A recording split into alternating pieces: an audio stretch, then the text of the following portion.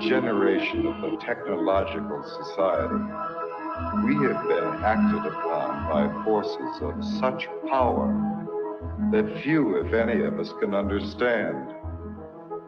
Extensive information gathering on every American, human experiments with drugs and psychosurgery, electronic surveillance, the era of the computer, invasion of privacy, growing government and corporate power over our lives, a people plagued by dehumanization, loneliness, and violence. Dramatic? Perhaps. But we are losing control of our technology and our lives. Not so long ago, people in a similar situation did not awaken to the forces around them. Are we so unwise as to do the same?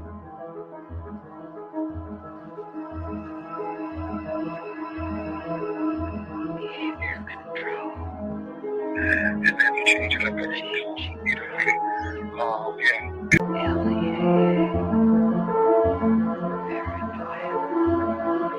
enemy list. Wired death. Dead bags. Dossiers. Medical records. Social security number.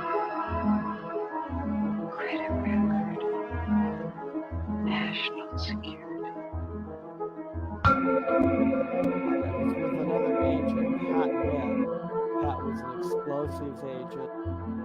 So we kind of opened the door just a bit to the cabin. And as we opened the door, we were both pretty much overcome as we looked across the cabin at the shelves that were built on the other side of the door. We could see coffee cans and bottles and jars, and they all had labels on them, and they were very meticulously done. You could see that some were labeled with the name of certain chemicals. One of the things we saw was a hooded sweatshirt, that was hanging up there. And the cabin smelled as if you might start to think, if you really think about this. This is a person who lived in this cabin. They had a cutaway spot on the floor to go to the bathroom in if he needed to. Had built fires in the cabin.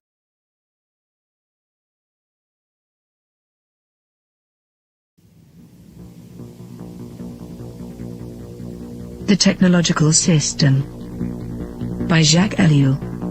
1. People are not machines, but in every opportunity where they are allowed to behave like machines, they will so behave. 2. 25 years ago, I arrived at the notion of the Technological Society, but now, that stage is past. 3. The Industrial Society. This term is very widespread, but I find it inadequate. 4. Present-day society is still industrial, but that is not its essence. 5. At one time, technology and machine industry were connected, but for more than half a century now, a gap has widened between them. Industrialism developed a centralized, hierarchical system, with a linear growth, a division of labor, and a separation between the means and the ends. Mechanization created additional jobs and made human work more draining. It operated by means of steady reproduction, developing masses of men and integrating them in the industrialization. 6. Modern technology, however, contradicts each of those different points. If allowed to act, it leads to decentralization and flexibility. It does away with the hierarchy and the division of labor. It particularly has to bridge the gap between implementation and management. It presupposes a polyvalent and nonlinear growth. It reintegrates the ends into the means. It cuts down on labor and thus on the costs of labor. The value factor is no longer human work but scientific invention and technological innovation. Consequently, we can no longer apply Marx's analysis, which states that the economic totality is based on the surplus value produced by the salaried labor of the worker. 7. The industrial system is a closed, repetitive world, with a linear evolution. The technological system is inevitably open, non-repetitive, with a polyvalent evolution. It can proceed only by the universal development of mankind, and that development is absolutely necessary for the development of the technological system. We are thus confronted with an ensemble that is totally different from any that has ever existed before. 8. Technology, conceived in terms of its automation, its chemical transformation of the world, its economy of energy, its cybernation, its data processing, its biological intervention, and its indefinite output of nuclear energy, has little to do with the old industrial mechanization. 9. Technology is power, made up of instruments of power, hence producing phenomena and structures of power, that is of domination. 10. Terrain, in contrast to Bell, hesitates about a qualifying term. Thus, he speaks of a programmed society. In this case, I am far more in agreement. For he thereby joins the overall outlook of those people for whom the new thing about our society is the organization. He sharply distinguishes between the primary, capitalist, era of industrialization and our era. He qualifies this new society in terms of 3 features. 1. The emergence of new social classes, technicians, bureaucrats, efficiency experts. 2. The new trend of business, which is now based on organization and no longer on the relationship between economic power and productive labor. 3. Spare time activities. All 3 characteristics boil down to a reduction and to the necessities of the technological system, which, as Terrain realizes, transforms the social struggles themselves. They are becoming more technological and are no longer subject to a takeover by the proletariat. Turing adds one more essential feature of post-industrial society: the importance of the student movement with its deep contestation, its challenge, and its political weakness. But, as I have tried to show in my studies on revolution, I regard this feature as episodic and contingent. 11. What triggers consumption? Advertising, that is to say, the technologies of advertising. What is it that demands greater consumption? Mass production, which is possible only because of technology. What are we given to consume? Technological objects, because they are the things that are produced most. Hence, the consumer society, in all its aspects, is primarily characterized by various technologies. 12. Spectacle is a complete way of life. Consumption is a spectacle, so are political activity and leisure and work and family life and revolution. Modern man watches everything as a spectator. Everything is supplied to him as a spectacle, including the things he believes he is most deeply contributing to or participating in. 13. Technological activity is, by nature, spectacular, excluding all internal reality. Technological activity is what waters down all serious things, since no action can be performed any longer unless by way of technologies. 14. Z. Brzezinski, Between Two Ages, America's Role in the Technotronic Era, 1970, also figured he could add something absolutely new by coining the term technotronic. He lists a number of differences between industrial and technotronic society. In industrial society, the machine plays the essential role. The dominant social problems are unemployment and employment. Teaching is done through human relations.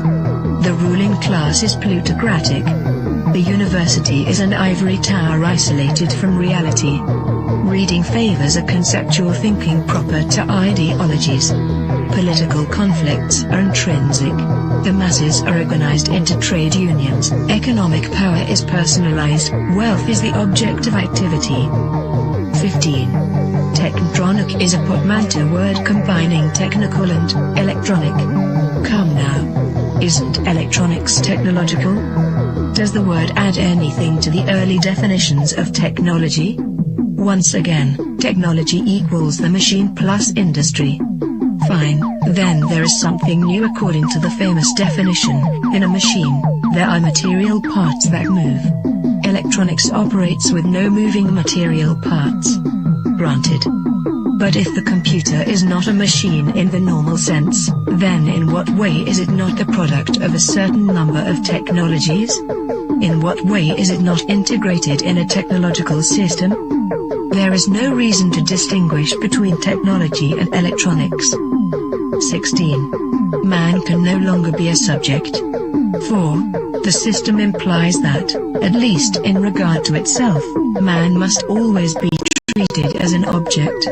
Today, this phenomenon is far more important than the renowned Marxist interpretation of commodity. 17. Nothing can have an intrinsic sense, it is given meaning only by technological application. Nothing can lay claim to action, it is acted upon by technological process. Nothing can regard itself as autonomous, it is the technological system that is autonomous, as we shall demonstrate. 18. No technician claims to be ruling society. There is no need to regard technicians as technocrats or to believe that a class of that type actually exists. 19. Colin Clark's classification is replaced by a different one. At the bottom, the unqualified functionals, then the functional operators, and at the top, the rulers, researchers, conceivers, with perhaps a fourth sector for the activities of operational research. In other words, the social distribution is, already, less and less in terms of activities applied to the economy, and more in keeping with the technological capacity. 20. The era of clerks, and these clerks are the decision makers in all domains because they have the knowledge and use of the technologies. Like it or not, and Hetman shows this so well, the experts, the specialists of diverse technologies are to be found everywhere, from business to administration, from government to agriculture. They form the true grid of society, the network holding the various pieces together. It is the technological coherence that now makes up the social coherence. But this is not a technocracy in the true sense of the word. 21. The discovery of the technological system normally seems like an attack against technology, a criticism of technicity per se. Any shedding of light on the technological structure is always received by technologists and intellectuals as an indictment of that structure, even if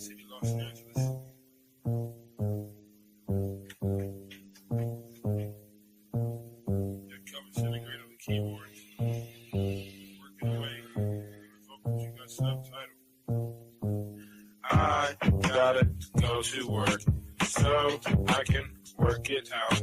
Come on, computer, make it work. Come on, satellite, work with me. I gotta go to work so I can work it out. Come on, computer, make it work. Come on, satellite, work with me. I gotta go to work. Who would have thought that I would slaughter these jerks? The first full-time clocking serial microphone rocker. They used to jump on the stage back in the day wearing a stocking. To conceal my identity in any stereotypical venue. Never will I reveal the serious way that I feel. I'm on job time, all I do is talking to the steel. Use my style to hide and conceal. Profile and be out while I smile and just say that I'm real. Bad luck strikes in 3, all of you will agree. I didn't have a heat shield, they rained triplicate on me. But it's squares versus circles, then, and if you can compare front and back are differentiated by a 90-degree square circle. If you know what I'm talking about, you know the code, work it out. Forced entry, I was disguised as a sentry. I gave not a care, life is an adventure to me. I obtained secret money and manufacture inventions, fracturing the line between space and time dimensions. Restructure the torque and the structural integrity, so I can walk on water while the returning surface tension. This making me an acolyte of the greater unknown. The word shark, king of these murky seascapes. Within my patriarch society, you cannot dethrone the intricate degree and climate that I seize from the police state. I gotta go to work so I can work it out. Come on, computer, make it work. Come on, satellite, work with me. I gotta go to work so I can work it out. Come on, computer, make it work. Come on, satellite, work with me. I still wish they made more girls like me, intelligent, beautiful, and rich like but they don't, so I stay fucked up like King Keeper. She's the type of person that will still rock Latigua. I'm the type of person that will still sport feelers. I found this pair of size 15s out in Pasadena. Those are my work boots. I insert this into these jerks' necks, giving them a virus. They'll destabilize their hardware. Now I can tap in just in my onboard wet works. Plant the hidden charge there. It's a cellular reconfiguring program consisting of integers, turning human beings into kindling, whittling the psyche into an apparition, place it back into the skin. Now it's the ghost in the shell. Should I boast? Well, no. I stay on the west coast of hell, where hell's bullets is I know so well. I have my work cut out for me. This has its perks. Just then I realized life is mostly hard work. And why not get your car pulled off under you? It won't get sorted back from that. Them just working. Who's the one to suffer you? I didn't know what to do, so when in doubt, go to work. When I'm 25, I'll contract myself out once I'm through. Then it's just books and beats for me. I'll leave the rapping to my girl, a good scientist, and a world got cuckoo. Imagine how it is to watch them turn crazy around you, and then look over at you like you are the insane one. That's how it is. It's okay to meet the controversy bubbles and flattens out like this. Left by little kids, and I've got to go to work so I can work it for me. Come on, got to work for me. I've got to make it work. I've got to make it work. Come on, I can work it out. I've got to make it work. Come on, let it work this way. Come on, compare work it work. Come on, Jiggler.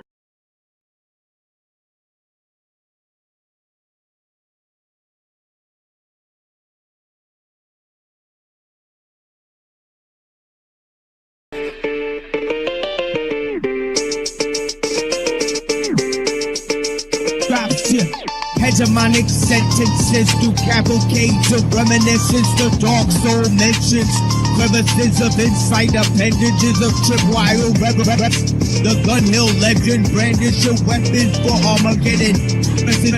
Endless corrections for willing participants before the line finishes. I got shadow grimace to obscene dream of human chaos for the pilot smoke screen. Combined with the best wishes, master attack detected full advanced craft methods that will highly adapt to this sharpening psyche, which often might be construed as badly used or beautiful looks of life to mirror the schism unseen hidden. The newest eyes cast shadows into the bluest skies until the notori be brought to the kings before me at the sacred justice plotted to misinform the whole chorus within construction.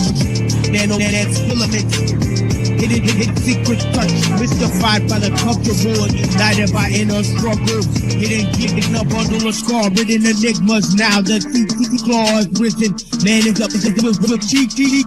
With this sight disease, praying to the east, not to the man-made structures, but to the rising of the sun. A comparison of those diligent millipedes, legs rushing around in any direction. Misperception and prism seem bad design. That's the vision from the unlikely incision to the makeshift minions of bad decisions. I'm pressing danger to the head skill, kicking twixes to level.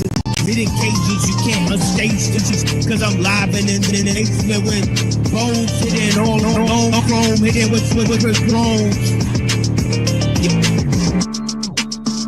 Like a program metal skull covered in the skin, heart routinely cycled by a metronome. Bones are collected to make me feel like the connection is real. Now only steel can sharpen steel. It's correct.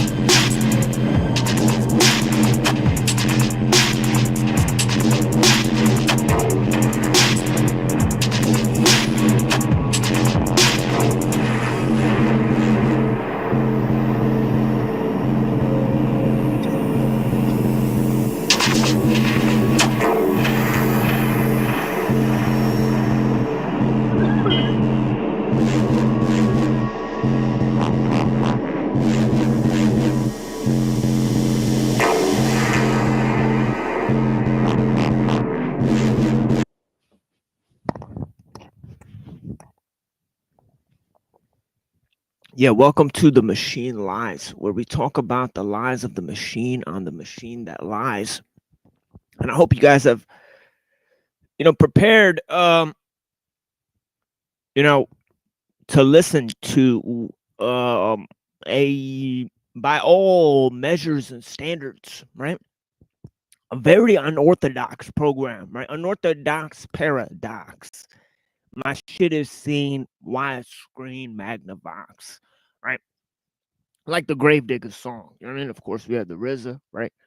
But and we have Spooky Saturday out here.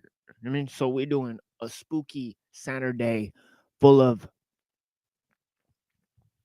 dastardly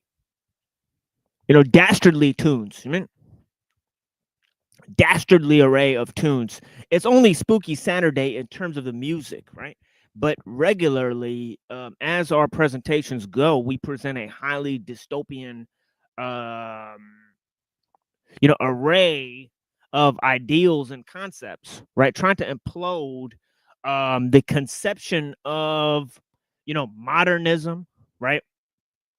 Of the technological society, right? And of conformity to those various structures and ideologies, excuse me, into sequence of how they represent, the development, okay, of, the sort of humanistic, liberal, right?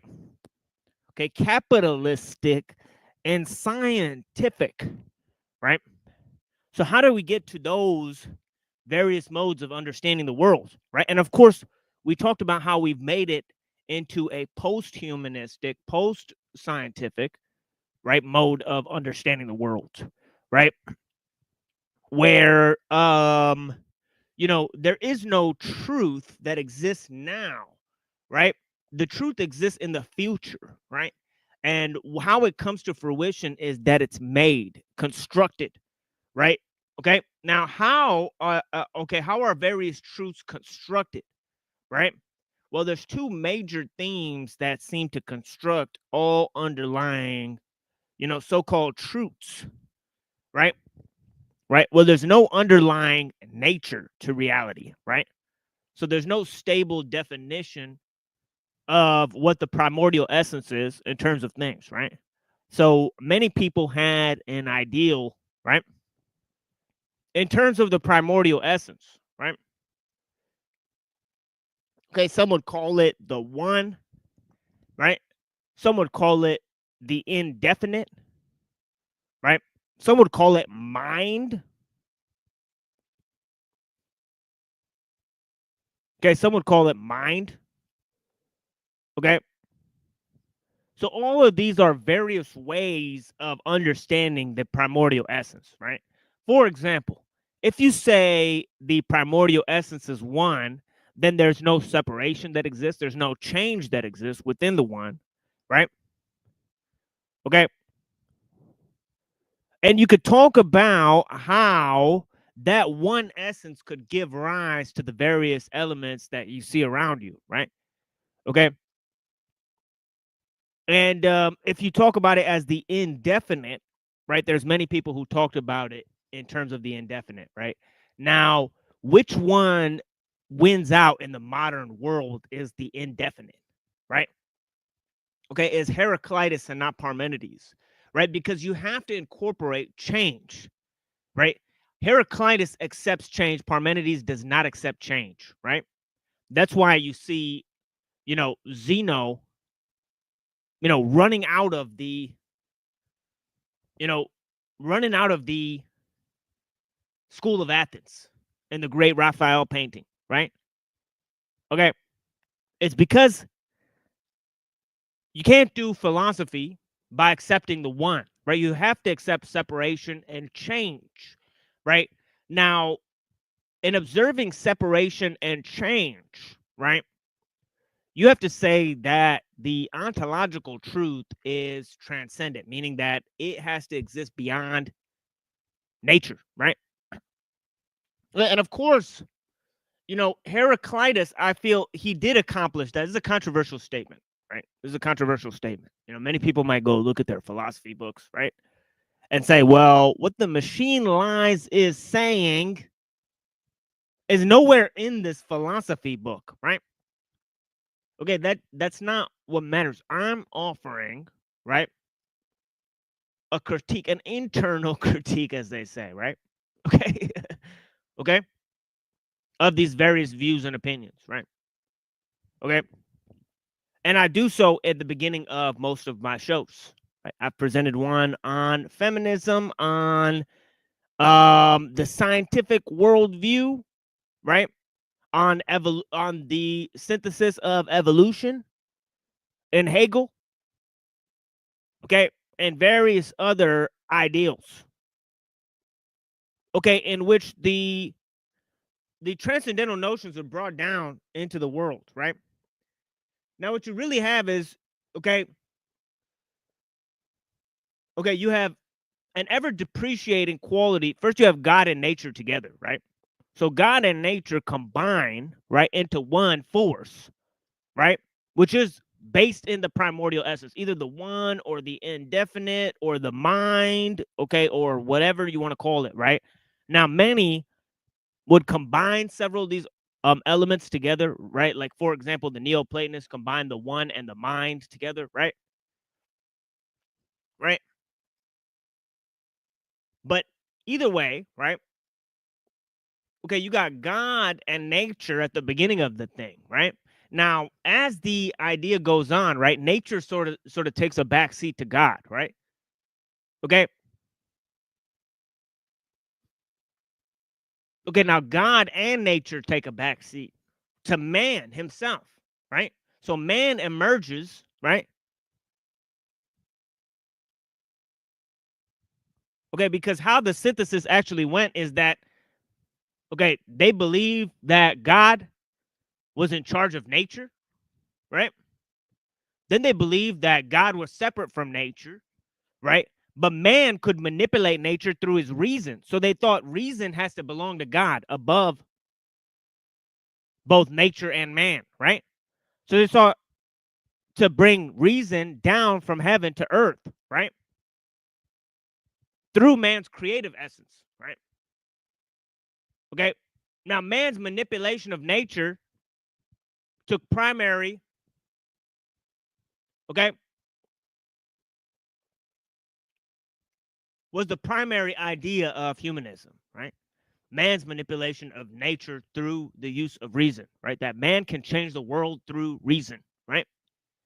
Okay, this idea did not exist in the so-called Eastern world, right?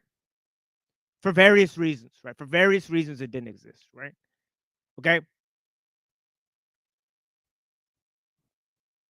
Okay, but they couldn't get beyond nature because they couldn't get transcendental concepts, right? Okay. And then the Christian element didn't reinforce dualism, right?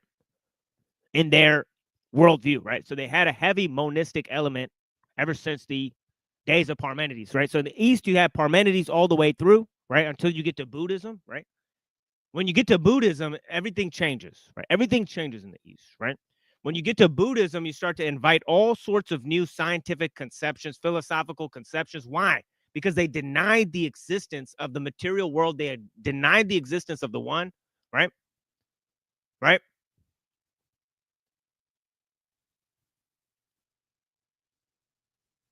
Okay, they denied the existence of the self, right? So since they denied all these ideas that were used to ascertain transcendental concepts and ideas, right? Okay, they simply fell into an old conception of the world, right? Old meaning that it didn't align with progress, right? Now, progress has to do with time, right? Okay. And it also has to do with change from within, right? The concept of change from within is the concept of telos, right? Okay, telos, right? Now, this concept of change from within has a lot to do with the concept of the divine spark, okay, of potentiality over actuality, right? Okay, when potentiality goes over actuality and becoming goes over being, right?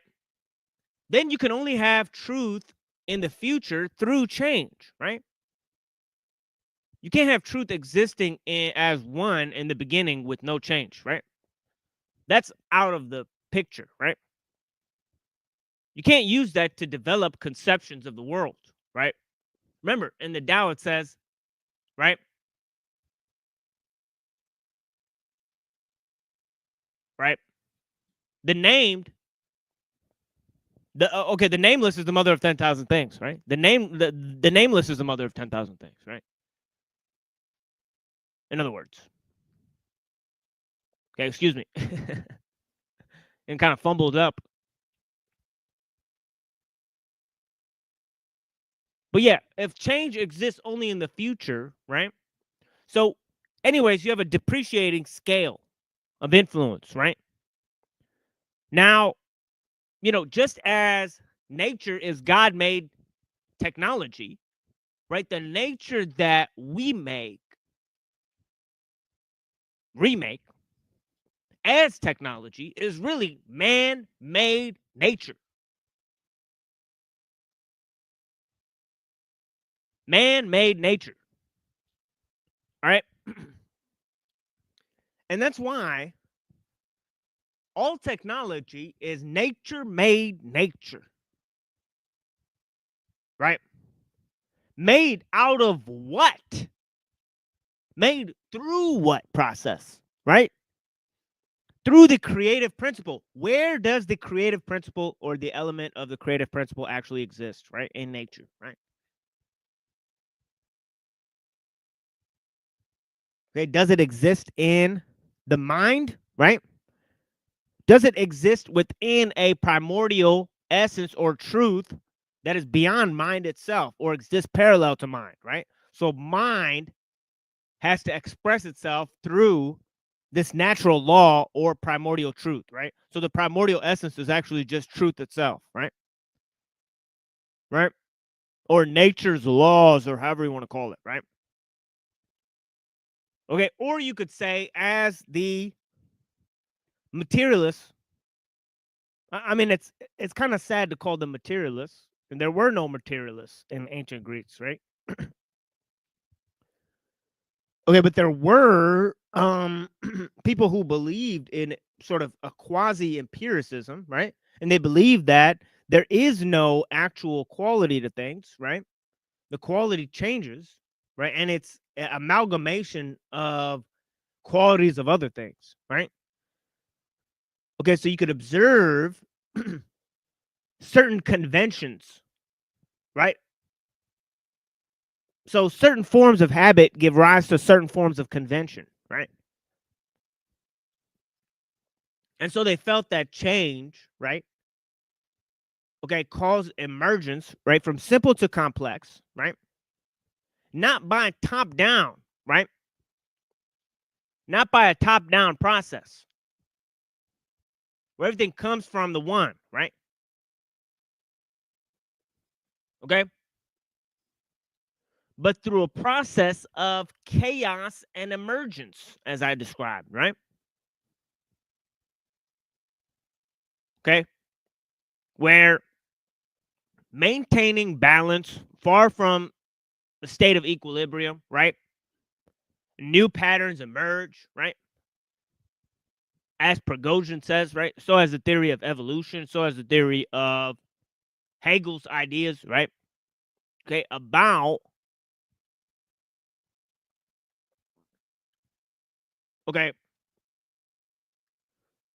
the telos pulling things in, right? From the past. I mean, pulling things in from the future to the past, right? This idea of telos, of the great attractor, right? Of being pulled into the future, of a truth that exists into the future, right? Where none exists now, right? Okay? That idea merged into the concepts of the singularity, right? the 0 point, right? All right. The omega point, whatever you want to call it, right? Okay. Okay, it's about oneness existing in the future instead of oneness existing in the past that gave birth to us. It's oneness existing in the future that's pulling everything through the primordial soup, right? Okay. So just as we believe, or I say we as the royal we, right? That came from, right? An intelligent being, right? Okay, that created me out of, okay?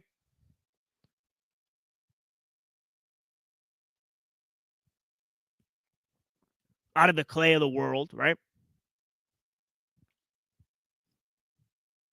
So I'm part of the creative essence of the divine, and I'm also part of nature, right? All right. So this whole idea, right, that we were formed by the one, right? Actually, many people believe that we came from unconsciousness and we are moving towards consciousness. We're moving towards spirit, right? Okay. And that we actually come from a decaying form of matter, and that God is what's going to come out of us, right? Or mind is what's going to come out of us, right? People don't believe that mind exists today, right? But they believe that you can create mind, you can make it, right? Things only exist if you can make them, right? People don't believe in mind, right? But if somebody invents something and calls it intelligence, right? They'll believe that, right? Okay, but there is no consciousness in the human. Okay, just dead matter. How does consciousness arise from dead matter, right?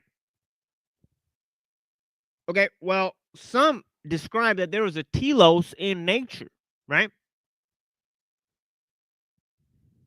Okay, a telos in nature, the great attractor, the source of change, right? That's going to lead everything into one. Oneness is going to emerge out of primordial chaos, right? The super primordial chaos, right? Okay. So out of all of these conceptions of the world, right? Okay, we moved from one of being and oneness, right, to becoming and separation, right? Now, through this idea of separation, you get the compartmentalization of knowledge, you get the separation between man and nature, you get the myth of progress, right? You get the rule of experts, you get all of these ideas. So you can see the ideological conception of the modern world, right?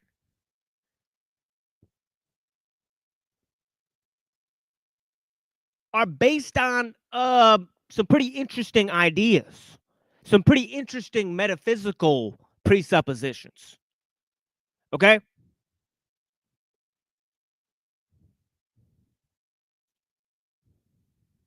Okay, but back to this idea of God and man, right? Okay, obviously you have 4 conceptions, right? Okay? And I'm going to move forward after this, right?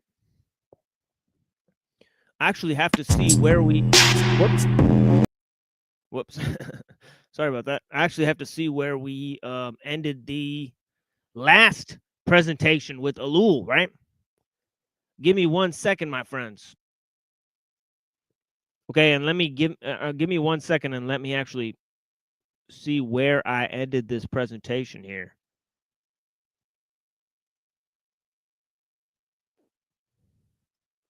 Because I'm pretty sure I have the exact. Okay, so something about traffic laws and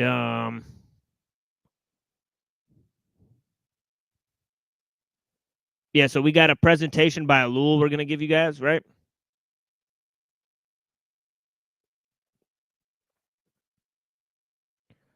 Okay, and I was going to talk about the main names here, right, who are responsible for all these changes, right? But we're already almost an hour in, right? And I want to do justice to some of these presentations here. Okay. But yeah, we got different ideas in ellul that are developing that are very important. Like, for example, the idea of the individual, the idea of freedom, right? The idea of progress, the idea of rational thought, right? Okay. The notion of freedom, right? Playing a central theme. And of course, the betrayal of man by technology, right? It's seen in the running away of reason, right? And freedom.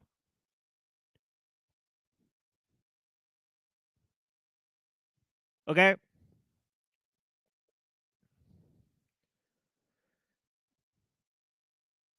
And also, I believe I have the link there in the chat. So anybody who would like to join is free to join. Let me drop that again.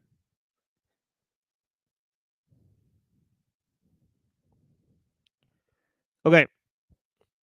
But let me throw something at you guys, maybe in a thought experiment, or some of these guys will appreciate this. You mean? And I'll go back up to the chat and see who's here after that. All right. All right.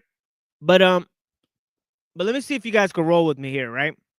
All right. So God, right, is essentially, right, the one primordial essence, right? It contains mind, nature, all of those things, right? But once you have a separation, right, between God and nature, right? Now you could either put God and nature as two of the same powers, right? Okay, which many people did, right? Now in Plato's conception, right, God is actually limited by nature, right? Okay. Okay, in Aristotle's view, even extremely more so, right?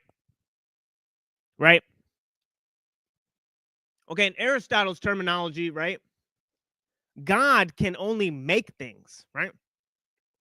Okay, so God is almost purely mind or creative essence. In Plato's idea, right? God is much more than that, right? He's immaterial, right? He's the good. He's the source of the good, right?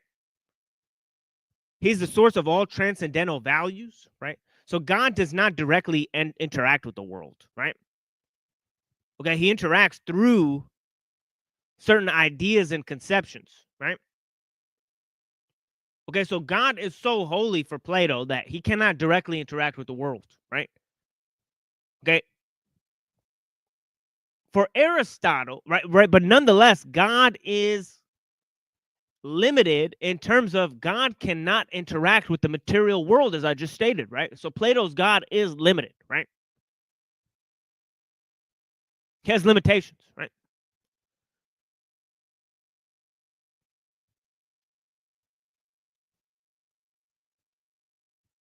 Now, for Aristotle's God, right? Right? He exists at the beginning of the time, alongside the universe, right? Right? Okay, he's able to create the world through mind, right? So three things exist in the beginning of the world, right? The God, right? And mind, right? As the same primordial essence, right? The universe, which is eternal, and the void, right? God molds the universe through the void, right? In Aristotle, right? Right. It's the same thing in Heraclitus, right? Right. Where Heraclitus says the thunderbolt steers all things, the pure izun through primordial chaos, right? Okay. Now this thunderbolt, see, three things exist, right? Right. Okay.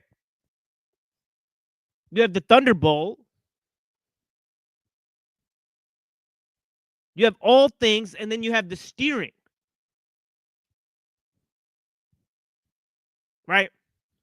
So you have time in the element of change, right? So mind and time go beyond nature here in this particular conclusion.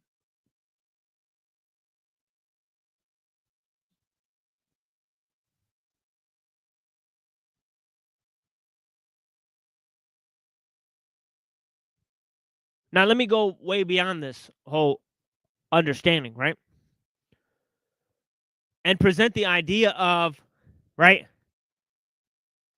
Okay, when Christianity comes in, right? Right? It says, no, God has to be beyond nature, right? Okay, but God and nature are already separate, right? In essence.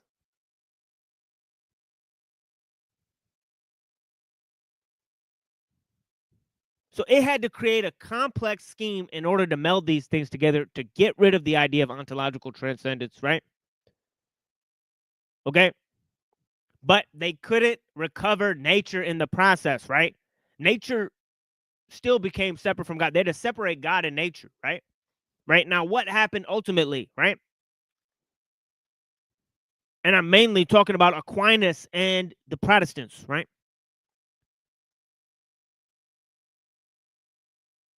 But what happened? See, what had happened was, okay, we're talking about the history of architectonic ideals, right? Okay? And it's Saturday night. Okay? So we're going to party. All right?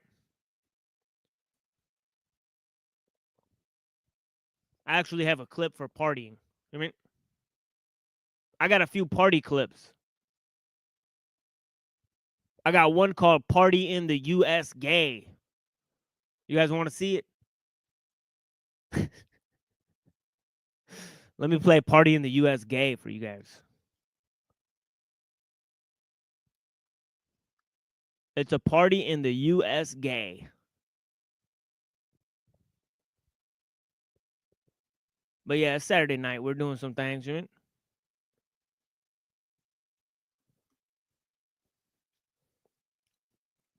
Gay party over at Ebitard's.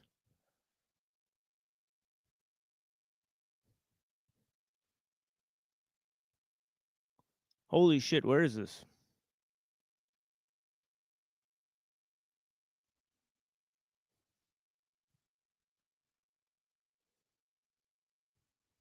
Okay, I lost the clip, folks.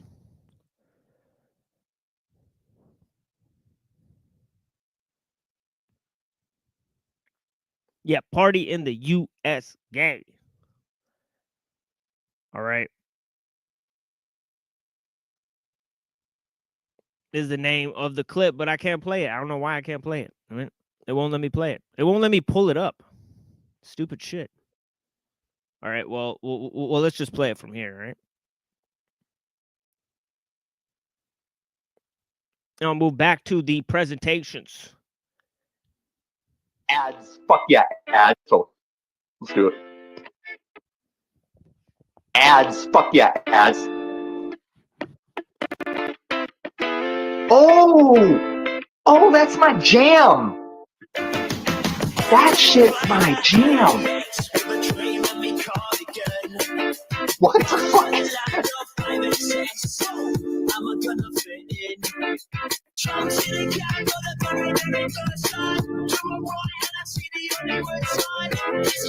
That's German, babe. Like, babe.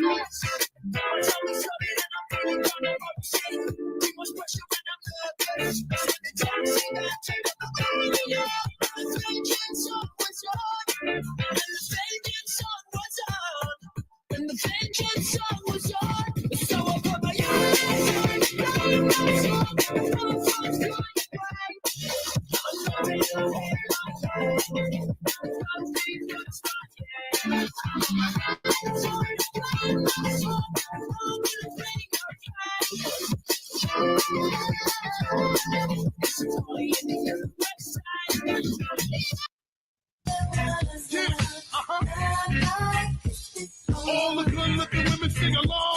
I can't hear y'all.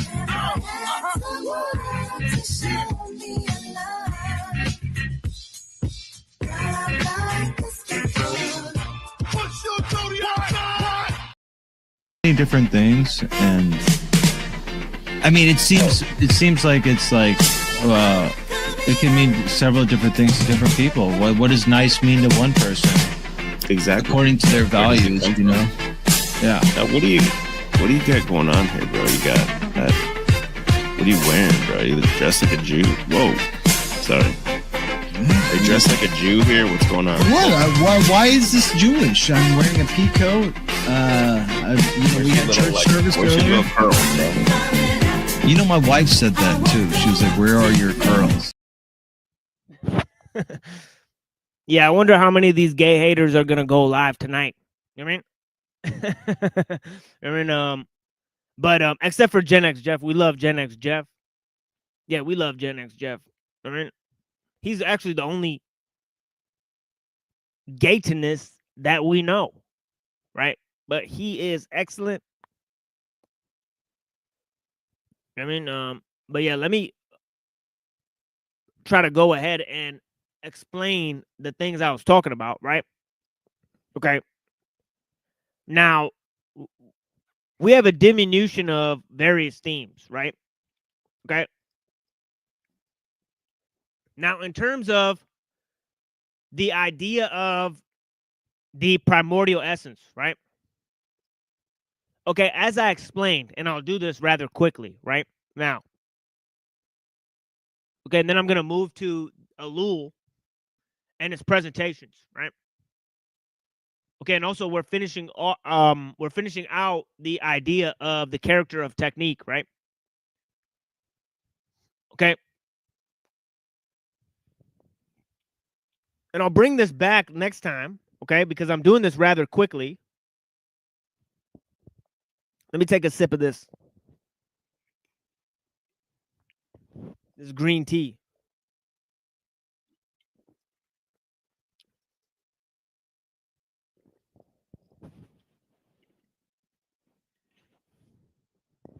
And then I'm going to engage with the chat for a while, right? And we got some ideas in terms of Spooky Saturday, right? Some dastardly mixes for you guys to contemplate, all right? Okay? Behold my cantankerous cybertropic realizations, all right? All right? And beware, engage at your own risk, all right? But yeah, here we go. The idea of, okay, God creating, right, nature as technology and man recreating nature, right, as man-made nature, right? Okay, and finding a separation from both God and nature, right, happens thusly, right? It's about God and nature being of the same primordial essence, becoming separated, right? Man, right, having his essence as separate from the world, right? And combining his essence with God, right? And then, okay, casting away God and becoming God himself, right? Through technology, right? But essentially becoming enslaved to technology. Now, man's idea of spirit devolved from nature to the individual to the collective, okay, to arising in some singularity in the future, right? Okay, so man's idea of spirit became consistently degraded, right? This process is called the desacralization of nature. The desacralization of nature. Separation from nature and God. What's next? Next is the idea of man's traditions and rights collapsing through the notion of collective reason being the salvation of mankind. Right? Now, the philosopher Rousseau explains this, right? Why do we have rights? R-I-G-H-T-S. It's because somebody took away our rights. R-I-T-E-S. Right? Man is the symbol-making animal. We created symbols in order to rule each other, and we became enslaved to the use of symbols.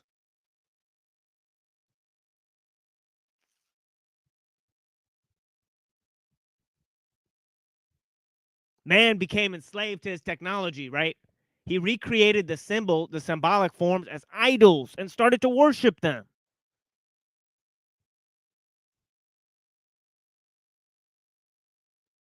Okay? And today, man worships technology. So what happened?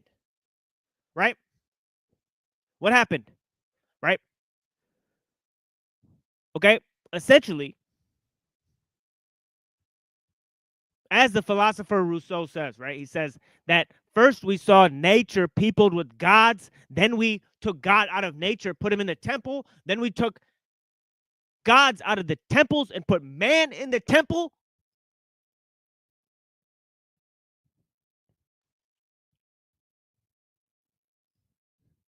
Okay, and now we look for God in space.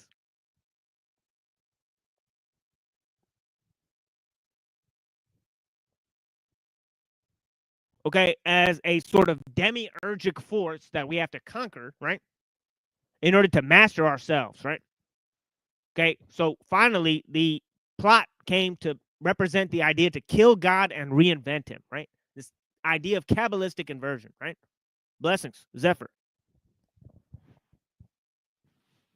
Hello, how you doing? I'm having an excellent day and an excellent time here. Me too. Chatting Freaking with these great. people, showing them how technology became an idol. In ellul, so he's gonna start talking about this. It's fucking fascinating what he says, right? It's dope. He says man cannot live without mystery. Now, what happens is that reason replaces the idea of mystery, right? Technology replaces the idea of reason and science. It totally uproots all the mystery, and it takes the place of mystery itself, and it becomes sacred itself, taking the place of man's idols. Holy guacamole. Guacamole. Delicious. Okay, let's take a look at this chat, and we'll get to ellul. Blessings. And made by Machine Bob. What do you know? Made right here. Made for us, by us. FUBU. Machine owned. Content for the masses, all right? Not owned by the bomba clot robotized behind of Android Wilson and his Zionist supporters, all right? And his pineapple eating self Pineapple eating fucking hypocrite. on pizza. Jesus. We saw it. We saw it live. After all the shit he talked about pineapple pizza, he ate pineapple pizza live, displaying his cuckery. I know, it's so funny. Oh my gosh. So hypocritical. Come on, dude. Like, stand on a single position, let alone pineapple pizza. Total flippery and cuckery. Under flippage. I told somebody that, and that he did that, and they were like, "There's no way he would do that." And I was like, "Oh, really? I've evidence." We got the image. All right. We screenshotted the moment when it happened on the. Actually, I'm not even going to name the name of the show. Not that it deserves a name. It doesn't have a good name. But yeah, I'm. Yuck. Patooey. Prostitution. Prostitution. And human fucking trafficking. I did not say our brains are faster than computers. They're actually slower, but have more memory. Interesting. Because I think Kurzweil is saying they're faster, right? I did say we were more energy efficient. Our brains do have a, oh yeah, interesting. Yeah, more energy efficient. Yeah. You know what's funny is like when hunting, right? You know, like an animal, right? Human beings had a lot more endurance than the animal, right? So they could chase the animal around and not get tired, right? So after a while of chasing this animal, they finally overtook the animal. Okay, because humans are more energy efficient. So maybe that's the same thing in terms of our brains. Maybe we could beat AI, right? Because we could connect more things in our minds, right? The AI has to think in this sort of linear way and collect information, right? Even though it can collect more information, it can't put it all together the way our brains can, right? So Yeah. over time, maybe we'd be collectively smarter than the AI system. I mean, so there are notable differences. I think it's just going to be a different type of intelligence. I mean, personally, I mean, I think they're already intelligent, just in a different way.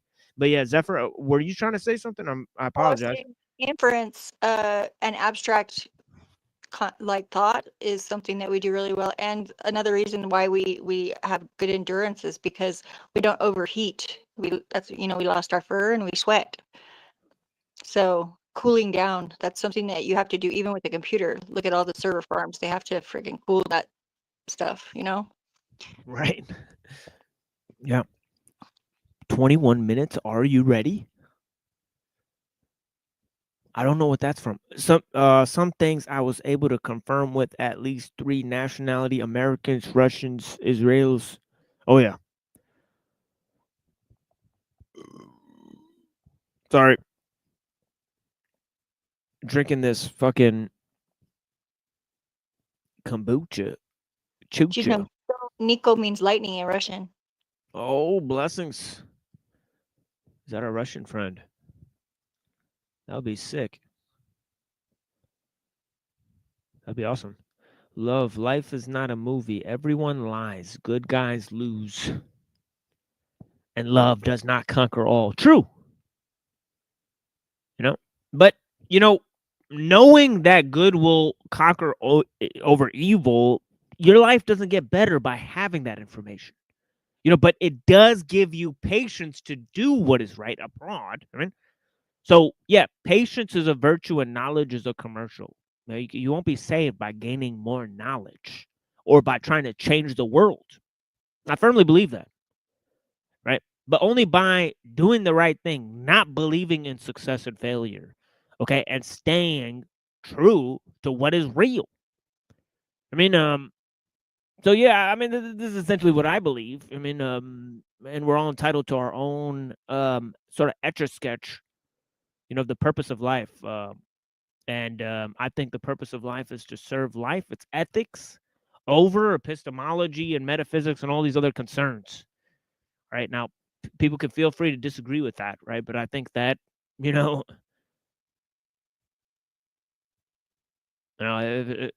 you ask me, if they said, is the purpose of life to be good or to gain knowledge? I think without a question, it's to be good, in my opinion. Right? But yeah. And if I had to trade between the two, I would go with the goodness instead of the knowledge. That's why I'm here today, folks, is to try to sort of explain why that is, right? Explain how that is, right? And the problems of the limitations of human knowledge and of human reason, right? Encapsulated on a higher scale, right? Yes, some people will love the intro. Some people will hate the intro. It is what it is.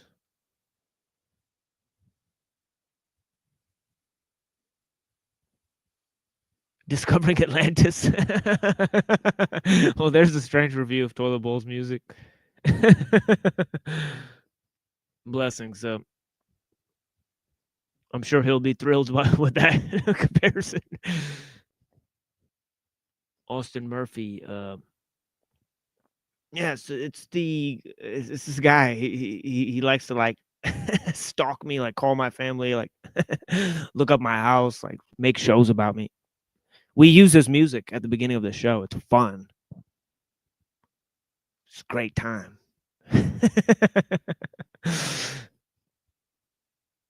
He gets really excited that we're fans of his. So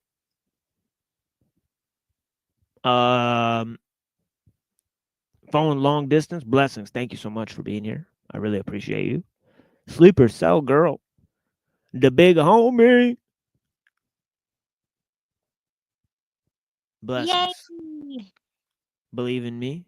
Of course. Thank you. Different with this campfire. Excellent comment.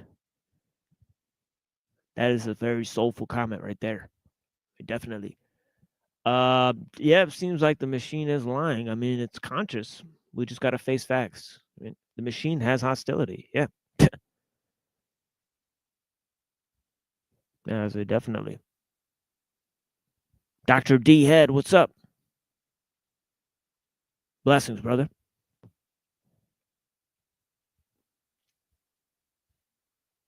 In a thought experiment, of course. We got Zephyr of Voxel.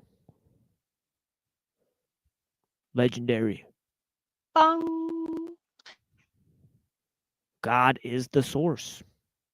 Exactly, my friend.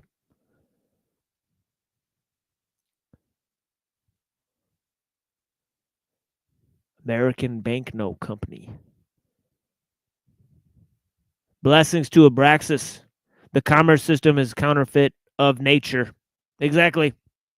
Couldn't agree more. Couldn't agree more. A body without a soul. An idol sitting on the throne of God. Mammon. Sickening. Symbols make a sound. Indeed. Symbols. Simulated law. Man, that guy's on it. Oh boy, endurance. We was kings. I is a king. And I is a Viking. Blessings to the brother, Televised Apocalypse. Drop the link again. Salt of the earth. Yeah, exactly. Ethics first. That's right. Never forget it. We'll be reading Ellul. Last part of chapter 1. Spooky Saturday has arrived. We'll be looking at some horrorcore that I mixed. Okay. Oh shit, my book's on the other side of the room. Give me a second, folks. I'll be right back. Grab this book here. All right. Let me grab this book here. All right.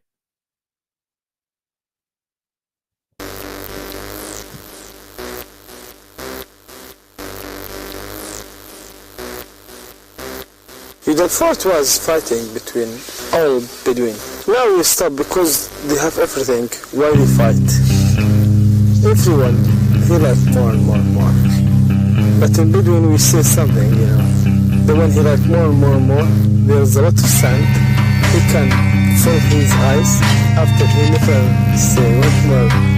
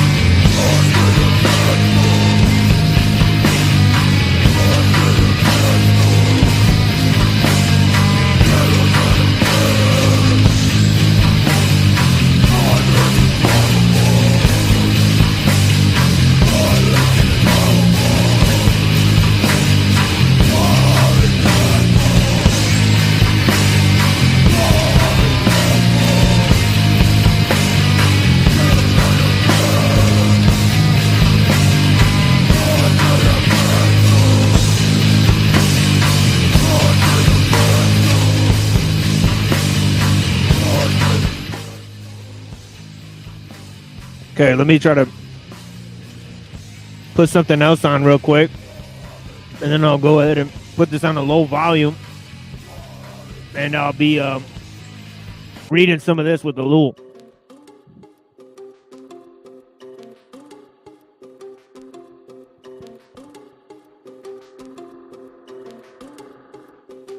So I'm reading this for the second time here. Okay. But I think it really gets to the heart of the matter, all right? He says, man cannot live without a sense of secret. The psychoanalysts agree on this point, but the invasion of Technic desacralizes the world in which man is called upon to live.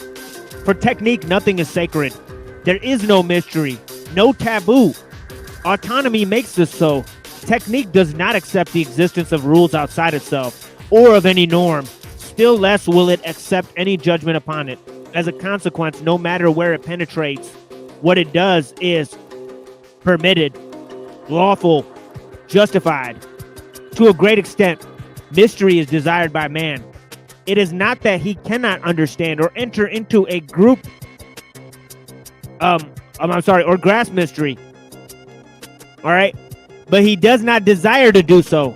The sacred is what man decides unconsciously to respect. The taboo becomes compelling from a social standpoint. But there is always a factor of adoration and respect which does not derive from compulsion and fear. Technic worships nothing, respects nothing. It has a single role: to strip off externals, to bring everything to light, and by rational use to transform everything into means. More than science, which limits itself to explaining the how, Technic desacralizes because it demonstrates. By evidence and not by reason. Through use and not by books. The mystery does not exist. Science brings to light of day everything man has believed sacred. Technic takes possession of it and enslaves it. The sacred cannot resist.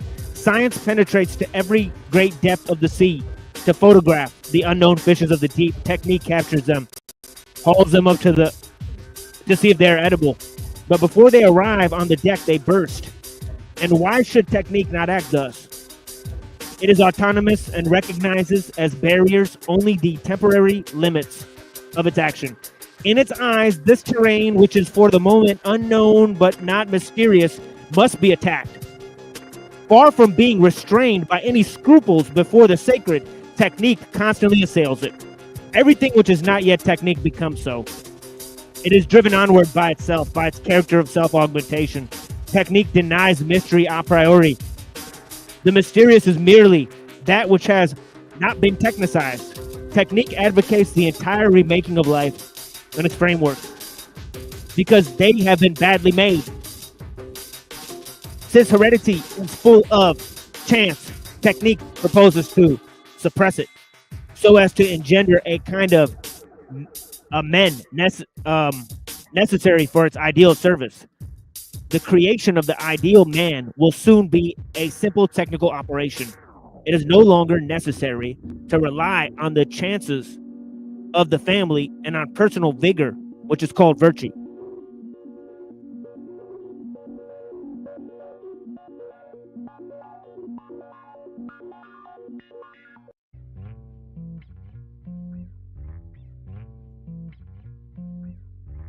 Applied biogenetics is an obvious point at which Technic desacralizes. But we must not forget psychoanalysis, which holds that dreams, visions, and the psychic life in general are nothing more than objects. Nor must we forget the penetration and exploitation of Earth's secrets. Crash programs, particularly in the United States, are attempted to reconstruct the soil, which massive exploitation and the use of chemical fertilizers have impaired.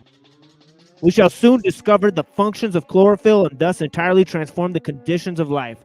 Recent investigations in electronic techniques applied to biology have emphasized the importance of DNA and will probably result in the discovery of the link between the living and the non-living.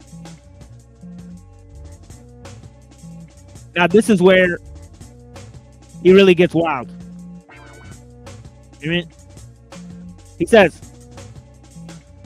Nothing belongs any longer to the realm of the gods or the supernatural.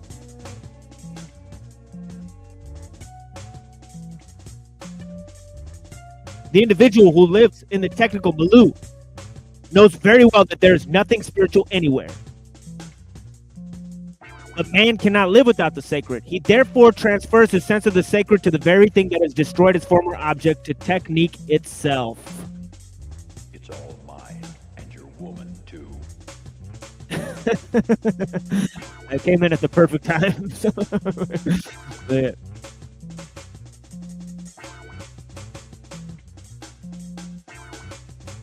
The technique itself. In a world in which we live, technique has become the essential mystery, taking widely diverse forms. And according to place and race, those who have preserved some of the notions of magic both admire and fear technique. Radio presents an inexplicable mystery, an obvious and recurrent miracle, and is no less astonishing that the highest manifestations of magic once were, and it is worshipped as an idol would have been worshipped with the same simplicity and fear.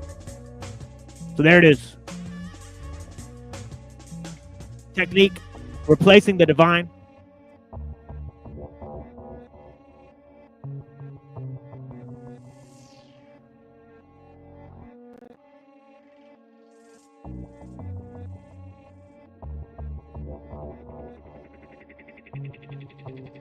And yep.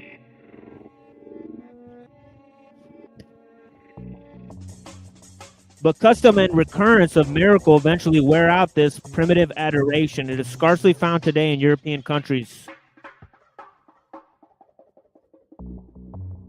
The proletariat, workers, and peasant alike, and their motorcycles, radios, and electric appliances have the attitude of condescending pride towards the jinn, who is their slave. Their ideal is incarnated in certain things which serve them, yet they retain some feeling of the sacred. And a feeling that life is not worth the trouble of living unless man has these jinns in his home. It's all mine, and your woman too. The attitude goes much further in the case of conscious segment of the proletariat, among whom technique is seen as a whole and not merely in occasional aspects. For them, technique is the instrument of liberation. For the proletariat, all that is needed is for technique to make a little more headway, and they will be freed proportionally from their chains. Stalin pointed to industrialization as the sole condition for the realization of communism. Every gain made by technique is a gain for the proletariat. This represents indeed a belief in the sacred. Technique is the God which brings their salvation. It is good in its essence. Capitalism is an abomination because on occasion it opposes technique. Technique is the hope of the proletarians. They can have faith in it because its miracles are visible and progressive. A great part of their sense of the mysterious remains attached to it. Karl Marx may have been able to explain rationally how technique would free the proletariat, but the proletariat itself is scarcely equal to the full understanding of this quote-unquote how. It remains mysterious for them. They retain merely the formula of faith, but their faith addresses itself with the enthusiasm, the mysterious agent of their liberation.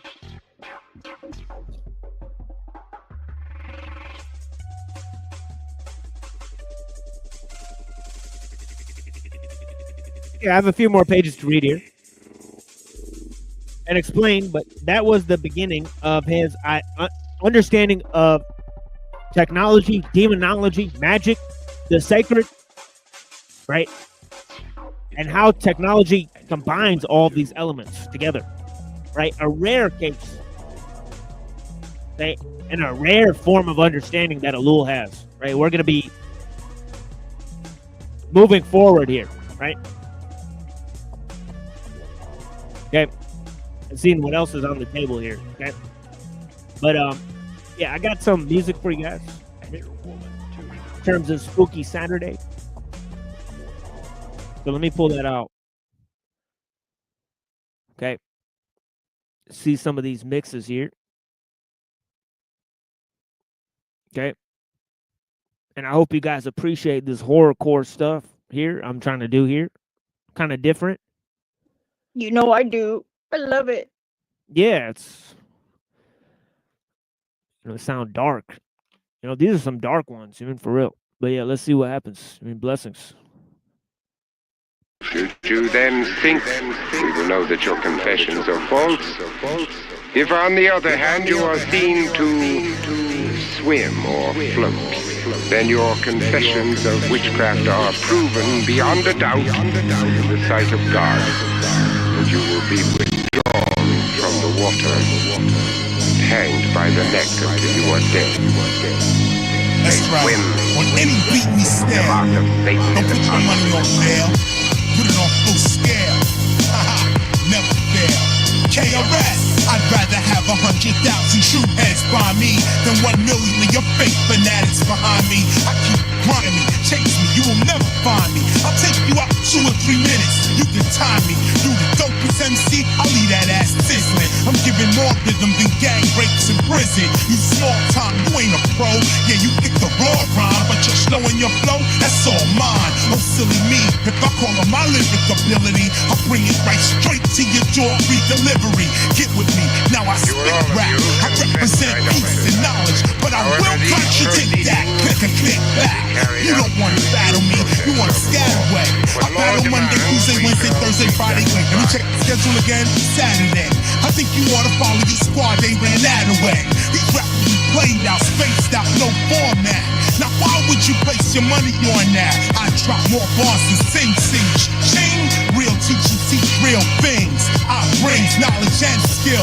You should try to get with it. Talent and knowledge only means that you're ignorant. With the sword of justice, your throat, I'm sticking it. Gossip and scandal, I don't put my lips in it. Grow up, I'm moving like a U-Haul truck. You all stuck, cause you all suck. Forget the cup hops, your luck stops. I bring it to your butt out to enough blocks. Yo, my squad is on it like Elijah Muhammad. But I'm garbage hearted, ain't no righteousness and there's heart of violence. Hard as diamond, but I'm in the rough. Listen up, if you ever see me with the feds, you can better send the cuffs.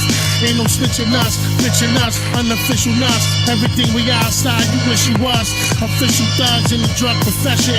Drug connections, drug addictions. Still seeing the judge for drug possession. The 4 D's, all these is more V's to either get big or leave and let live. We the best that years, TS. Ain't nobody else, we probably dumb. Cause we all the way on top of the shelf. I'm locking your wealth with the master keys. Freeze, don't try to breeze. I'ma squeeze and blast the back of your knees. It's fast as cheese. Please don't test the toaster. My check will roast your body faster than Ferrari sets the roaster. You're getting closer to death. Reapers got a hold of your breath. You going straight to hell unless you sell your soul for your flesh. You was frozen the threat, not you frozen the bed. Minute ago, you was popping shit, holding your dick. Now what's the problem? You ain't nothing like you said on your album. I thought you was wildin', busting your guns and running the island. You wasn't violent. You was solid trying to get college credits. How pathetic. Did it to get out of the calisthenics. I'm Dianetics combined with lyrics. My matureness is my insurance. In my appearance, I'm a shining spirit. You gotta fear it. Cause every last name is poison. You gotta scare it. You can't win, you better join them. I'm head anointing niggas like the holy gospel. I'm the only father local to smoke you with fire flowing nostril. Watch for the toast when you see it. You better draw yours. Born laws, calling the giant. It's all yours. Went from welfare to Bel Air, and hell yeah, I hold heat. Where the lights is to kill like police. So don't sleep, the sun shines brighter than any star. Rap terrorists, bomb mics in the name of Allah. Showing AG is who we are. Forever terror. All I need is 26 letters and 16 bars. I be bomb dropping verses that be so deaf. Searching for those who cold slept till there's no left. Curious how we still around, mysterious like a dope fiend lean, never touching the ground.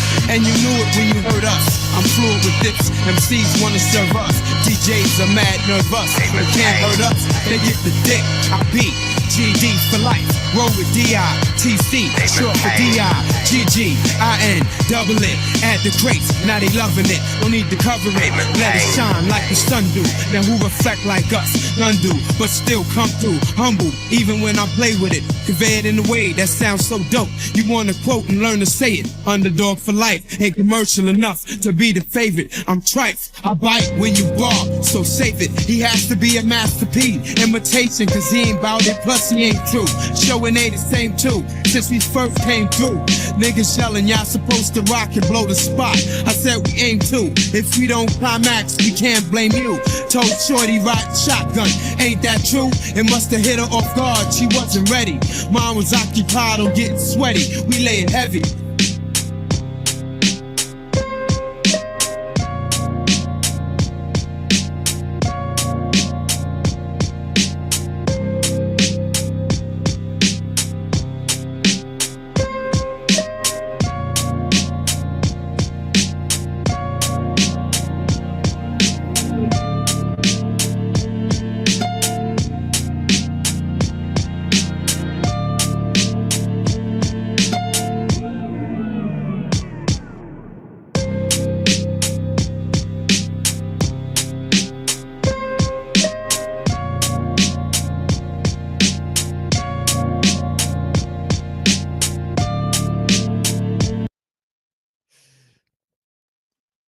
And here's another one. Oh, yeah. For people who don't like the music, it'll pretty much be this type of music the whole night. So, don't know what to tell you. It's the type of music that I like. This Inmates of the Fire. You know what I mean? Army of Darkness mix. This is the type of shit that I like. Right? It is what it is. Right? But yeah, this guy, powerfully bad reaction to ellul, hour and 15 minutes, disgusting music and total BS on video. Damn, that guy did not like to hear the words of ellul an hour and 15 minutes into this program, right? Or hear the music in the background. Strong reactions. I mean, but yeah, that's a powerfully strong reaction. You know, for sure. But yeah, be well, buddy.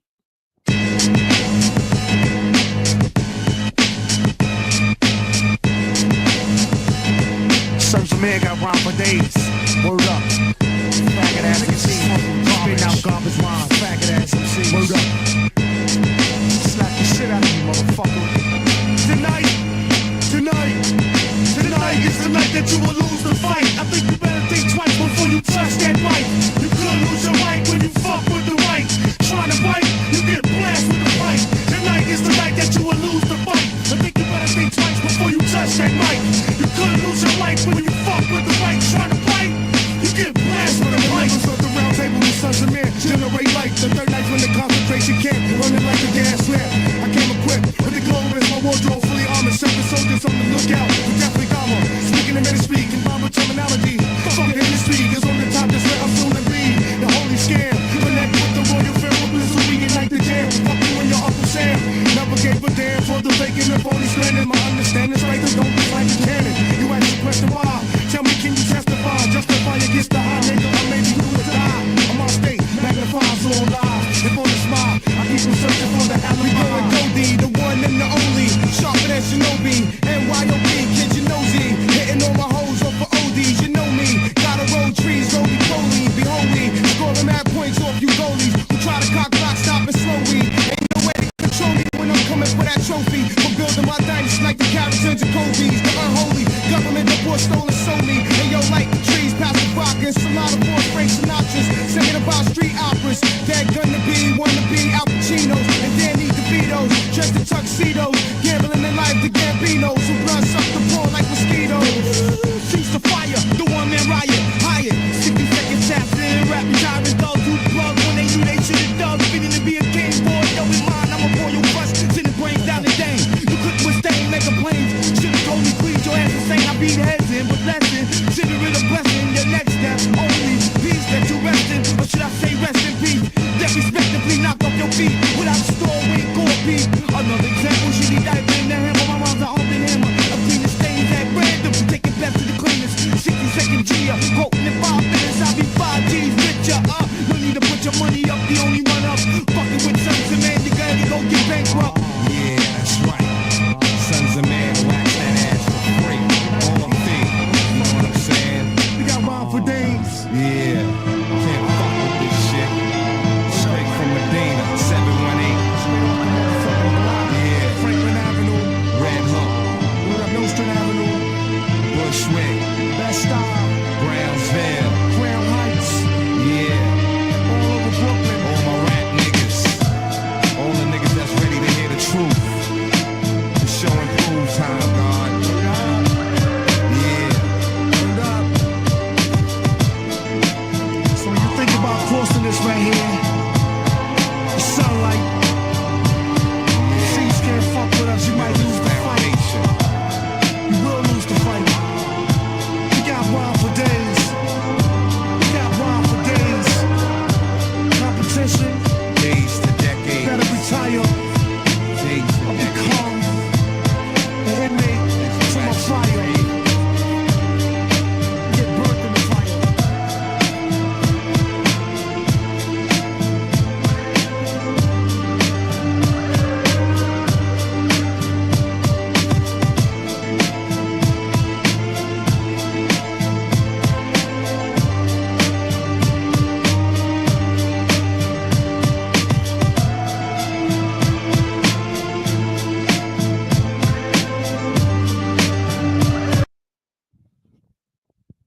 Yeah, thank you for being here.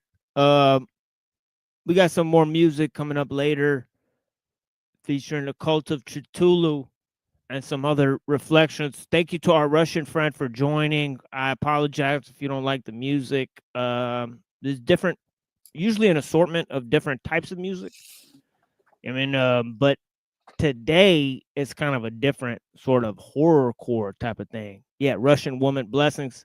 Reddington, thank you for being here. Yo. Yeah, blessings, brother. You know, yeah, that does sound like a beautiful name, definitely. You know, we're gonna be reading Christian author Jacques Ellul here. Yeah, Ellul's words. Glow detection. Yeah, I mean, I wouldn't be surprised, right? I mean, that was some powerful shit where he was talking about the machine being the idol. It's one of my favorite parts of the book. That's why I read it twice. But yeah, we got the homie right here actually responsible for the translation, right? So I really appreciate the translation of Ellul's content there. So he's done a great service to the show here. And so I greatly appreciate our homie Shabruta. I mean, Star Fox. I mean, blessings, homie. Bonjour. You said you were you said you were pissed last time.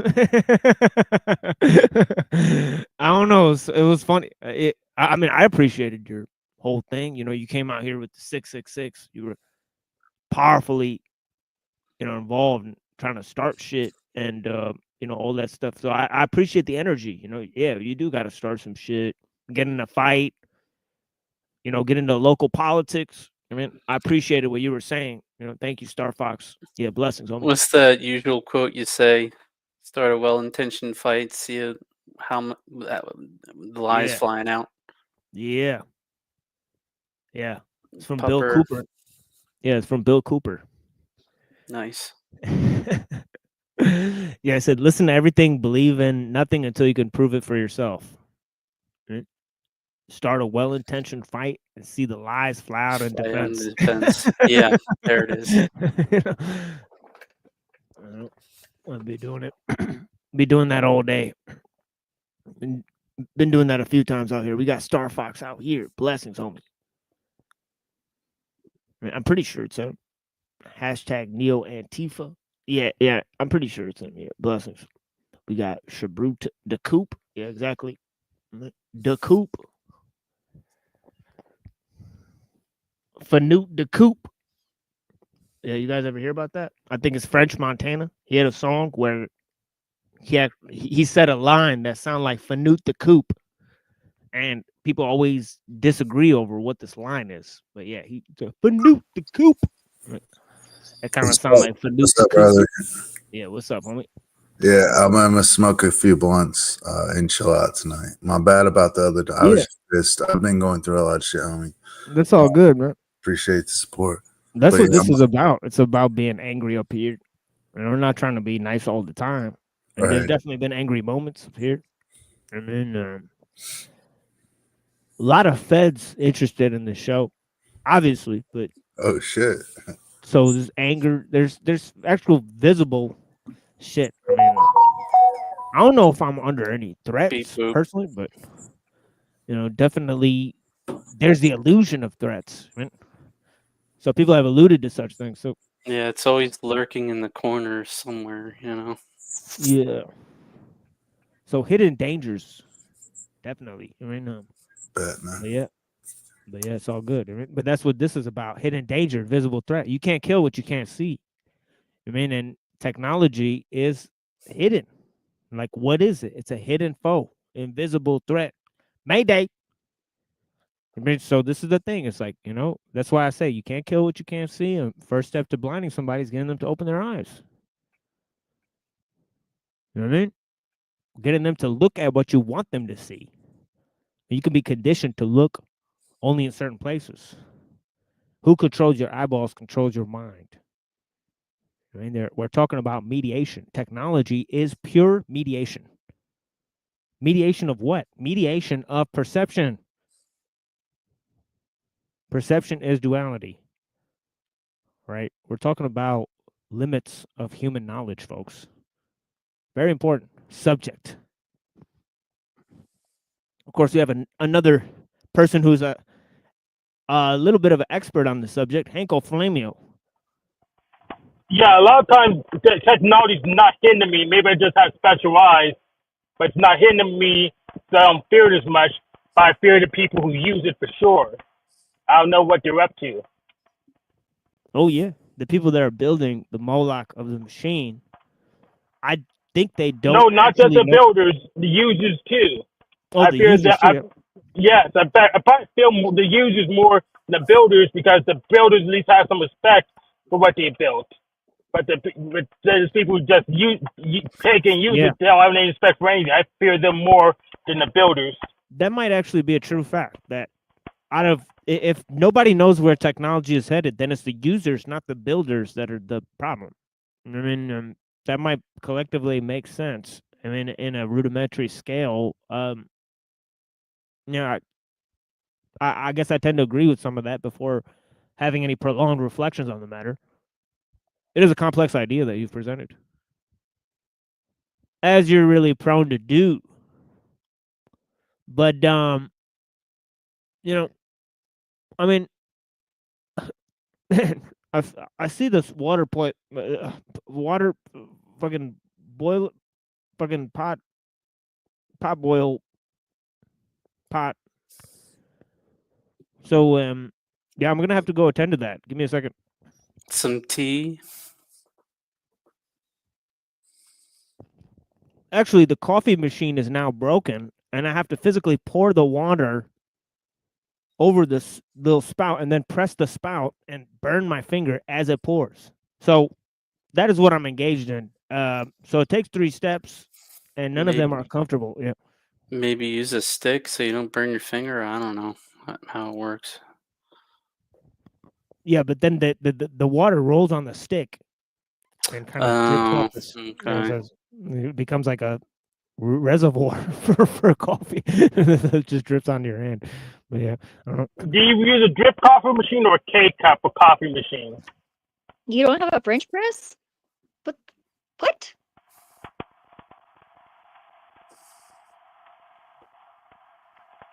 I asked him what kind of coffee machine does he use because I don't like it having problems like that. Is this your new mic, Hank? No, I didn't buy any new mics. I'm driving because I'm very busy. Oh, this is I'm on the Apple AirPods, a $200 Apple AirPods. Cool. I just noticed the difference, so I was like, is this the new mic? I haven't heard the new mic yet. Yes, you have. Have I? So Cool. So are you on your way to work, or are you coming home from work? A little of both, because I punched back in at 2:30 a.m. So, 6 one, half a dozen in the other. So.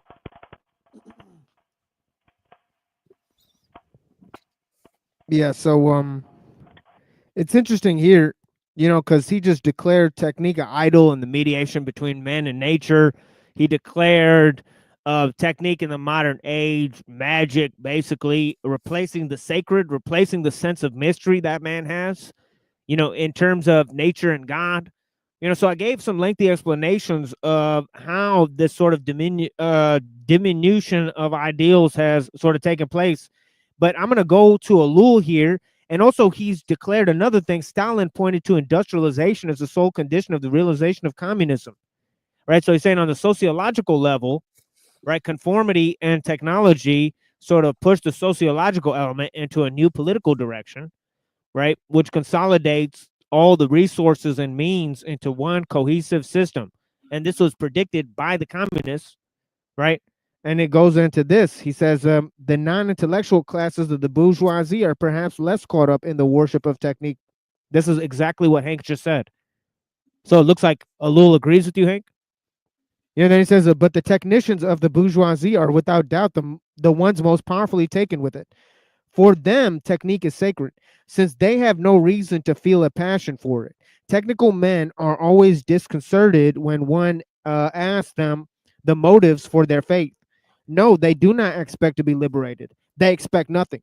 Yet they sacrifice themselves and devote their lives with frenzy to the development of industrial plants and the organization of banks. The happiness of the human race and such like nonsense are commonplaces, they allege. But these are no longer of any service, even as justification. So he's talking about a divide. The people see in technique their salvation from the elites. The elites in themselves, the technical aspect of the elites, they're actually the ones promoting the idea of technique as sacred, right? The people like Kurzweil and like Elon Musk, right? These intellectual stooges, right? These intellectual,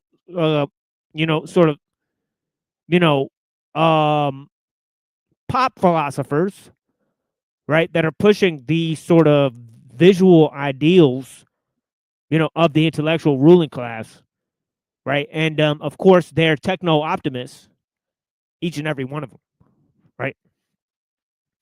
And I said the technicians use technique, okay, perhaps because it is his profession, right? But he does so with adoration. For him, technique is the locus of the sacred. The locus of the sacred. Okay.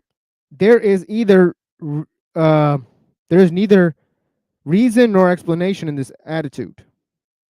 The power of technique, mysterious though scientific, which covers the whole earth with its networks of waves, wires, and paper, is to the technician an abstract idol, which gives him reason for living and even joy. One sign among many at the feeling of the sacred that man experiences in the face of technique is the care that he takes to treat it with familiarity. Laughter and humor are commonplace human reactions in the presence of the sacred. This is true for primitive people, and for the same reason, the first atomic bomb was called Gilda, the giant cyclotron of Los Alamos, Clementine, the atomic piles, quote-unquote water pots, and radioactive contamination scalding. The technicians of Los Alamos have banned the word atom from their vocabulary. These things are significant. In view of the very significant forms of technique, there is no question of the technical religion. But there is associated with it the feeling of the sacred, which expresses itself in different ways. The way differs from man to man, but for all men, the feeling of the sacred is expressed in the marvelous instrument of the power instinct, which is always joined to mystery and magic. Mystery and magic. So here's the thing. Technology is sacred to people who don't understand it and profane to the people who do understand it. I mean, if you don't tour like it's a poor form, there's gonna be all kinds of profanity about the technology they're trying to support because they're just frustrated with it. If you're using it day by day and puts food on your table, you're gonna hate it. You're gonna resent it. Yeah, interesting. Yeah, there's a little bit of sense of this dichotomy too between the people who actively use the technology and the people who get along because of it. essentially, in Ellul's eyes as well. I mean, right? So he goes on to say here, okay, and he says, the view of the very different forms of technique, there is no question of a technical religion, but there is associated with it the feeling of the sacred, which expresses itself in different ways. The way differs from man to man, right? So he admits that, right? But for all men, the feeling of the sacred is expressed in this marvelous instrument and the power instinct, which is joined to mystery and magic, as I just read, right? The worker brags about his job because it offers him joyous confirmation in his superiority. The young snob speeds along 100 miles an hour in his Porsche. The technician contemplates with satisfaction the gradients of his charts, no matter what the references. For these men, technique in every way is sacred. It is common expression.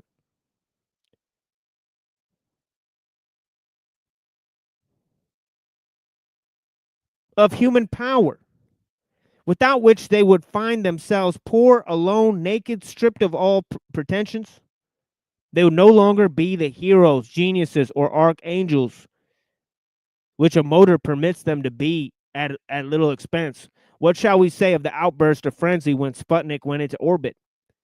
What of the poems of the Soviets, the metaphysical affirmations of the French, the speculations and the conquest of the universe? What of the identification of this artificial satellite with the sun, or of its invention with the creation of the earth? And on the other side of the Atlantic was the real meaning of the excessive consternation of the Americans. All these bore witness to the marked social attitudes with regard to the simple technical fact. Okay.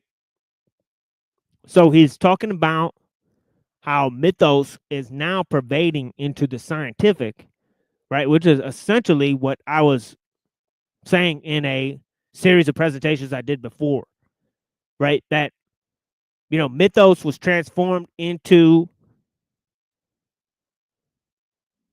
as we said,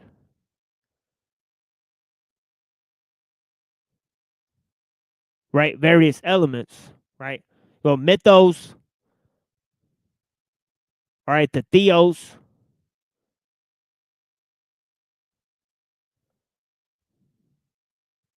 mythos, logos, theos, mechanos, right? So you have the idea of nature being symbolic, right? Then you have the idea of man being symbolized. Okay, then you have the idea of the machine being symbolized, right? And you have the mythos of mechanos, as I said, right? That there will be a new mythos for mechanos, right? Meaning that the machine will basically create its own myth, right? The myth of the machine, right? And of course, this is exactly what Ellul's talking about, saying the myth is pervading, okay, into the future. Okay, it's pervading into futurism. Okay, and it's pervading into the mechanistic, right?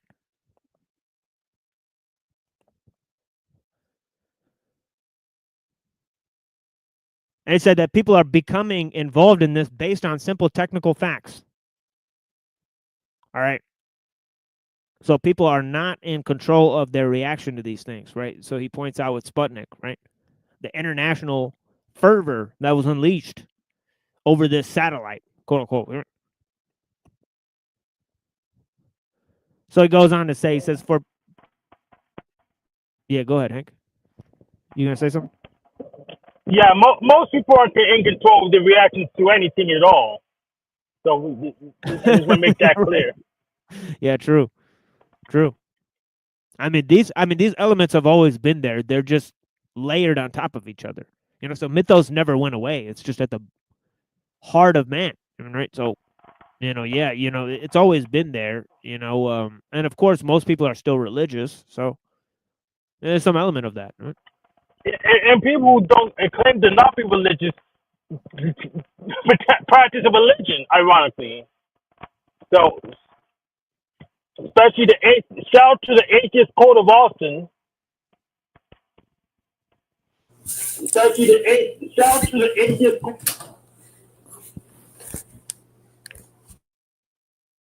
Right. Is Satanism a religion? Like Yeah, Jeff sure. would say so, and he would say he's a Satanist. So Yeah, I think Satanism has mythos, theos, and logos. You know, so I think it has theology, it has philosophy. You know, it actually has you know, a coherent myth series of myths that developed it, and all of these types of things. And so it has a historical ideal, and then right, it has a futuristic ideal. I think Satanism has a more of a futuristic ideal than religion does because it merges with science to sort of engineer its pseudo eschatology.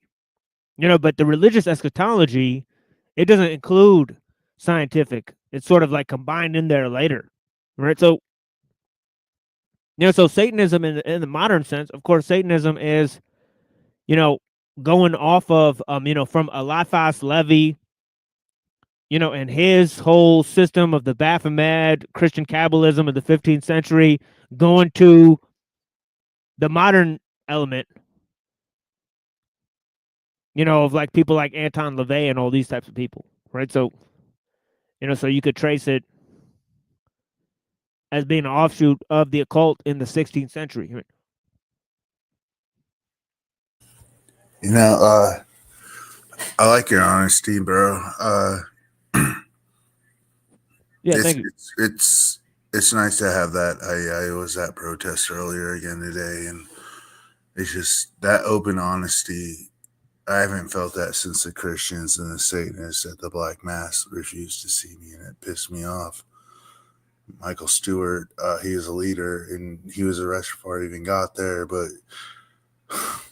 it's just, I never had a chance like this to talk to people on the other side, like of this stick, if I could even say that. But I mean, you're proving you're as open as all the Christians were to me, and I'm still going to go see the professor at the university and talk with her about Gaza, but I'm pro-Palestine for a reason. But your openness means a lot to me, brother.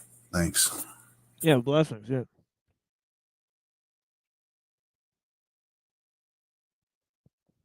I don't know if there's a. I'm sorry, I'm sort of munching and crunching here. I'm going to drop this link again. I'm about to order a pizza, bro, with chicken wings. Nah, I shouldn't, but that's making me hungry. It's cool.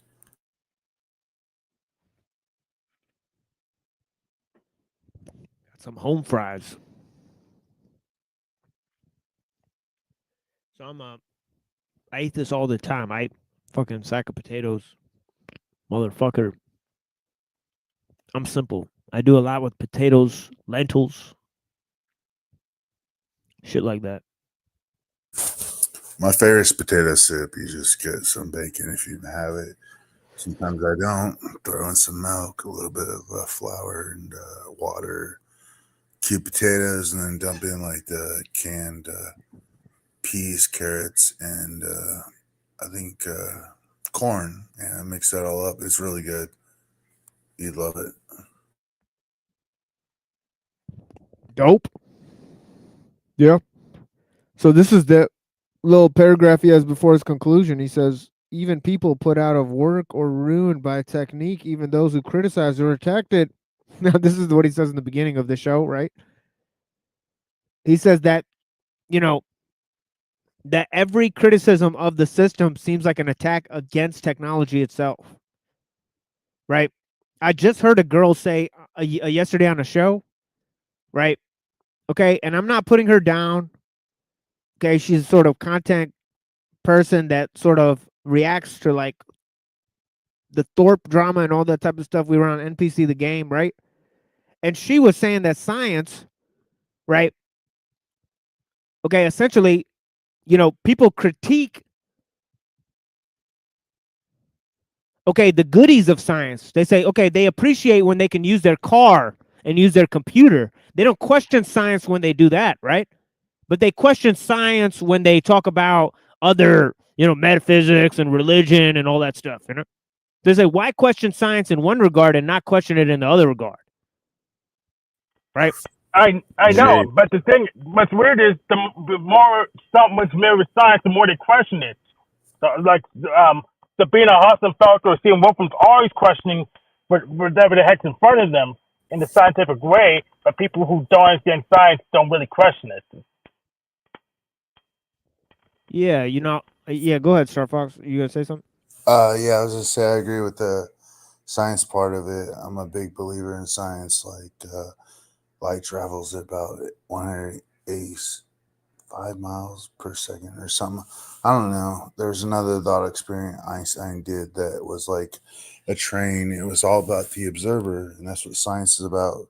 So this is thought experiments, like what the Einstein took to the next level, like with the train moving at the speed of light. And what if you're looking at it?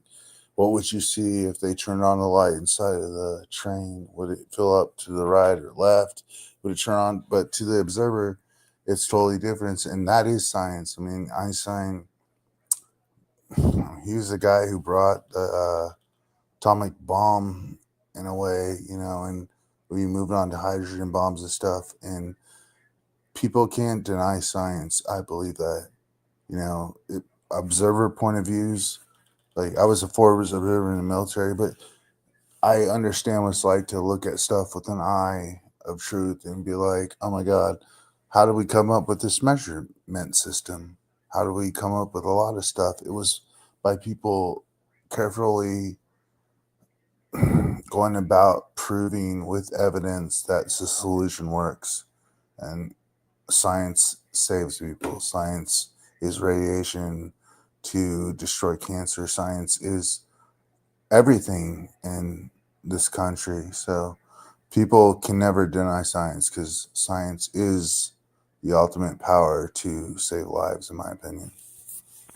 So a lot of people deny science all the time, like our friends the pancake planeteers, who can't even figure out what they're standing on. So they But deny those are the science. homies, though. Let's not disparage them too much because they are the homies. So Yeah, they are the homies. Let's not be rude. Exactly. And plus, a lot of scientific discoveries are found by accident, such as penicillin. So they didn't have a theory; just found the thing, and they just say, "Hey, I found the thing first. Give me a prize." So it's not even. So a lot of times stuff just happens by accident, and we just don't get the right story from the schools. So we just believe the great man hypothesis, which most of the time gets debunked because in context. No, actually that penicillin thing was an accident, but accidents create discovery too. I mean, look at crash dummies. These cars slam into each other and the dummies do the damage to simulate the human body. Isn't that not science? Anyway, sorry. It is science, but you can't. Sometimes we shouldn't put them on too high of a pedestal. What kind of pedestal? Like, so are you saying that if science can cure cancer per se, that you shouldn't put science on a level of being able to cure people from dying every fucking day in America, everywhere from cancer? And it's preventable, yes. But for some people, like kids born with cancer, they never smoked a cigarette their day. How's that fair? So that's what I mean by you got to look at stuff and you got to have a perspective and say, hey, this is for the better good, and I hope they do cure cancer someday. Cancer. There's rumors that they can cure it now because it's based on parasite infection. Really set the cancer going, but the big pharmaceutical companies don't want people to get out because they make too much money on it. So I've heard this before, the cure for cancer. I used to live in Murderville, Arizona, Phoenix, Arizona. But anyway, one day I was with my girl before she fucked me over, and I joined. Never mind. But there's this guy down the street. Everybody in the neighborhood had brand new houses and shit. And I was living with them, and they were really nice to me. They were trying to help me, doing their best. We went to church. We also got drunk after we got out of church. So anyway, one night there was this party on the road, and I didn't want to go because I have social anxiety, right? But I drink some beers with my girlfriend, and I go down the road with her dad. He was pretty cool. His name was Kenneth. And fucking, we get to the end of the road, and I just felt hostility from the beginning. I felt like that's exactly why I didn't want to go. I had this like feeling that I shouldn't go down there. So I went down there. I got there, and the garage is open, and people are sitting on lawn chairs. And I walk up to this guy. He's like blonde, white male. I don't know. He may be 30 years old. And from the second I got there, they started like just fucking with me. It started pissing me off. But this is the point. So that guy sitting in his nice little suburban house challenged me, and he said that, the Illuminati is real, everybody's dying of cancer and shit, and like if you have the antidote, he's basically throwing a conspiracy theory out there. So I looked at him and I said, yeah, what about who was it? Not Bill Gates, but Steve Jobs. He died of pancreatic cancer. I told him he had a lot of money. He had more money than a lot of people. Right. But he still died of cancer. So how the fuck can there be a cure for one person who's rich, elite? So he claimed. But yet he died of cancer. And you know that motherfucker? He looked at me and he drank his beer and he had no response. And they all got drunk with their homies and started getting hostile. I went back to where I was at. Maybe with somebody my poisoned girlfriend. him. Oh my God, I miss my girlfriend. Her and I had a kid together.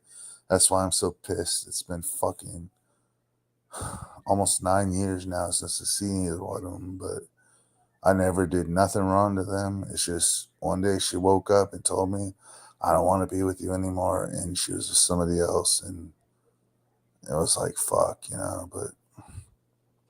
but that was my experience blessings, with brother. people throwing that shit out, Yeah. Yeah, of course, man. I'm gonna shut up for a minute and listen, bros. No, it's all good. It's all good. I appreciate the story, but the whole thing with with the dude at the end, and of course, they try to act like, that, and the crazy case from ellul, he literally said that, he was talking to his friend that's a surgeon, and asking him, about the surgeries, that he performs and stuff, and the organs, and they have fresh organs all the time. And he said that all the fresh organs we have all the time, they come from the traffic accidents. Yeah. So it's one thing's happening, obviously, bunch of traffic accidents are happening, thousands of people are being killed. And of course, if you went around and said, there's an invisible murderer, he's killing thousands of people. I've seen it in New York City, bro. Well, yeah, they'd say, we have to stop that person. But then, all of a sudden, when it's happening on a mass scale, and you can't reduce the problem because the problem is built into how the system works. All you can do is just use the system to solve another problem, which is people need fresh organs. Let's get these dead motherfuckers. They need fresh everything. They want fresh virgins. They want. It's sick. Like, I'll tell you this. Like, I have a friend who is in New York City who did IRL live streaming, right? His name is Aberism. He's the one who got me into streaming in a way. But anyway, long story short, he was out streaming one day in Manhattan, I think, and he was chilling on the side of the road, and somebody got hit by a vehicle, and he was like, what the fuck? He turned around and put the camera towards a body laying on the road. Guess who hit him? NYPD. And they didn't help the guy. They got out of their vehicle and they stood by and they looked at him. And my friend Aber was like, why aren't they doing anything? They're standing there. And New York City is fucking cold like that. It's like, yeah, we like, us as humanity need to fix that. Like, when we show emotion and empathy towards each other, that's a better way to connect people than to draw a line and say, I'm Satanist, I'm Christian. I've said it before, but with this neo-Antifa stuff, I have a fucking open mind to everything. I just sometimes feel like our experiences, suffering, sometimes make us mad and hate. And like, I'm not gonna lie, I quit Antifa and I'm not going back. From here on out, it's Neo Antifa, but I'm willing to work with Christians, Satanists, everybody to try to unite this country the way it should be, because these political lines got to go, brother. They got to go. And if you look at the Black Mass and what happened, truthfully, no, it wasn't fair, but I can understand why people these days don't want to open up that kind of mind or that eye yet. And we're not talking about the mark of the beast or Antichrist or the false prophet. We're talking about unity. That's all I gotta say, brother. Yeah, I feel that. Yeah, I feel that definitely, and that's and I feel that's really what Ellul's talking about here. You know, he's talking about desacralization. You know, the idea of technology replacing, you know, mystery and you know, becoming, you know, the vehicle of the mysterious, of change itself. As I was saying, change in the future, and then, you know, basically being the idol that man worships. So he's definitely talking about the Antichrist, you know, beast system here. But you know, the people who are sort of listening, paying attention to the descriptions here, you know, are really getting a understanding of how the beast operates. I mean, in terms of, you know, how deception operates and how, you know, we're supposed to basically gaslit on what evil itself is, you know, and that's a greater sense of, you know, what the puzzle is that, you know, who has responsibility for how the system operates. And you know, a lot of times the misdeeds, you know, of the people who operate the system, or the system itself, is basically seen as a feature of the system and not a bug within the system itself. You know what I mean, right? So Ellul goes on to say, he goes on to describe even the people put out of work or ruined by Technic, even those who criticize or attack it, without daring to go so far as to return as to turn the worshippers against them, have the bad conscience of all iconoclasts. They find neither within nor without themselves a compensating force for the one they call into question. They do not even live in despair, which would be a sign of their freedom.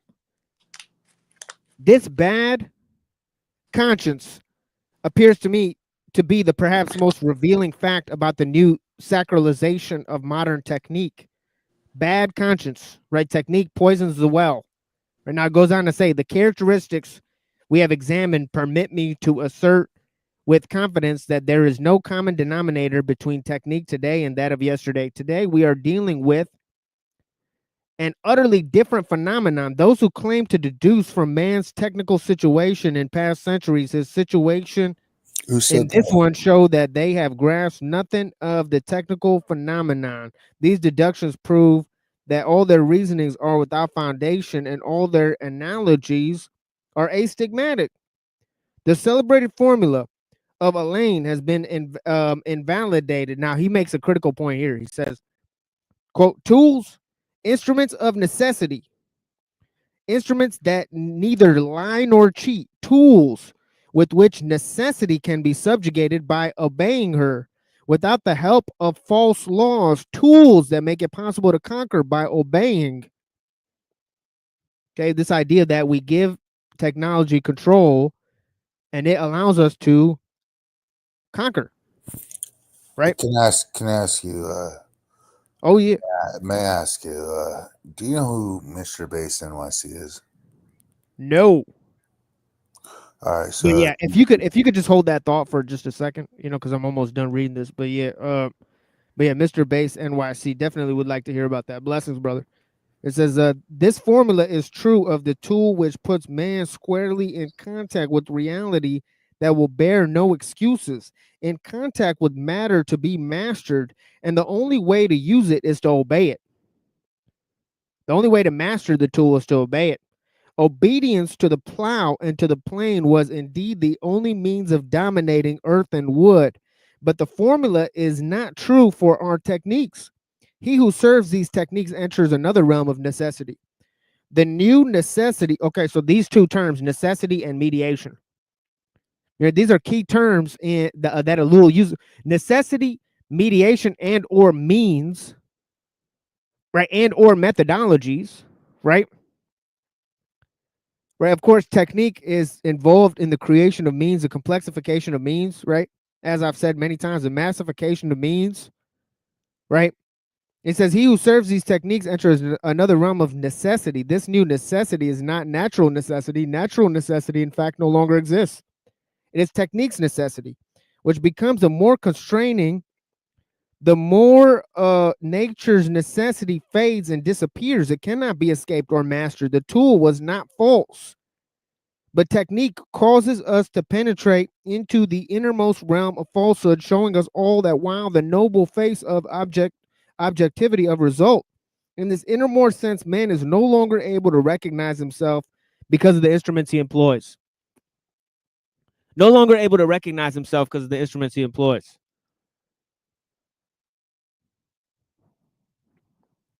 Yeah, then he says, the tool enables man to conquer, but man, dost thou not know? There's no more victory, which is thy victory. The victory of our days belongs to the tool. The tool alone has the power and carries off the victory. Man bestows on himself the laurel crown, after the example of Napoleon III, who stayed in Paris to plan the strategy of the Crimean War and the bay leaves of the victor. But this delusion cannot last much longer. The individual obeys and no longer has victory, which is his own. He cannot have access even to his apparent triumphs except by becoming himself the object of technique and the offspring of the mating of man and machine. Okay, he actually uses the words, the mating of man and machine. All his accounts are falsified. Elaine's definition no longer corresponds to anything in the modern world. In writing this, I have, of course, omitted immeasurable facets of our world. There are still artisans, petty tradesmen, butchers, domestics, and the small agricultural landowners, but theirs are the faces of yesterday, the more or less hardy survivals of our past. Our world is not made of these static residues of history, and I've attempted to consider only moving forces in the complexity of the present world. Residues do exist, but they have no future and are consequently disappearing. Only the things which have a future interest us. But how are we to discern them? By making comparison of three planes of civilization which exist today, India, Western Europe, and the United States, and by considering the line of historical progression from one another, all of this powerfully reinforced by evolution of the Soviet Union, which is causing history to boil. In this chapter, we have sketched the psychology of the tyrant. Now we must study the biology, the circulatory apparatus, the state, the digestive apparatus, the economy, the cellular tissue, mankind. Okay, and okay, so Star Fox no longer here. Yeah, I think he was going to talk about base New York, some guy like that. Maybe he'll return. Blessings to Star Fox. Thank you for joining. Oh, listening mode. Yeah, blessings, Star Fox. Thank you so much, man. I know you said you were smoking and all that stuff, but yeah, you could come back up, tell us about it. I mean, it's no worries, but yeah, man, aspirations being replaced by technique itself, right? Technique finding the place of idol. You know, I badly want to read that part for Unseen again. I mean, but yeah, it's at the beginning of this show. I read it twice, but yeah. I heard the Soviet Union mentioned at the end, so he was like covering, like demagogues in some way, right? Right. Well, he talks about how man cannot live without the sense of secret, right? And he talks about that mystery is desired by man, right? And he says that social taboos are important and they're compelling as well. And he says that they derive from compulsion and fear. But he says technique worships nothing, respects nothing, It strips off externals, brings everything to light by rational use to transform everything into means. Right, and then he says everything man had believed sacred, technique takes into possession and enslaves it. The Right. sacred cannot resist. Science penetrates into the great depths of the sea to photograph the unknown fishes of the deep. Technique captures them, hauls them up to see if they're edible. So in But like the case of a religion, Yeah.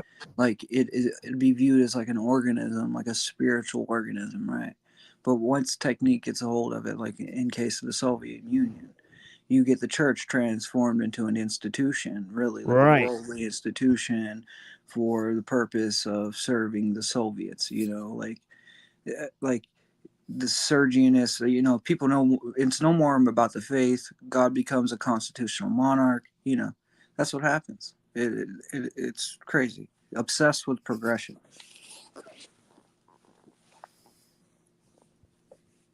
Yeah. And he says man gains control by letting the jinn into his home and worshiping it as an idol. And he says that technique today takes the place of mystery in man, and it basically is worship with the same simplicity and fear as an idol. So he's saying that technique basically becomes man's idol.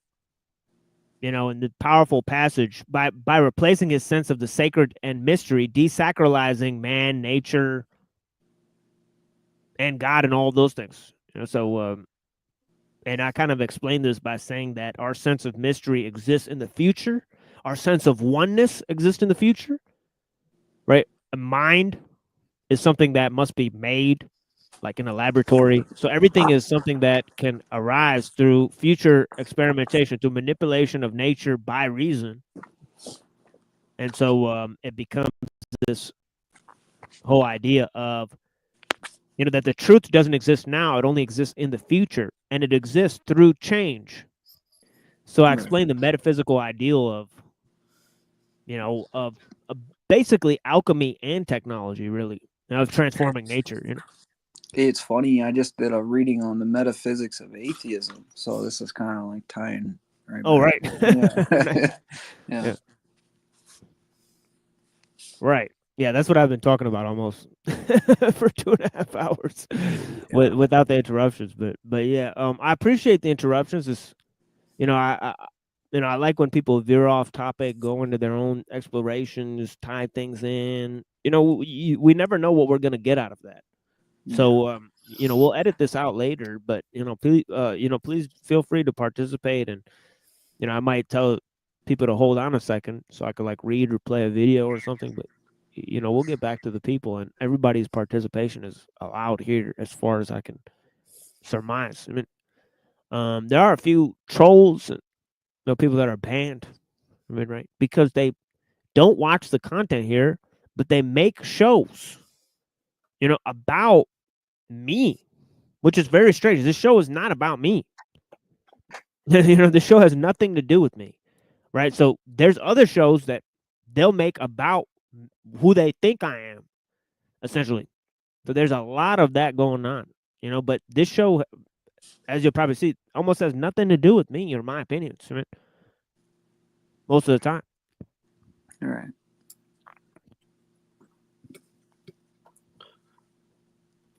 Nico's barbecued. Nice.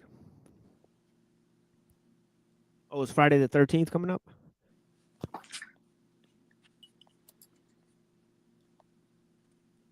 Yeah, so let's do this thing. Not this month. Yeah, so it would be a Sunday, the 13th. Yeah, we're skating along here, folks. You know, and that's the end of chapter 2 of ellul. You know, and in the Technological Society. So when we return on Wednesday, we're going to bring start a brand new chapter 3 on technique and the economy, right? And he goes to explain how technique goes and guides the technological, creates an international market, all that type of thing. You know, the technology moves the ideas of, you know, the market from resource based, you know, to you know, taking it away from production based. and all that type of stuff. So obviously all of those powerful reflections about how all of these ideas come about, and sort of unleashes a new sort of corporate socialism, techno-feudalism, all these sort of elements. And so lots of things that Marx couldn't possibly foresee, and all of that. But yeah, let's go to this interview, and I sort of had to bounce around and find where I am here, right? But he's talking about how these ideas of rationality and freedom sort of enslaved the Western man, right, by giving birth to the system of technology, right? So the betrayal of the West by the systems of liberalism and scientism and all of these things that they created, right? Ellul has powerful reflections about these things in his book, The Betrayal of the West, right? And of course, he's a Christian, right? So he's sort of, looking at the secular world from a religious standpoint.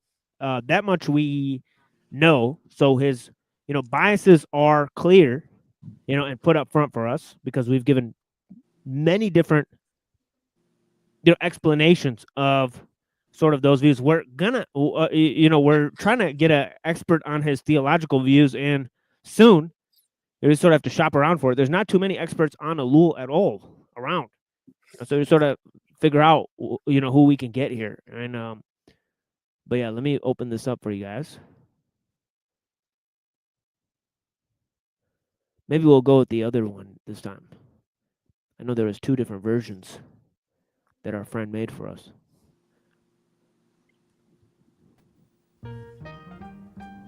Still essentially Europe. So I know all the discussions we can have on this subject, nowhere avails exactly Europe and others. We often put Japan there right now, for example. Yes, then the problem at this time is a kind of... Okay, here, hold on. Let me remove this bottom scrolling thing here. And I have no idea where we are in this interview, so I'm just going to start it here, and hopefully I'll see the parts that we were at, but it's no problem. This, as far as I'm aware, this is not available online in its entirety. There's little scraps of it available, but yeah, and if this video is too wonky, I'm gonna go and put the other one on. But yeah, they're both pretty good. So let's check this out. Let's see what Ellul has to say.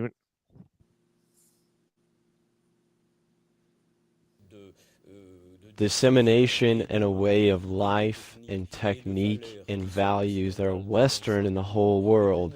But for me, the central problem is still the problem of this particular world, which is basically the Mediterranean world first, and then all the areas that have aggregated in relation to this Mediterranean world.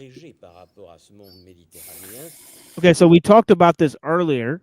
Okay, we talked about 2 key elements, the development of reason and freedom, right, in the West. Okay, these 2 sort of values, right, and how they lead to the ideals of universalism, right? But in another sense, the historical root of these ideals goes from Greco-Roman society all the way to Christian and European civilization, right? So that is where the quote-unquote Western ideals are traced through, right? And of course, the betrayal of the West by their own ideals, right, is the subject that's being discussed. As Ellul says, liberalism gave birth to its own executioner, right, which is Technic, right? Absolutely. He's spot on, really.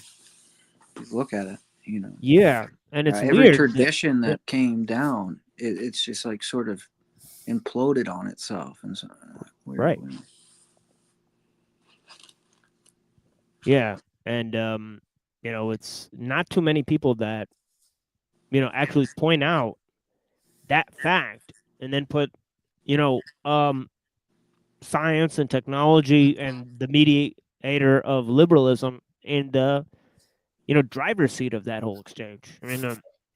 There's not too much analysis of that, and looking at the the amalgamation of Western thought within that transformation of thought and ideals.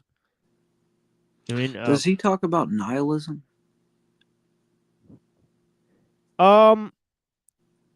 He sort of talks about the opposite of that. But eventually he does talk about nihilism.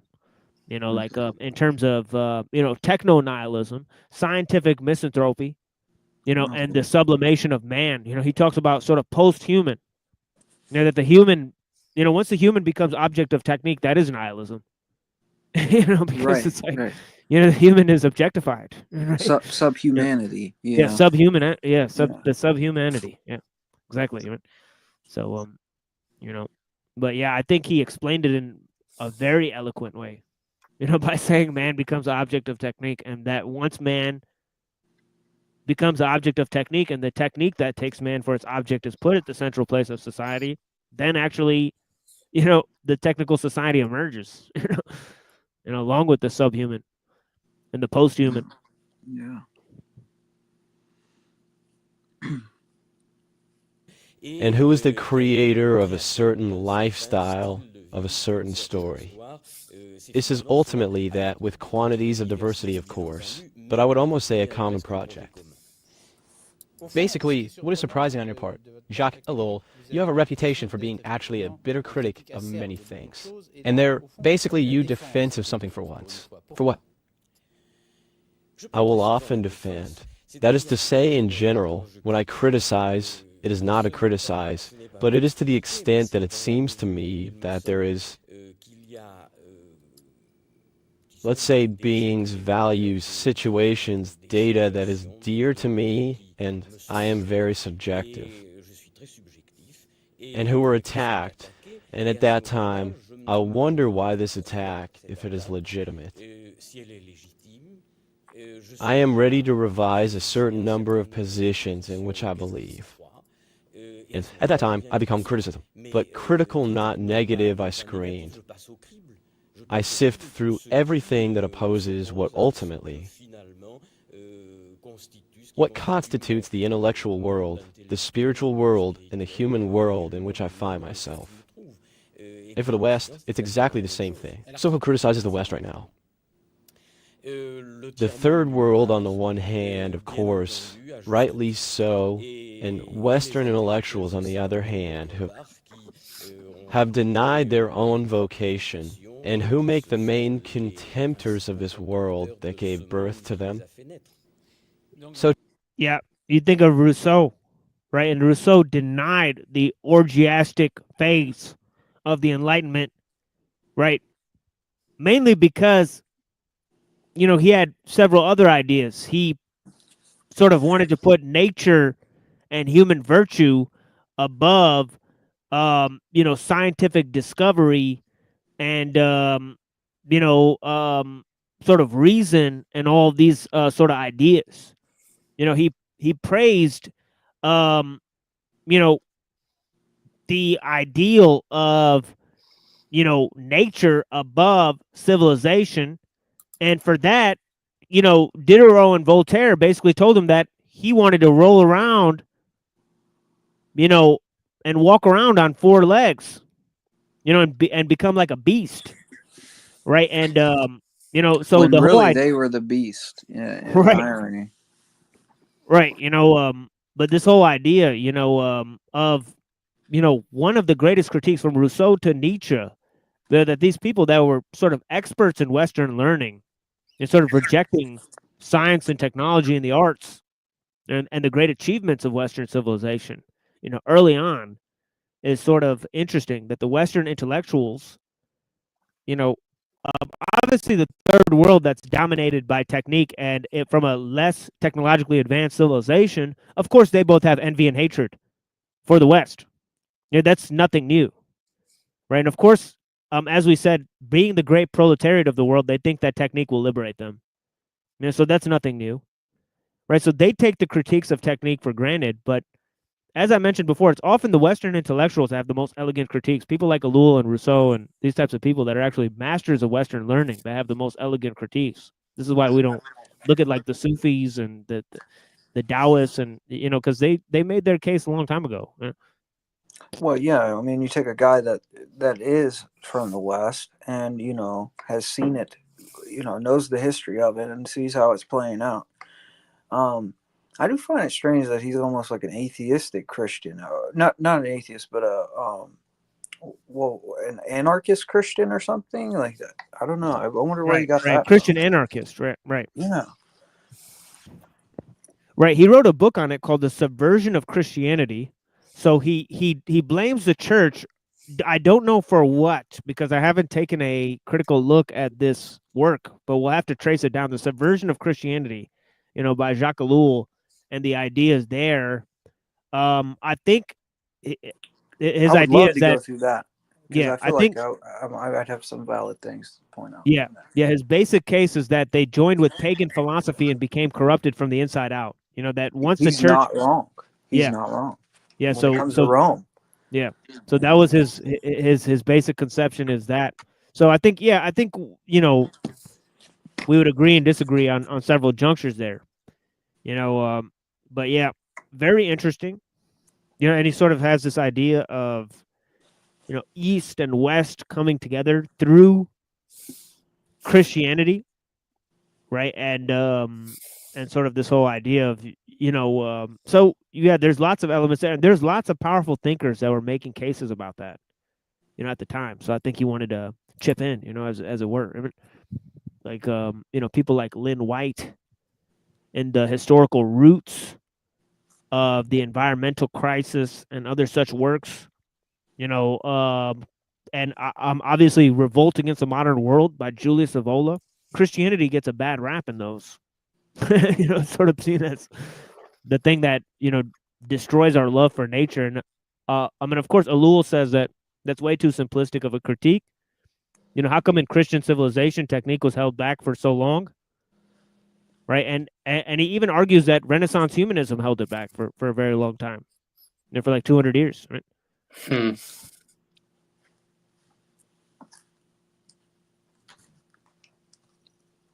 To a certain extent, you think that the entire intellectual class turned against its own culture. I actually think that this is the tragic story that we live in the intellectual world,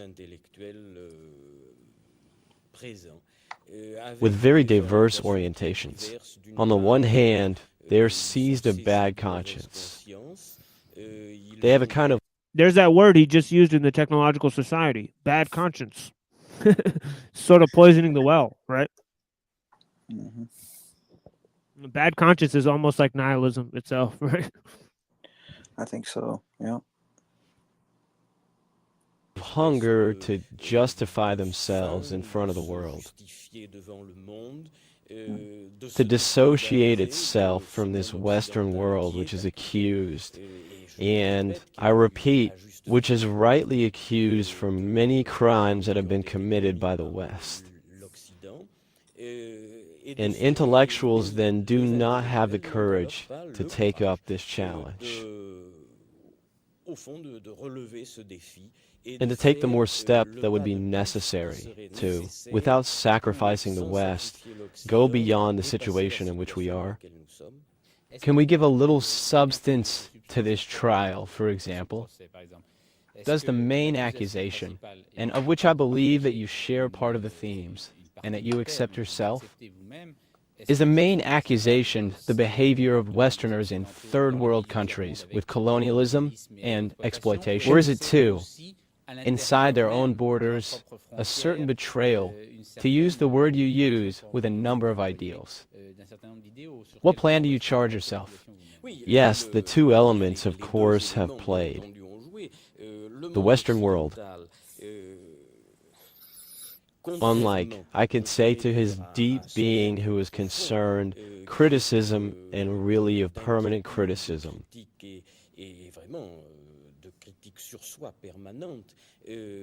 presented itself as the just world holding the truth and wanting to spread it throughout the world, conquered this world for all the reasons that we know, that we repeat, it is not worth. And in doing so, it is indeed denying itself by increasing its power. To deny himself, explain me how? By increasing its power. That is to say that the Western world appears to me in its history, therefore, from this triple Greek, Roman, and Christian current. Okay, now, How can something deny its power by increasing itself? Yeah, it's pretty obvious, and we've heard almost 100 different examples from Lao Tzu. Okay, but the whole idea comes to this, right? Is that as you expand, you take in more multicultural elements. As you take in more multicultural elements, you develop an intellectual elite. As you develop an intellectual elite, they create things like perennialism and universalism, and they undermine your cultural traditions. Okay, and as they undermine your cultural traditions, they revolt against the old way of life, right? And they form a new way, okay, that wants to conquer, enslave, take in new forms, multiculturalism, and then the whole cycle continues. And this has been called the quote-unquote progress of civilization. Okay, this amalgamation. And to revise history along the way. Yeah, exactly. Far enough in the past. Exactly. And this is quote unquote the progress of world history, that Hegel bragged about. Right? The cunning of reason that he bragged about. It looks like an overwhelming stupidity compiled, right? But yeah, oh well. To touch on something that's talked about in the comments right now is, Christianity and nihilism are compatible. I would say no. And I would recommend a book called Nihilism: The Root of the Revolution of the Modern Age, and that's a good Orthodox Christian book on the topic of nihilism, and it connects with idealism. So I don't think they're compatible, slightly, but maybe in Ellul's worldview they are in some way. I don't know. Well, I think The Waning of the Middle Ages by J. Huizinga. You could go and see several elegant motifs. The key term is realism. Why was it medieval man nihilistic? Was because of realism. They thought symbols and ideas had real, qualities, and they're part of the world.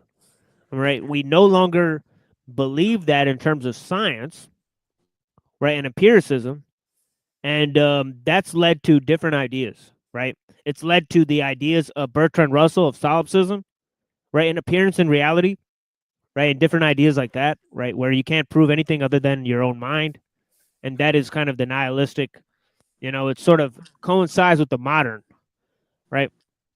But I think man always had God consciousness, truth, all of these things, nature, most of these things were sacred, and desacralization, as Ellul puts it. I think this is a very key term that most people don't use. Desacralization, disenchantment. This is a key element of modernism, right? And the fact is that as Ellul says, Technic finds nothing sacred, right? So, right. And it's just like rooted. What becomes is just like atheistic materialism. Now, one thing that is relevant is the misanthropy for humankind that the Jews had. That the Jews had a certain misanthropy for all of humankind. Right? That was observed by ancient writers. Right? They put themselves above the rest of humanity. This is a different idea. And therefore carrying in itself a deep contradiction that the West has constantly sought to resolve without achieving it, constantly living. A criticism of oneself, while with regard to the outside, it was only power, only conquest in that asserting. In other words... But now, it can be argued that, that liberalism is like secularized Christian values or something like that. And that can be argued, but that's a whole different picture. Obviously, once you take God out of the whole system, it's a different. I could see what you're trying to get at, because it's like Protestantism or whatever. Right. But I mean, even if you were to take it to say okay, Christianity was for helping the sick or the poor, and you're doing, these type of things. Like, well, that liberals sort of have a social system that takes that role, right? But it puts it into a more like, instead of it being for the soul of the person you're helping and yourself, it's more about, how many can we churn out? You know what I mean? It's kind of flips it on its head. It's about efficiency rather than, actual meaningfulness, I think.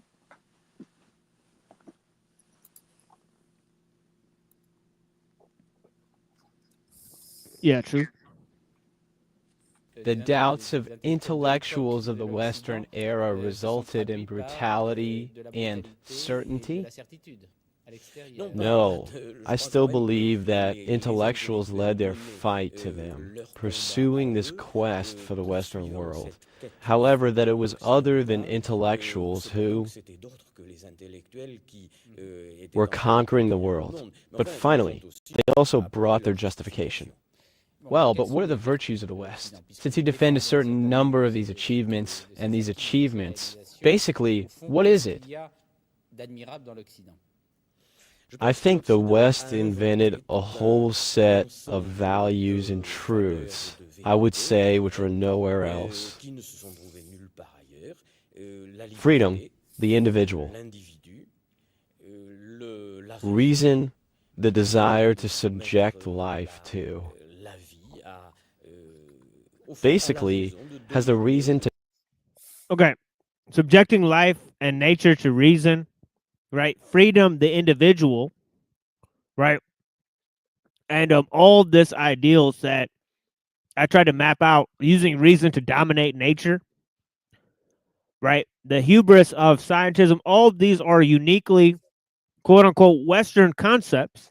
And I sort of tried to map out in the beginning of the last few shows that we've done how these ideas came about in a very rudimentary fashion,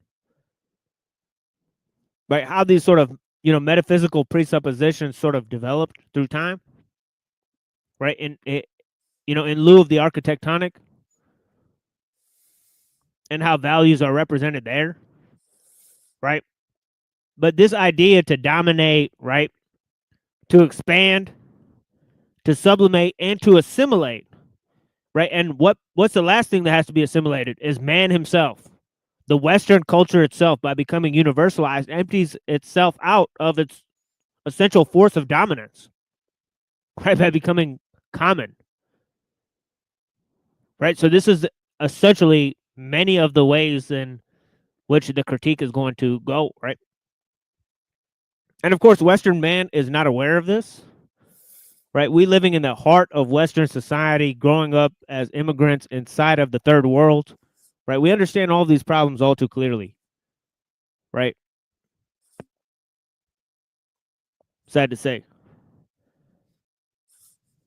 To dominate the hubris, to dominate the explosion of power, the irrational, the deep impulses, etc., which implies a deep control of life, of thought. And then, the West was precisely this place of reflection on permanent oneself, which allowed you to discover history. Because it was one of the contributions, I think, constant, almost from the origins, that this desire for a resource, a yeah, I think the idea of history, the idea of equality, right? Okay, merge with the idea of the scientific enterprise, right, and capitalism, and that's where futurism popped out from, right? So without this sort of, quote unquote, the spirit of world history in Hegel, you can't really have this notion of progress, right? Without a consistent historical movement, you can't have progress, right? So progress needs a cohesive, consistent historical pattern, right? That's based on one key element, and that key element is either reason or science or something like that, right? In terms of the technological sphere. Continuity. Yeah, it may sound like a benign point, but it's rather powerful. No, I think so. Like, it makes sense, you know, that it needs some constant there for it to progress. You know, what is progressing it actually? You know, what is progressing?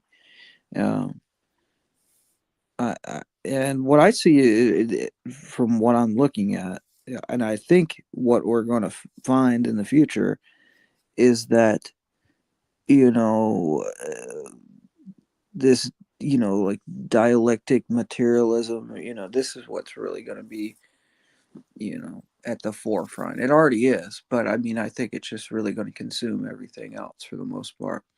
And even religions are going to be subservient to that, to those movements of communism, you know, these type of movements. That's where it's all headed. And to just stuck into the idealistic, you know, progression of everything else. Yeah, and of course, the ideal from Marx has a built-in ideal, you know, as a built-in system of pseudo-eschatology and progress, you know, inside the design of the thing. So it's obvious that in Marx, progress is part of the design of his theory. Yeah. You know, things have to progress to the Marxist state, right? So the inevitability of progress is part of the system of the theory itself, right? So why does it have this element in it? It's because he was a young Hegelian. He's incorporating the Hegelian movement from dialectical, you know, movement, you know, and incorporating it. That's where they get the term dialectical materialism from, right? It's from Hegel's theories, right? So Marx inherited this sense of dialectic from Hegel, whereas others, the conservatives, stressed the idealistic contents of Hegel's philosophy. The Hegelian left, to which Marx belonged, were more attracted by his dialectical method, whereas Marx, on becoming a materialist, rejected all idealism. Yeah, yeah. I was just reading this. It's crazy you're bringing this up, actually. It's wild. Yeah, so the myth of progress is part of Marx's theory. So this is one of the main things that is important to realize, is that, you know, so close to any of the ideals of scientism or of scientific progress, right, is the notion of progress itself, which people tend to ignore, right? It's a presupposition. You aren't wrong, Hank, but Marx was, you know, a dialectical materialist. He kind of flipped Hegel's theories on their head. Right. And actually, Peter Singer has a sort of notion about this. He said that the dialectic was applied through Marx himself. You know, that Marx is the dialectic being completed through Hegel, that he's the contradiction of Hegel's theories, right? That's allowing Hegel's dialectic to play out. Right, so that's whereas Hegel, it was just kind of an ideal, where Marx is bringing it into reality through revolution. Right. Yeah. Right. So the new Hegelians, sort of, that's what they sort of have synthesized. I mean, right? So they've combined the two elements. But yeah, this idea of the continuity of history and the notion of progress, you know, and the eschatology of the myth of progress, you know, supplanting,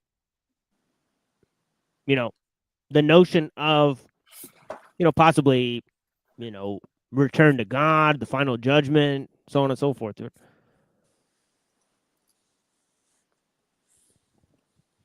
The sense of history that we live. And I think that is essentially the West.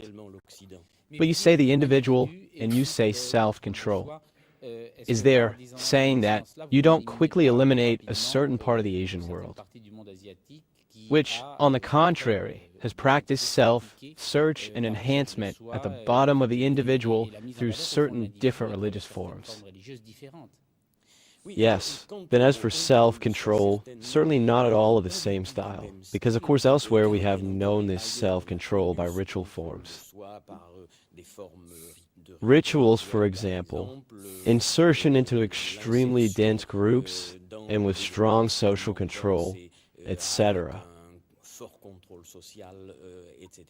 But I don't think, I do not think that nowhere else than in the West we witnessed a gradual release of the individual compared to the group and in relation to the company, leading to this species of conflict which was central. Throughout the 19th century, the individual could no longer bear any form of society tending to anarchism and society reacting with the violence that is known against this claim of the individual. There's only the West who has, where this theme of the individual at the bottom to this climax. But wasn't that a theme that was still reserved for a certain elite, a small number? Basically, did the mass of Westerners during the ages not have the feeling of living?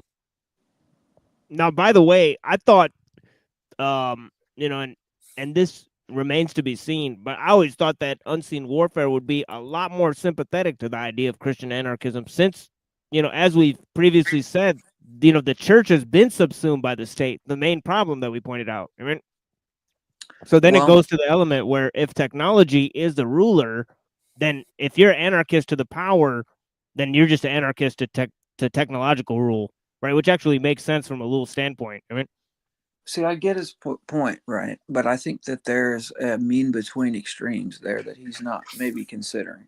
And this is what I think is that if in Christianity, right, it's like we're you know, if the government is just and man is just and the monarch's just, then you know you kind of go along with it, right? If they're holding up justice and they're and doing what they're supposed to do, you know, give to Caesar what is Caesar and give to God what is God's. So in essence, we're not a rebellion in that sense. We're rebelling against the secular world and focusing on the soul and transformation in this sense. But I understand his point, but I think that maybe he goes a little too far in, you know, his rebellion. And instead of maybe going back to the earliest form of the church, which still exists, and I don't know if he was aware of that, and saying, well, all of it's just been, you know, conquered by pagan philosophy. Well, did he look into, you know, the ancient form of Christianity, which is orthodoxy, that hasn't been, you know, conquered by pagan philosophy? And if he hasn't, then what did he do? He sort of pulled a Protestant move and just said, okay, well, since the Roman Catholic Church did their thing, I'm going to do my thing. And I don't think, you know, it's like, from my perspective, it's like, I'm not trying to do my own thing. I'm trying to do what Christ and his apostles preached. So that's, I don't want any anarchism in that sense. I want structure in the way that God put the structure, if that makes any sense. oh yes, you know, the completeness of Ellul's historical analysis actually verges on the Hegelian, to the extent that, you know, he tends to have a certain totality in his analysis. You know, so you know, many people reject that because they see it as too critical, you know, and too final. So, you know, because in the beginning, his idea of technological determinism, you know, he sort of had to respond to that. You know, so. I mean, but I mean, I agree with his critique, you know, but I agree with Protestants' critique of Roman Catholicism. Like they added things that they shouldn't have done. And, you know, you have Thomas Aquinas, you know, but I think they went too far. You know what I mean? And that's usually the point that it comes to with other Christian denominations. It's like you're either interpreting something a little off or, you know what I mean? That's the way I see it. But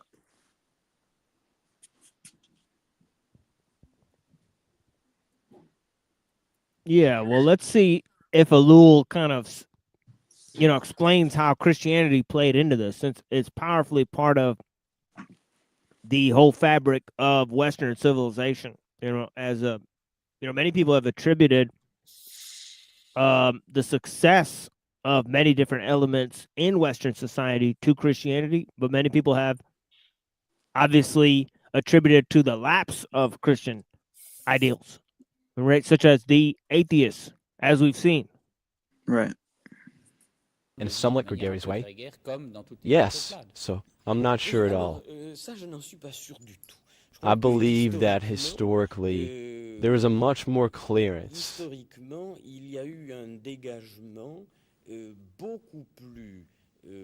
Deep in all strata of the society of the individual in the Western world, if you always speak, of course, about the Athens of Pericles, but it is true that the Athenian,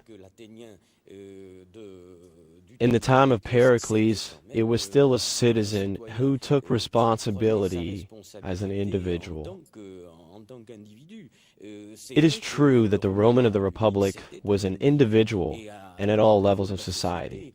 And I think that in the Middle Ages too, But there too, when we talk about Athens, when we talk about Rome, precisely, the citizens, it was exactly the elite. Basically, it is a very elitist conception. No, because I think there is not a real separation between a mass that would be a cult, a form, and then an elite. There was, and the Western world still has it, shown extraordinarily. There was a constant circulation of the elites, of course. Yes, the world of slaves not under the Roman Republic, but at the time of the Empire, we could not obviously speak of a circulation of the elites at this level. Although we know would extent played a considerable role in political life and held all the Roman trade. In other words, there was really a clearance of the individual, there is no doubt, even as soon as they left slavery. He played a role. I am thinking of this extraordinary circulation of the elites that was the clergy in the Catholic Church throughout the Middle Ages. The current situation has it deteriorated. You seem to say that basically this possibility of freedom is rather restricted. Now, today, in a society that actually seems complicated, because people are more educated, because they learn a little to get out of mass movements, are they not in a situation of greater freedom than they were in the 19th century? Yes, then here we are in the presence of this very, very difficult problem of the situation of modern man in a highly technical society, and ultimately subject to a considerable number of influences of pressure from all kinds, but which I would say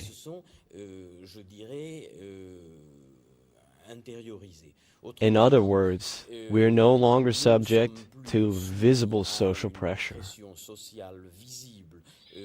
easy to delimit. As everyone knows, it is easier to fight against a living dictator than we see. Is a person, we are sure that when he is dead, we will become free. That in a society that is apparently organized, and perhaps not only in appearance for the good of the individual, but as it develops, it becomes more and more complex, rigorous, and requires more and more sacrifices to man, and reality asks him to enter the game.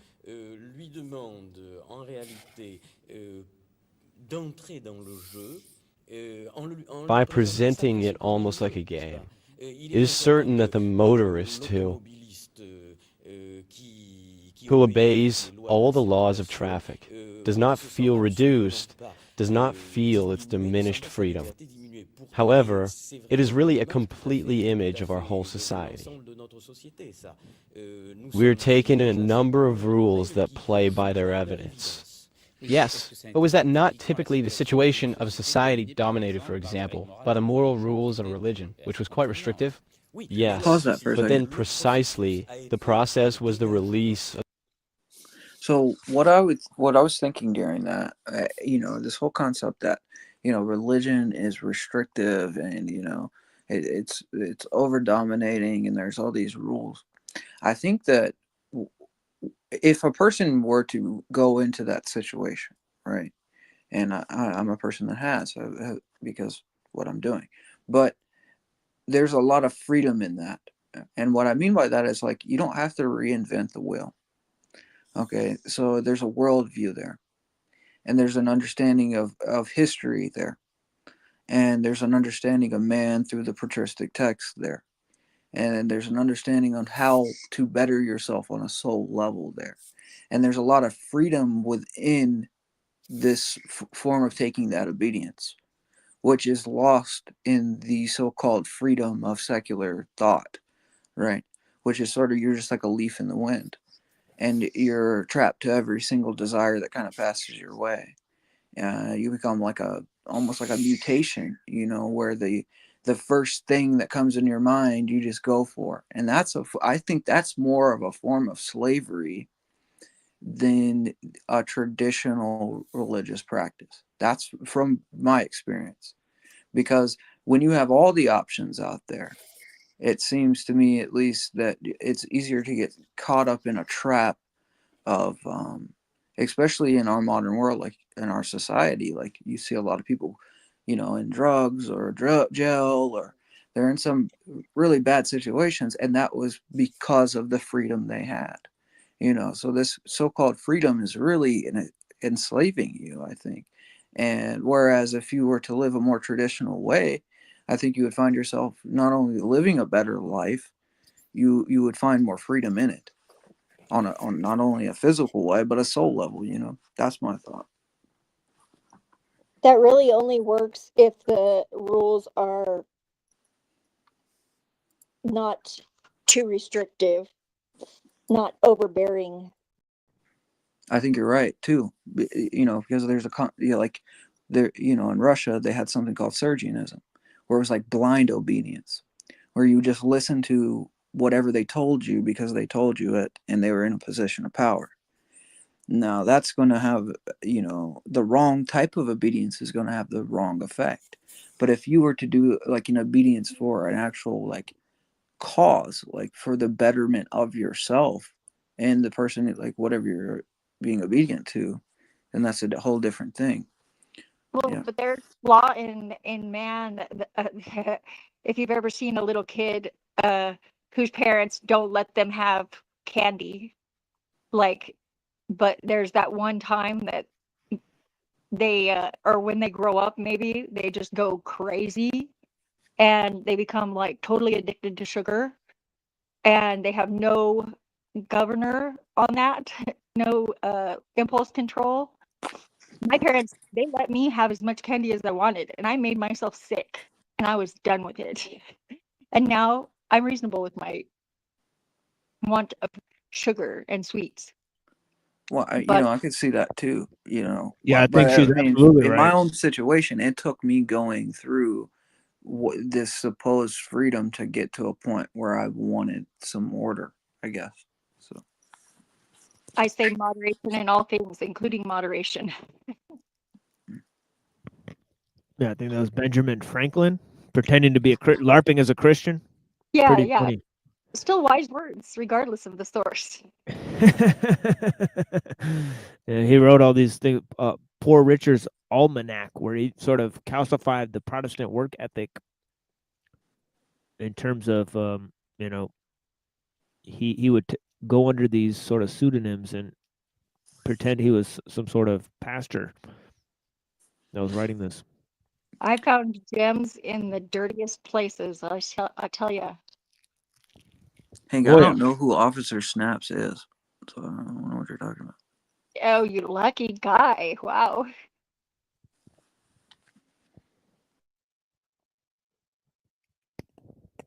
It's one of these sort of clowns on the internet. He doesn't like my jawline. I don't know why. Who cares? Yeah, it's hilarious. Certified pedo pogo. Snail food. I don't know. I heard he was in jail and some trauma occurred, but I don't know anything about it. If you'd like to come up and talk to us about it, though, I'd be willing to listen. I wonder why he put my name next to it. It's like, leave me alone, dude. What? Yeah, we don't need snafu here. Well, anyways, yeah, we already had Party in the U.S. Gay by Illumitami. Illumidummy. So I don't know why that won't open up as a video file.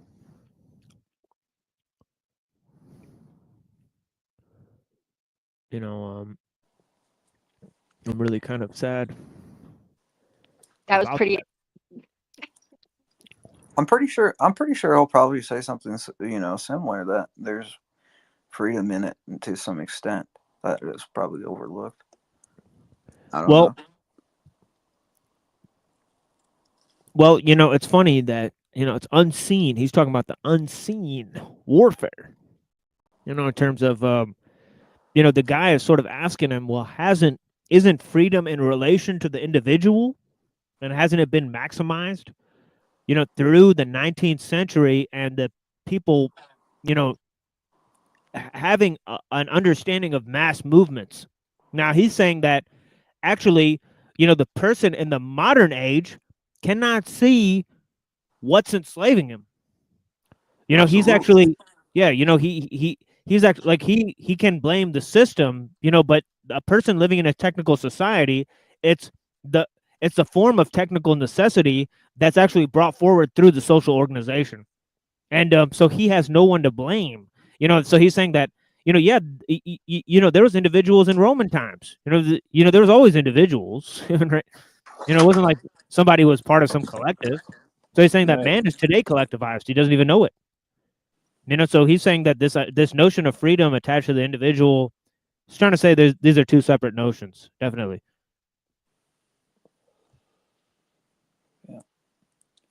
Yes, effort. Yes, seeming and being are different. Yep.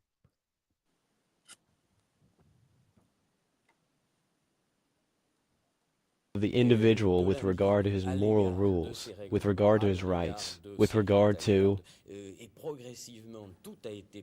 put in discussion and protest, and there is now a very strong species of reintegration of all men by a technician system.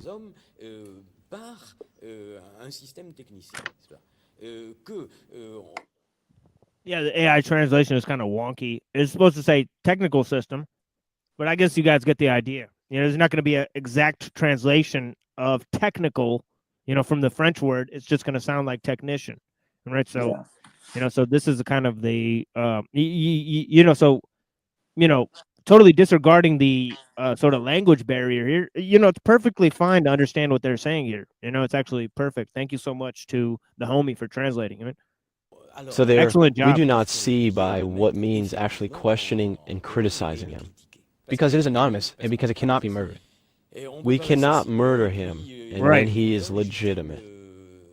Any technical rule, which is essential, any technical imperative is by itself. It is by itself.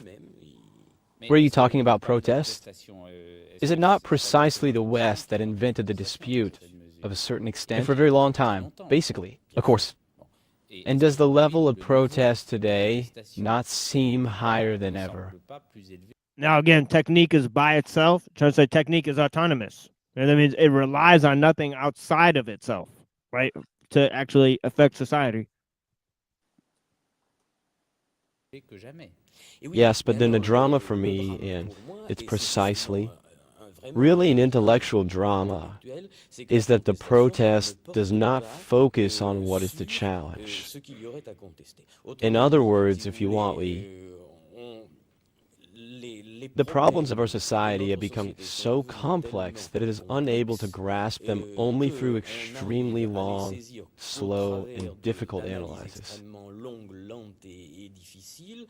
And therefore, what we dispute is next to it. If you want to resume something from a simple image to light up what I just said, the analysis that Marx has of capitalist society is very complicated.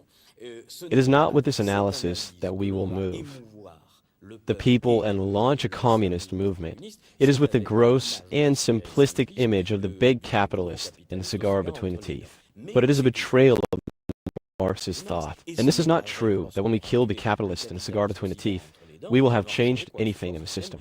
In reality, we'll be bound up to private capitalism, to state capitalism. That's it. We haven't changed anything. Yes, but has it not always been true? To a certain extent.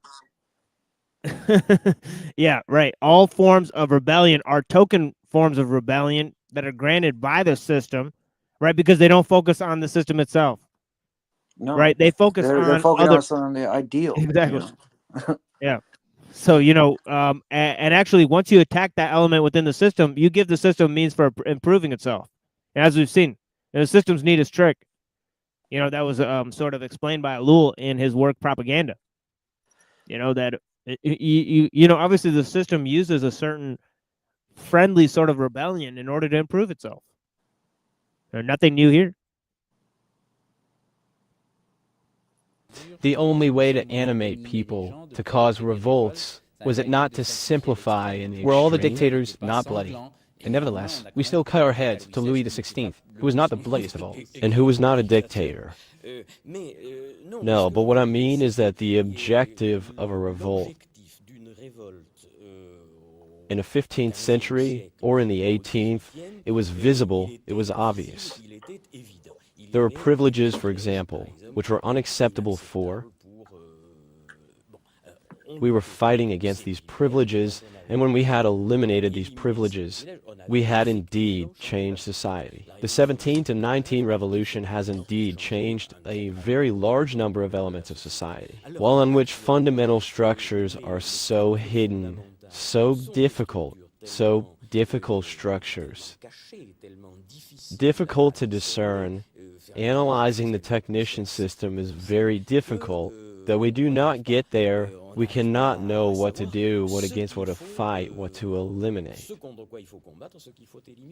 Yes, but people who fight against something, for example, it was the case in May, where there was the will, if only among students, to eliminate a certain number of university structures. It was enough. Finally, it was quite concrete in the name of a general and generous, but concrete idea. Well, they fought against something that seems to you, for example, next to the play. No, so very clearly, for me, 68 represented a moment of awareness, and I would still say who had been prepared by people like the Situationists. A moment of awareness of a certain number of things. It is obvious that the accusation against advertising and the questioning of consumption was strong points, indisputably. But we saw very well that first it absolutely did not reach them. The whole of society, which did not even understand what it was, as we saw later. And on the other hand, the structures of which this was only the appearance remained intact ultimately. Yes, because you say, for example, that the trial against advertising was, it is clear, but basically, advertising is only a manifestation of many other things. It is not by cutting the flower that the root is removed. This is the problem in which we are now engaged in this society. In other words, being a protestodiades is a little useless or a circuit work. Wait, todiades? Did it just create a word? That was a really weird instance. I think so. It actually just said todayadays. All right, instead of nowadays. Right? Yeah. So that was very interesting. I think it's because there's a word in French that sounds more like todayadays, right, than nowadays, right? So they sort of manufactured an English word. But what did he say? He said that protest is basically trivial, right? That's what he was saying, right? Right, because it's a means to improve the system. It doesn't deal with the basic elements in the system. Like the situation is protesting against consumerism. When consumerism is just a natural aspect of technical necessity, right? They don't want to deal with technical necessity on its own terms, but they want to replace some sort of trivial element of it. Right. And see, this is a topic I covered recently on idealism. So, you have all these, I'll give you in a Christian context, like all these supposed Christians going out and protesting things like, the environment or whatever it may be. But what's the goal? This progress, like efficiency, what is it? When if we are Christians, then it should be about our souls and the souls of those other people that we're concerned about. But it's turned into just this form of idealism where it's like, it doesn't matter about the individual soul. It's about how many, the number of people that you help, then it'll be worth something. But That's not Christianity. That's something else, you know. So I mean, we would have the same kind of view that protest is modern protest, at least, is trivial. It's a dead end.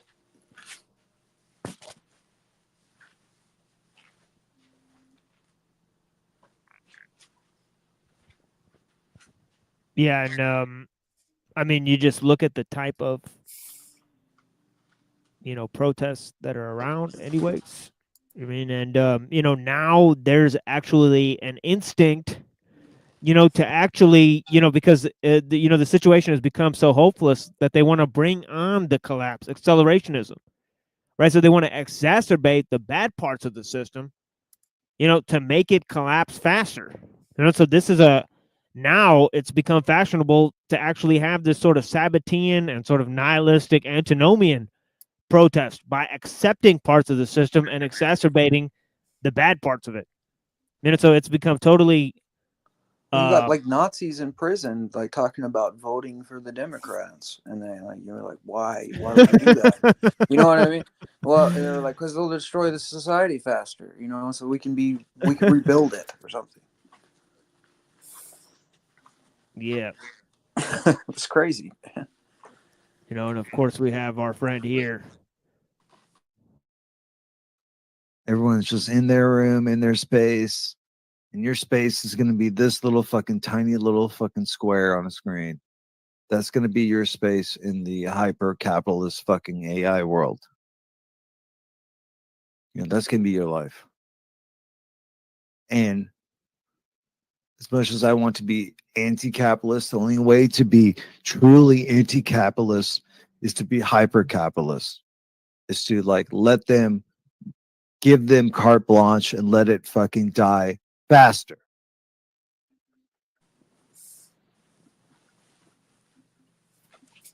Wow. Exactly. So what is that, accelerationist or something? Right. But it goes back further. This is Sabbatean. Libertine. You can't force God's hand. That's all I'm going to say. Oh, yeah. That is a self-fulfilling prophecy or whatnot. Right? Yeah, let's hear a couple more minutes of this, and then we'll move to Christ the Eternal Tao and the Crowley reading there. And take a little musical break here. But exciting reflections from ellul, basically putting into play and piecing together the ideological basis for the present, system. And, we're getting more and more abstract here, as we cover this. And it's a good thing because we're sort of zooming out from his chapter on the character of Technic and sort of seeing the historical basis for those movements. He's going to come back to that also when he discusses Technic and the state. The chapter on the economy is not very long, and then is the chapter on the state. And then lastly, there's a chapter on human techniques where, obviously the completion of the technical state is when, Technic takes man as his object, as he's, explained. But yeah.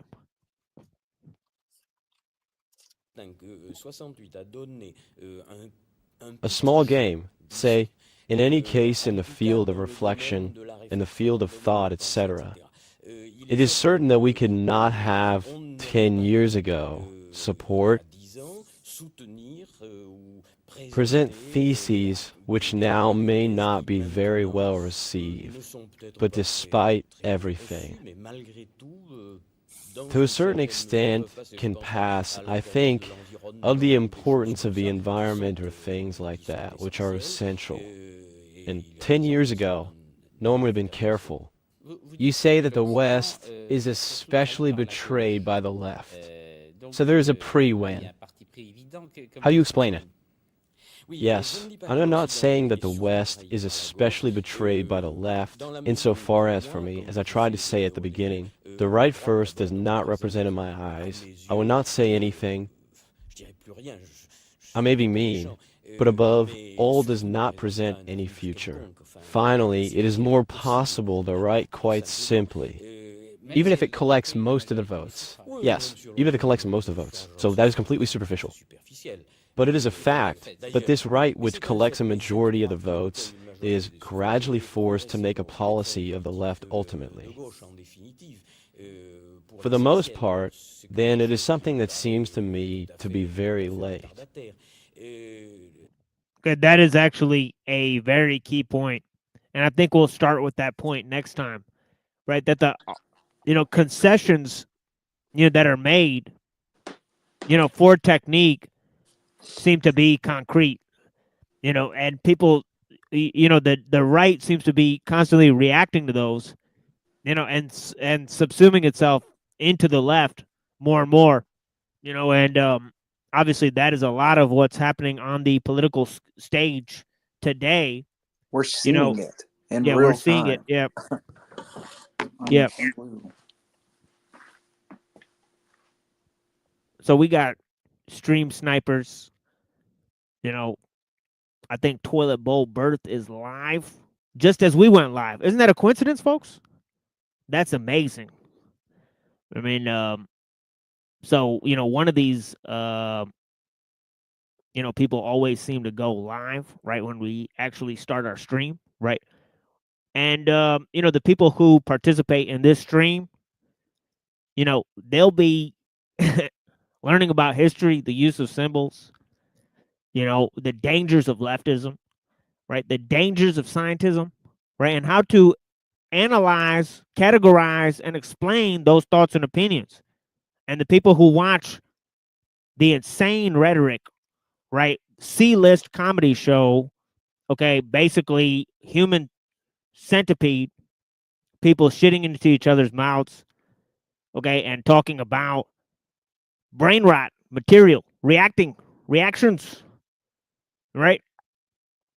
We'll be reflecting here on Saturday and Wednesday about these various ideas, right? You can watch the chitter chatter of the stooges, right, of the internet, right, in their fake C-list comedy show, right, okay, of Illumidummy, Ebitard, Toilet Bowl Birth, the Vanity Machine. Payments from Russia, Yeah, whatever the fuck they're doing. I mean, pushing their Sabbatean rhetoric, or, you could really learn about the anatomy of the deception.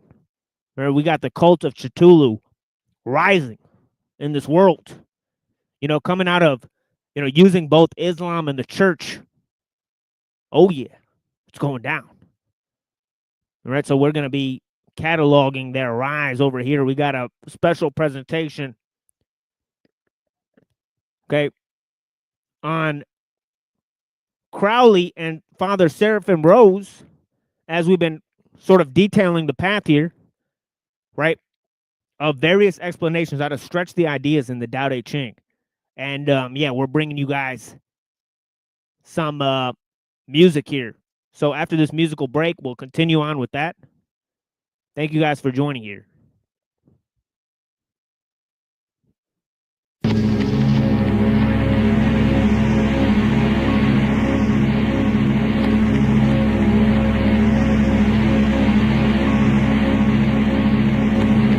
It's spooky Saturday, you know what I'm saying?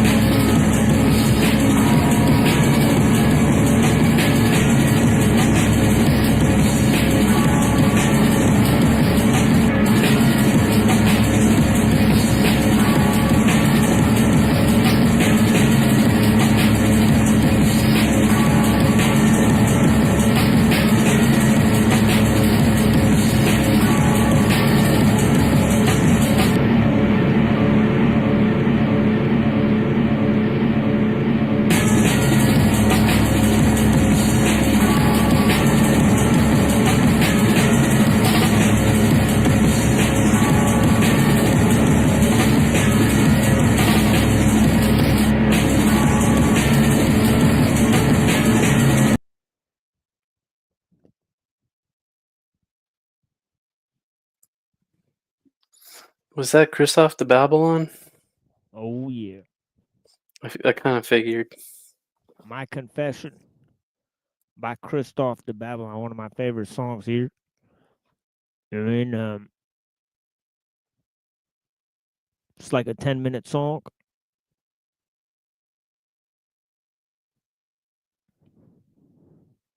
Yeah, blessings to all.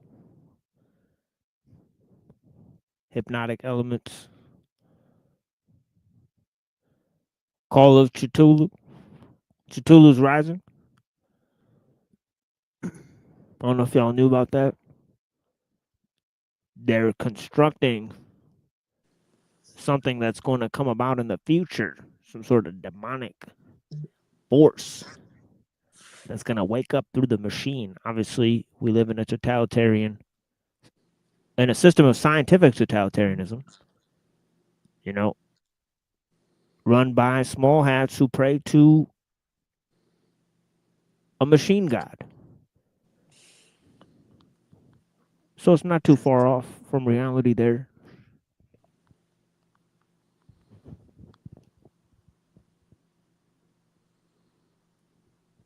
Sadly, a reality most people are not willing to accept. They want to cope and seethe.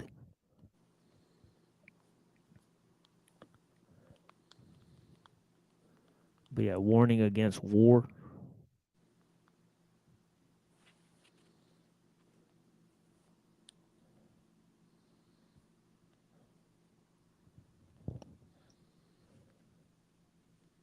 And Seraphim Rose. Let's see what this is. Behold.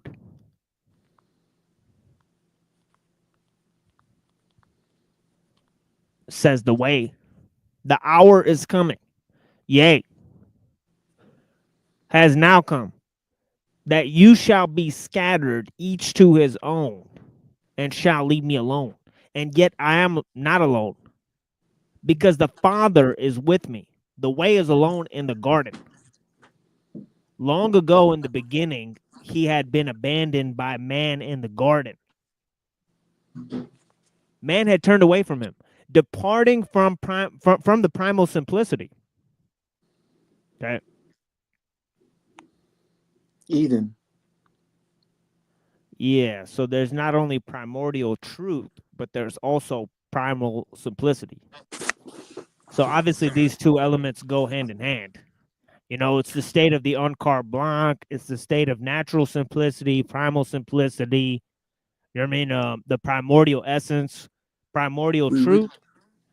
We would call that theosis. So it was the state that Adam and Eve were in before the fall. Right? So nothing dies. Like you step on grass and it doesn't, crumble under your foot or something. Man wouldn't drown, or all the animals are obedient to you.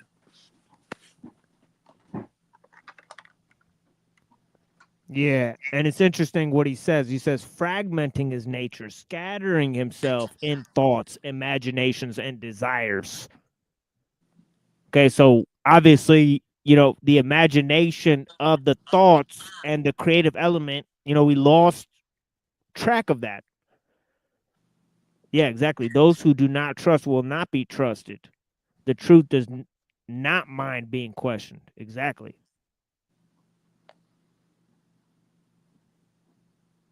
Oh, wait, this isn't even on the screen. What am I doing? I was wondering if you're gonna put it on I'll the screen. throw this up here. Primal simplicity. Fragmenting his nature, scattering himself in thoughts, imaginations, and desires. Well, we've had clear examples of that. Look how man's own imagination, his own creative impulse, his own desires have gone away with him. We're ruled by, boredom and convenience. Being the two mothers of invention. Instead of our necessity was one too, so maybe there's three. Oh yeah, and instead of our primal desire to serve others. And so it says, man had not been willing to stay with him. Okay, so obviously man lost sight of being connected with the oneness. You know, and now in his darkest moment, you know, he weeps in the garden so that his sweat falls to the ground as great drops of blood. Man has abandoned him again, scattering himself, not willing to watch with him 1 hour. As a man, the way was left alone. But as the word, he was never alone. Okay, so that's a deep line right there. That's very important to hash that one out. Yeah, blessings. Go ahead. So what that is, he's talking about the nature of Christ being both divine and human. So the Logos is never alone because he's one with the Father. But the humanity of Christ has been left by man in the Garden of Gethsemane. You know, they've fallen asleep. He tells them, just wait up for 1 hour with me, you know. And Judas has already gone off and, you know, told the Roman guards where he's at. And they're after him, right? So that's the moment, kind of. So it's talking about the two natures of Christ.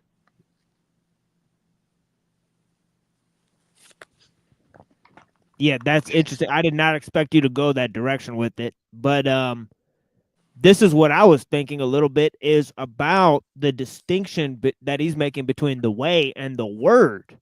You know, because the word was used to create everything, right? So the word is the vessel that was all of creation was basically made through. You know, but the way, once it enters into existence, it only dwells in the place where people reject it, just like water.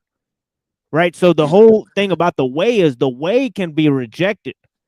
Right. But the word cannot be rejected because everything, you know, and that's what it means, that everything follows the way by virtue of the word, by virtue of being created through the essence of all creation itself. Right. So, you know, so that is more, I think, you know, a little bit of essentially where it's finding the distinction, because the way operates in the world, right? But people don't see it. I mean, right? You know, it's almost imperceptible, you know, but the word is the essence of everything. Yeah. I've been thinking about that in regards to Judas.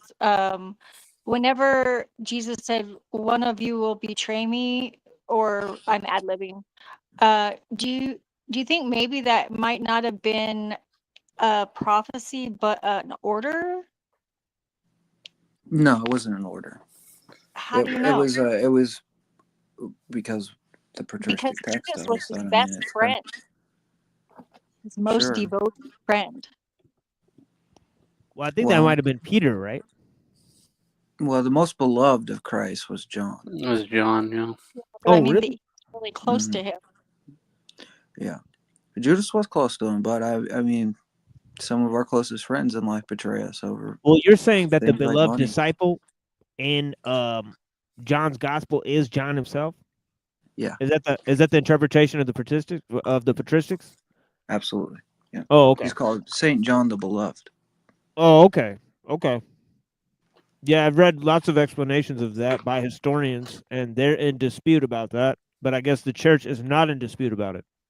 No. So that means that that means John's in the gospel then. Yeah, he's writing it. He wrote 1, 2, and 3, and Revelation. But I mean that they would consider him to be an eyewitness account. Yeah.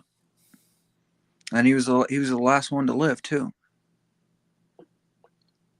And he actually took care of Christ's mother, because at the end, when Christ is on the cross, he says, "Mother, take your son, and son, take your mother." He says that to her. They go and behold. Yeah, behold, right.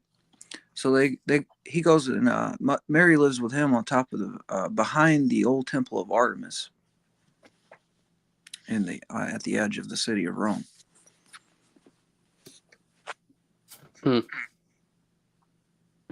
I'm sorry, repeat that one more time about Artemis, please. Say that one more time.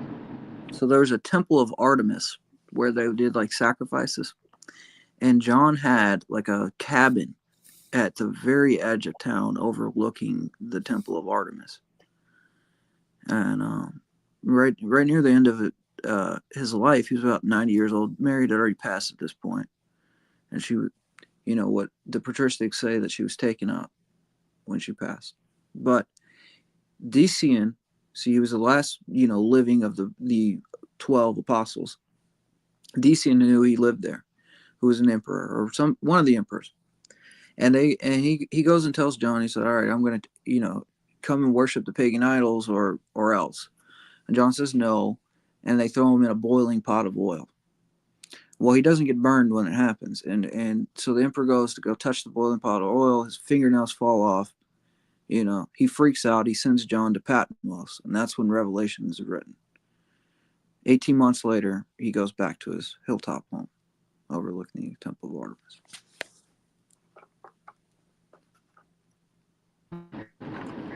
So I just want to tell you the reason why that stands out to me is that I'm sure you're aware to some degree that there has been some syncretistic tendencies to try to draw Mary into, you know what I'm saying, like an Artemis or Diana or these other goddesses. You know what I mean? Right. So I'm sure they do. yeah. So that's the reason I'm not trying to say that I believe that. I'm just saying, like, I think that's why the Catholics put like the 12 stars and all this. I don't know exactly, but there's something going on with that. I'm sure you could interpret something like that way. Like 12 stars could be the apostle, or they could say it's this or that. Because when Christianity came about, there were pagan concepts at that time. Like, for instance, we have the Julian calendar. Well, once the church builds its life on the calendar, it's no longer a pagan calendar. It's a part of the church because we built our life on it. Just as a piece of wood is no longer just a piece of wood when you paint an icon on it. It becomes sanctified through that process. Now, that's something, they would reject, right? But you could take something that could be, I guess, pagan, right? And then, sanctify this thing, and it's no longer a pagan. So let me ask a very esoteric, weird question, and I know Machine's going to get where I'm going with it, and this is not a gotcha. I don't want to throw him off his show, but yeah, all right. But this is the show currently, so okay, all right. It's Christ the Eternal Tao, so it is what it is. All right. So here's my question: like when you say like the transformative nature, sanctifying something, or theosis, or this or that, and I'm gonna have to rely on someone like Machine to help me with this argument. But what would you say to somebody who said, well, isn't that what Heraclitus said and becoming or Aristotelian? Well, did they say that that Christ was the incarnate Word of God, and walked in flesh, and Well, I think, as far as I've heard, now the trick would be in sharing in the Holy Spirit, right? Because if you gain theosis, you may share in the Holy Spirit, right? But you wouldn't necessarily share in the essence of Christ. That's obviously a divine essence that nobody would share in.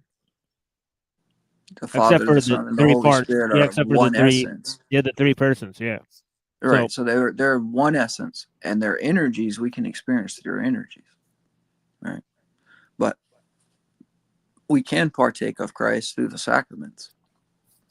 And how would you discern between the three essences via their energies, or could you? They're one, and there are three hypostasis, but as in persons, but one essence. Well, I guess like how would you ascribe energies to one of the three, or would you, or does it? You wouldn't ascribe energies to one of the three because they're one essence. Their energies are their energy. So it's what I'm saying is like grace is something that comes from the essence that we can experience, right? So, but it basically, would what be you're saying, distinguished if you did it that way. It'd be separating the Trinity, that would be a mutilation of the essence. right? It's and so I guess what I'm saying is like, what in the transformative way that you're talking about, if you take a piece of wood and paint the icon on it, or you sanctify the ground, or sanctify yourself, or pray for someone, or bless something, what you're saying that it changes the essence of that thing in some sense, or or is it more of and I'm not sure exactly where I'm going with it, but it reminds me of becoming, or essence versus like Aristotle obviously viewed it differently than Plato. So and again, I'm not saying that it's one to one the same. I'm just trying to get a sense from a the right lingo to describe the official Christian position on these on Well, I this kind of wouldn't concept. interpret it through Aristotle or Plato. I would go to like somebody like Saint Gregory Palamas, who makes a distinction between essence and energies, and I would say that the wood is no longer just a piece of wood. When we paint the icon on it, it becomes a window to heaven. And it's not that the icon itself is imparting grace, it's God imparting grace, right? Through the process of what's been done to it, right? So it's like it's Right. only because now you've invited more in a simplistic way. You're saying you've invited God to imbue a window to heaven It's a for us. synergy, right, between God and man. The artist, in his painting the icon, is venerating God, the saint.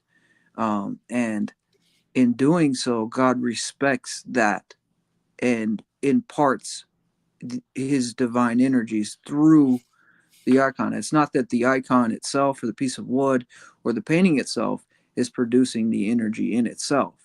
It's that God is imparting grace for this act.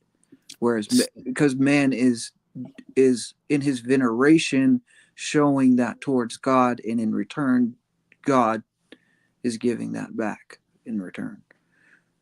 It's a synergy, between God and man. It's not an essence change, in other words. Right. I mean, it's still it. We could say it, but this is a different whole thing with the mystery of, like, let's say, the body and the blood, right? It really is the body and blood of Christ. Now, in what way, I can't tell you. That's a mystery, right? And people would say, well, okay, well, what do you mean? Well, it really truly is the body and blood of Christ through that process. It's the consubstantiation. Well, that's what Catholicism, the Roman Catholics say. And maybe the term is used sometimes in Orthodox context in, like, the Western Rite, but it doesn't mean the same thing as the Catholics, because what they were trying to do was explain what's happening in the mystery to the Protestants, right, by using the term. But that's not, we really don't know that's what's happening or not. It's we've always just said it's a mystery. We know that it's truly the body and blood of Christ. But how does that transformation happen? We don't know. Machine, earlier you said we're kind of ruled by boredom, and what was the other thing?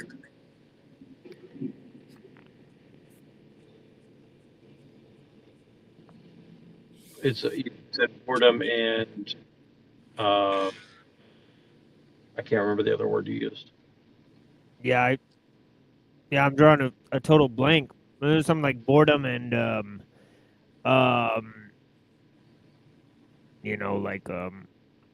yeah, I have no idea. Because she said necessity. So Mediocrity. Yeah, I think it was something about mediocrity and convenience, boredom and convenience. Boredom and convenience. That's it. I think that was it. I think it was boredom and convenience, because I got I was drawing from that song by Deep Puddle Dynamics. Mother of Invention. That's right.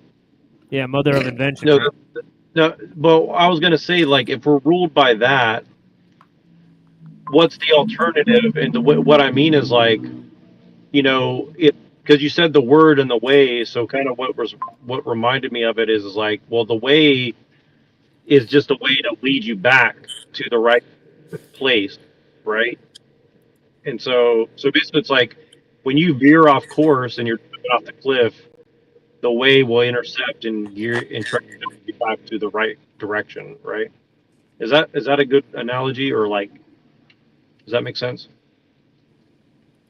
That's that little dog barking at the fool's feet on the tarot card of the fool. The way I understand this is that the logos is Christ, and Christ is the way, the truth, and the life. It's one and the same. It's like, well, that's where the word comes in, eternal here. Because eternal is a model that is contrary to progress, right? So if it's not progress, then what is it, right? So we need an alternative about how to look at time, right? And it can't be, the world. So if you're interpreting the logos meaning, in time, space and all this other things, it's like, I guess you could see it that way, right? But if the logos is in eternally what has created all, it's not the creation itself.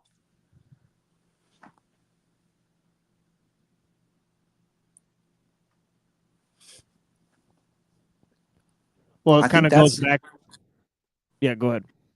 I think that's the misinterpretation when we have like people like Lao Tzu or something when he talks about the Tao, because he's like saying the logo, the Tao, symmetry, proportion, the adaptation of one thing to the other, and he doesn't really say whether it's a part of the creation or not. He doesn't really make that distinction.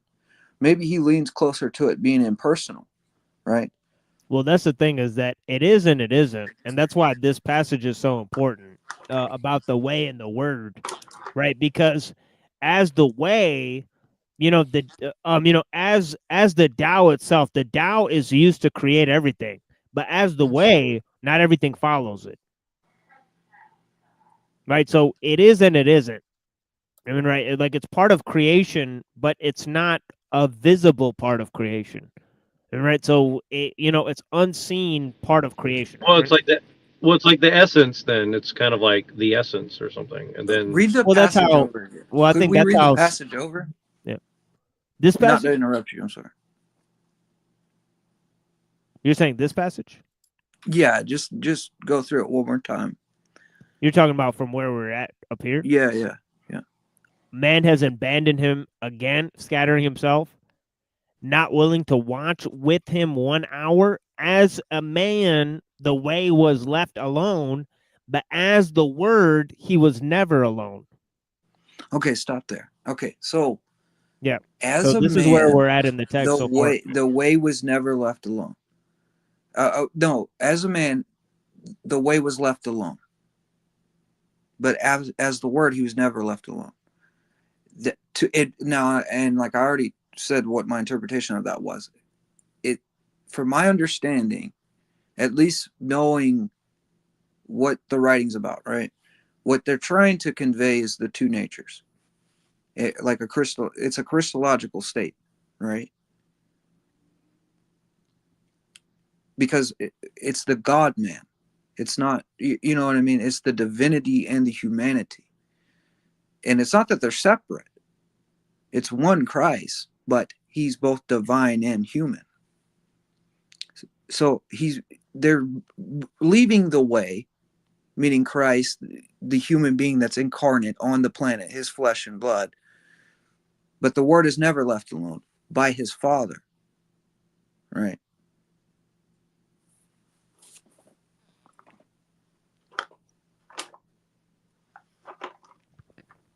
All right. So I think we've beat that horse to death. Let's move on to the next few lines here. And then we'll move to the other text. And please feel free to respond to the sort of satanic elements in the other text, and feel free to participate from the audience. I will pin the link. I'm sorry that I haven't pinned the link yet, but we will be pinning the link here. And as this is a realization, of, as Unseen said it quite eloquently, the various natures, right, that could be contained within the same essence, right? There's also the idea of mastery of self within the Crowleyan translation. So he says here, dwelling eternally with the mind and the breath. Okay. And of course, the breath of God and the mind is also seen as the Father here in this whole schema here, right? The mind and the word is how he's came to, explain the Father and the Son, the relationship between the Father and the Son here. And he says he willed to be alone as a man so that man would no longer be alone. He willed to stand watch as a man so that man who preferred to sleep would at last awaken. Okay, and obviously man is asleep because he doesn't realize the nature.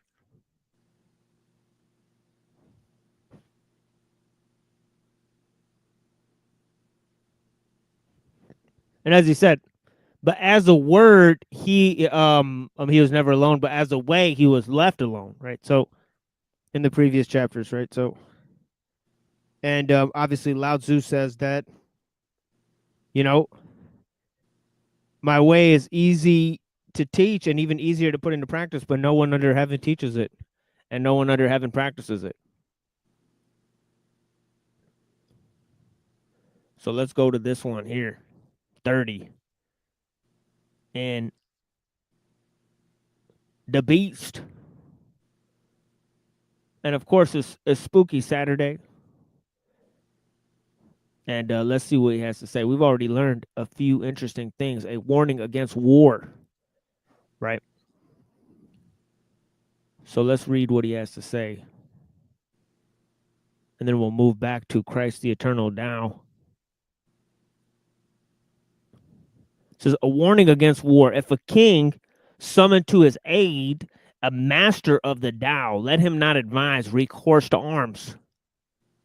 Such action certainly bringeth the corresponding reaction. When armies, where armies are weeds, bad harvests follow great hosts.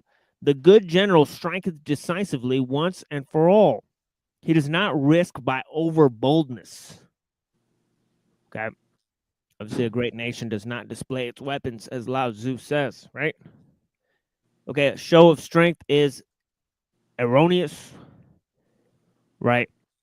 And force is not power,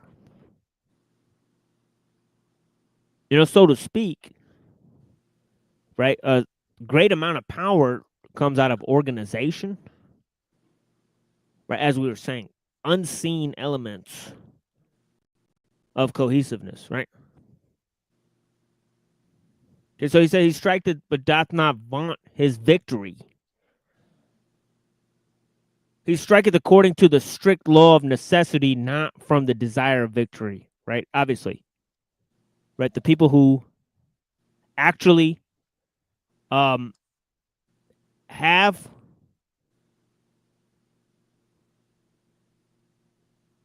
skill and are able to perform, right? They only perform against their equals, right? They never perform to show what they can accomplish by beating the opponent, right? Okay, somebody who's a debate master is not going to be debating whores on the whatever channel, right? This is actually true. Right? They're going to be finding the best opponent to debate, right? They're not going to be displaying their victory among these small potatoes. Right? The sneak diss is crazy, dude. This is a prime example that's laying around. Legend holds that a woman of ill repute may be the best debater.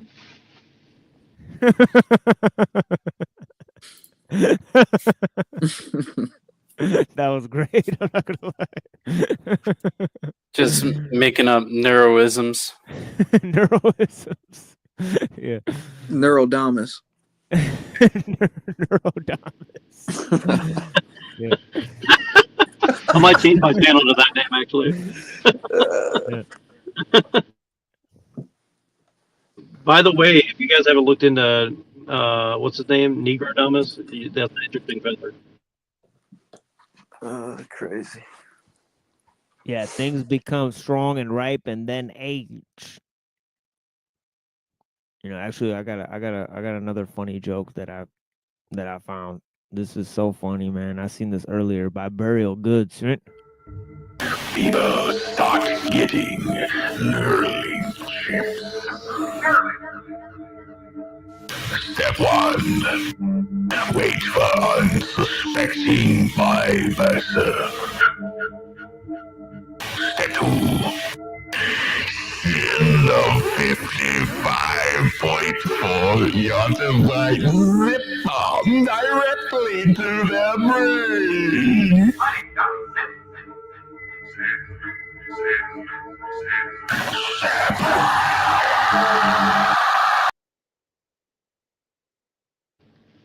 Wow, that's like very Johnny Mnemonic there. I like that.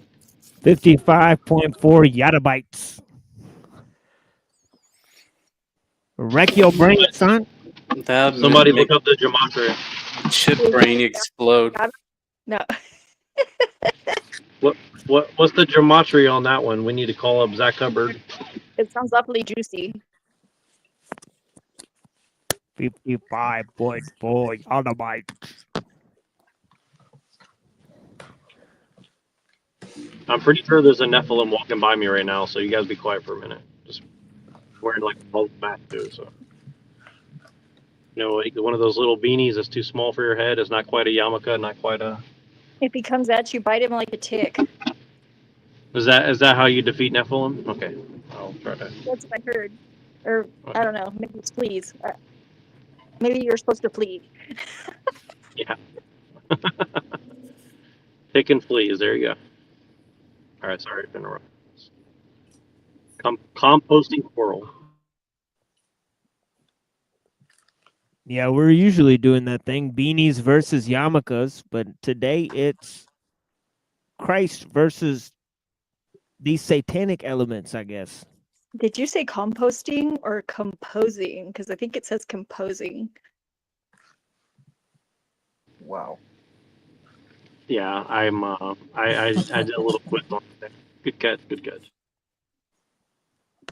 He's not known for reading stuff. I went to the Derek Zoolander school for kids who can't read good. Composing. Yeah, so notice on the line of compost, this is exactly what the Tao is doing in the Crowleyan translation. It's just recycling things, right? So things become strong, ripe, then age. This is discord with the Tao.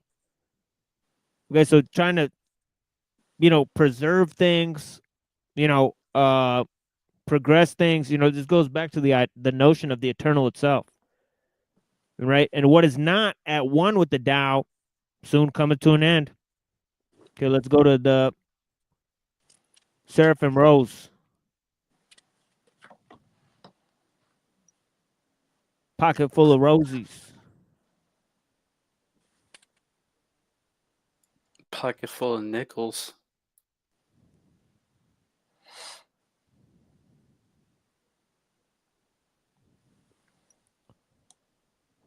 So he goes on to say, and he's kind of going through the tale there, right, from the beginning to the end there, right, and describing all the elements in the story, in the teachings, in the passion, in the origination of the universe, all of the key elements there, right, and describing the nature of, essentially the eternal nature of the Tao and all those elements, right?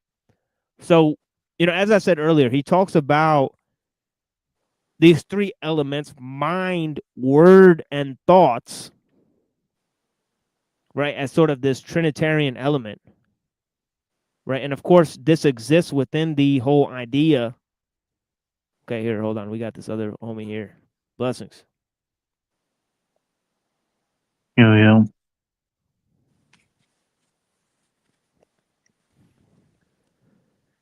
Yeah, within the idea of the vessel, right? There's the great mother, right, which he has described, okay, as a Mother Mary,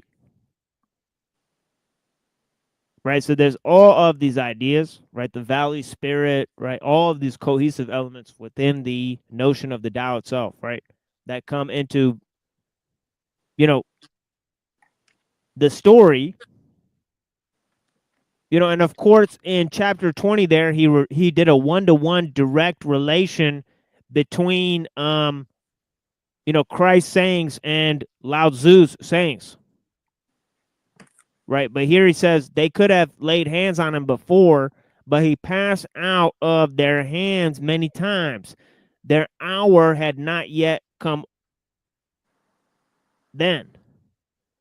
But now the hour has come. It has come. The power of darkness, the time has been fulfilled. The work has been accomplished. And now the mind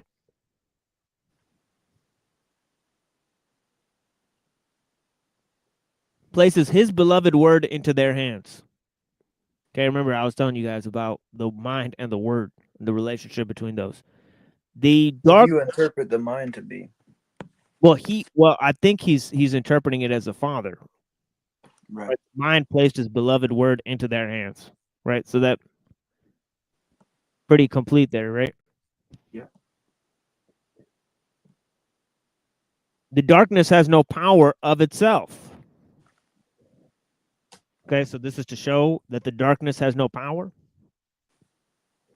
Okay, except it is given by the Father of the Word. See, there it is. Anyways, the Father of the Word, right? To actually explain what I'm saying there, right? Now, this is something interesting too. The darkness has no power unless he allows it, right? And it's like, what does that mean? And in the same sense, darkness has no power over us unless we allow it.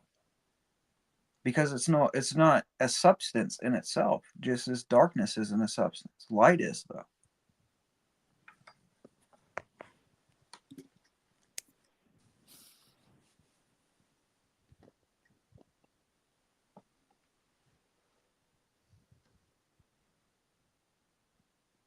And now there's this whole idea of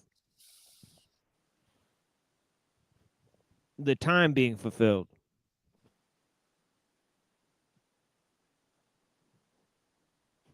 Now we know that, you know, there's a lots of allusions to this in the Tao Te Ching.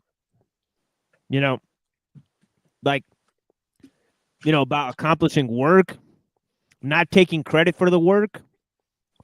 Okay, reclining when the work is done. Right, and the whole idea of choosing simplistic means to accomplish the work itself.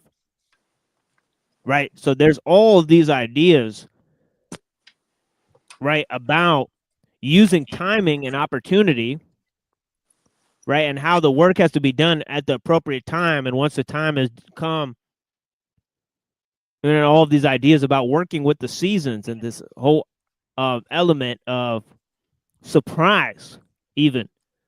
Right, so there's all of these ideas that seem to line up with this concept, right, in the Tao Te Ching. So he's saying the work has been accomplished. You know, and now the mind places his beloved word into their hands. The darkness has no power of itself except it being given the power by the word in his own time. That out of the most horrible event in history, the murder of the creator of life, might come forth the greatest event, the rising of the destroyer of death. Okay, so out of the lowest elements, you know, God seems to accomplish the highest task. There's another concept of using natural simplicity, simplification of means, as I've stated.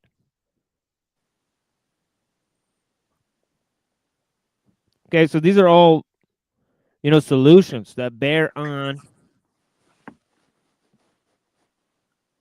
the false way of thinking.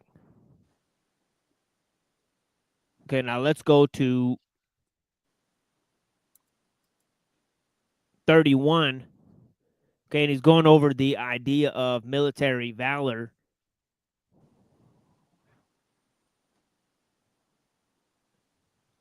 And of course, Lao Tzu says, fighting, directly fighting, is actually not efficient, right? You don't want to directly fight, right? No fight, no blame, right?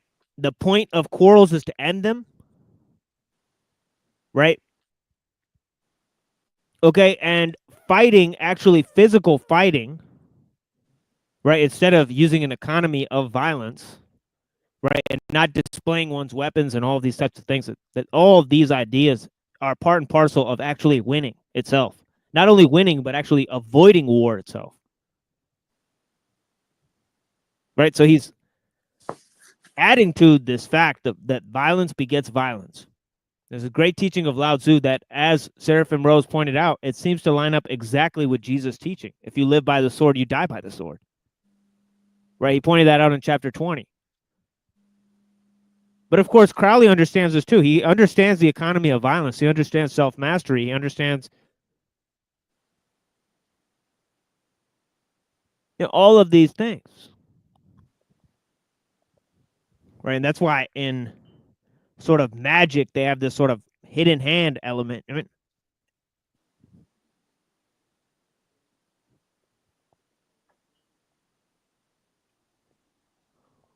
Anyways, let me open this up. I've explained it enough. I'm just going to read it now.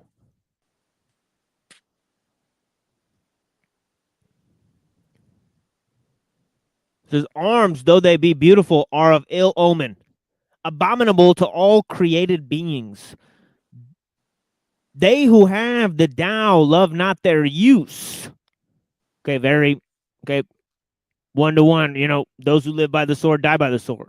Violence begets violence. The place of honor is on the right in wartime. So thinketh the man of distinction. Sharp weapons are ill-omened, unworthy of such a man. He useth them only in necessity. He valueth peace and ease, desireth not violence of victory. To desire violence is to desire the death of men, and to desire what is to fail to propitiate the people. At feast, the left hand is at the high seat, at funerals, the right. The second in command of the army leadeth the left wing, the commander-in-chief the right wing. It is as if the battle were a rite of mourning. He that hath slain the most men should weep for them most bitterly. So then the place of the victor is assigned to him with the philosophical propriety.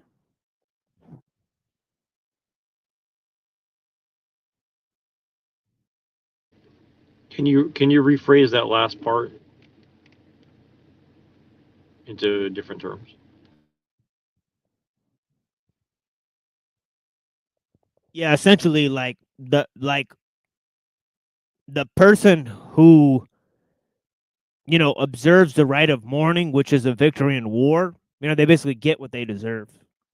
Right. Right.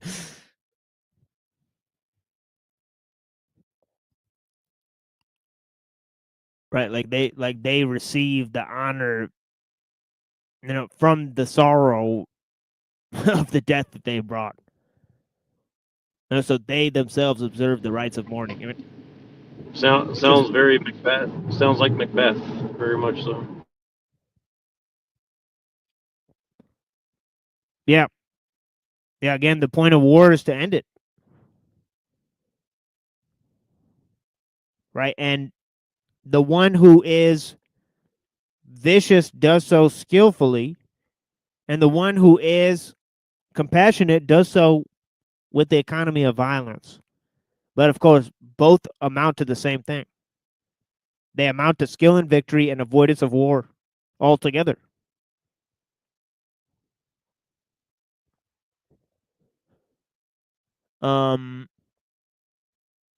Let's move back to the Rose Bowl. Now, this is staggering. These are staggering passages here, right? Okay, he says, he became an outlaw. Oh wait, were you gonna say something, Unseen? No. Oh. It says he became an outlaw in order to restore the law. Okay, that's a staggering passage right there, right? Yeah. Obviously, Jesus came to fulfill the law, right? And of course, he had to point out that the Jews were not following it and even misapplying it. Yeah, so to them he's an outlaw, it's like to they'd ask him questions like why are you doing this on a Sunday? And he's like, well, wouldn't you pull your your goat out of a well on Sunday, or something? Why shouldn't I help this person? See, there were two, like they went by the letter, but they didn't go by the spirit of it. Well, you know what it reminds me of? It reminds me a lot of these movies that I've been contemplating and trying to do a review on eventually, like a Tom Cruise or the Mel Brooks movies or something. It's like they always try to portray the hero slash anti-hero as like the outlaw that breaks the law to bring back the law and all this. And it all seems like a weird, like inverted Jesus narrative, you know what I mean? And probably not an accident. Yeah. Of like, glorifying being the outlaw, but it's, you know what I mean, like glorifying violence and all this stuff. So. Right. Well, there's in like the Death to the World magazine, it's like the last true rebellion, and it's not a rebellion in the sense of a revolution. It's a rebellion against the secular world, against the the idealistic world around us, desire and all these other things, and the letter of the law. It's like man wasn't created for the law was created for man, and oh yeah, that's a perfect passage about the Sabbath. Yeah, I mentioned that before. Mm-hmm. I was actually blown away by that line. Yeah. Yeah, I was blown away when I was actually reading the Gospels for the first time. I mean, and it's heavy. Yeah, it's heavy, and it's almost like about technique, right? Like made for man. I mean, like, what do you mean? I mean, man was made to follow these rituals. Right. And right? what do the rituals do? The technique of them, gets in the way of the spirit behind them. It just becomes you're washing the outside of the glass, but the inside's filthy. And that's what we do as people. You look all around us. I mean, that's what we're doing. Well, we care about the selfies and how our external image is, but inside we're ugly. That's what society's become, nihilistic. It's the same critique. Yeah, and I started to think of, instead of having a negative approach to prayer, of this solemn, sort of convoluted understanding that you're coming into this holiness. No, it's that you're raising up your own spirit, to match the vibration of what's already there. It's like you're getting points. Right earlier, I mean, like you're getting like holy points, a fucking video game or some shit. Where it's actually you're building up. Sound is vibration.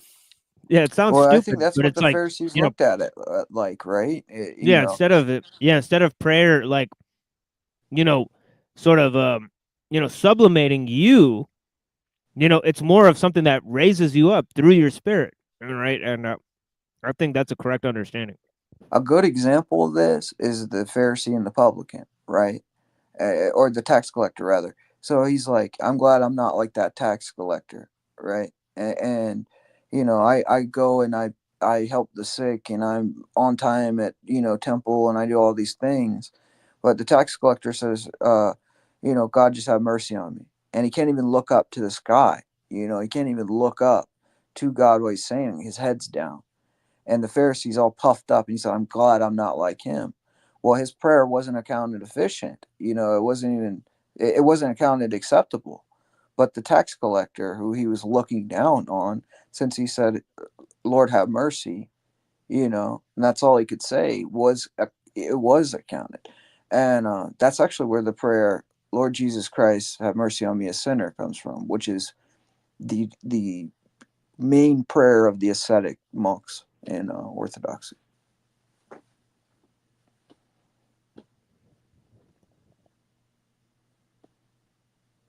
Yeah, interesting. And you know, it goes on to say that he took the sentence of death in order to abolish the sentence of death. Now, it's interesting that in Paul, the whole notion of death and the law are intricately linked. You know, as he says, the law was given on behalf of transgressions, and also sin entered into the world as death entered into the world. So, if you guys aren't familiar with Christian, you know, ideas in Romans and about sin and grace and all the ideas about the law, and you know, it's really a fascinating read. It almost reads like a philosophical text or like a legal document, or combining the two into one, like, you know, idea. And you know, if you think that Hegel is a master of dialectical thought, wait till you see St. Paul. He's insanely intelligent as I've said, you know, in terms of flesh and spirit, and you know, trying to delineate these conceptions, not in a way that, you know, as I've said, you know, I entirely understand, right? But obviously, you know, it's one that goes through a lot of understandings of a complex dialectic between the material and the immaterial as well. If you could actually get down to this idea of spirit bodies, I think it's a very, very interesting idea about the resurrection. You know, and I think how the resurrection goes into this idea of sin is very interesting as well. Right. So But here's something interesting. So, you know, as we know, like, all right, in the Gospels, it tells us that Christ resurrected, right? And so he dies, he resurrects, and in his resurrected body, he's able to go through walls. He's able, you know, almost to seem to be able to change his form. It's like it's not quite the same. You know, it's like a step above the bodies that Adam and Eve have.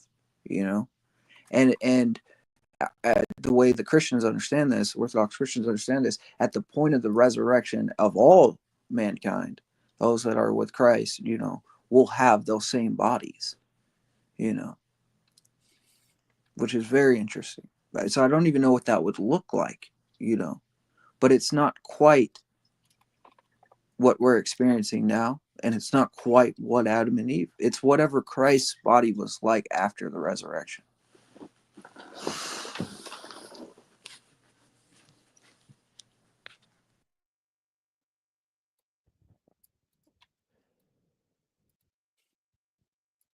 yes, correctamundo. And then it says here, well, it goes on to say, those who condemned him according to the law were themselves condemned by the law. For the only law he gave was love, and that love condemned them. They were judged by love, and he who is love and is therefore judged was judged by them as a transgressor of their transgression.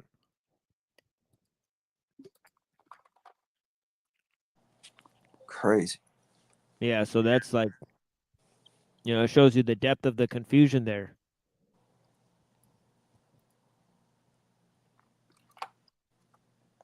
Right. And he's like, you know, on the cross, he says, forgive them, Father, for they know not what they do. And because they're confused, you know, because all they've ever been taught is that whatever Christ is doing is a transgressions against the law. And all he's trying to teach them is that the law is love, you know, and you look what you're doing, you know. You've crucified God in the flesh. Like that, in that moment, like it's so paradoxical and unreal, really. It's like a mirror or something.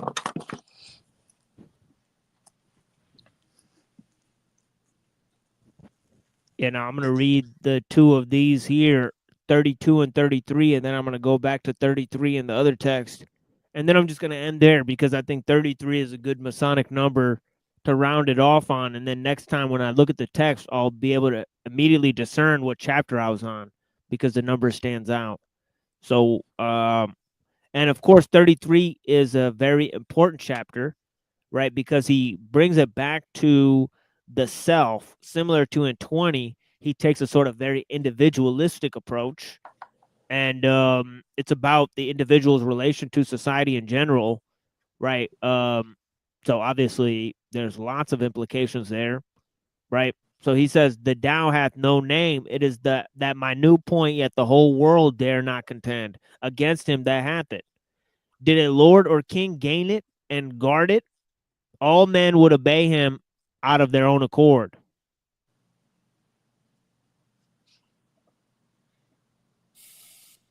Heaven and earth combining under its spell shed forth dew, extending throughout all things of its own accord without man's interference. Tao in its phase of action hath a name. Then men can comprehend it. When they can do this, there is no more risk of wrong or ill success, as the great rivers and the oceans are to the valley stream, so is the Tao to the whole universe.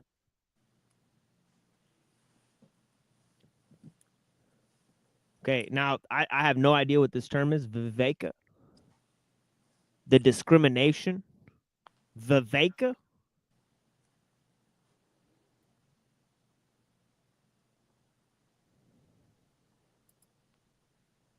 Okay, let me actually look that up real quick.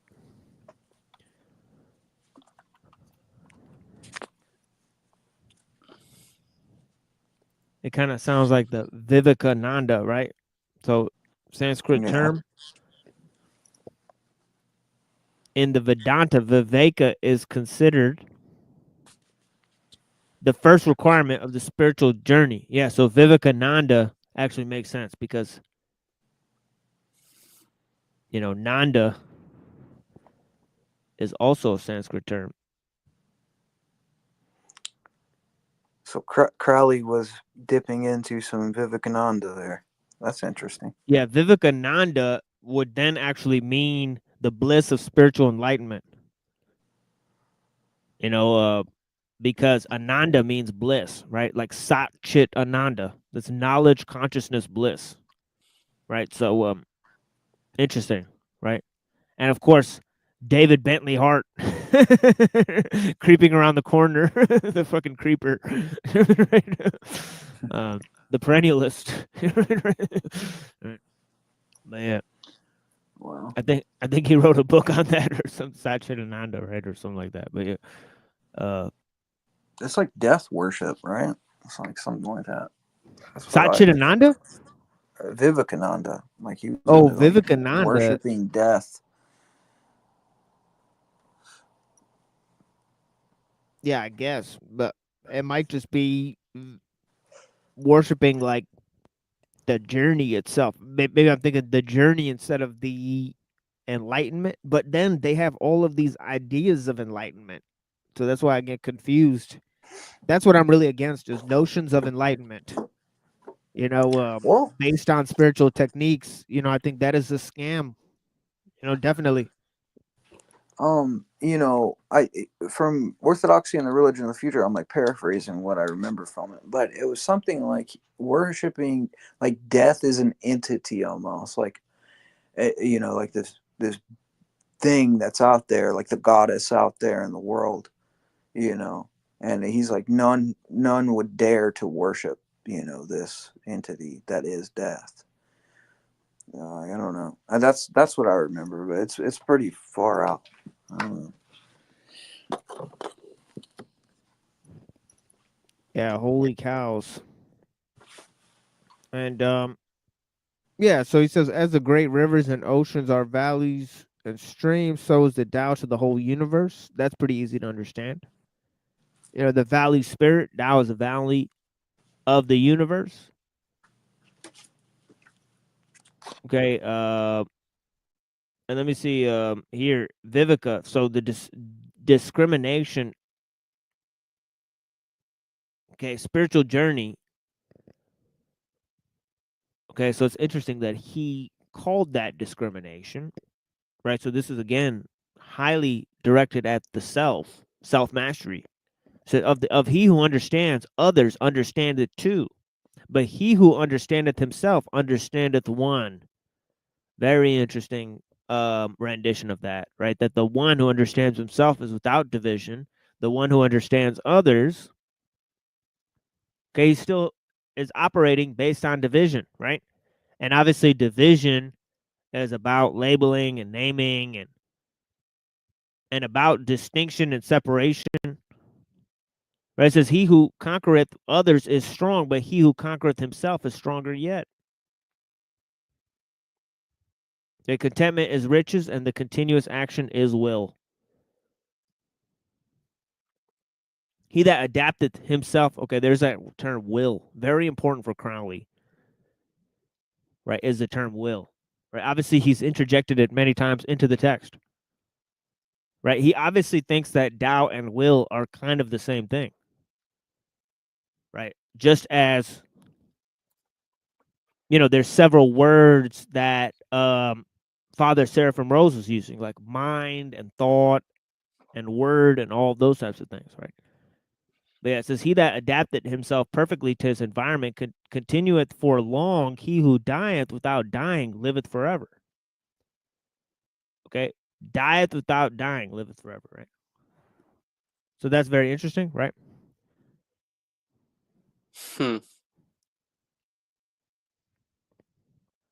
No. As in the Jane English translation says, to die but not to perish is to be eternally present. But yeah, let's move to. I wonder how what he means though. You know, what kind of death is he talking about? You know, is it a death to restriction?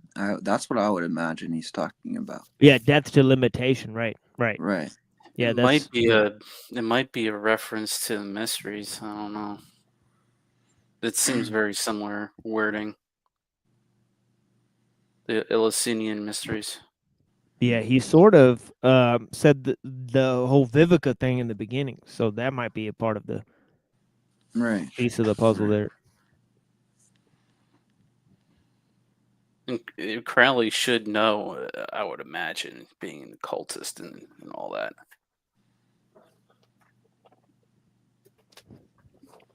Yeah, we've taken a sort of extended look at this, and we'll return on Tuesday. Okay, with more of this, more of these readings, right? I think I'll reserve Tuesday for just reading, these two translations. We'll do an hour of each, and we'll focus on each text on its own. Then we won't go back and forth between them, and see how much of it we can cover, and see if we can maybe get to chapter 42 there. Right, that might be the move. So basically, we'll do that on Tuesday. Today, we're going to read this chapter 33, as I said, and then we're going to move to some music and then go back to why the future doesn't need us. And there I'll give a series of presentations to round off this week of reflections on transhumanism, and the other things we'll bring back, obviously some of Ellul's ideas when they seem appropriate, and all of that. So I have a series of things to present there, and then I have a good number of important segments that we recorded, right, that I don't think too many people paid attention to. We're establishing sort of a loose conglomerate of people that we can work with online. So far, none of the channels are really that popular, right? But that's really up to you guys, right? I guess I don't really say it that much. I don't really promote my own material, but people can appreciate the level of discussion here, right? Then I guess you can spread it around a little bit, right? Because we're not having that much traction. Of course, lots of people like to gatekeep content with their friends. Say this is my show, my special underground show. I know the feeling, but the more people that participate in this, the more, really, I'm gonna feel,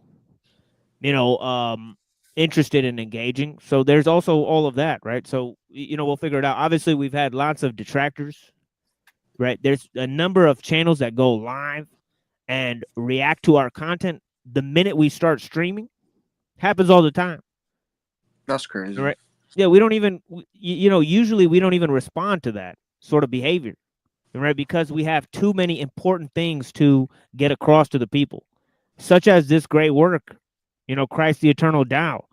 So we just refuse to get dragged through the lower level elements, right? But we will be attacking, giving several attacks on all sides, no matter who's involved. Right? So we are going to be taking a critical look at different people, right, and their channels. We're not afraid to take a look at their content and see what they've been up to. Okay, and see if it's of any value to anyone. Okay. Yeah, same shit, different day. Cute little puppy dog.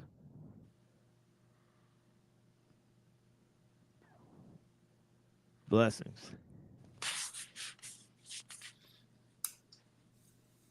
Yeah, we've had this dog on 2 episodes now. He's adorable. He's getting bigger. I think he's going to be a Chihuahua, though. He's a half Chihuahua Husky. Cross. Yeah, it's good stuff. So, yeah, chapter 33 here. Now, remember, the ancient sage is Lao Tzu, and the prophet is referring to Jesus. Pretty sure.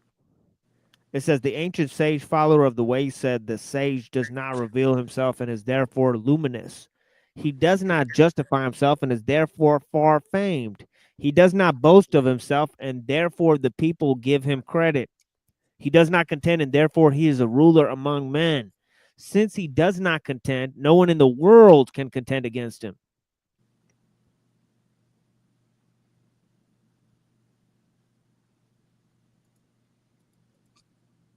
The way when brought before his accusers did not reveal himself, did not justify or boast of himself, nor did he contend. If my kingdom were of this world, he said, then would my servants fight? That I should not be delivered up. And now is my kingdom not from hence. When brought before the judge whose sentence was death, he who gives life to all things was silent. When asked what he knew, he, the omniscient one, was silent. When asked what is truth, he who is himself the truth, was silent. When told by the judge, do you not hear how many things they testify against you? He who is the eternal word answered never a word. Okay, obviously you see that word here is capitalized and this word here is not capitalized, so they're different concepts. Nailed through his hands and feet, he did not murmur. Pierced in the side, he did not murmur. Abandoned by all on earth, he called only his Father in heaven. The way of heaven, said the ancient sage, does not show greatness and is therefore truly great.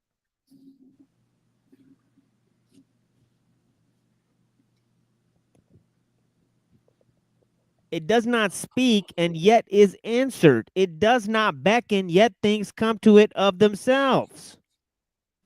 It does not contend, and yet it overcomes. The way of heaven, when about to submit himself meekly unto death, said, in the world you shall have tribulation, but be of good cheer. I have overcome the world.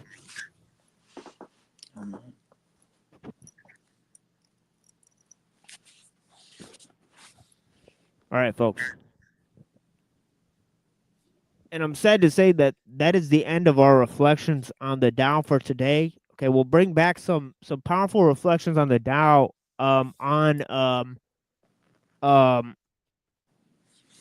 Tuesday, as I said, and then we'll have a better transition, right? But now we're going to just the Moloch of the machine. So I have no good transition here. That is like some type of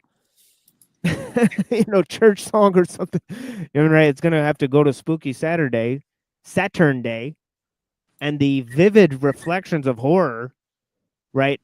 From both Bill Joy and I actually want to reflect on the movie Transcendence.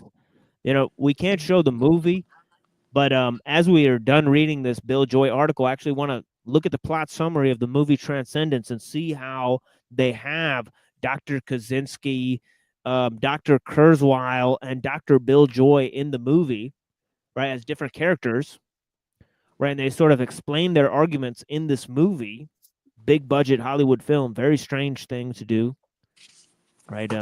In a movie, and of course, Optics are high. yeah, and of course, the prevailing concept is Kurzweil's ideas of transhumanism in the movie, supported by figures such as Elon Musk in the movie. And of course, I even told people like Infinite Plane Society about this, in his chat, and he was actually surprised. He said, I didn't know that Elon Musk was in the movie Transcendence. Oh, yeah. Very strange. I mean, but yeah, here is some spooky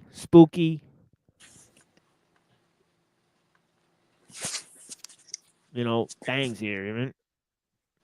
And So do you this is think Amber Heard was like dating what what was going on with that there? well, I think they're a part of some type that they're swingers. Right? This is why this Yeah. guy sort of in vitro nutted inside of a bunch of ladies and then didn't take care of the kids.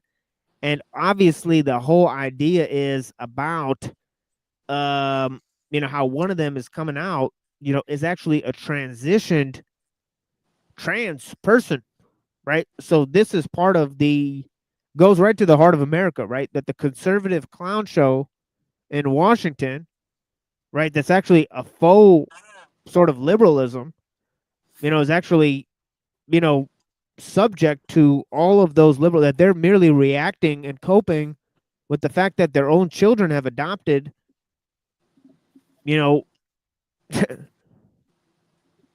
these types of ideas. All right. So, it seems like he's failed in his home, to say the very least. Yeah, I've seen a video of his kid that was pretty disturbing. His son.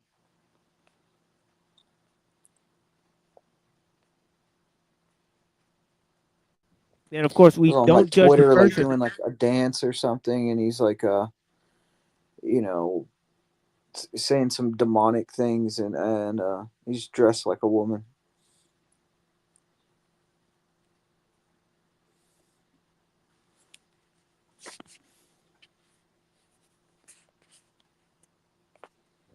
Yeah, it seems like quite a disparity between the conservative ideals and that sort of behavior. I mean, but we'll leave that to those supporters, these sort of Zionist cucks, around the internet, that, we've been exposing here, to go and figure out why they're shills, right? For obvious liberals who are saying that, that Tesla supports gay rights and all this stuff and tweeting that stuff just, before they had a political career. And then they totally switched and changed and said, oh, they're against the trans and all this stuff. And they're so scared that they have a trans son or whatever it might be, right? But, obviously just a show. Just for show, folks. Yeah, made by Machine Bob. FedLink grifter, Zionist supporter, Android Wilson. We're calling him Android Wilson. It's kind of like George Droid.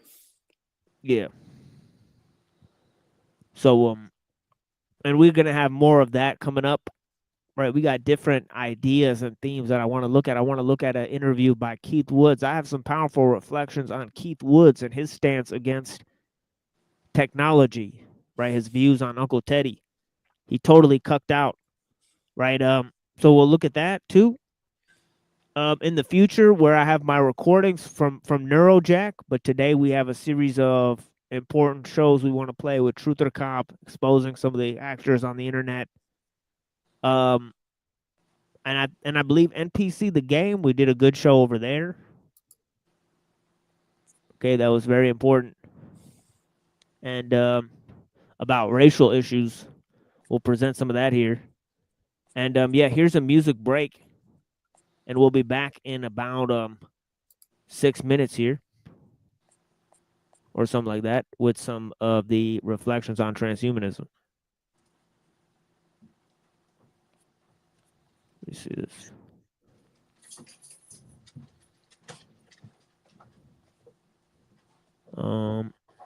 Yeah, blessings.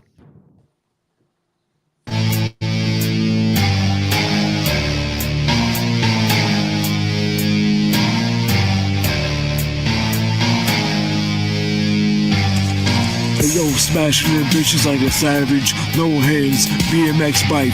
Oh yeah, elbows bleeding from the carpet. Life's been out of hand.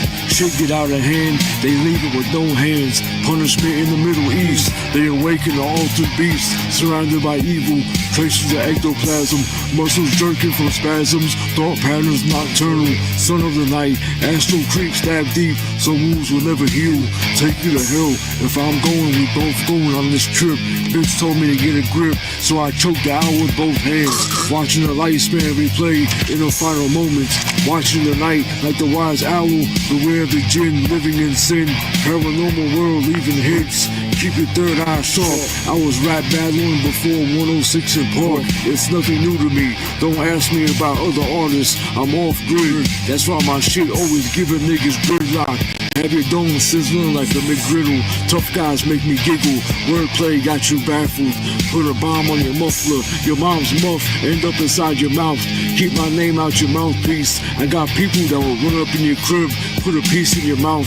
Throw your ass inside your kid's baby crib. Beat your chest in till your rib cage look like a fucking spare rib. I'm at the restaurant trying to buy one rib from the waitress's chest.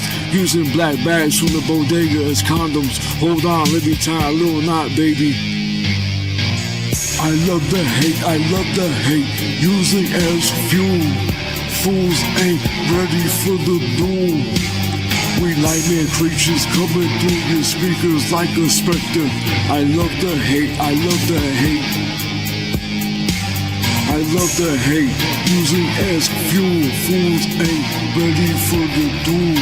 We nightmare creatures coming through your speakers like a specter. I love the hate, I love the hate.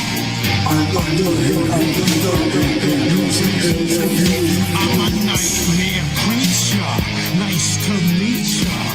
Let me see your neck so I can bleed ya. I hold your heart in my hand, but it ain't a Valentine. Blood wars I win by feeding off the sheep all the time. Vampire Chronicles, I chronicle your death to your last breath. Bite marks on your right, but my grips on your left. Out of the shadows, I emerge. I don't have another option but to answer the call of my dark nature. It's in my blood to hate ya. Wait a minute, my killer instincts calling. My flames are out. You tremble in fear, body stiff like you knocked out. What you know about the nocturnal? I burn you like an offering. I offer no hope to my victims. I can't sympathize with my food supply. I'm on a high bloodletting, ebbs and flows. How long will the killing go on? No one knows. I'm too cold to give a damn. I was born this way, no Lady Gaga. I gotcha, I make the death quick. If the chicks think, I'll give that kitty cat a lick. I stick to the plan, blood on my hands, but I'm not guilty. I'm hungry, don't deprive me of the plasma that gives me energy.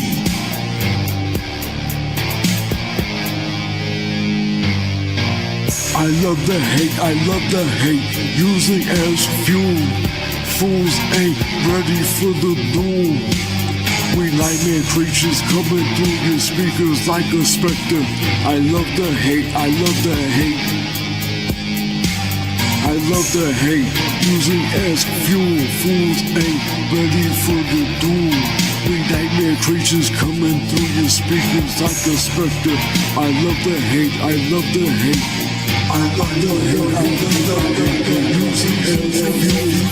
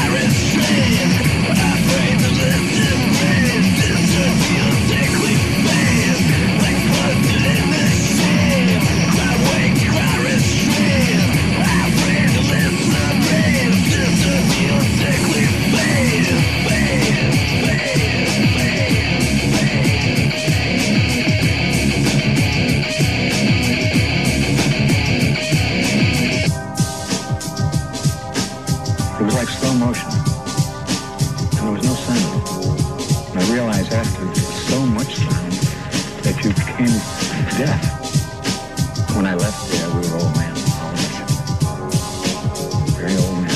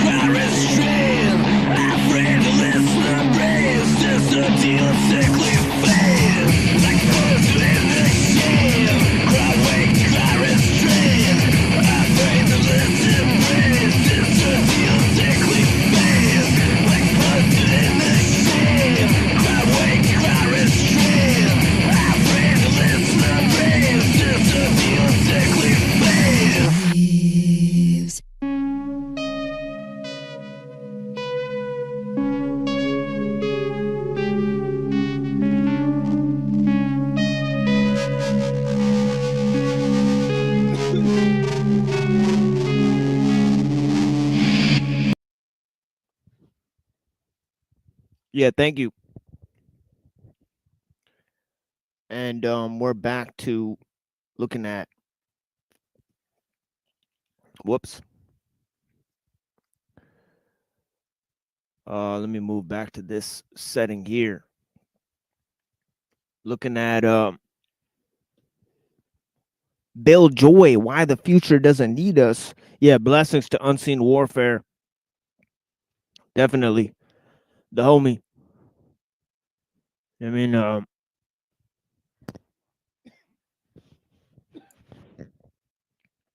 definitely expert level presentation on that text that he's very all too familiar with, right? He's presented it different readings from that many times when I've actually read the Tao here, many translations of the Tao. So it was a sort of good synchronistic event to have him here.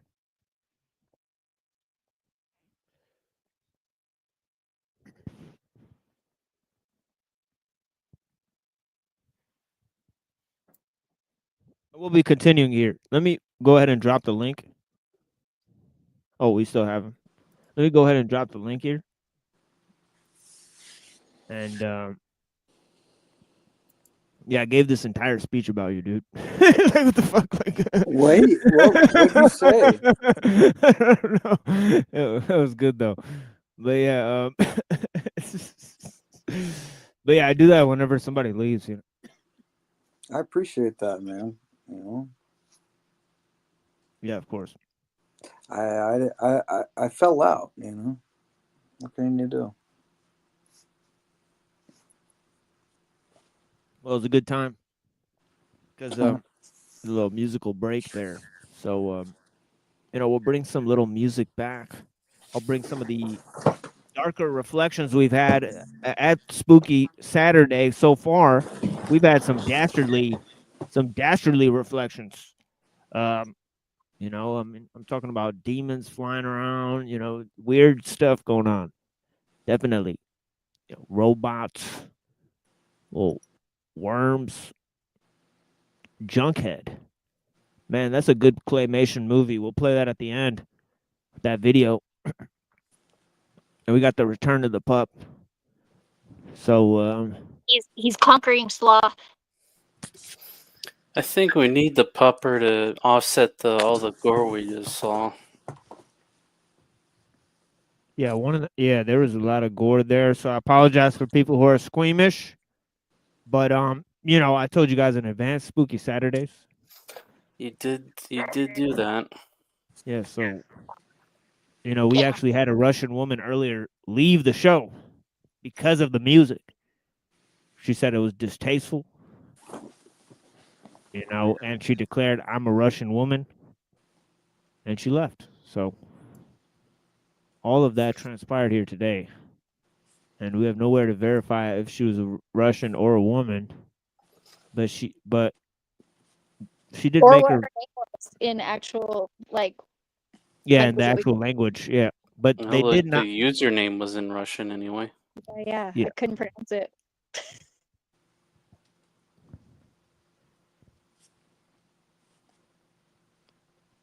Yeah, I was sad because I was like, So she was just like bummed on the music. What? It's funny. bummed on the music tip. That last one, Apollyon's Son. You know, it's a great band. Apollyon's Son, the Industry album. Oof. It's like weird shit like that inspired 9 Inch Nails type of shit. Real talk. Go back in the crates. Like broken era 9 Inch Nails, probably. Yeah. I could see that. Yeah. Yeah. So some of the musical history, of course, we don't short you guys on the musical presentations even. You know, there's been some key selections played here. Obviously the last one, Christoph de Babylon. Huge artist from Germany. You know, mastering these drum patterns. Really, you know, like no one else had. And yeah, let me go to this. Yeah, he's the GOAT. Let me try to find this. D&B kind of genre. I don't even like D&B that much, which is kind of surprising, but he does it right. Yeah, he has a combination of sort of DMB and ambient that is very, very excellent. You know, and he's sort of excellent at combining those two elements. And here is the link. Let me go ahead and pin that up because that is still not pinned. Good Lord. Totally dropped the ball there. We have 18 people here now. So I think the toilet bowl birth has ended his stream, that means. So welcome to the people. Let me see. Maybe he took it down, or maybe it's there. I'm sure it'll be done by tomorrow, as usual. Yeah, see, this is what I do at the end of my show. I watch all the people that stream during my show and see what their show is. And it's always garbage. I mean, 30 minutes ago, Toilet Bowl Birth ended his stream. So thank you for streaming. Instead of paying attention to the powerful reflections on ellul, you know, that we had. You know what I mean? We had Jew Burger. You know, stream snipe. You know, so of course it's a random pattern that exists. And of course they've also taken to streaming at the same time as Truther Cop. So peace to Truther Cop. He's also throwing a monkey wrench in the system. Monkey wrench in the ops. You know, I don't know if he knows he's doing that. But yeah, shout out to the Jew Burger. Many different things, and I mean, it seems like it's like it can mean several different things to different people. What does nice mean to one person? Exactly. According to their values, you know. Yeah. What do you got going on here, bro? You got that? What are you wearing, bro? You dressed like a Jew. Whoa. Sorry. Are you dressed like a Jew here? What's going on? What? Why is this Jewish? I'm wearing a pea coat. We had church service earlier. You know, my wife said that too. She was like, "Where are your curls?"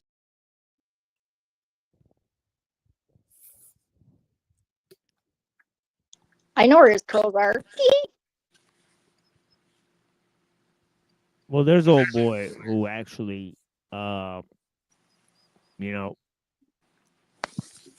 essentially, you know, well, they went around the internet. They had a few things to say about my streaming career, namely that I'm in poverty. You know, my wife is insane. I'm an incel, expressing my idealistic views on the internet. I'm not as smart as I sound because I'm reading off of some sort of teleprompter.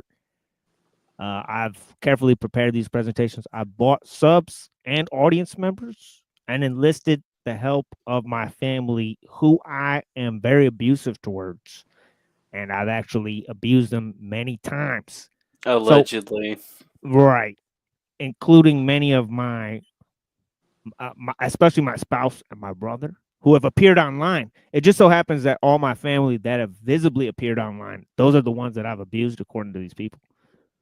You know, and also I've plagiarized several of my ideas and views, and that is the summary of me. But as I said, this show is not about me at all. Just so happens. What ideas have you plagiarized? Because I've never seen anybody talk about a war. Yeah, no, it's pretty weird. No, there's no shows that actually talk about this shit. So it'd be weird. But you know, so there is the brilliant mind who made these allegations. Very obsessed towards me. You know what I mean? Basically saying that he doesn't care about me at all. After making all of this list of allegations, saying they don't care about me at all, and then saying, actually, according to, this, feller, toilet bowl birth. So there he is arguing about the subjectivity of the phrase nice. He's wondering if he's a nice person. Pretty interesting thing to wonder about. Live on a stream, dressed like a Jew. Fascinating optics. I mean, so he's ended his stream. I'm glad that the people were happy to join us here. From his chat. I don't know why the people that were there on his show, obviously in my chat now from his show, I don't know why they don't chat here. Pretty interesting. I mean, that's fascinating stuff to me. But yeah. So what is happening? Like he goes off and they just jump over here or whatever because he's talking about you over there.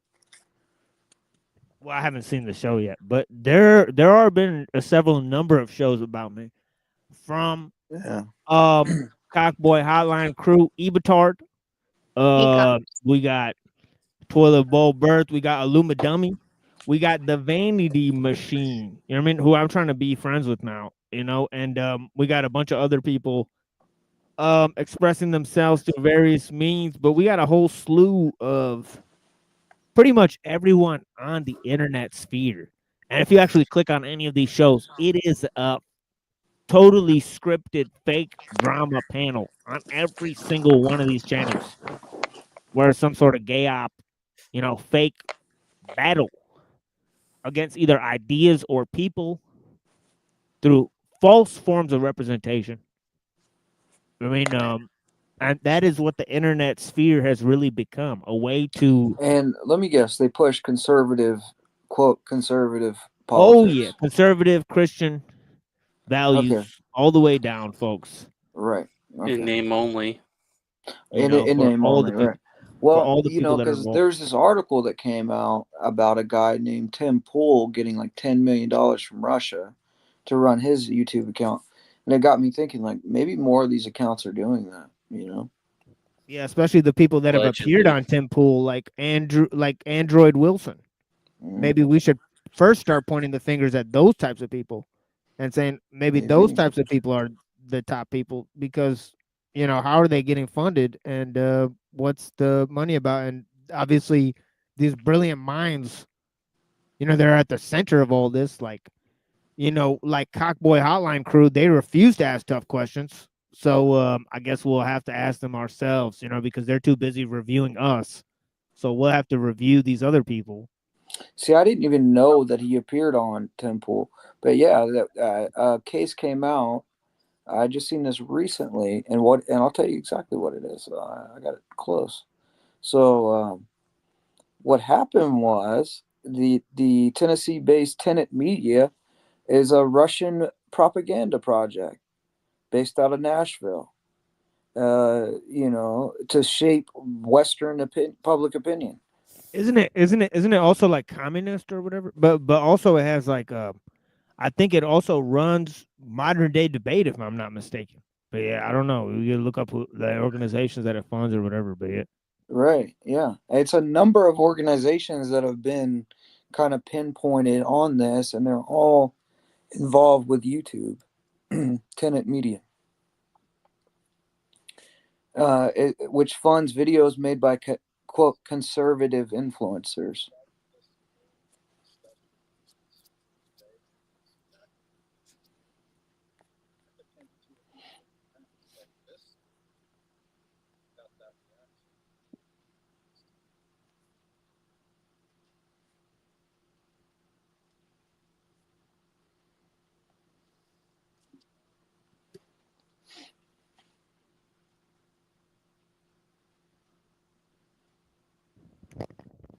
Yeah, excuse me. I got to step away for a second. Sorry about that, folks. Blessings.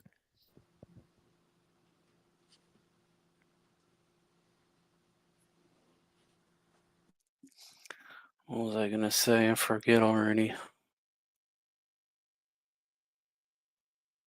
Yeah, I think there's still a lot of beauty in the world, though, for reals. Even though it's all sucky too.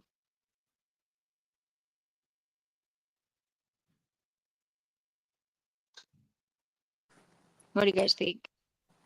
I think there's a lot of beauty, but there's a lot of shillery too. That's pretty crazy. That people are selling their souls to the communist regime For too few reward. What can you do? Can't change other people, right? Sure you can. Live your life. Try your best not to get taken in yourself. Support your brothers, your friends, sisters. Oh yeah, from earlier, we was talking about sifting through all the crap of the other streams, and sometimes they give you little nuggets that you can clip. So Yeah. I mean, it's not all bad. Yeah. You know, That's all I was trying to say is that sometimes I find some gems in there. getting Tommy to say that was pretty funny. Well, and it was really a testament to his character that he sent me the dollar of interest, really. Because I called him out. Yeah, but I was I was correct. referring to the other thing with whole the rose thing, and Oh, I don't know anything about that. where is it?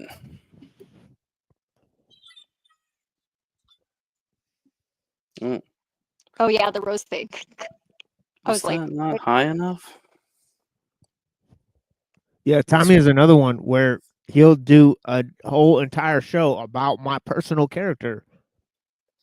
Very interesting. I mean, and even making false allegations towards like spousal abuse and all of this type of stuff in his show. I saw that on his show, like where he had So somebody that fascinating stuff. So Tommy is another one of these people, right? That is very involved in my personal business. But actually, we actually looked up his show, his actual admissions online, and his actual relations with the other pedo influencers, and some of the other allegations towards them, and all of the allegations that have made towards him that he doubled down on, and then he actually worked with the people now, like Snafu Snaps, who called him a pedo.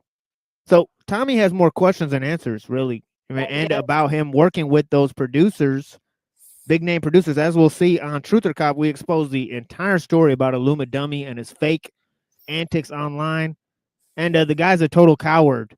You know, he's in his chat telling me, oh, yeah, come to Denver and all this stuff. So I start asking him, I said, all my information is posted online, Illuma Dummy. What's your name and where do you live? And I'll go and pay you a fucking visit. Okay, you little bitch. All right. So essentially, he starts evading the question and starts making false allegations towards me in the chat. So we know who you are, Illuma Dummy. You're a fucking clown actor online, total improv actor online, meeting up with these people in their houses and squatting with people and producing fake drama shows online with your C-list comedy show. So and then attacking my personal character when you're a fucking character online. So this is Illuma Tommy's character. So there's a testament to Illuma Tommy's character. Really, Yeah. right? Good Lord. Jay Nelson, I would say, let's not blow smoke up this guy's ass and act like he's some kind of honest individual. All right? No. Let's be honest. I'm not saying that at all. I'm just pointing. Yeah, because that would be a little bit much. He's a performer online, and he's pretty much a liar on all levels. So to this Jay Nelson guy, he says, we set up the Ukraine to lose 700K Christians in a war that could never be won. I would say the Zionists did that, and it was mainly with the which I'm sure America is definitely, in the pocket of, but I'm saying Russia's involved with it too, and Zelensky and Putin are doing backroom deals. So it's really the Zionists pushing the Slavs to kill each other while they make profit off the war. That's what's happening.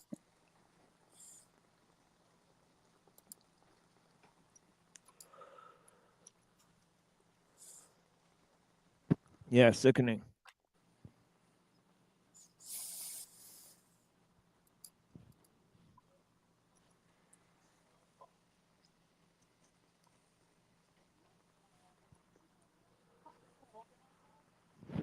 Sickos. Straight like that. People might be lacking is respect, People just don't respect each other much.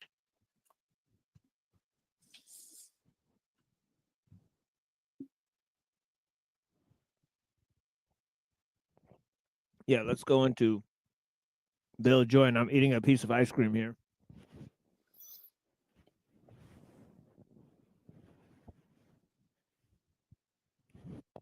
But yeah, relinquishment of technology. Is that an honest solution? Okay, we looked at 3 views. Okay, one is the idea that the system is interconnected, right? Okay, that non-biological intelligence is the same as biological intelligence. Man will merge with machine, and we will see that the man and machine parts are indistinguishable. Okay, that's Kurzweil's reality, right? Now, to avoid this reality, right, Kaczynski says the system is interconnected. We can't distinguish between the good parts of technology from the bad parts of technology. It's better to let the system collapse on its own, right? Get as many people out as you can, okay, and deal with the consequences. Okay, now, many people say that's an untenable solution. Why? Because of many people's reliance on the system, many people will die as a result, right? So many people like Skrbina and others and Bill Joy and others, right, intellectuals from all stripes have looked at both of these propositions, and they've come out with some kind of middle way of relinquishment or secession of technology, right? And the third option is, of course, accelerationism, right? So what will it be? Here is almost all of the options on the table, right, in terms of technological growth, okay, that the system will double and triple in size, right, and put more humans under its control, and man will merge with machines. These are the other options of improving the system at any cost. Okay, and as we've said, as Breakfast Tacos said on the stream, right, essentially, AI systems may evolve past humans, okay, and humans may become extinct as a result, right? And when I asked him, well, shouldn't you try to dispromote such an option that where the extinction of human beings is a viable result? And he said, well, he takes no sides in such evolutionary gambles. Many species throughout history have become extinct, and what's one more? This sort of scientific misanthropy is why we're here covering and looking at the future of man and, what role technology plays in that, right? And of course, along with the Tao, we've opted for very simple view, right, of cutting back on labor-saving devices and machines, cutting back on efficiency, saving machines.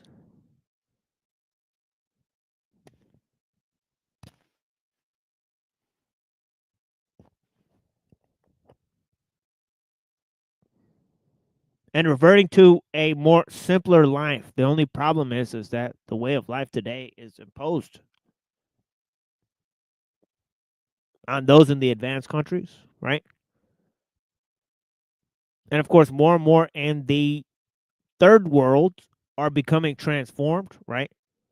On a social level. But obviously the effect of advanced technology on lesser developed people is that it deranges their traditions and their social cohesiveness, right? And they end up in a sort of social barbarism.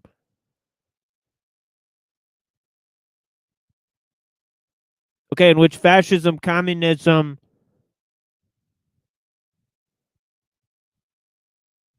and gang warfare is basically a fundamental result.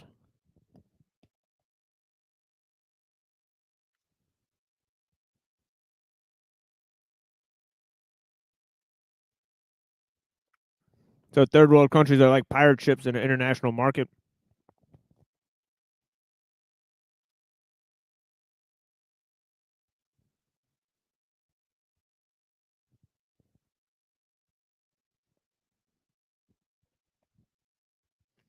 And technical necessity. And we're dealing with the idea of technical necessity, as Ellul said, right?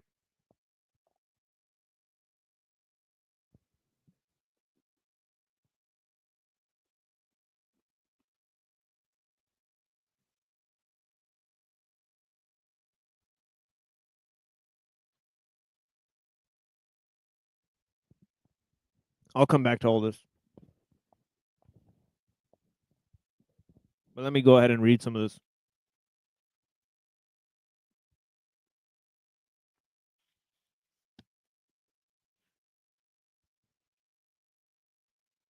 Okay, he says we are propelled to this century, new century with no plans. No control, no brakes. Have we already gone too far down the path to alter course? I don't believe so. But we aren't trying yet. And the last chance to assert control, the fail-safe point, is rapidly approaching. We have our first pet robots, as well as commercially available genetic engineering techniques. Obviously, this is much more further along now. Right? Okay, since the time when he wrote this, there's significant improvements in pharmacogenomics, including entire profiles, genetic profiles on number of humans. 23andMe just shut down their business, and now people are wondering what's going to be happening to their genetic information. Some people want to preserve their data, right, and make sure that it's not used by companies. Too late. I never cared for that stuff. Yeah. Yeah, you gave your information to companies to be used for pharmacogenomics and other type of research, genetic research. You stupid motherfuckers. And now, just to find out who you are, as if it really mattered. We all came from Adam. Straight like that. Right? That's crazy. Yeah. And now you'll have specific tailored medicines to your to your genetic type. Whoop-de-doo. Good for you guys. Of course, I was never stupid enough to try something like that. Right? Because I knew that I'm not going to give my genetic information to some company. Obviously, they're going to get it anyways through a number of hundred other ways, by blood and all this. But why allow them to have more accuracy?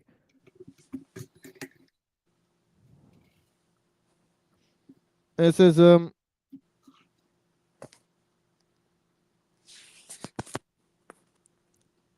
we have become pet robots as well as commercially available genetic engineering techniques, nanoscale techniques are advancing rapidly.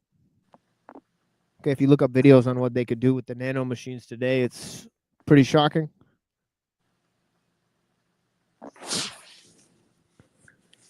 Okay, they have the ability to self-assemble, as it were.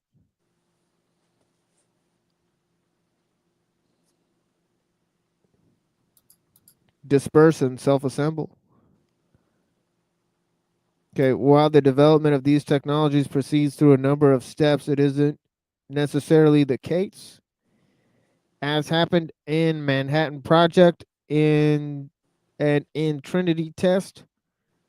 The last step in proving a technology is large at hand. The breakthrough to wild self-replication in robotics, genetic engineering, or nanotechnology. Okay, now self-replication is just a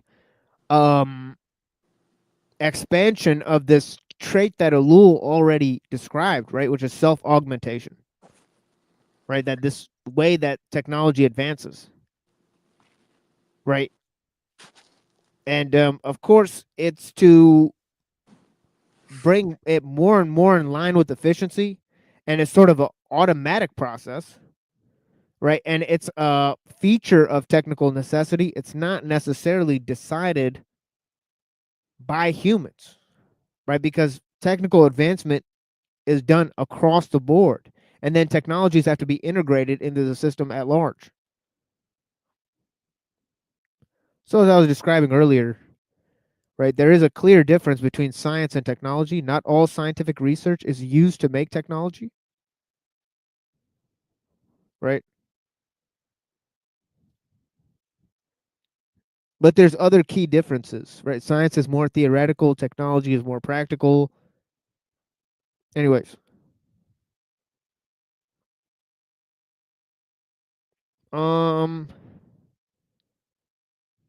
He says, and yet I believe we do have a strong, solid basis for hope. Now remember, earlier he said that, okay, he says, just a page earlier, he says the only realistic alternative is relinquishment to limit development and of the technologies that are too dangerous by limiting our pursuit of certain kinds of knowledge. Now I think he's correct. Okay, he himself then backtracked the statement and said, well, knowledge is essentially good. It's inherently good, right? Which makes no sense, right? Why would you limit something that's inherently good, right? Right. Obviously, there's good types of knowledge and bad types of knowledge. That's the correct answer. Right? As I said earlier, as Marx said, the philosophers, they wanted to understand the world. The point of the world is not to understand it, but to change it. And of course, I came up with the idea. I said, no, it's neither. The point of the world, the point of life is to serve life, not to seek knowledge or to change the world. You should be seeking this knowledge to expose evil. That's something Christians are supposed to do. We don't seek knowledge. That's Gnosticism.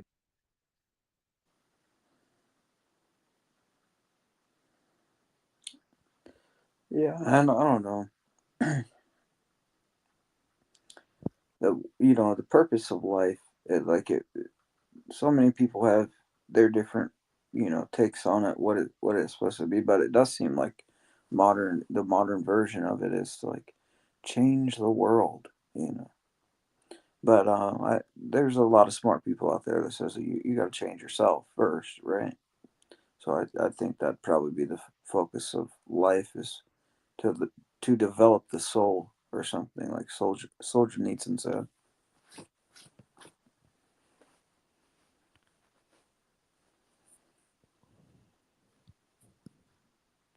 Soulcraft, as to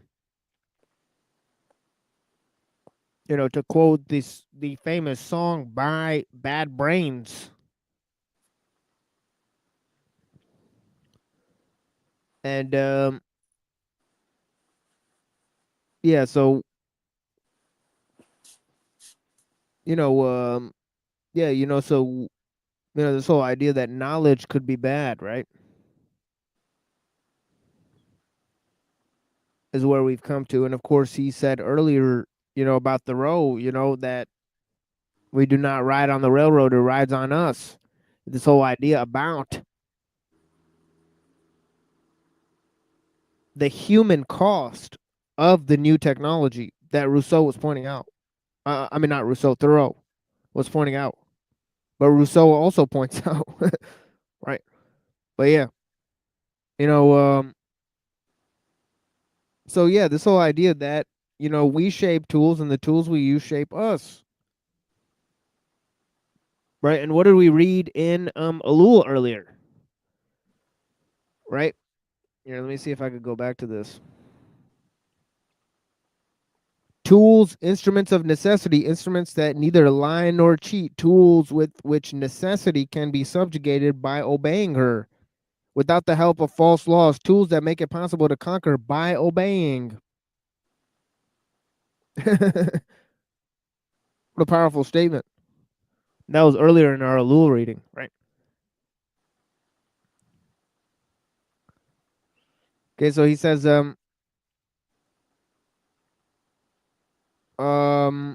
but yet he says there's basis for hope. So this is his basis for hope, is in relinquishment of knowledge, right? So our attempts to deal with weapons of mass destruction in the last century provide a shining example for us to consider the unilateral U.S. abandonment without preconditions of development of biological weapons. This relinquishment stemmed from the realization that while it would take an enormous effort to create these terrible weapons, they would, from then on, easily be duplicated and fall into the hands of rogue nations or terrorist groups.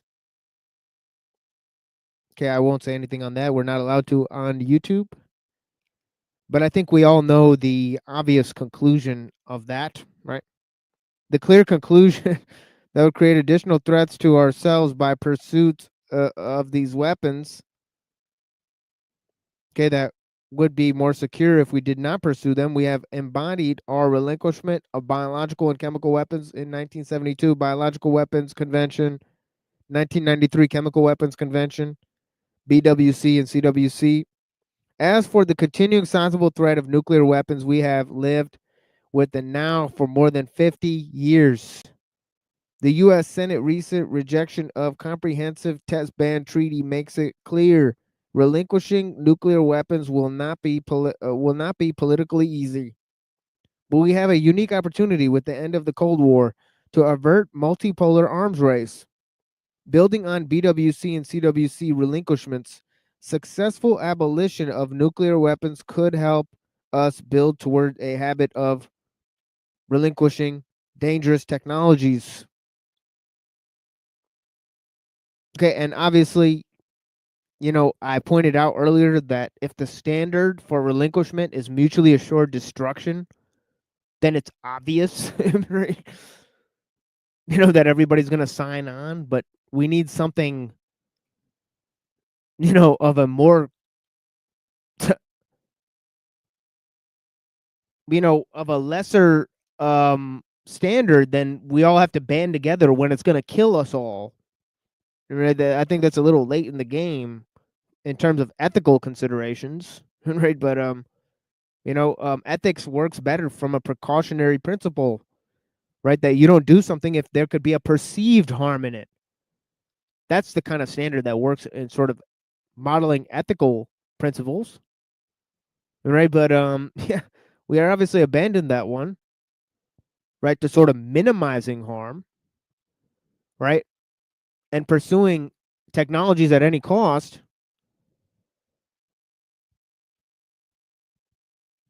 And only abandoning them at the risk of mutually assured destruction, that's too grave of a risk. As I said, for ethical considerations, that's just too grave of a risk. So this is what he's proposing. I don't think that's a good standard for relinquishment. I don't think there's a good model for relinquishment of technologies. It's just simply too critical. A, it requires everyone to assess that we're all going to die. 2, it requires everyone to assess that. So it requires international agreement. I don't think this standard works very well, right? But I digress.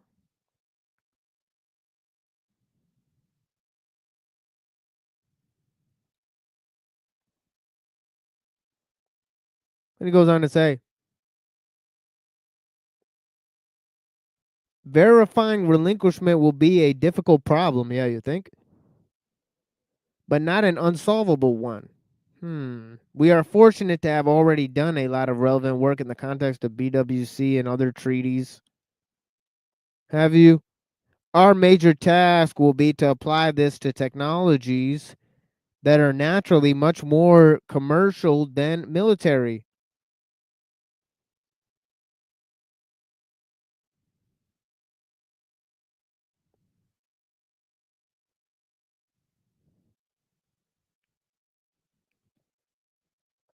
The substantial need is for transparency, as difficulty of verification is directly proportional to the difficulty of distinguishment, relinquishment from legitimate activities.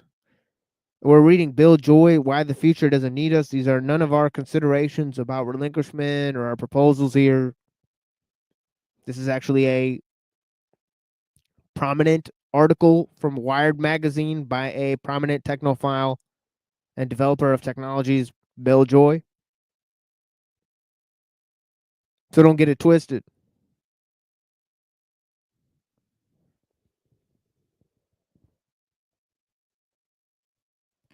As you know, there's many people attempting to report the channel for misinformation and a number of other things.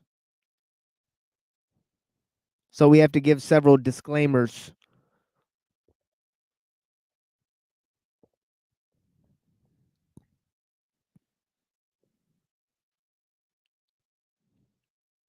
And he says,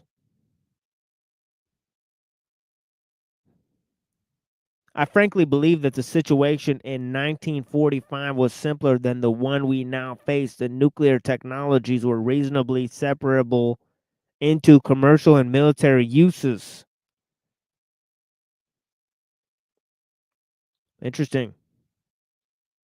And monitoring was aided by nature of atomic tests and ease with which radioactivity could be measured.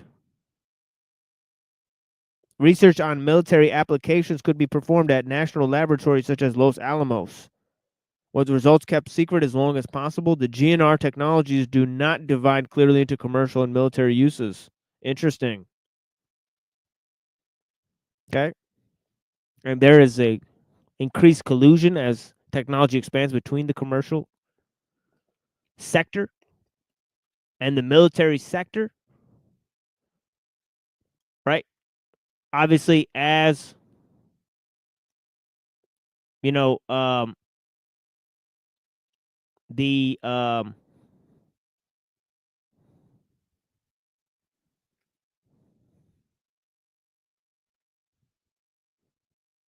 technologies become more advanced.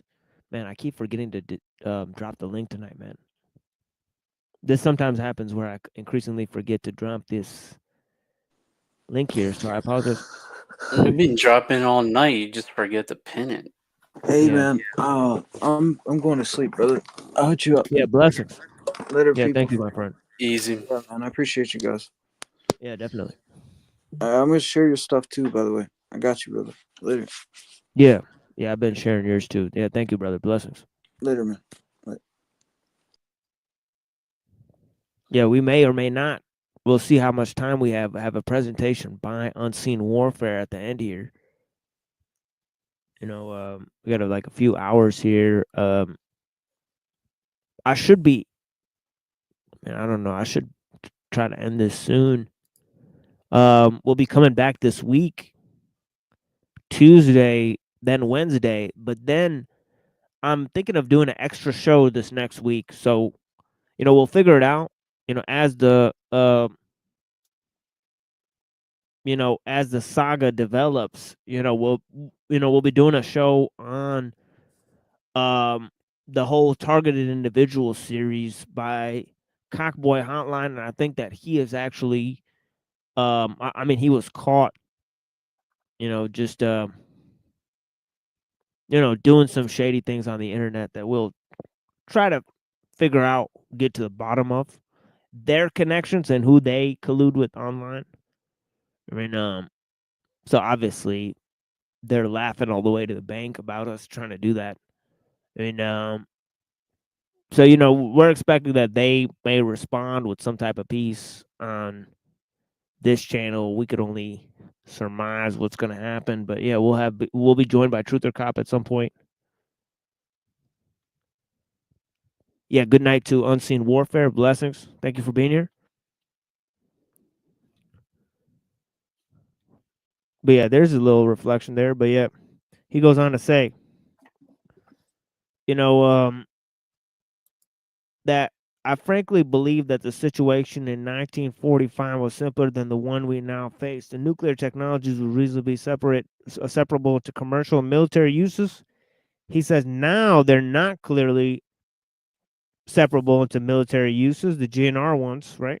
Genetics, nanobots, okay, and robotical engineering.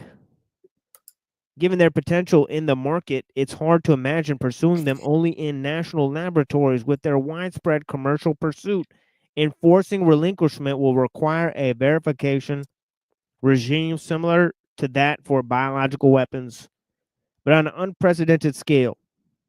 Okay, so see, this is the idea of technology growing government, right? And leading to international government, you're going to have international regulations, right, about AI similar to the ones that they had for nuclear engineering, right? So it's the same type of business, right? Once the technology becomes too powerful, right, then they have to develop international law in order to regulate it,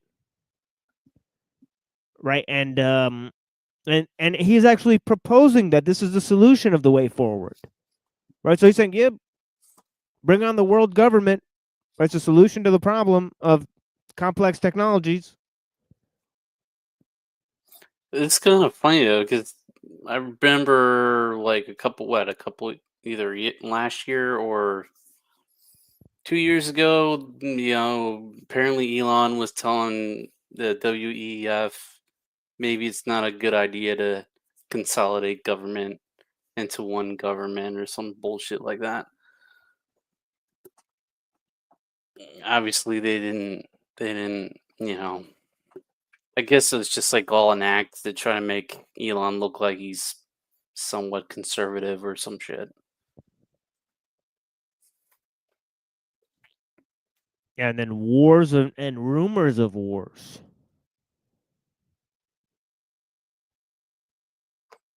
The global stage emerging.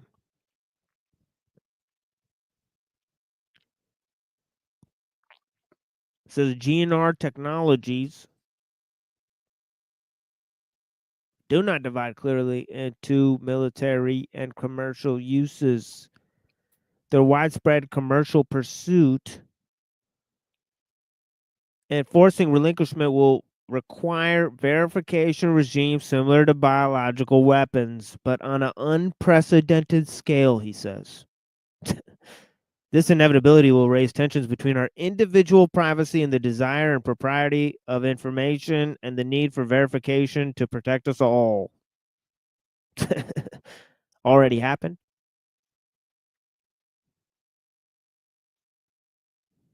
Already has happened. Right? Try to get up and critique the system and see how that goes for you. Right? You'll pretty soon discover that many companies, people, private organizations, okay, criminals, spies, foreign and domestic, will all be avail of the type of information that you're producing and releasing and all that type of stuff, right? This is just the reality of the situation.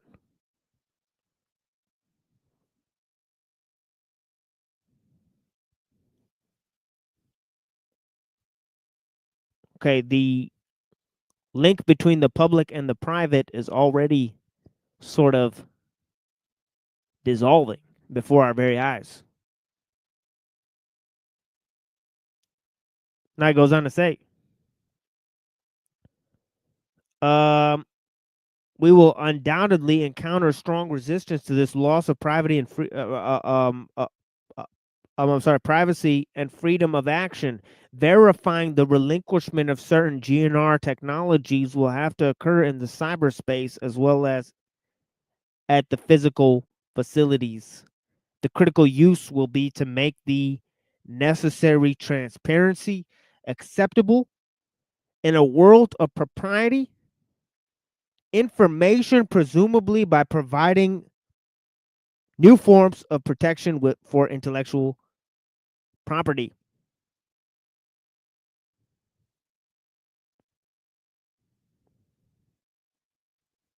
Verifying compliance will also require that scientists and engineers adopt a strong code of ethical conduct resembling the Hippocratic Oath.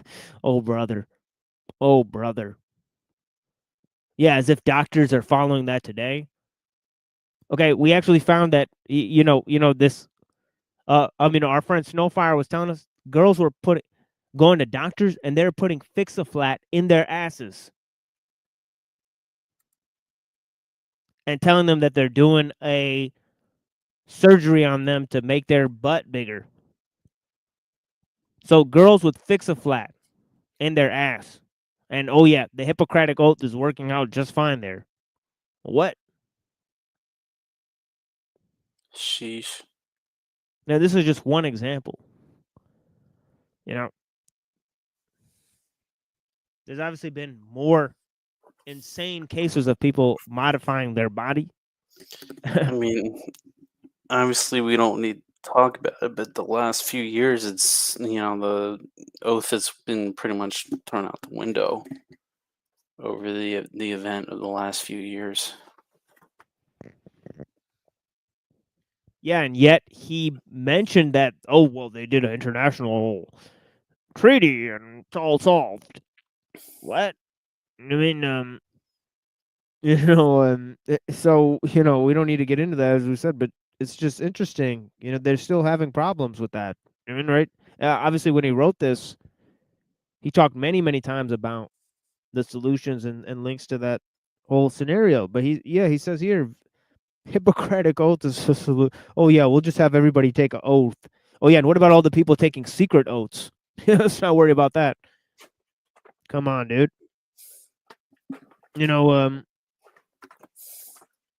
Yeah, it says the courage to whistleblow as necessary, even at high personal cost. This would answer the call 50 years after Hiroshima by Nobel Prize laureate Hans Bethe, one of the most senior of the surviving members of the Manhattan Project, that all scientists, quote, cease and desist from work creating, developing, improving, and manufacturing nuclear weapons and other weapons of potential mass destruction.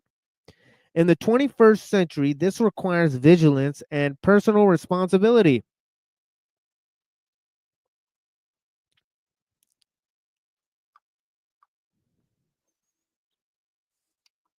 By those, and we talked about the problem of personal responsibility in the technical age,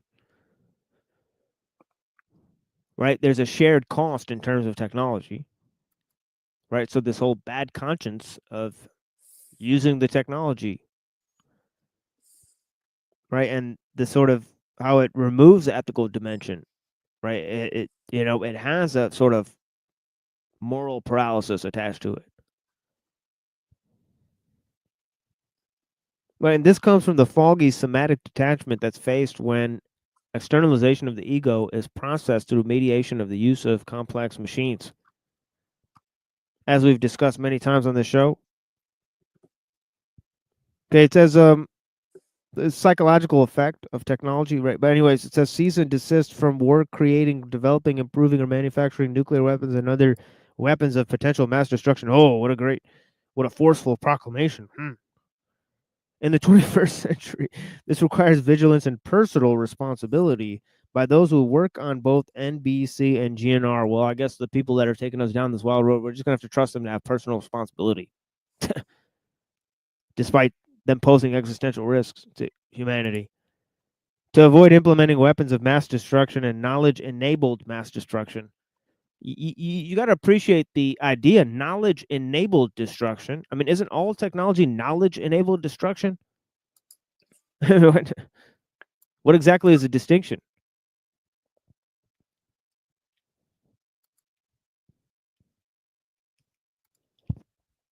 You know what I mean? You should be seeking this knowledge to expose evil. That's something Christians are No, supposed to no, do. we don't seek knowledge. That's Gnosticism.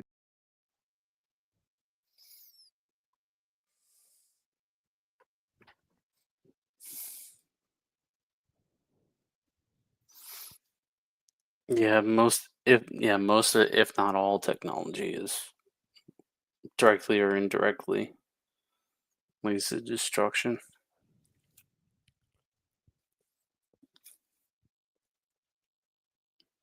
Holy cows, brothers and sisters. But I guess the technophile would then counterpoint with saying how technology has saved lives and etc.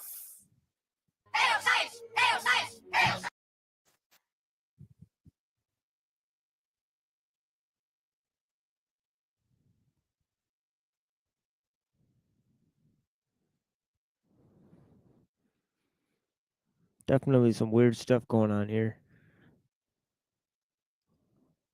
Ghost in the machine.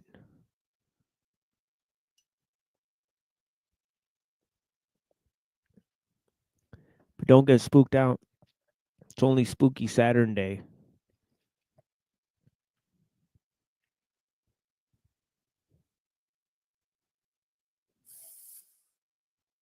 But yeah. It says here, Thoreau also said, oh my God, he is really quoting Thoreau like it's fucking, he's handing out Thoreau quotes like they're fucking hotcakes. Rich in proportion to the number of things which we can afford to let alone. Another thing that everybody with a beanie has already said. We each seek to be happy, but it would seem worthwhile to question whether we need to take such a high risk of total destruction to gain yet more knowledge and yet more things. Facts. Common sense says that there's a limit to our material needs. There's a limit to our material needs. And certain knowledge is too dangerous and is best foregone. Words to tell me whether or not the right fucking exists. Words to tell me how are you even using words to tell me whether or not the right fucking exists. Where do the words exist? Right? Like So- they don't understand the basic philosophical underpinnings of what they're talking.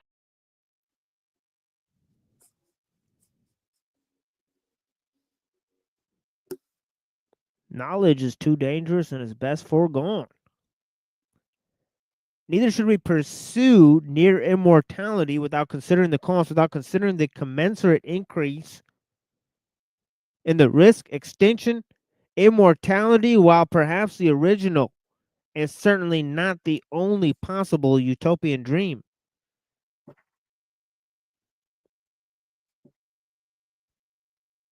I recently had the good fortune to meet a distinguished author and scholar, Jacques Attali.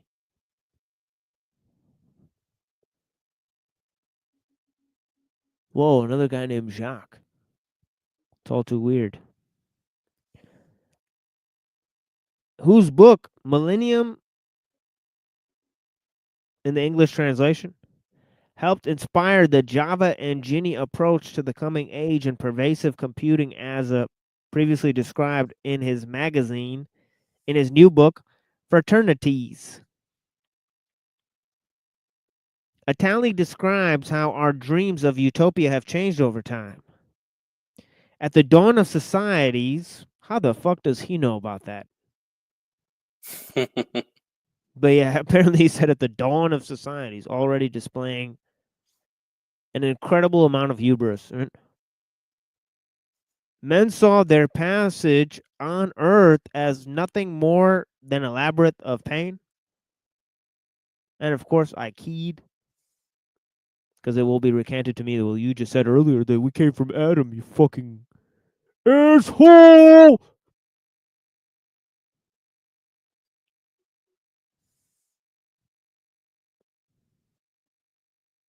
But of course, I could mean that in the proverbial sense.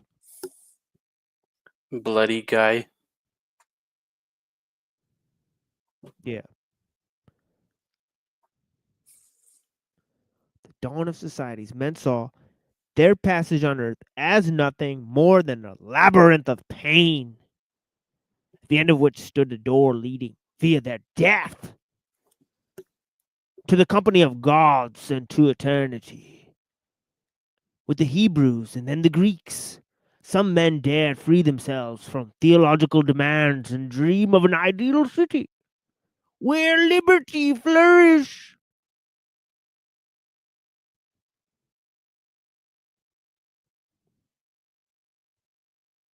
Oh boy. Others, noting the evolution of the market society, understood that the liberty of some would entail the alienation of others, and they sought equality. Okay, well, there is a fucking Humpty Dumpty explanation of what I explained at the beginning of this show.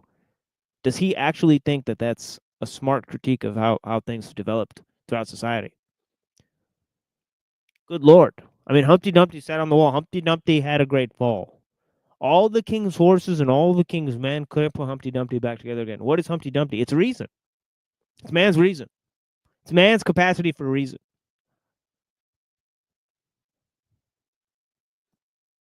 Okay, reason was split into the compartmentalization of knowledge. People tried to put knowledge back into one piece. They failed. They knew reason had but one source, which is the mind. Okay, Well, could you say Aristotle pushed Humpty Dumpty over the wall? Oh yeah. That's the beginning part of the show.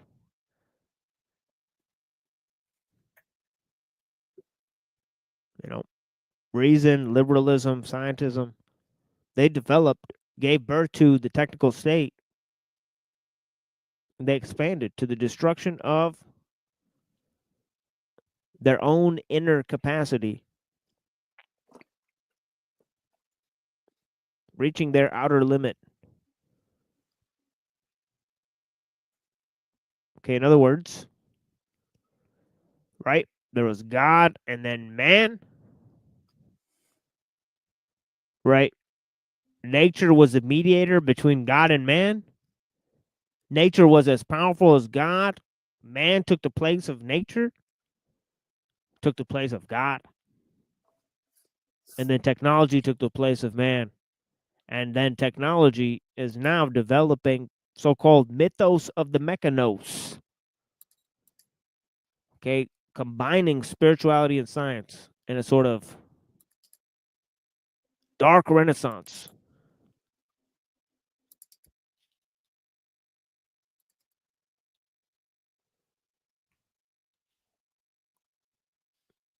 But I digress. All this explained at the opening segments of the various shows we've done. But yeah, it says here, and of course we will be producing those segments. Jacques helped me understand how these three different utopian goals exist in tension in our society today.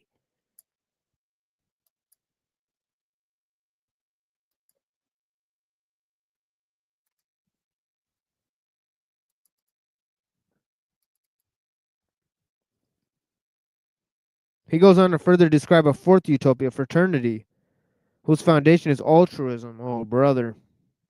Fraternity alone associates individual happiness with the happiness of others,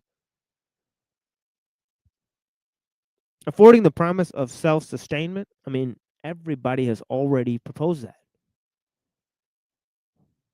Right? I mean, even a Mormon or a Scientologist or anybody under the sun understands these things, right?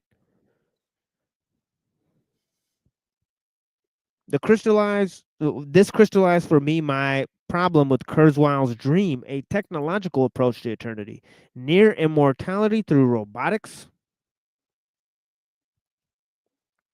may not be the most desirable utopia, and its pursuit brings clear dangers, he says. Yeah, no kidding. Maybe we should rethink our utopian choices, where we can look for a new ethical basis to our course. I have found the ideas in the book Ethics for a New Millennium by Dalai Lama. Oh, brother. So here comes the big chief himself, the man who literally proposed that if science contradicts Buddhist doctrine, he'll replace the scientific doctrine with the Buddhist doctrine. Right? That Dalai Lama. Right. So how do we know that his ideal for altruism is a stable part of his doctrine? I mean, the strong evidence neither material progress or the pursuit of power of knowledge is the key, that there are limits to what science and the scientific pursuit alone can do, yet they vigorously support it. It's the Dalai Lama, right? This is his hero.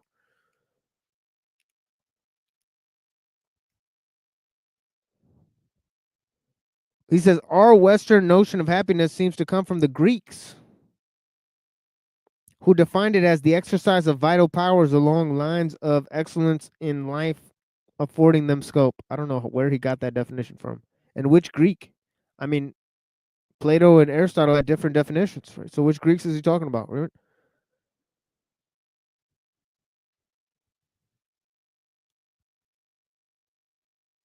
And anyways, that actually sounds like Aristotle, right? Because Aristotle actually said happiness was a goal of life. Other philosophers disagreed with this notion.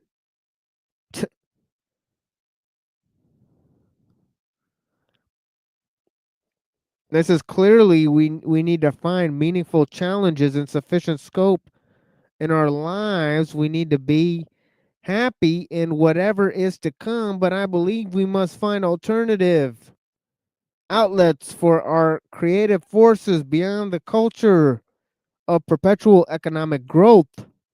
This growth has largely been a blessing for several hundred years, but it has not brought us to unalloyed happiness. We must now choose between the pursuit of unrestricted, undirected growth through science and technology and the clear accompanying dangers.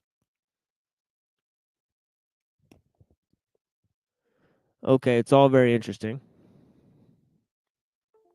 Yeah, we will be wrapping up soon. I know several of the people that have been here since the beginning are falling asleep. Blessings, Denise. Fading out. Yeah, sweet dreams, friend. Thank you for watching. Okay. And we'll be bringing more stuff.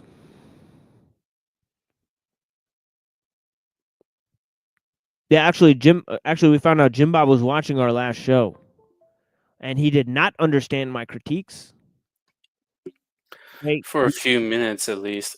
Yeah, he tried to pretend like I didn't understand it was an internal critique. I said that in the beginning. I just said it was stale rhetoric, and that one should not be using an argument trying to compete with the atheists on their same standards and terms. That's what I was explaining. So don't know if they understood that. Right, but definitely he tried to misrepresent my critique.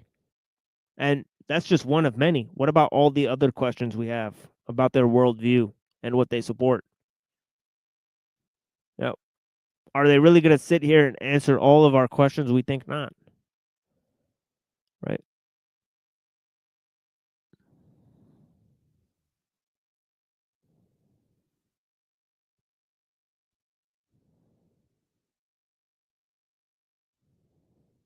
But yeah, give me a minute here.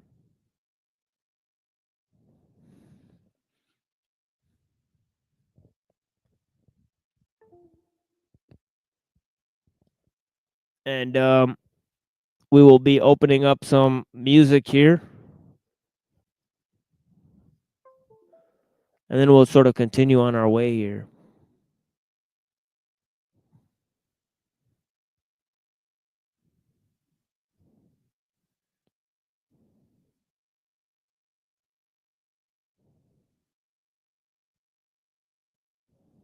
Oh, whoops. Oh, whoops. I forgot how I'm trying to share this. I apologize, guys. I almost forgot how to work this thing. But yeah, spooky. Okay. Saturday, as we said, friends. Okay. This is one of my favorites that we played here before.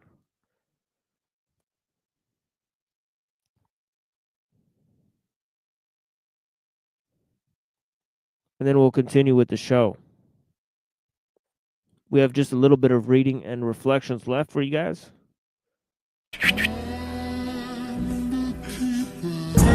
Return of the living dead. Return of the living dead. Return of the living dead. Return of the living dead. To abode near you. The night of the living dead rise from the flower bed. The night of the living dead, the eulogies been read. All of you were giving head, just trying to get ahead. Night of the living dead rise from the flower bed. The night of the living dead, the eulogies been read. All of you were giving head, just trying to get ahead. Night of the living dead rise from the flower bed. Night of the living dead, the eulogies been read. All of you were giving head, just trying to get ahead. Night of the living dead, night of the living dead.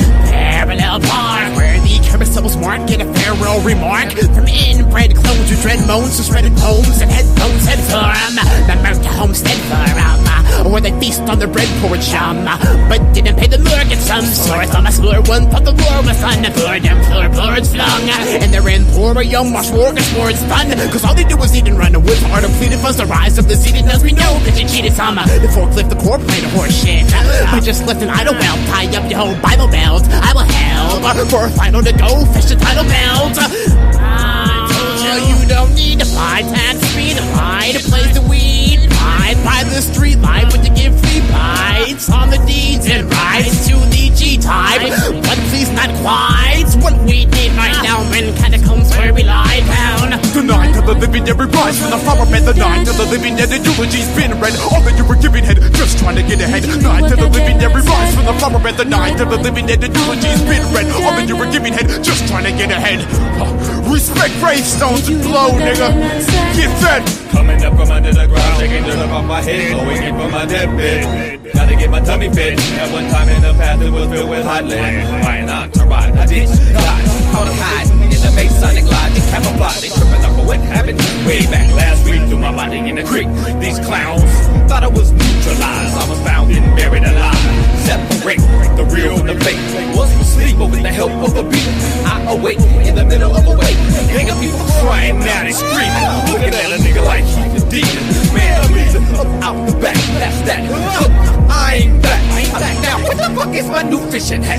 At the howl of a coyote, irons feeling like peyote. The undead hold me, pains flooded with embalming fluids from my Native American botany, covered in generous offerings, mummified. And my demo tape reels by sunrise. I'll leave niggas tongue-tied. Walk through the blown in my bathrobe, half soaked in the tab code. But in place with a rancid face, with a candid pace, I chanted the rates of a mic stand. One night stand, my plan. You flush a gallon in your bedpan. Spooked by all the zombies. You need to loosen up, get rid of the goosebumps when you screw up. I remind you niggas you only find salvation in death. Well, I'm tending my decaying flesh.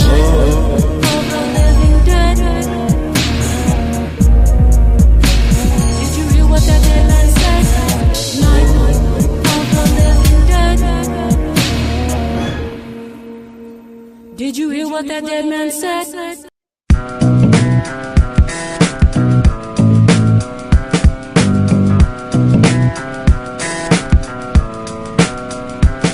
My practical solution to schmucks, beefing is sinking my teeth in the flesh of your neck like Dracula seducing sluts. And bite a piece of flesh off, but now you could have AIDS. I'd rather make you a cadaver with blades. I write the following raps to you cats that bite, swallow, and jack, then recite rhymes on the mic without acknowledging fact. I won't be reluctant to pull out the knife tucked in my waist, up in the place, leave it stuck in your face. Fuck 'em. I find it difficult to not be despicable to minds that are typical. Fuck financial assistance, a man's existence revolves around survival. I've evolved into a hustler with substantial business. My attitude is improper, like a skin popper, sticking a blade on top of the skull of an imposter. Since created at birth, I've hated the earth. Living in a society of anxiety makes it worse. Morbid, like Mordred holding a chainsaw, kid ready to do a gore bid. We keep it morbid, on some war shit, get your jaw split. dripping out of your forehead. Morbid, like Mordred holding a chainsaw, kid ready to do a gore bid. We keep it morbid, on some more shit. Get your jaw split with blood dripping out of your forehead. It's worthwhile for you to people verse, it's vile. You can learn something from watching a perverted person style. My versatile verses are like curses that give you wild urges to worship Belial. Beef with me, you can't stay the same. You'll have to change your name, change your sex, rearrange your frame. Take a plane to somewhere strange if you plan to keep your cranium containing your brain. Your fucking dome will give in with the tourniquet wrapped around it. You're underground, kid, you're the artist formerly known as living. You're the past like yesterday, blast your chest away. You're positive HIV tested gay. Now stop hip-hopping, your dick jocking, your stick cocking your mouth and rock chick stocking. Now die, it's all about evil raps and weapons, money and slots and gat strap by the intestine. Morbid, like Mordred holding a chainsaw, kid ready to do a gore bid. We keep it morbid, on some war shit. Get your jaw split with blood dripping out of your forehead. Morbid, like Mordred holding a chainsaw, kid ready to do a gore bid. We keep it morbid, on some war shit. Get your jaw split with blood dripping out of your forehead.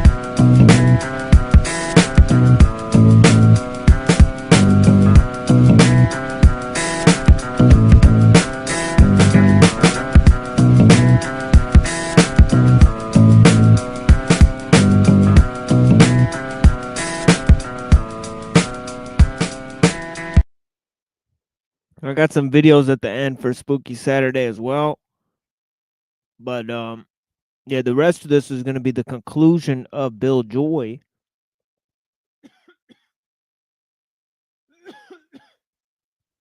Excuse me, and then I want to look at a little bit of the Transcendence movie. And maybe if we could just read the plot summary of that, figure out some interesting things about what they believe, the people who made that movie.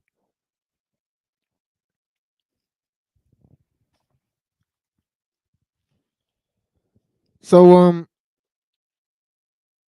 he says, it has been more than a year since my first encounter with Ray Kurzweil and John Searle. Okay, that he began writing this about. I see around me calls for hope in the voices. Now, we looked at both of those guys, John Searle and Ray Kurzweil. We looked at live interviews with them on the show Closer to Truth.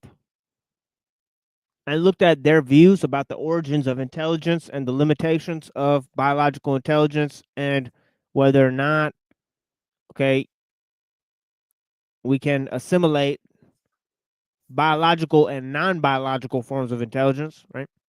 Or whether it's possible to have non-biological forms of intelligence at all, right? So all of these are key questions, okay, that one has to resolve.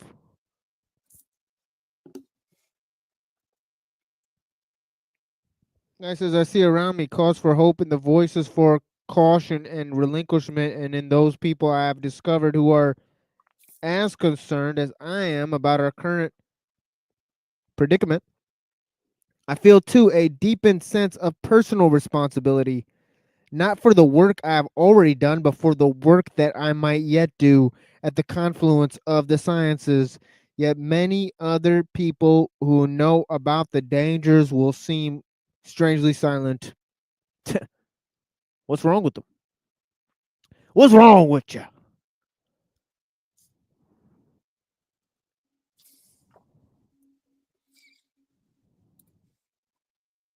Strangely silent. When pressed, they trot out, this is nothing new, riposte. I don't know what riposte means. R-I-P-O-S-T-E. As if awareness of what could happen is response enough. They tell me these are universities filled with bioethicists who study this stuff all day long. Oh, yeah. Isn't that funny? Just create another department. Bioethicists. That'll solve the problem. But, of course, their research is compiled with the research of all the other departments. And who's to say their particular department will get more funding than the other departments, or that they are the chief of the scientists are the bioethicists? Nobody says that. So again, increased forms of compartmentalization are not going to resolve the problem. Repost a quick thrust given after parrying an opponent's lunge or in fencing, or 2 a retaliatory action and maneuver or retort. It's an old word for spurging. In a sense, like if someone makes an cope. accusation or makes something and they quickly retort. Some sort of spurg cope.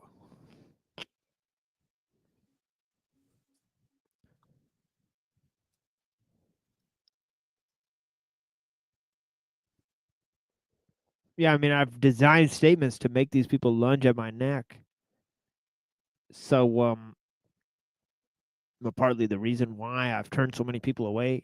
And there's powerful one-liners that I delivered that are meant to just hit certain people's ears as, no, never, right? And they become immediately recalcitrant.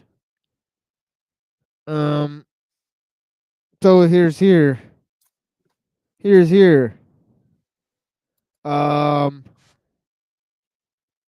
It says, should I diminish my concerns? Here, hold on. He says that people complain that the worries are old hat.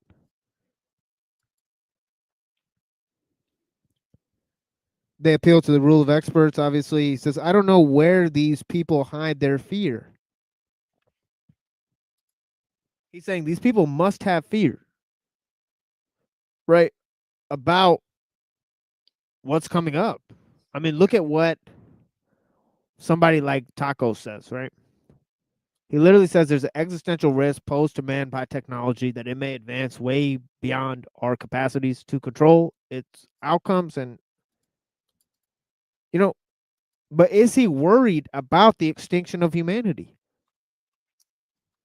Right? Everybody's worried about dying. They know that they will die.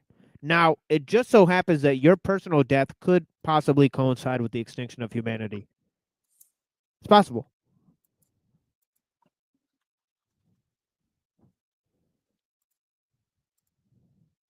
Right? What makes that possible is, or plausible, would be a global technological system, right? Putting all our eggs in one basket, right? So if we do have something like that, then it is possible. Yeah, 100%.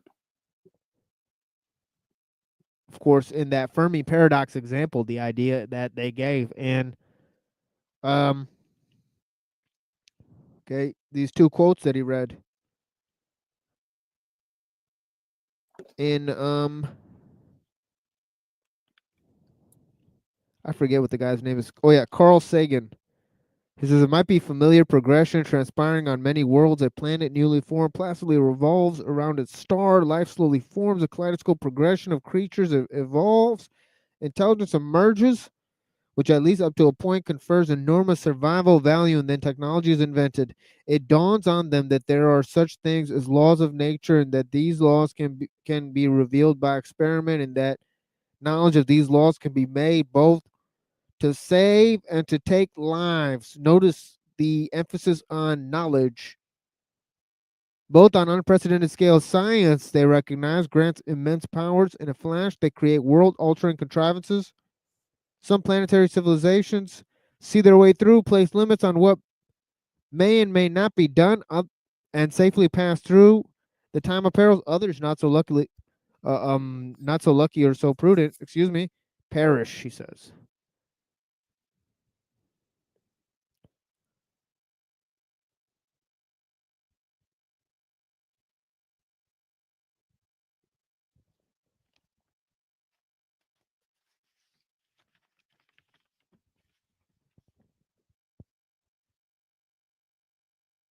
And of course, in Nietzsche, he talks about the notion of the disutility of truth at any price.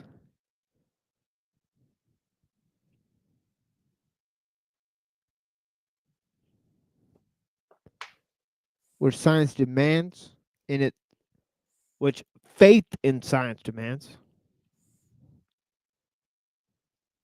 That's a greater level of blindness in the pursuit. Faith in science.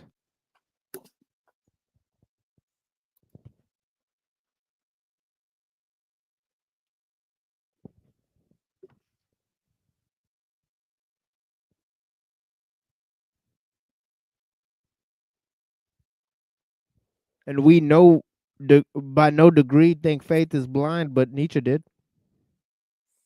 Pretty much.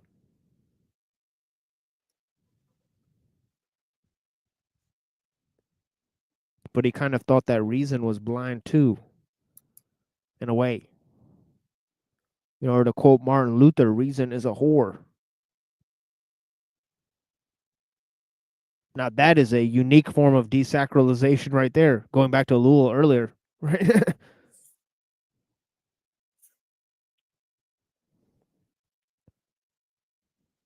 Ideological grape.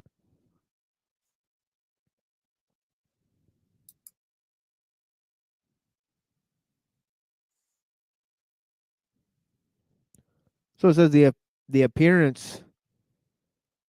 Oh wait. Sorry, I think I skipped a line. It says knowing is not rationale for not acting. Knowing is not a rationale for not acting.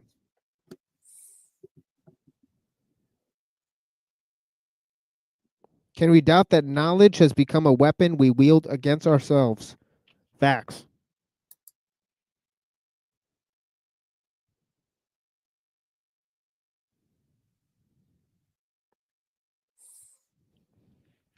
Okay, can we agree that knowledge is a weapon we wield against ourselves? Facts.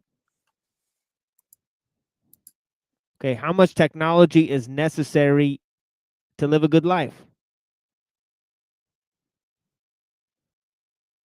Shouldn't that be a question in philosophy? A tent, and he could accomplish more. Nobody gives a fuck about your dumbass fucking philosophy. Nobody gave a fuck about anybody's philosophy takes. What the fuck? When did a philosopher ever do a fucking thing? Show me one time a philosopher ever did a fucking thing. Facts. Facts.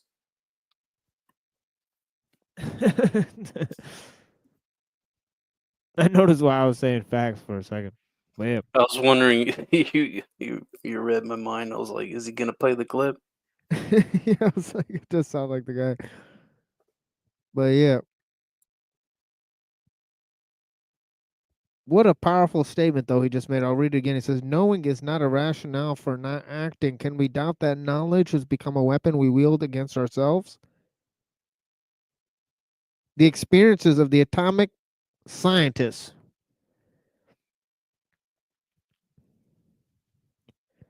clearly show the need to take personal responsibility, the danger that things will move too fast, and the way in which a process can take on a life of its own. We can, as they did, create insurmountable problems in almost no time flat. We must do more thinking up front. If we are not to be similarly surprised and shocked by the consequences of our inventions. My continuing professional work is on improving the reliability of software. Software is a tool. Okay. And as a tool builder, I must struggle with the uses to which the tools I make are put. Okay, see, he's not getting the distinction between a tool and a machine here. Right? He's actually using the analogy of a tool to describe machines, right? Which the engineer or the programmer is himself conditioned by the use of machines to a significant extent, right? It's not like a tool that moves at the speed and pace of human movement. We've discussed this several times, right? But yeah, the fact that he has to reduce his job of creating software to tool building and then use the tool building as an analogy to describe his job is actually the fact is they're not the same thing. It's kind of an obfuscation. Yeah, total obfuscation. Total false solution in terms of morality and ethics. And I mean, what did you say before? Relinquishing human knowledge. How is tool building going to be helping us do that? You know, yeah, he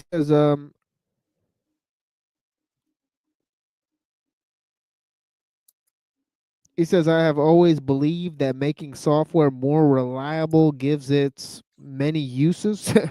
Yeah, go look at the video of John McAfee telling you how to uninstall the McAfee antivirus that's spying on you. Didn't they try to imprison him or something? I forget. Yeah, he's pretty much dead. Oh Or shit! something like that, right? Damn. Yeah, I'm pretty sure they iced him. But yeah, it says I've always believed that making software more reliable, given its many uses, will make the world a safer and better place. Now that is truly utopian thinking. If I were to come to believe the opposite, then I would be morally obligated to stop this work. What? So, even I don't make grand solutions, propose grand solutions, but he's proposed one and he's not even going with it, right? Right. I can now imagine such a day may come. Okay, at least he admits that. This all leaves me not angry, but at least a bit melancholic, he says. Henceforth, for me, progress will be somewhat bittersweet. That's the reality of it. Progress is bittersweet. It's a swindle. Progress is a swindle. Right? Progress is a belief that tomorrow will be better than today. Okay, it's a belief that where you are isn't good enough, but where you get to isn't as good as it can be. How could you possibly know? It says each of us has our precious things, and as we care for them, we locate the essence of our humanity. In the end, it is because our greatest capacity for caring that I remain optimistic. We will confront the dangerous issues now before us. Now it just sounds like some kind of fake ass bootleg speech by Obama or something like that, right? My immediate hope is to participate in much larger discussion of the issues raised here with people from many different backgrounds. Oh my god, this sounds like Barack Hussein Obama or some stupid shit like that, right? Some type of satanic speech. And setting not predisposed to fear or favor technology for its own sake. It sounds like he can't figure out what level he's on, right? Okay, at least ellul is straightforward. He says technology is being worshipped as an idol with the same simplicity as and fear as an idol. Right? That's not fear mongering. Right? That's pointing to the brute reality and saying we need to wake up. And then taking actual moral prescriptions and applying them.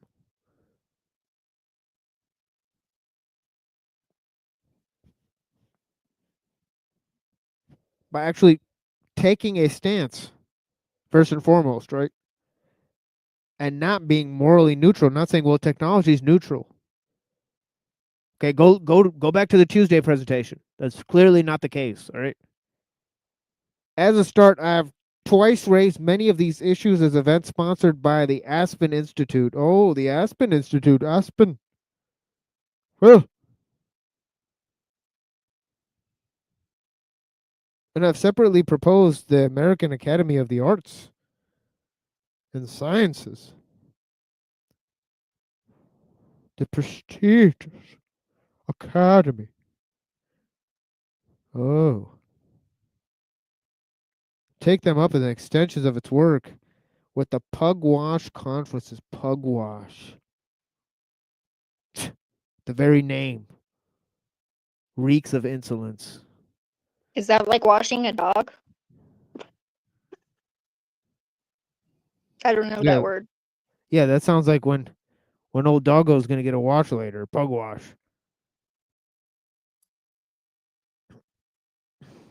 Incredible. Well, fiddlesticks.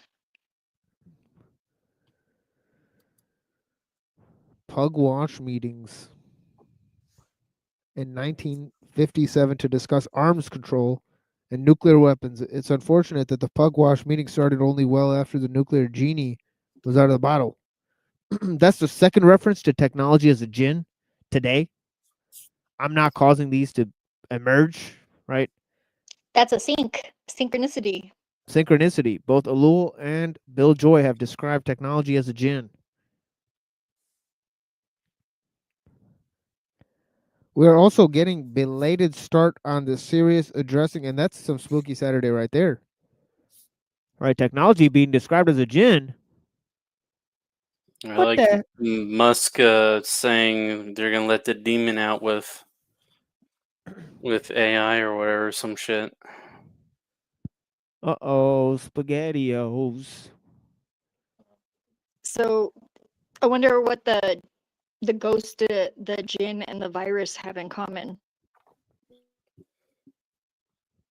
Probably the Kabbalah. I wouldn't be surprised. Their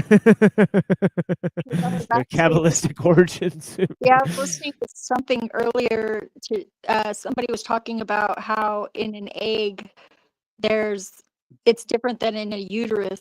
Like, and they were talking about the amniotic fluid and how a lot of it is the same.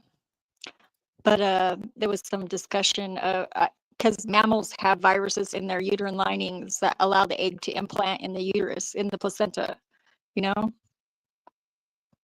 And without those, they did this experiment with sheep to where they took all the viruses out and they were not able to get pregnant.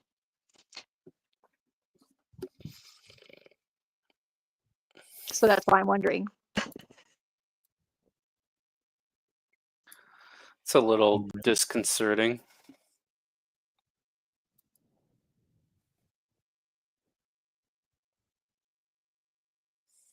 Straight alien shit.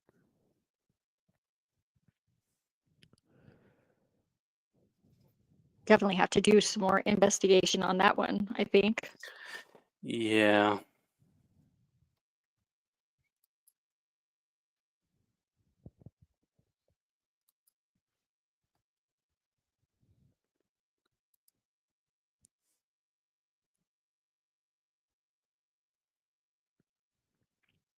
So he says we're late in addressing the dangers of 21st century technologies. I mean, he's not facing the reality. You know, we're seeking progress at any cost. You know, some people are, you know, just accepting the fact that humanity is going to be permanently altered by either combining with technology or by technology surpassing humanity, whatever. Right? So the fact that these people either exist, they're allowed to make their case, and their case is being promoted by the system on a wide scale. This is the reality of the situation. Not just that, oh, you know, the people who question the system, they're being suppressed a little bit, and you know, obviously the system has its promoters and all this stuff. Nope. You know, the people who have the most radical conclusions, okay, that even are talking about the elimination of humanity through the scientific misanthropy, right, techno-nihilism, they're being promoted by the system. While the people that critique the system, there's not even one voice out there. Right? Where's the shows on Ellul? I mean, there's like me, there's Chad Haig, there's two of them there. Okay, are there any others? What's going on?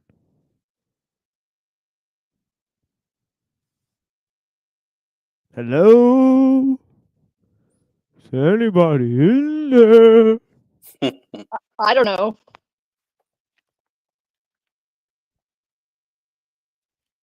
Wild.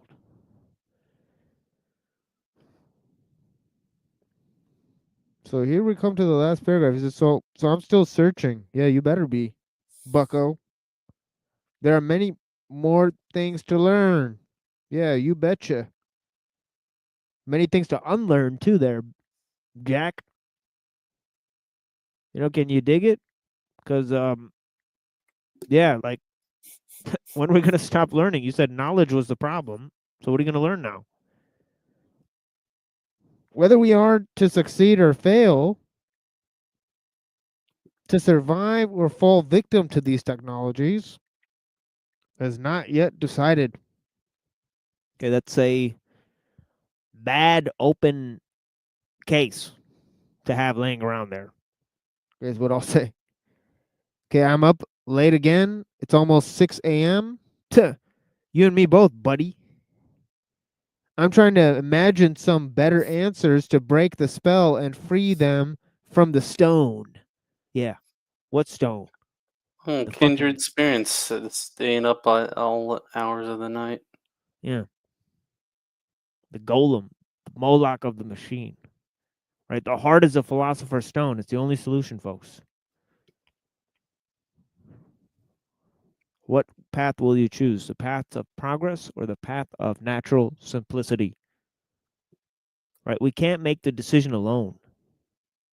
Right? We could try to go and, what is one man going to do going out and living in a jungle or in a cabin? Right? We need others. Right? We need a philosophy that no one gets left behind, but we also need a philosophy of to each his own. We can't oppress people through technology.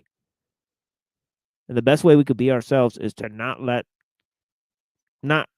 give control to the machine in order to allow us to have more power. Or an identity. Yeah. So what's it going to be, folks? We're caught in a bargain of ethics, moral systems. We need to actually ask the questions together. We need to bring our families into the discussion. We need to bring our communities into the discussion. Yeah, and we can't just have this discussion online. But there may not always be an online space. This is the reality of the situation. Right? We have an online space due to technical necessity, and it's mainly geared toward, through propaganda. Okay, it's a false medium of exchange. Okay, we're very much aware of that. The machine lies. Okay, it's a false translator, mediator. Okay, as it mediates information, it also watches you, and it also pollutes the stream of information. And overloads it. Yeah. Okay. It's as was said in the song. Redefine the enemy.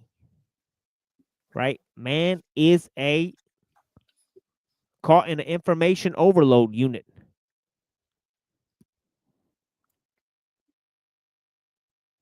And the only thing holding us back is time.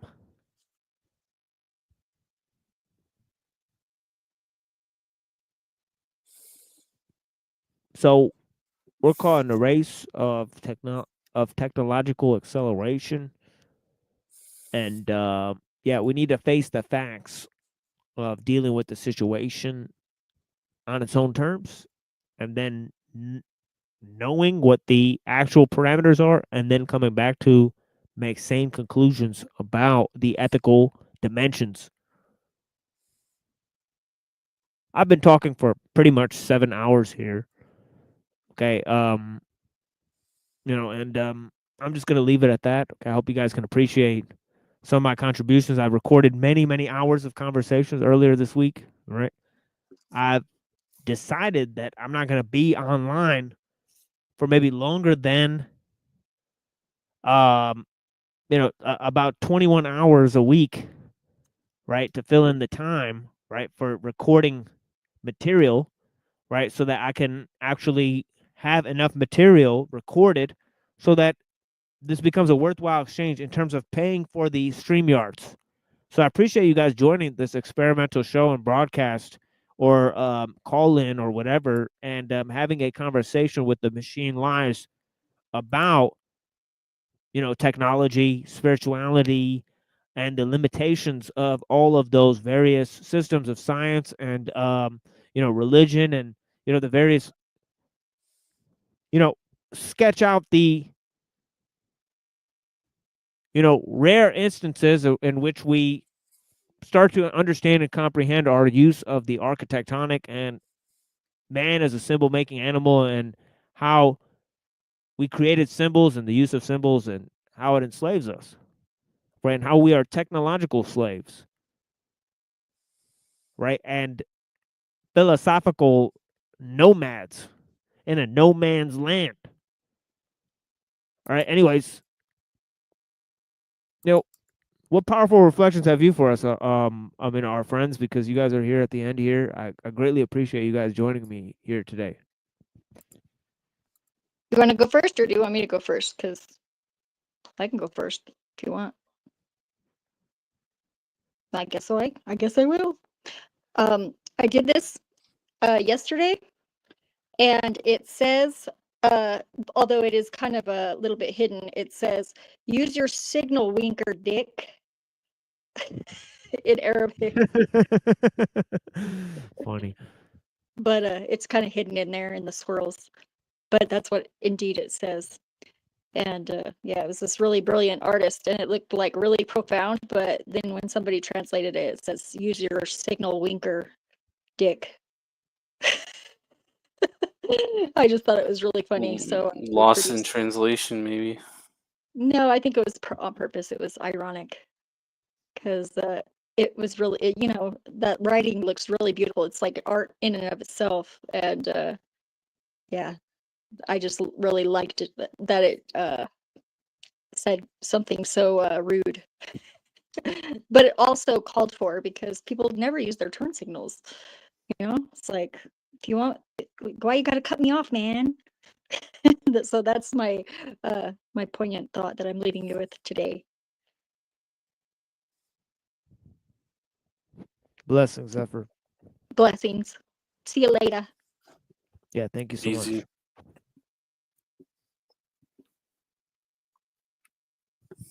Yeah, and what about you, my friend?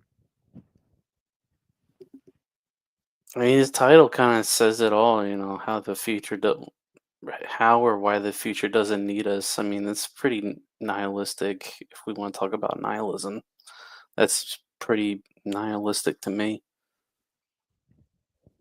Anti-progress, for sure.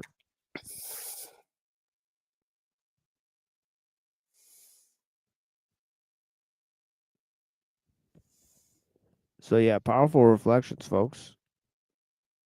I greatly appreciate you guys. Clockwork Elves seems very relevant. Machine elves, perhaps. Machine elves.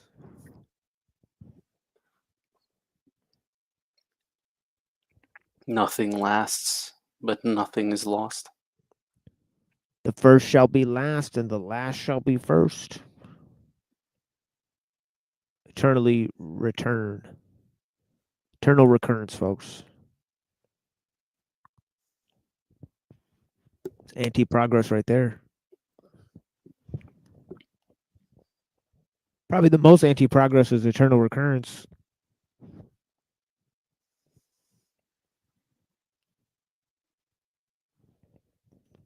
Get over that camel hump. Can't be done.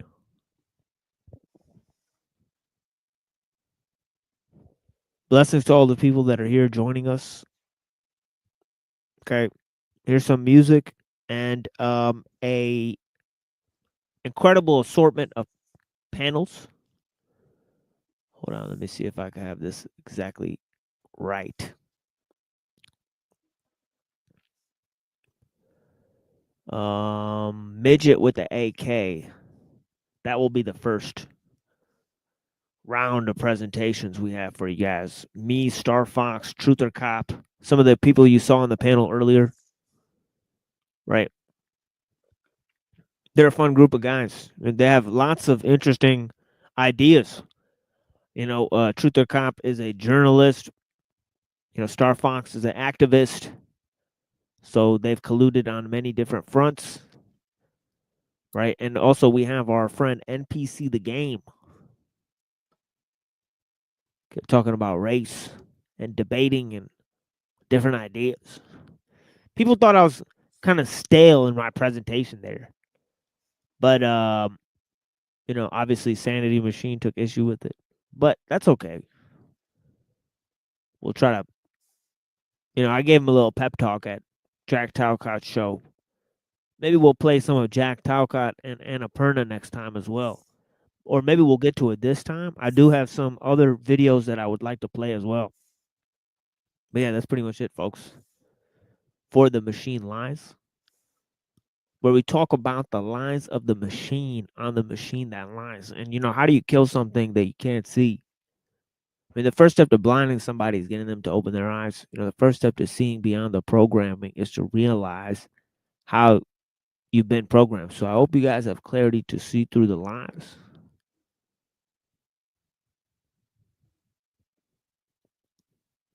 That's what we have for you guys. Whoa, right at the 7-hour mark. Very interesting. 7 hours. The bell tolleth for thee. Yeah, the bell tolleth, folks. All right. So let me try to open this up for you guys. Some of these spooky Saturdays.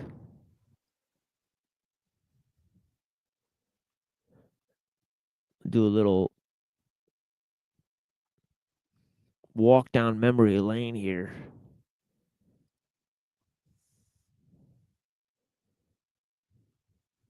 For a little bit.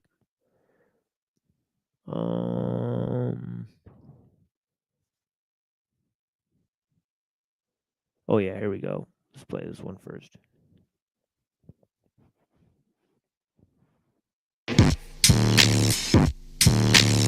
Before ligaments and fridges, the 666 digits religion where sacrifice pigeons fidget was created by ancient midgets. My kamikaze cronies listen to Ozzy over Rick Ross chords during quasi-religious ceremonies. I see what the owl see, curse you into paralysis, drinking blood from the chalice with Aleister Crowley. I feel no guilt for the blood that got spilt. Fuck, thou shalt not kill.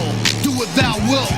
Scheming on Rosemary's Baby in the Witch's Shrine. My cult will leave you shocked like Polanski in 69. Introduce you to hallucinogenic narcotics, baiting you with females rocking psychedelic bell bottoms. Fu Manchu in effect, bending spoons like Uri Geller. Then I'll sharpen the ends and jukes you in the neck. 67 stab wounds in the LaBiancas allows you to sip droplets from the goblets of pompous conquerors. Table and dagger, author of death, virgins with big breasts, soldiers of morbid thoughts, nuns indulging in incest. Bring me the goat, manipulating women on dope, kidnap the Pope, hang from the rope, stab in the throat. I spill your blood in the name of Satan, the couch of your soul. Author of sacrifice, use the Bible to bash in your skull. Master within the code, authors of madness, step into my chapel, the ghouls. My collection of scalpels and tools are used for ritualistic and sadistic purposes. Ceremonial death, surfing the ancient verses. Pazuzu possesses a system, masturbating in the monastery. She used the crucifix to pop a cherry. Perverted priests flirt with the deceased. The black mass is achieved. Shadowy figures joyfully dance to the beast. Hunger for human flesh and sex, the cannibal's feast. Head of the jackal, 6-figured hand is complete. 20 hits in the room melts, get dosed with the black acid. Kidnapping your wife, cave suppositories and plastic. Cans are smashed in ambiolas, cold as a bastard. Torn from a casket, human flesh gets scorned to ashes. Pray to Satan like Jimmy Page, takes the stage of blood. Cousins of followers, blood led by Miss Sadie Glove. Cielo Drive from up in the hills. Californication and pills. 666 engraved in your fucking gills. Bill wifey,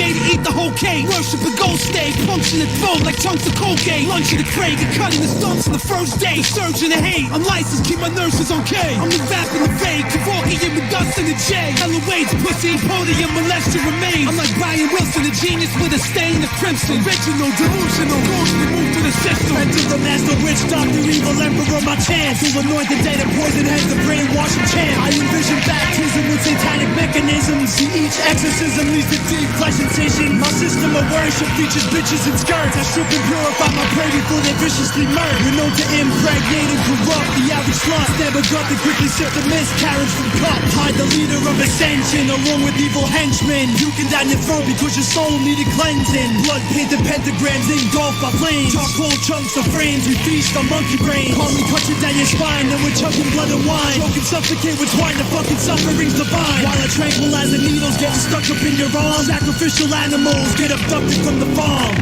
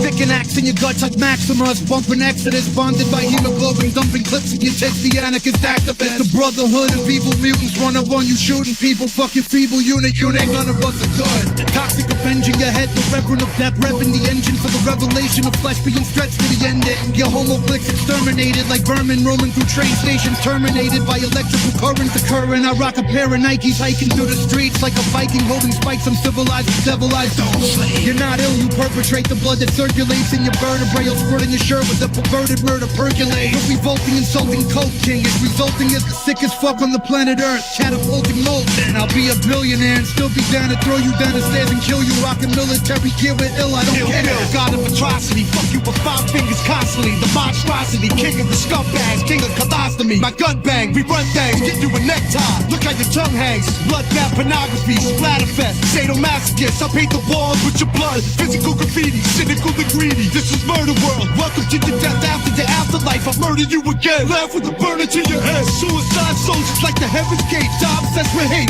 Bloodstained holy books are like a test of faith. Like the word of God telling me to kill. Or the word of pagans telling me to sacrifice you in the name of Satan. Pain, lust, and abomination. Unholy combination. Circle of tyrants. We control an entire nation. That can attack you like the dawn of the dead. Rather be backstage catching head from your daughter instead. You're on all fours. Candle stuck to your back like gauze. I got to make a lampshade of your skin. Tack you the walls. That's when the boredom sets in. Pull out my axe from the store. How he pops up with up packs of the last to fall. The wizard and gore. Diminished like your skull with his sword. Emotionless, tone and finish like ripples and dwarves. God hates us all, so we burn churches. Your mouth's a urinal, bitch. Lays in the deep purple. I'll hurt you on purpose. Never got shit handed to me. The silver spoon is only used to cook the Lord and imported. Your kids are fantasy. We sick goons. We don't give a fuck what you say. Above the law, get an apology. Straight from DAs. Players, ball killer, coked out jokes of Beretta schemes. If I don't blow up, this lab is a kitchen for methamphetamines. The walls closing in, too much to fight. Pay-per-view suicide. We all die tonight. Hey, yo, I slay who I wanna. We're creating the horror. See, my state of nirvana is to make you a goner. Stick a pick in your stomach because I'm sick of you frontin'. But still I'm quick at the blunting and catch a victim for nothing. I whip out the sharp shankers, stick and jig up with these. I watch your ligaments bleed with very vigorous speed. My left hook is known to put a bitch in the seat and transform his face into mystery meat. After I clap at your wing, your skull will snap like a twig. There ain't no little body counts, I make my massacres big. Carefully put in the clip so that the bullets can rip. You get butchered to bits, to me's as good as it gets. Bet you leave on the stretcher when the 16 wet you. With your cap twisted back like a major league catcher. The head will bleed, catch up to your garments and soap. Watch me finish the job with something sharp in your throat.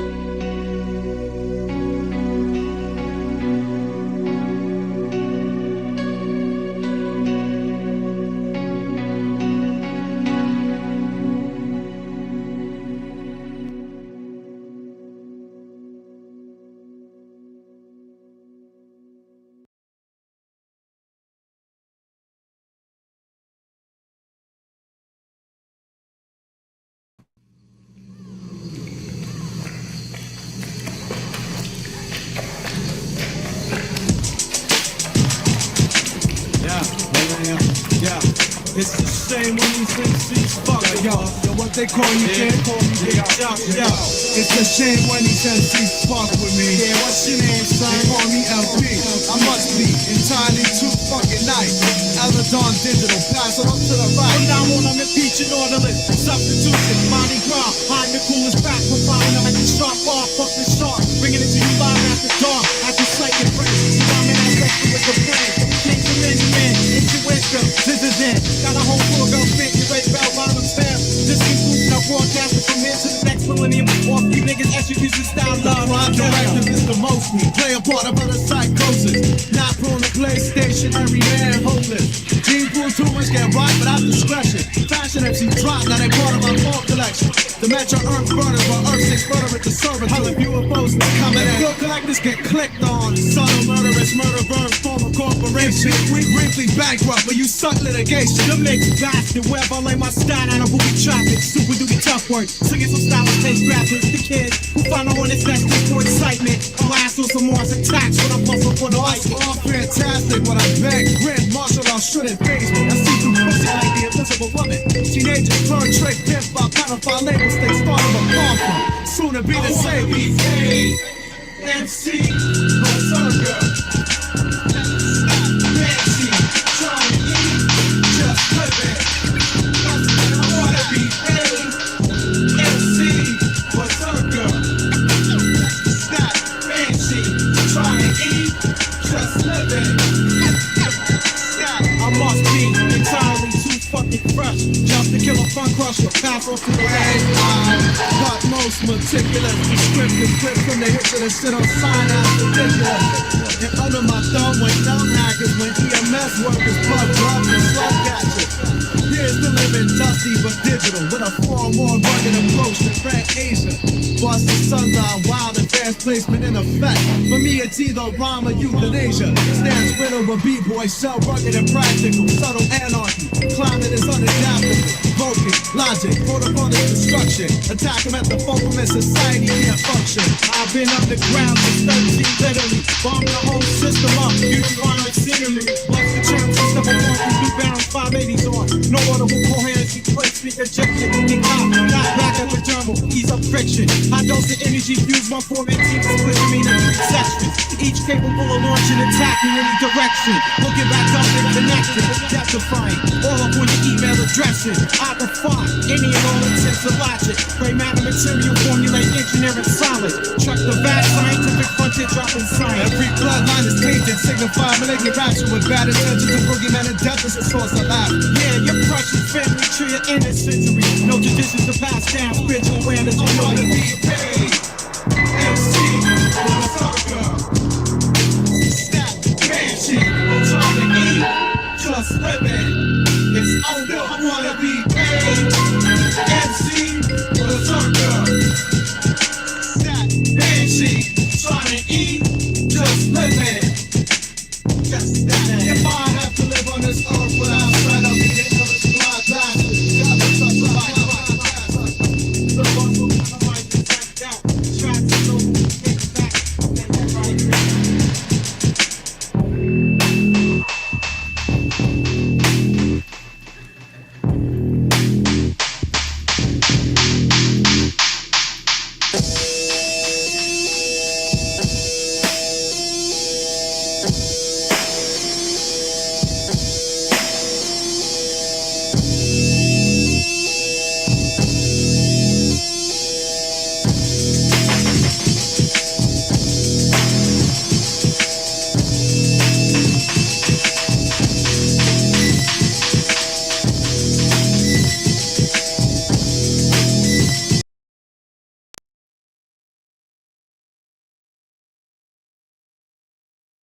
Got crazy stuff that happened. Yeah, dude. On the regular. It's kind of like. Are you talking about ladies' night over at Illumitomi's, Giaba? Is that what you're referring to as ladies' night? I don't know. Oh, G Abbott was talking shit to me last night in another chat. Was there a bunch of 17-year-olds there or something? TML's here. You get the joke. How's it going? What? Oh, God. What's up, TML? I just got it, yes. Oh, wait. So is Jack a pedophile? I know G Abbott. No, not Jack. Not Jack. I don't even want to get into it, No. Starfox. Not Fuck Jack. yeah. No. All right, I'll just listen. That's I'm just throwing shade. That's what I do. To Thanks those so who much. deserve it. You know.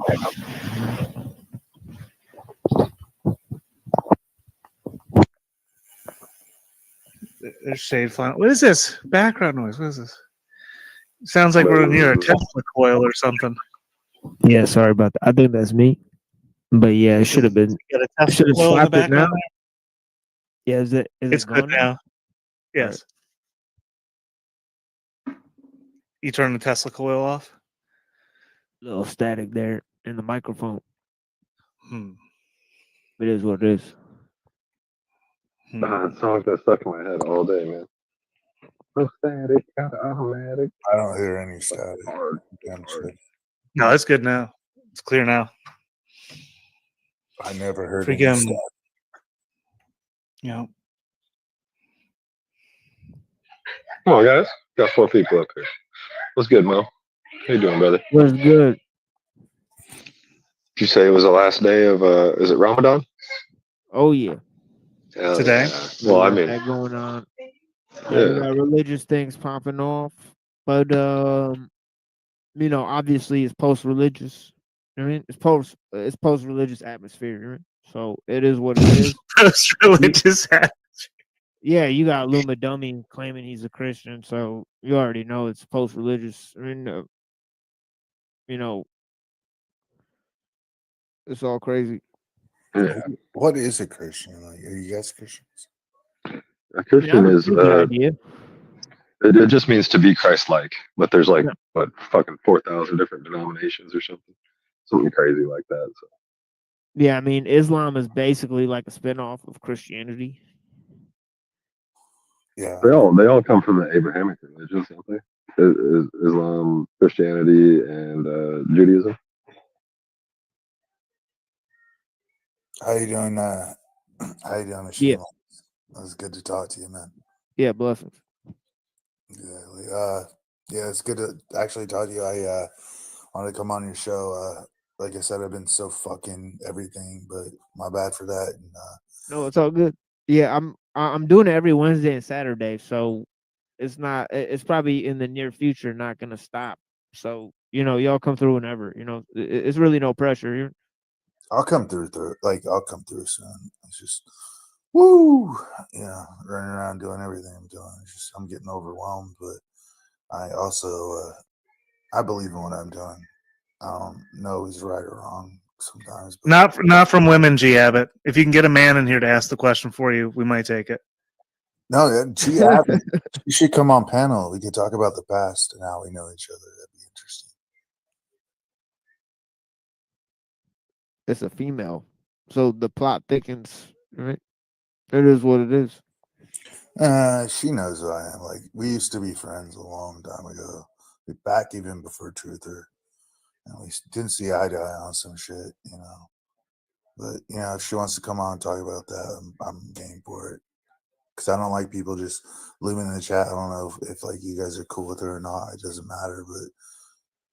But if she has beef with me, you know, she can come on panel and talk. I've already seen your face a mess.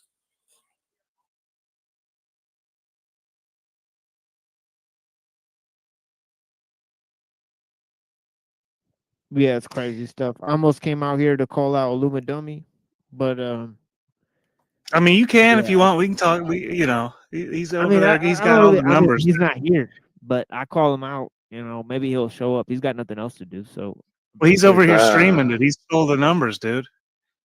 He's got everybody's over there watching him. Oh no way. Oh, okay. So yep. Rose 777 figure access. Yeah, Rose 777. All of a sudden, all these guys that say N and F are getting monetized with Rose 777. It's talking about something about Jack. What is that about? I know Jack was. I went in his chat and he ignored me. Maybe this is what was going on, but something was fucking with Jack's head. In my opinion, he wasn't paying attention to a lot of shit. He's got a lot going on. He gets fucked with a lot. He gets on a lot of levels. He's slipping up on drinking and stuff. What is Jack's background? Like, I know he's a Christian motivational speaker, eye opener, maybe. He's different, but like that night I went into his chat and watched his show. You know, he wouldn't even acknowledge me. It made me feel like maybe he thought I was an op or something. I don't know. No, dude, no. He doesn't respond to a lot of chats normally, but he opens up the panel if you go up there, just like you did. He'll let you speak and talk with you and stuff. He's not a bad dude. He's got a lot going on in life. Yeah, maybe. Well, you know, I understand that. I do too. I don't see everything. Sometimes I get tunnel vision, but maybe he didn't see me wanting to go on the panel and talk to him about the Satanist thing. And I left comments on it in the live chat, and I never got a response from his mods or him. That's why I say I feel like something's going on. The type of person He cares about us so much. He wants to let us know that love is out. Thank you, G. That's so sweet of you. Good to see you. He's the type of person he would rather. No, that's fine. Acknowledge the chat. He's the type of person he would rather talk about how to, like, as opposed to talking about the problems, he would rather contemplate solutions to the problems. That's literally his whole platform is stopping wars and ending secrets. That's literally what he says. Which, you know, to everybody, I have nothing against what anybody's goals are. They're just here to encourage. That's kind of what, like you were saying earlier, you like having, you know, people to have your back and support you and stuff. I'm more of a supporter than wanting to be supported. That's just kind of how I am at this point in my life. Because I have, you know, I have my family, I have my kids. I'm not like lonely or anything. Yeah, I heard him earlier. There's certain people like TC here and TML, and you know, I support these guys every day on anything they're doing because they're solid people. So yeah, no, you're cool, man. Just realize New York City is a fucked up place, and what's going on out there. My mind is like fucking vigilant. Oh yeah. Fuck, and sometimes it spreads over back to this world. And I've heard of like the witchcraft rituals out there in Central Park and stuff. Like literally people getting their heads chopped off like back in the day and stuff. Yeah. You heard about that? I don't know. You look it up. It's it's a very big story. Yeah, Mayor Park. Yeah. It's connected to what's that dude that started shooting people in the head? Are you talking about the mayor Jewish of New York guy? City? I knew TML would know about this, yeah. And there's what do they have? They have the OTO out there. Yeah. Yeah, Berkowitz was his name. Yeah. Can I ask you a question? Have any of you ever met the mayor of your city? Nah. No. No. Why don't you get involved in politics more if you want to make change? Yeah, that's facts. I should have done that a long time ago, but Like, I've met the mayor of my city. I partied with her. Like, this is no joke. I got involved in politics probably about like when I thought like back in September. I think I was like, "Fuck this! I'm going to get out and I'm going to change stuff." So fucking. In my opinion, if those people could or wanted to change things, they would have already. They're that's a good point. They have people in their back pocket. Well, if they're in people's back You're talking pockets, about I like should say. corporations. Like my mayor's connected to what is it? Ruffin. He's a Las Vegas guy. He set up a lot of casinos and stuff there. He's here in town in Wichita. About to open up a new casino in Park City. It's gonna just like it's gonna be big. As far as That's what we need. We need more entrepreneurs and like the people taking back the power, but they have to take it. So essentially, you have to show them how to take it. You know? I bought a cheap Walmart suit for probably like $60. Maybe a $30 white T-shirt, a tie. Got some nice shoes, and I went down there, and I wanted to have an effect. And I went down there, and it was pretty good. You know, I started learning how everything works and how to like.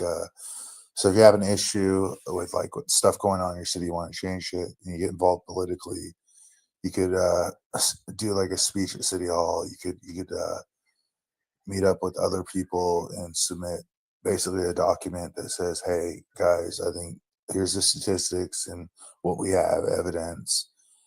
And they'll have a panel and they'll look into it and they'll vote on it and stuff like that, you know. And I haven't lost faith in the political system at all. It's pretty crazy here. We just had an incident where Mayor Lily Wu, She is pretty cool, but she's close to the Koch brothers, you know, and stuff like that. So she's Democrat, but the Koch brothers funded her to get in office. And there's a proclamation about diversity. What was it? No, it wasn't diversity. It was Trans Visibility Day, and it pretty much divided the city straight down the middle, because there's another person there on the council named Maggie Ballard, who basically just fucking stabbed the mayor in the back and said, I stand with the trans and LGBTQ, which is fine, but she just threw the mayor under the bus because her name was not on the fucking proclamation. It was a computer mistake. The city manager, he knows about it, and fucking they're trying to fix it now, but I just feel like it just fires up more division between everybody. You know, but I'll shut up to it's true, man.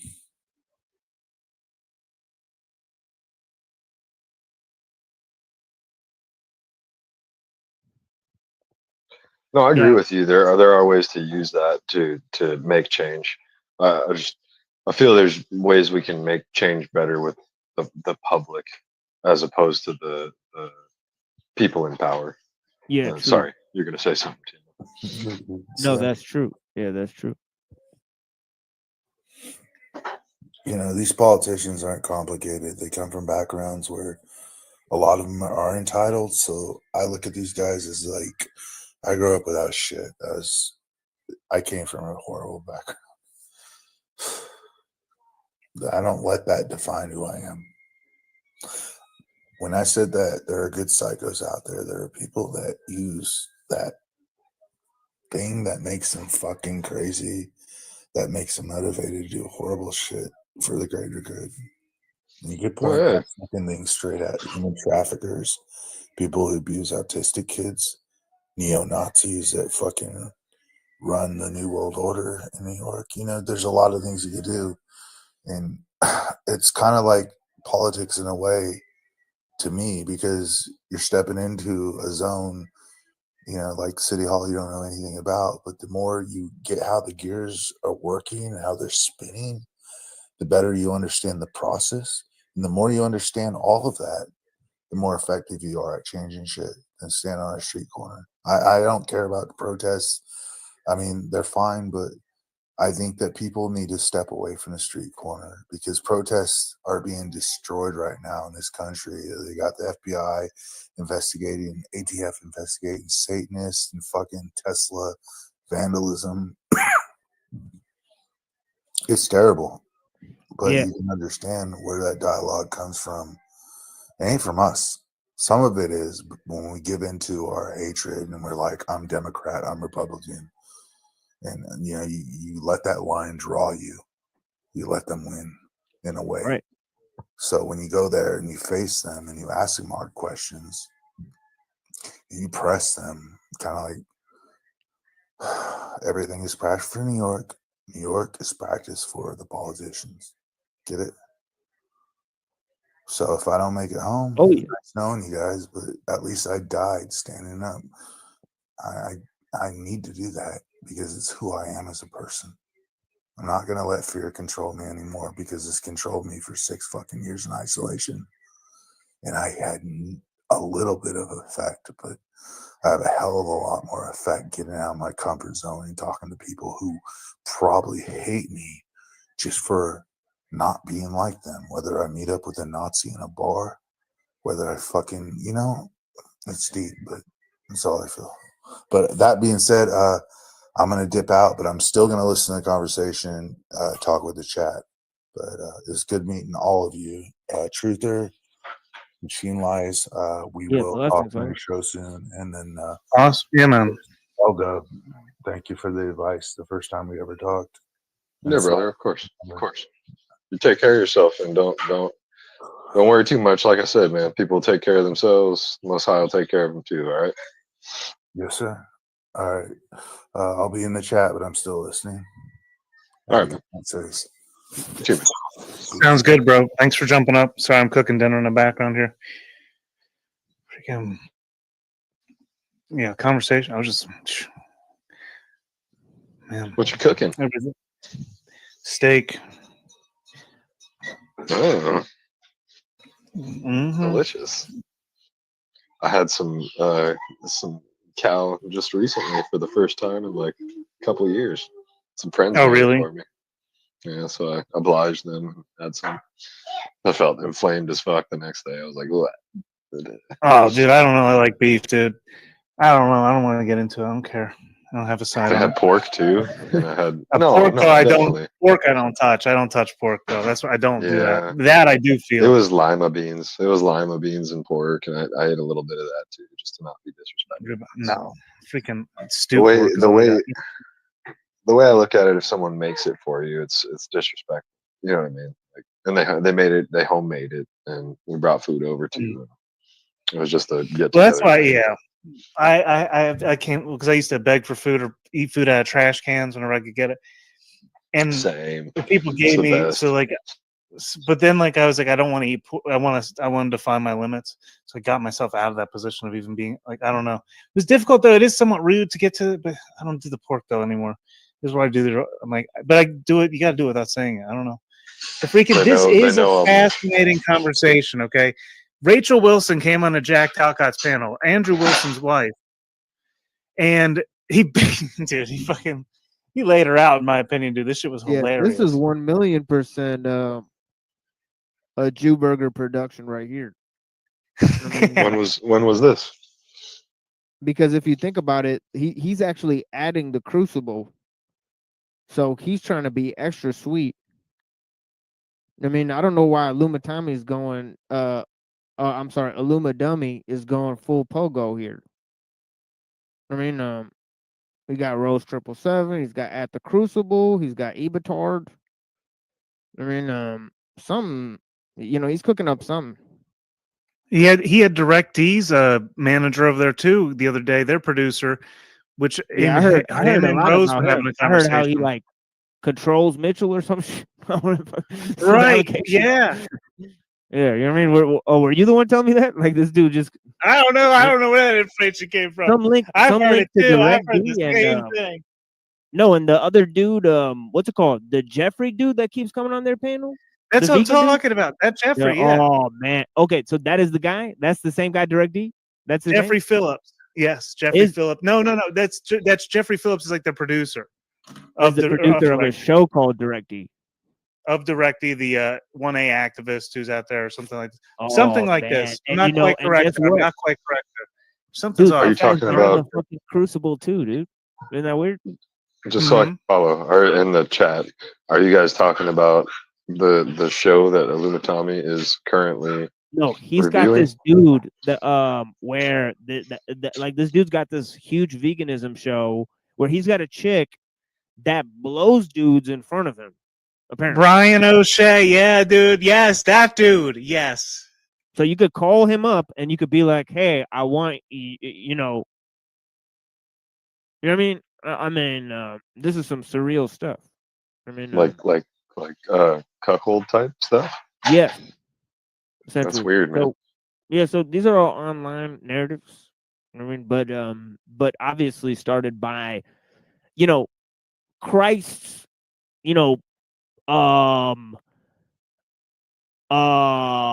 meth, pedo larper, where he like literally had this whole saga where he's like with the meth and pedo stuff, and People watch this. He lived this out. I mean, TML lived this out with the Luma dummy. I mean, Strange. With this motherfucking shit, with his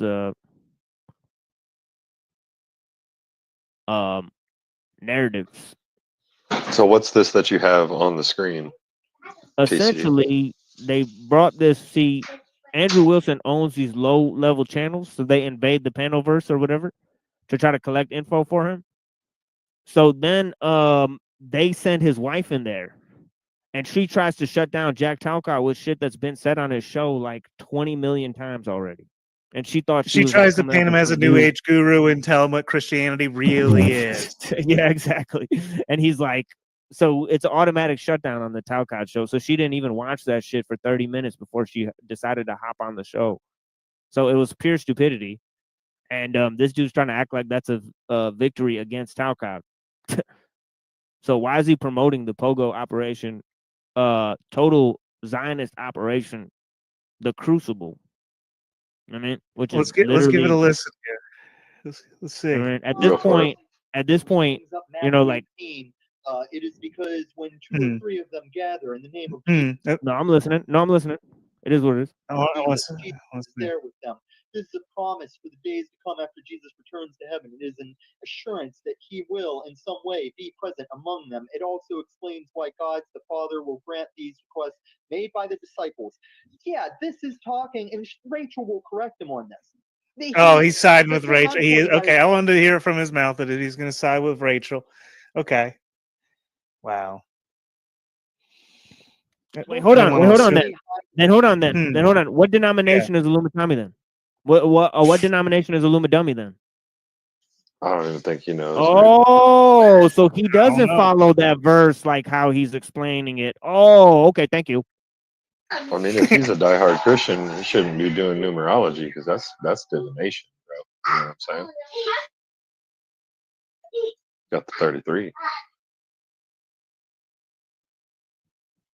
He doubled down on a pedo LARP with fucking Snafu Snaps, and he's now working with Snafu Snaps, who literally accused him of pedo, and then he doubled down on a fucking pedo LARP in front of me and Truther Cop. All this shit happened. So this is the dude we're looking at here. Dude, I don't think I ever went so hard at anyone. I think that was the hardest I ever went at anyone. Was when me and Snafu were going at him. There was still some bullshit though, but whatever, dude. He knows what he's doing. Yeah, but how is he not? How is he backing up the crew when he's already discredited, so-called discredited them? Then doesn't that discredit himself? Right? I don't know that he's backing them up because when Snafu and I did have a debate, when I don't know, you think so? I think he is. What? I mean, dude, he's got Melanie Moran, he's got Red 40. I mean, he's got the whole crew up in that bitch. Well, yeah, Red 40. What the hell is that dude's deal? Is he just from Illumitamis the whole time?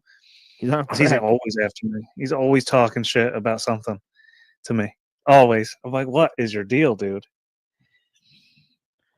Yeah, don't worry. We're gonna make 40 accounts called Red 40 that are all gay for Tarek. So don't worry about it, Red 40. Damn. First sentence he depth with, I haven't until the day of judgment, in which if you are not after that day, he will never remember you, never shine on you, or look at you with bits and pieces, and you're like, wow, I'm gonna apply this Can verse be. to how Can I'm be. right now in my life. It was really developed in the church. This is back when Jack Talk got that Eternal on, dude. Amazing optics, though.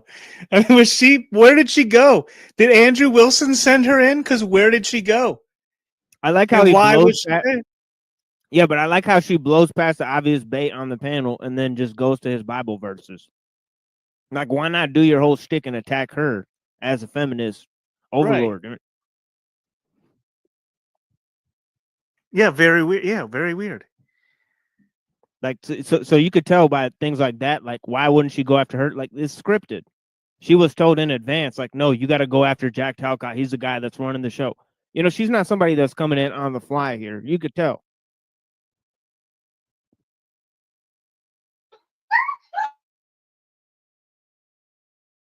She's not going anywhere on the fly without calculation. They're calculated, these people. There's no way. Oh, yeah. You could tell. Certain book. And the scriptures were compiled and canonized by the church. So you really can't separate it from where the church came from, which is the Orthodox Church. But all that aside, so you took a verse there and you said, where two or more are gathered in my name. Get your pixies out. How many no pixies around? You and me and Easy, we sit down and read the Bible, and the Holy Spirit like makes us feel this loving, that's false off rip. Kindness toward each other. That verse was specifically because the Catholic Church had canonized it too, and they don't follow that church. And got they were performing. So I think it's important in your journey to false, totally false. The Catholic Church and the Orthodox Church were the same church when they canonized the books. So part of the people who canonize the church are the people that she doesn't follow anymore. So it's a mixed bag who canonized it. The Catholics will claim they canonized it. The Orthodox will claim they canonized it. So Well, it all, yeah. Do they both use 81 books? They both have the Apocrypha, or is it just the 66 for one and the 81 for the other? I think like Protestants have 66, and I think the other ones have like 81. Right. Okay. I got you. Yeah. I'm just trying to keep up here. I don't even know anything about like any of this saga or anything. I think I kind of stepped away in this time. Yeah, I mean, it's embarrassing for the, like, I mean, I think it's embarrassing for Speakeasy because it shows like what an outrageous like clown he is to kind of bring these people into this type of arena, you know, and then try to flex for it. I mean, because if you go back and watch his channel, he was gassing them up, man, saying that, oh yeah, it was a clear like victory. It's like this dude's show was like a guy sitting on a park bench like feeding pigeons. Like you don't understand what the fuck you're doing. Yeah, you know, like what the fuck are you talking about? You know, it's not really a Bible debate show, but you know how they try to spin it that way is clearly scripted, LARP. So I mean, I'm just glad that Jack saw through it. He was pretty pissed afterwards. Oh, he laid her out. He laid her out. It was great because he sent it and he's like, I kind of missed an opportunity there. And I listened to it. I was like, dude, you laid her out, dude. It was great. Yeah, he did lay her out, but he later resented it. But I don't know why, because there's no reason, dude. She deserved it the way she came in there. Yeah, I mean, I went in circles and circles and circles with this with these people. I mean, trying to get them on the show, doing all this stuff, and they in the end try to act like I was begging when they had me on twice. I mean, so these people are fucking retarded grifters. I mean, and they work on a Zionist platform that's literally paid and sponsored by motherfucking Murdoch fucking News Corp. I mean, that literally pays for the fucking you know, like literally goes to dinners with fucking Benjamin Netanyahu and shit like that, with fucking people who kill babies. So this is the real deal. You know? This is what we're talking about here. I don't know, probably because Jim Bob. I'm sure Jim Bob said something to Andrew about Jack Talcott. Well, it's funny. Remember when remember when the Jay Dyer character came on Ebitard's show and Jim Bob was on the panel? I mean, so obviously, I mean, they're lurking around these panels, and then every now and then one of these people will drop in, and they're supposed to take over your Jim show. Bob's always got someone watching both of us, dude. It's insane. Yeah, but I remember that. What's I'm funny? But you know, I'm supposed to stop reading Ellul and engage with Andrew Wilson. No, I'll just put him in the back and I'll continue reading Ellul. You know what I mean? Like, what's wrong with that? Like, why support a Zionist fraud? To maybe just look into church history and learn a little bit about the early church. Sorry to interrupt again. He really showed his insecurities. Rachel, don't tell him that. They kind of treat it like Don't tell him that, Rachel. What do you call it? When they give you your fortune, the astrological people, you get your Kundalini zodiac spirit reading does every not day. like They this. treat it like that. Like, ooh, I'm gonna put my finger in a random page and it's gonna like tell me something. The Holy Spirit's gonna give me a tingle up my spine and I'm gonna get truth out of this. It's really not what Christianity is at all. And I think where you're going wrong here, and it sounds like where you're coming from is you have a lot of pain in your past, you have a lot of emotions that you've had to work through. And so you're projecting your personal experience onto the world and saying, love saved me and love fixed me and me healing my emotions and all this stuff. But if you're a historical person, you know that there's This shit was hilarious. So, dude, I mean, this guy, this is the wife of the man who was on Piers Morgan debating the Young Turks. Like, what reality are we in? Who's on your panel, TM? Who, by the way, visits your panel anyways directly. What is their deal with these channels, dude? It's because the feds are watching the machine lives. It's obvious. So this is the real truth behind what's going on. These dudes literally going on to these panels like Montagraph and Andrew Wilson and what's those other guys? I forget, but there's like 200K Donut. Donut and all these people descending to these panels and trying to curate the content. It's obvious what's actually going on. This shit's 100% fake. I can't even turn on these panels anymore and find a real conversation. Very rare. Very rare. I've really tuned out. I've been like, I was taking some space. But why are Illuma Dummy and Ebitard and all these low level channels guys that have been doing this for 3 or 4 years suddenly promoting Crucible and Jay Dyer and all this stuff? Pretty weird, huh? And colluding with Jim Bob and all this stuff. It's pretty strange. I just implore people to analyze the patterns, right? Right. It's definitely not what I would certain people are probably hear. desperate. Yeah. Yeah, they're desperate. They're also monetized. Yeah, certain people are probably desperate. Certain people are probably aligned. It's just everybody has a different. And then certain people are coattail riding to where they're like, oh, well, if I do this, then, I get benefits from it or whatever. But that's the way anything works, I guess.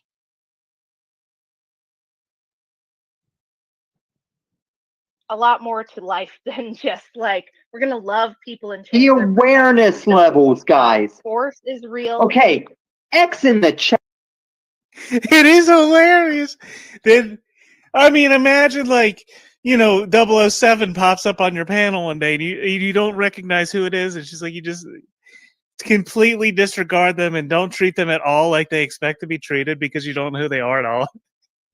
and she thinks that she should be known by Talcott, but she's not. It's so funny that he has no idea who she is. It's so perfect. It's so great. Oh my god. She thinks she's so important coming in here. Yeah, and it's funny. It's also funny that she's next to Eternal. Right. What are the chances? So it's literally like, who's this random person? It just looks like some other random lady. So it's like there's Eternal, there's like 3 days. The school principal or something. Pretty weird. Chat, if you know who the fuck Jack Talcott is. X in the motherfucking chat. You lazy motherfuckers. You get up and You're fight a lazy this time. motherfucker. X Play other people's you show, know add who your the content. fuck Jack Talcott is. The nerve. Whenever, thank you. Sherm, thank you. The nerve that she would, or that he throws the thing up. That he throws the thing up. And he's such a pretentious meme user. Oh, enough, Zephyr. You know him enough. You've seen him enough. I'll keep hitting him. You keep him coming. There's a lot of problems. I don't know what it is about Illumitami's attitude tonight. He's riding the line right tonight. I don't know what it is. He's I don't know. He's he came up here earlier. From Normal. Yeah. Snorting the line.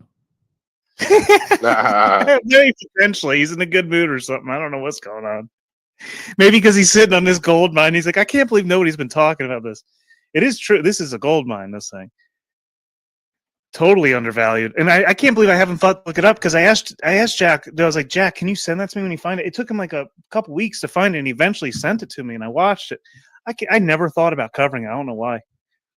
Yeah, but this is a typical performance, no real content, just him playing other people's shows. So this is essentially what you can expect. He just remixes other people's panels.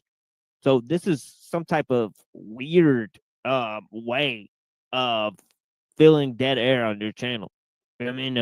And obviously Illumidummy does it, Ebitard does it, and yeah, I mean this is just their way.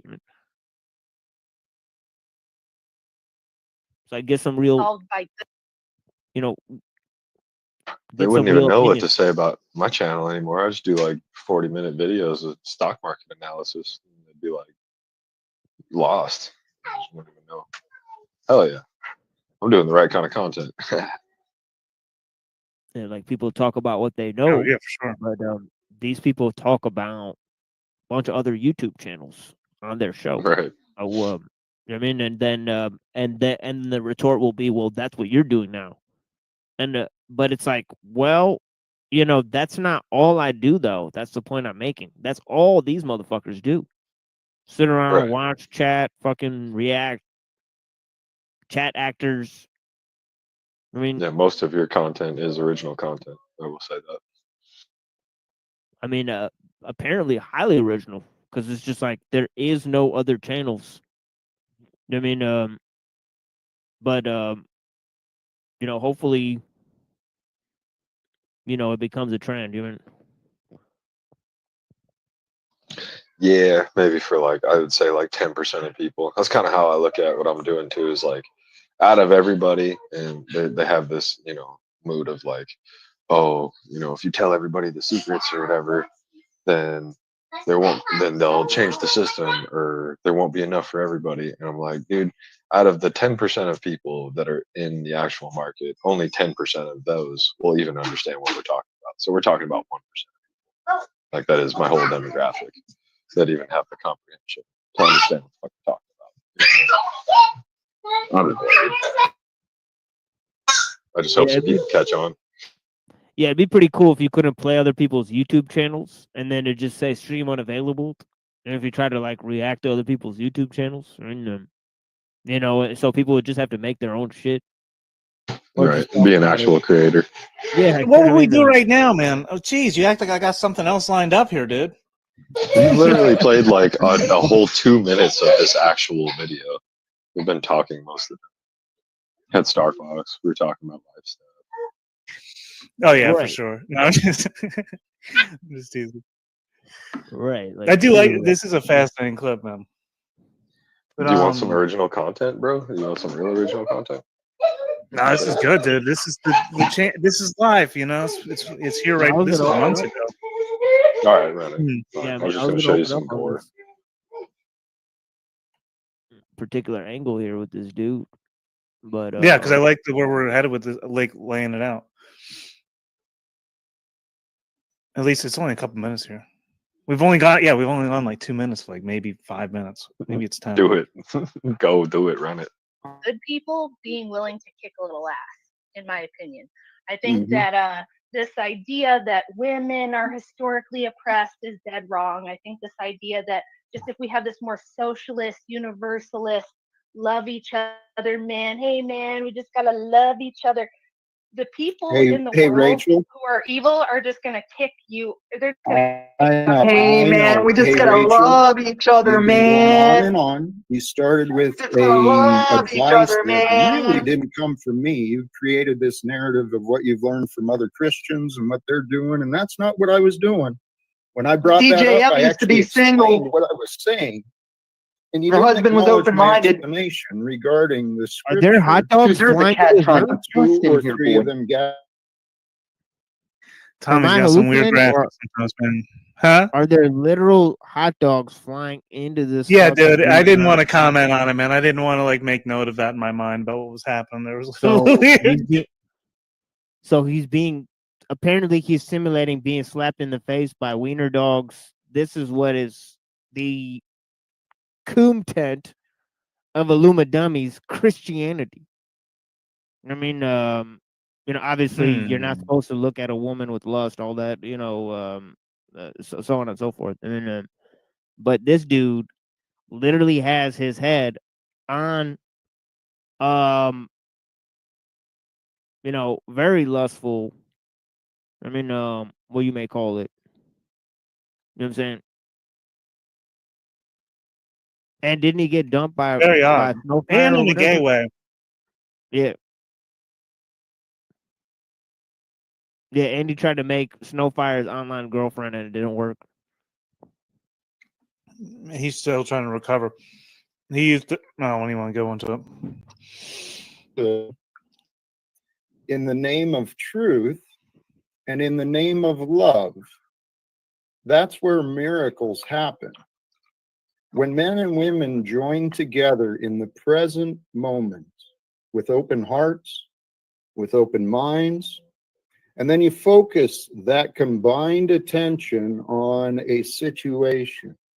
You pray, you go join together, brainstorming, allowing the spirit of truth to reveal answers. Let's raise a palm in the air while we sing with our eyes closed. We'll put our shoes and purses all in a pile. We make a circle. Oh, wrong club. Wrong club. Is that the case? So Jack is wrong because in Pami's mind he's got the Kundalini spirit. Meanwhile, he's got emojis of himself getting a bunch of hot dogs thrown into his mouth in a sexual fashion. I mean, the optics are high. Optics or something, all right.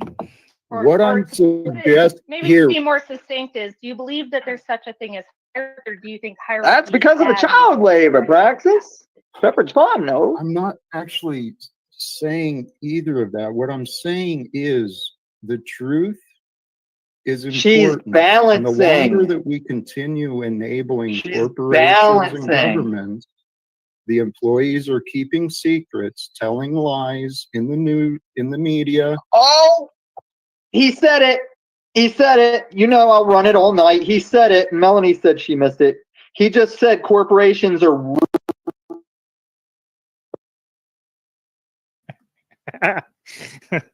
YouTube, a highly choreographed loading of the cattle car. Oh my God. Dr. D had. That's a good one.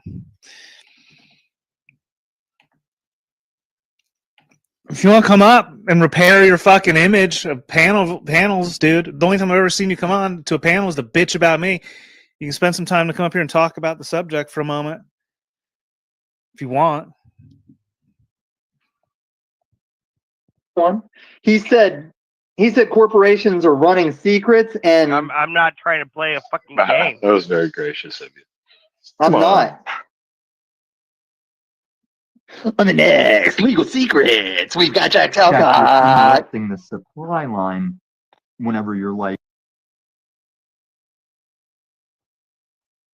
Yeah, I wasn't very gracious. I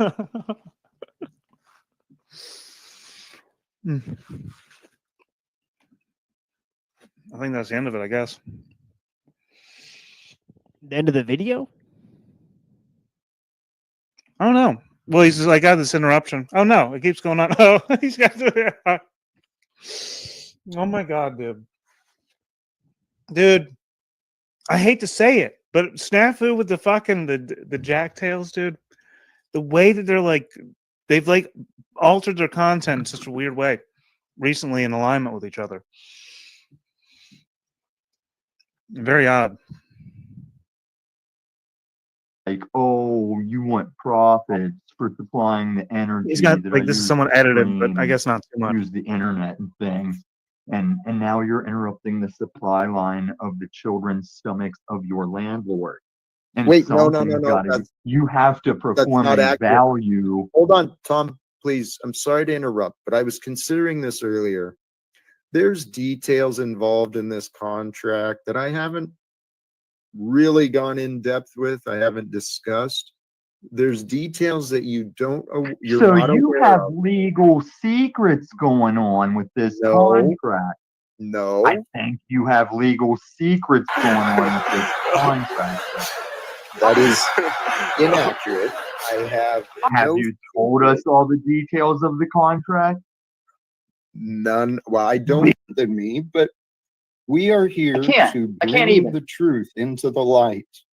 And how do you know what the truth is? The Holy Spirit leads us to Okay, the what truth. if the Holy Spirit tells you one truth and it tells Mormons a different? What is placing Illumitami into any position to criticize Jack Talcott at this point is what I don't understand. As I really evaluate this, why does Illumitami have any superior position to Jack Talcott? What's the difference? Like they're on this, like they both have their own independent relationship with the Most High. Like, what is the difference?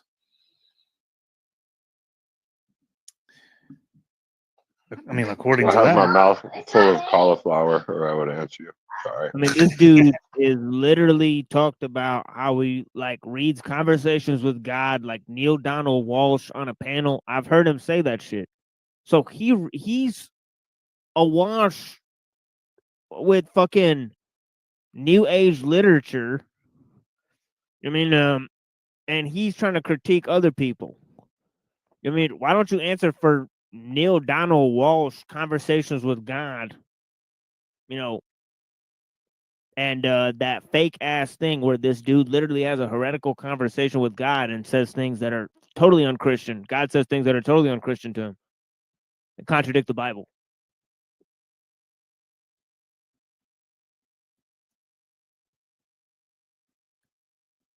So all these people admitted, actually Snafu admitted on a panel that he's not Christian. You know, back in the day I had Hank on, you know, and the stream is still up there. So, I mean, so what are they talking about? I mean, it's just very strange. I don't think 90% of the people who say they're Christian are Christian. I think they just say it as a social conformity tactic. Like, oh, everybody around me is Christian, so I better say I'm Christian. You know what I mean? Right. So it holds no authority. Like it holds zero authority. Say you're like a Muslim or a Christian or a Jewish person, like it holds zero fucking authority. Like, and if you're a scientist, you're probably a Fed. So it's just like, you know, like if you're a scientist or a religious person, it really doesn't matter. If you have explanation for things, we don't believe you. So it really doesn't matter. I mean, and I mean by we, the royal we. right? Yeah, I just don't get the position now because like Jack is saying he's a Christian, Illumitami is saying he's a Christian, but Illumitami is like saying that Jack's not the right kind of Christian. But then Illumitami doesn't say what kind of Christian he is. Nobody's the right anything to Tommy, dude. He's the only one who's right ever in the whole world, and everybody else is wrong. Well, that's like King Stephen. And That's he right, wrecked King everyone. Yeah. No, but this is a great clip. We've uncovered something huge here. You just take this clip and tell him that he's talking about church authority. What church authority does he follow? I mean, it's a good question. Right. You know, so in his claim, he's a Christian. He's made this claim hundreds of times, and now he's made a claim that Jack doesn't follow some sort of normative authority, normative church authority. So what church authority does he follow? I mean, it's a huge question. It's a huge fucking question. You've opened it up, Tommy. You fucking opened it up. I mean, you should never have reviewed this. You should never review any religious content. You should never make any religious claims because you'll have to answer for it. And, you know, that's the bottom line. You know, by intelligent people that actually know what the fuck they're talking about, you'll have to answer for it, and you don't have the answers. Illuma dummy. So don't make the claim. Truth, and it tells she Muslims a different disagrees. truth, and it tells She disagrees. Roman Catholics a different truth than it tells evangelicals. How do we know? Is there such a thing as objective truth, or do we each have our own truth? Do you have anything specific, or do you just want to imagine?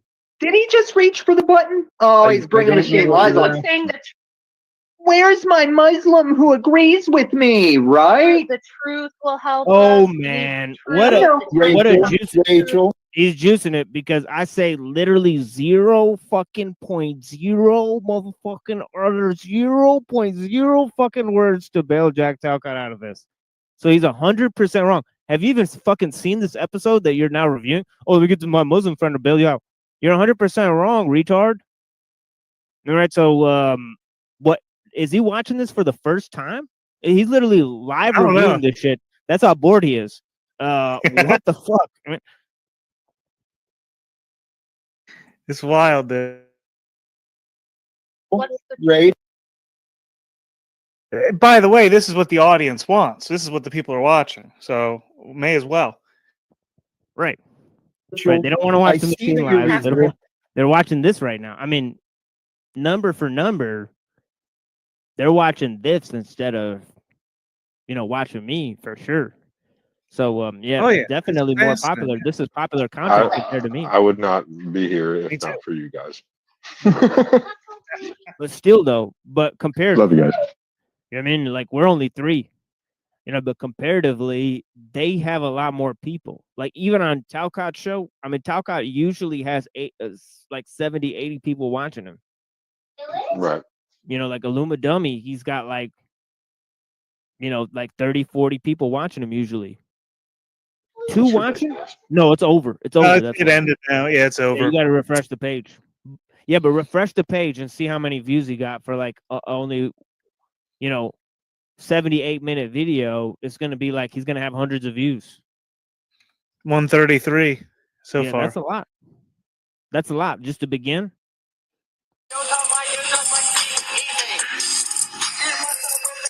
People have been reforming society for hundreds of years, sir. You are not the Right. first And I'm not claiming to be, okay?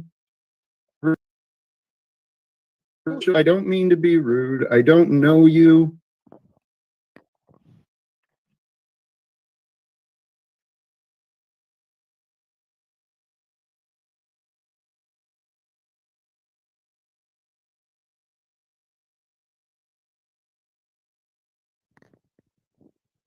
What the hell? Is everybody frozen or? No, you don't. I was mute. I was freaking mute. I clicked the freaking button to unmute, and I guess it didn't click. God damn it! Don't get so high. All right. Yeah, dude. Only get a little high. Only a little high. You only need a buzz. Oh, I was saying that there was something about the whole CBO we had talked about reviewing at some point. I don't know if you thought about that at all, but I got a minute to review what this is right here, though. I don't know, TML. We talked about that the other Yeah, night. I could do that anytime. I have the clips ready to go. I mean, I could literally do it on the fly. I say I have to find clips, but I really don't. We could just start reviewing it. But the thing is that it's going to take 2 or 3 episodes, so it'll probably have to be like a series. Okay. But yeah, we'll figure out the times and shit. Well, start it and then make an outline, and then there you go. Yeah, but I'm gonna be exposing Cock Body Hotline for targeted individuals. He's doing a special and just seeing what the target is, or exploring what the target is. Who's targeted. What they're trying to find, who they're trying to find, who they're trying to audition for this, and looking at their past episodes and looking for clues. So, I forgot the details, and you just dude, you're so spot on. Yes, we need to follow up on this. At least 3 episodes. We could do. I'll stream more than once a week if I have a reason to or whatever. So, if we got something moving like that, yeah, we'll definitely get that. Yes, soon, please. Yeah, let's get on that. Because that's like, yeah, it's so weird. I called him out about that too. We could, you could pull it up if you want. Where I pressed him about that a bit. I've seen it. I don't like watching myself, but yeah, you saw that. Yeah, I've seen it. Yeah. Don't know me. Speak easy. You should all be speak easy tonight. Disagreements and doubts are fine. Speak but easy those didn't are know it for would go you this to way. deal with. Okay, what I'm here is to share some good ideas. Speak easy. I see your reactions too. If you're yeah, I was reading, so I don't have to interrupt you. But my question would be like, how could you get to the truth if you can't even like have someone ask you questions? All he asked there was, is there an objective truth? Right. And the Holy Spirit shows us the Speak truth. easy. I understood. Right. You want to remember what happened. You want to keep track, and you want to defend her. I get it. You want to, I froze it right at a speakeasy that you should be. You want to remember what happened. Yeah, dude, that's what we've drug out of you like teeth for 3 years. And I just showed on the last show what it took to get some inkling of truth out of you. Your heart. Anyhow, did these people, did they define what truth is to them?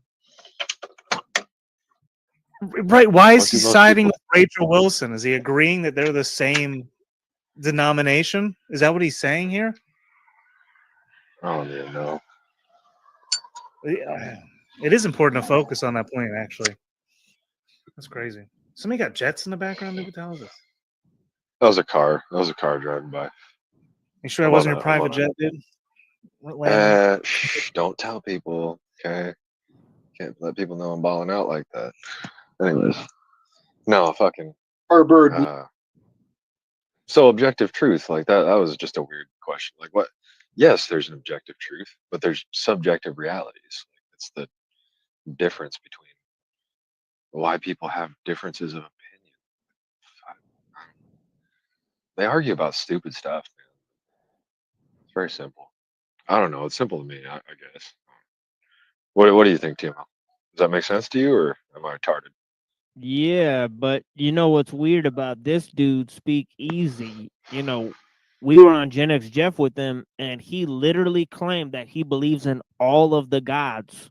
This was a statement that he made, and so I asked him what that that I'd like to ask him what that means, and then later he claimed he never said that.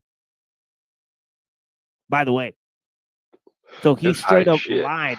Yeah, he straight up lied, and like I'm not talking about like half lie. Like I'm talking about like he just double crossed some shit that he actually said, and now somehow he's saying he's a Christian on the panel, which I think is pretty interesting.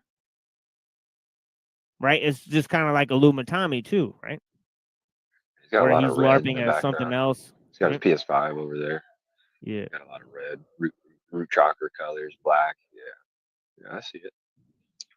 And when people tell you what they are, you believe them. Legal secrets, and now you're speaking in gymnastics again as you're mod godding the wife of one of the biggest channels that would fuck with any of us. I didn't see here, Rachel. Thank you. He for knows reading. I'm the last person that Maybe. he's defending. Maybe you can offer some relevance to the question, because I felt it was a deflection and a distraction from what I'm discussing. What are you Like a discussing? backstage What's and a your talk point on. here? That's what I'm asking. When you say we There all just you need the go. truth, you're giving me all these Okay, Jack says, there you go. Like he was waiting for it. Like every motherfucker that listens and understands for more than 10 minutes of their time goes, Jack, what is your fucking point? Where are you going with this, Tom? I'll say the channel tonight. NPC the game, Word Wizard, El Perro, London Man. You know I love you, bro. Even London Man. All of you motherfuckers I sit. Flow State's on his way in soon. On this, Flow State will come in and sit and not correct this motherfucker.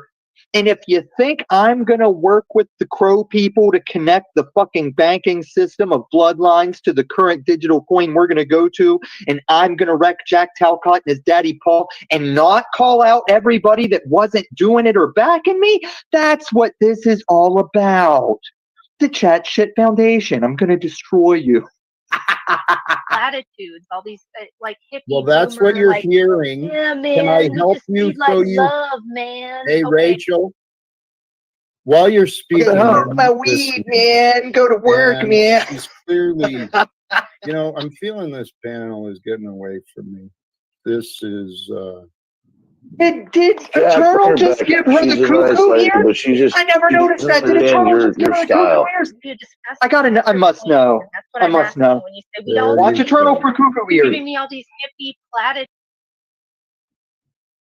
And I totally forgot you were even in this part, TML. It's so funny. Like it just like I'm glad we kept watching. It's like just the fact that you were even just there, even if you're not saying anything, it's just so random. It's like, wow, this whole thing, the way it lined up. But do you remember when Illuminati found a bunch of CBD gummies? And he had like 1,000 of them. Dude, he had like grocery bags full, and he was carrying around a suitcase of like gummies, like 30 packs of gummies. It would cost like $20 each at least. They found in the street, he said. Do you guys see this? Oh yeah. Nah. Whatever happened to that Yeah, shit, man. dude? He was giving them I away. mean, and whatever shit. happened to any of that? He's living on the streets supposedly with random fan. Is this another LARP scenario? I mean, what's the deal with it? I mean, yeah, he's worried about Jack. It's like, weren't you openly homeless for like a little while, and then you were doing all this other stuff? And he's ruthless, man. You know what I mean? He's just I mean, again, it's a character. And he said, come to Denver and all this stuff. I said, my information is posted online. Everybody knows what my name is. What's your name, Illuma dummy? And then he literally, says it. They make up this long story. Oh yeah, all my information is posted too. You can go look me up and all this. I said, no, you can't. I'm impressed. I'm gonna ask him for his name. I'm gonna ask him. Yeah, with Even Evatard, with Toilet Bowl Earth, with Illuma dummy. I mean, Snafu's at least got his name out there. I mean, right? Supposedly. I mean, and then Flow State's got his name out there. I mean, I don't know. I mean, me and you have our names out there. I don't know. I mean, there's only a few of us. Real talk. Yeah. Right. I kind of didn't have a choice because I'm like I have like a book and all that. So it is what it is. Right? Whatever it is, it's better to not even. Wow. My name's another. Patrick. I put, sorry, what? I said my name's Patrick. Hi, good to meet you all. You guys know. You guys know who I am. Yeah, definitely. Oh no, I got his. Yes, sir. Douglas is my name. So Matthew Todd Sims. His middle name is Todd. Okay, I didn't know his middle name. So because I was about to say, there's no way another Sims blew up a motel. I was like, no, it's him. So at the end of the article here, me and OTW covered this because the other day I was on Illuma Tommy's, and freaking Snafu gets up there at the same time as me, starts pressing me about some are you saying like I was a armed robbery or some shit, all kinds of shit he was saying, some wild shit. I could not see you robbing somebody. I would laugh at you. I'd be like, what the fuck are you doing, man? I was like a professional, like corporate, recovery specialist or something. You know what I mean? Like Walmart and stuff was where I lived. They gave me food for a year or so. You know what I mean? But like nothing. I didn't take from people. My goodness. And I never got caught like that. Thank God. Hundreds of times, dude. Fucking shut up. Attitudes, all these like that's what you're hearing. Yeah, man. Can I help you so you? That's what you're hearing, Rachel. While you're speaking, I'm listening, and she's clearly. I'm feeling this panel is getting away. She is. The turtle did give the cuckoo ears. Man, that bitch is done though. She's a nice Are we gonna lady, have to review the fucking eternal file? Your style. No, I'm just trying to break through the hippie boomer nonsense. These platitudes don't get us. This fucking dude. So Talcott said his response to this was, I want to debate Andrew Wilson about whether he should apologize for his wife disrespecting me or some shit like this on this panel, dude. Because, dude, she did, dude. So disrespectful, so outrageous, so ridiculous, so orchestrated, or just she's got a temper problem. Like, this was either orchestrated or Andrew Wilson's wife is like a wild card, dude. She's a little crazy. And I've never seen her on other panels at all, really. Keep your hoe on a leash. You know what I'm saying? Well, I didn't want to say it, but you basically yes.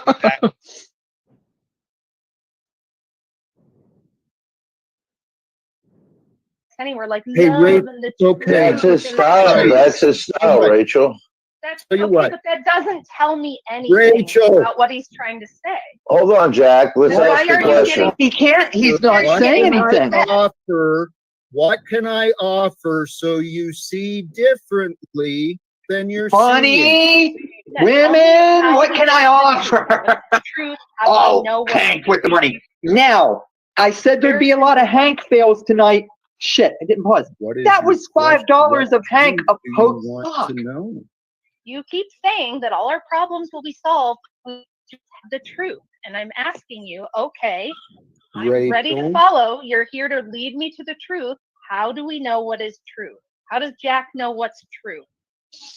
Is the problem that Jack raised the claim? Did Jack raise the claim? Sorry, look with him. I said Hank's got some skrill. He's like the new Jimmy Shively. Where's he at? Dropping Oh, bucks, the dude, money. every day. Oh yeah, the way he's throwing them out, dude. He's gonna figure something out. That guy. I don't know what he's up to. Heck yeah. I like Hank. Hank's the shit. Oh yeah.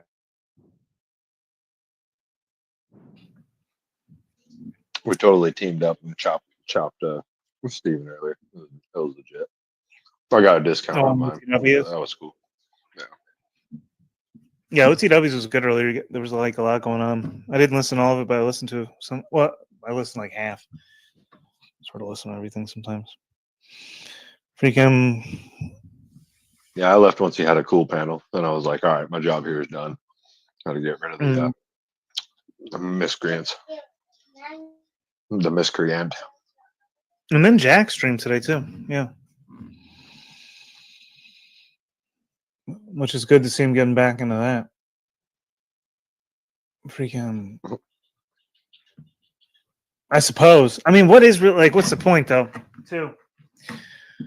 I just wonder for myself as well. Like, I only do it 1 day a week. TML's committed to 3 days a week. And I know you have a point to it, like yours, but like to mine, and then like to Talacon's. Like mine and his are a little more abstract. I think. Like yours is scholarly and orchestrated, but his is very like very focused. I need to make some thumbnails. I just use my screenshots of like economic news and stuff as my channel stuff. You know what I mean? Like it works. They know what's up. Whoever knows what's up knows what's up. Yeah, it's important to focus on this stuff too. I'll see how much. I don't know how much yet, though. Not sure how much I agree. On the focus on the stock market, I don't know. I'm testing the waters again. I'm saying. You're playing with crypto, bro. That is not the stock market. That is a completely different thing. Crypto is, And, I'm playing honestly, it is. You all know he has no answer for that. Yeah, right. Well, I mean, it's gonna whatever. Crypto is it's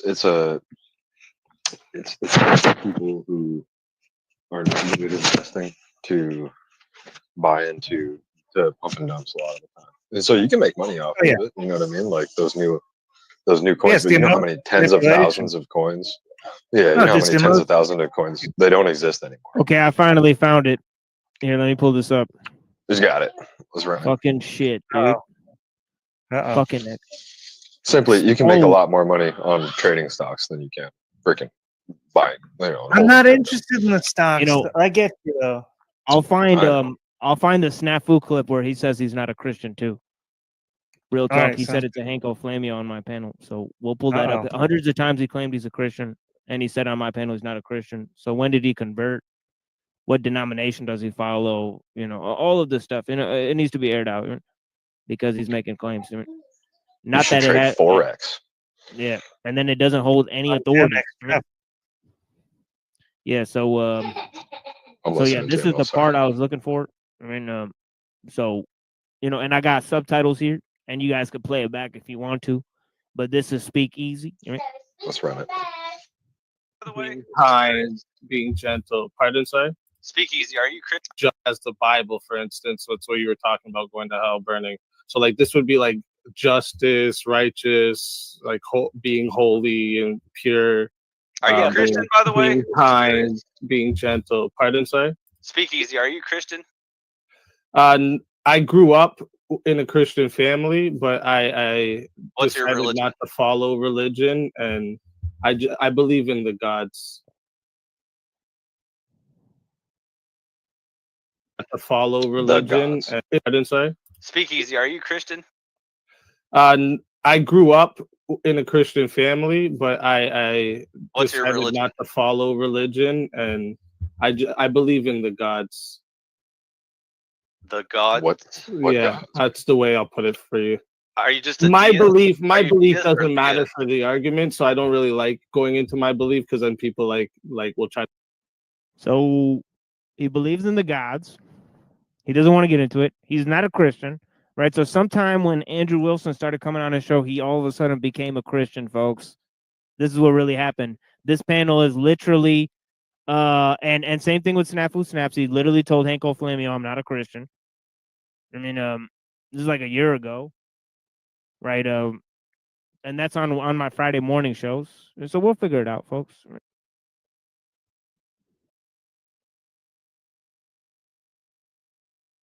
That's interesting. I like how people always say God and they don't specify which one. Like they don't know the names of like the difference between El and Yahweh and or whatever God they're worshiping. You know, like which God, man? Right. So Zeus?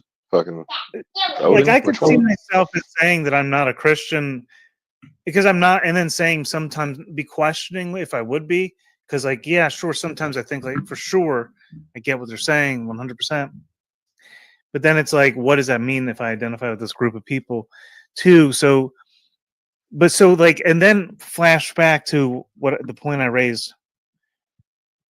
Did tout because Illumitami stated his claim is it's because Jack claims to represent Christianity, and is he seeing that Jack Talcott raised a claim that he is challenging Jack on?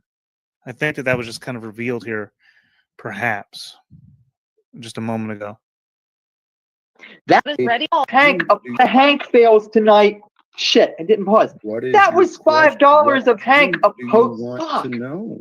You keep saying that all our problems will be solved with the truth, and I'm asking you, okay, I'm ready to follow. You're here to lead me to the truth. How do we know what is true? How does Jack know what's true? You all know he has no answer for that. That was $5 of back when Hank. You all know he has an answer to that. I accidentally fast forwarded through that. So she's saying he claims to know the truth. Is that what Illumitami's also arguing? Is that why Jack's getting attacked by these so-called Christians that don't have denominations? Well, Andrew Wilson's wife would maybe be what, a Protestant, a Russian Protestant, or what is it? Orthodox. Sorry, Russian Orthodox. Right. I mean, let's face it. This church was installed by Stalin, and you know when it was installed, the leader of the church he killed. You know, I mean, I don't know the numbers and figures, but he killed many Christians. I mean, by the order of Stalin. By the way, I mean, so just something you guys all want to. Right. So, like, even if they want to claim Russian Orthodoxy, there's their foundation. And Tommy's not claiming that. So, what is he defending here? Right. That's a different question entirely, too. Yes. And Speakeasy follows the gods. So, what is being discussed here? Because Jack Talcott does not claim that he's like some sort of Orthodox Christian or that he follows the true Christian way. Actually, he thinks that Christians have it wrong, and we can all reach Christ consciousness, you know, and that's a whole totally different approach. You know, the Krishna consciousness, you know, Bhakti Vedanta Institute, they say Christ is another reincarnation of, you know, of Krishna and Vishnu and all that stuff, right? So why don't they go and argue with them? I mean, right? Instead of arguing with Jack Talcott, you see what I mean? I mean, it's just so weird. They're trying to gatekeep these small ass channels instead of go and argue with people who actually misrepresent their position. I mean, because they don't have the actual intellectual, you know, fortitude to actually comply with that level of discussion. Right. Yeah, I agree. That's totally what it is. But yeah, I agree with Jack's view on that, and also, yeah, just it's just different beings throughout time that have reached Christ consciousness, and there's some here right now. People just don't see them. That's all. You know, I don't know, man. There's so many people that believe that. So why not argue with any of those people, or I mean, or why does a Rachel Wilson go and argue with those people? I mean, they normally do. They made a whole career of reacting to those people, but it's always lower level content creators. They never actually attack the institutions that promote these ideas. Why? They actually collude with the institutions. And shout out to the content you wanted to cover with CBO, and he wanted the smaller the channel, the better, said the community post, as they target the gang stalked individuals he wants to interview and make fun of. Right, because when they make up information about those people and try to bully them online and try to corral them into their Discord group so that they can collect information on them. You know what I mean? Nobody will look out for those people because there's some small channel.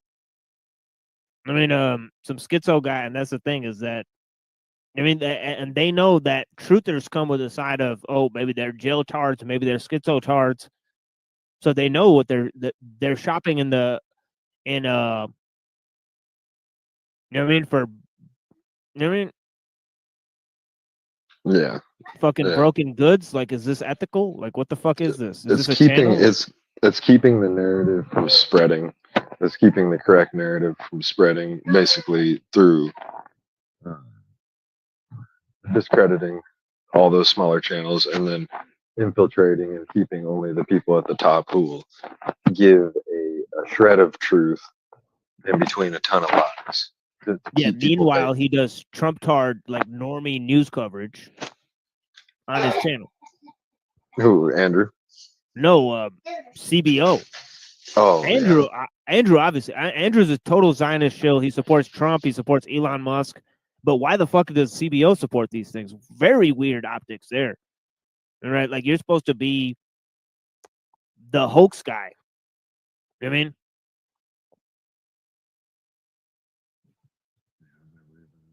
One episode of this stuff. I didn't even know the dude existed. Oh, look, it's honestly. Red 40. The crackhead, fucking Luma Dummy's gay lover. Go watch some real shit, dude.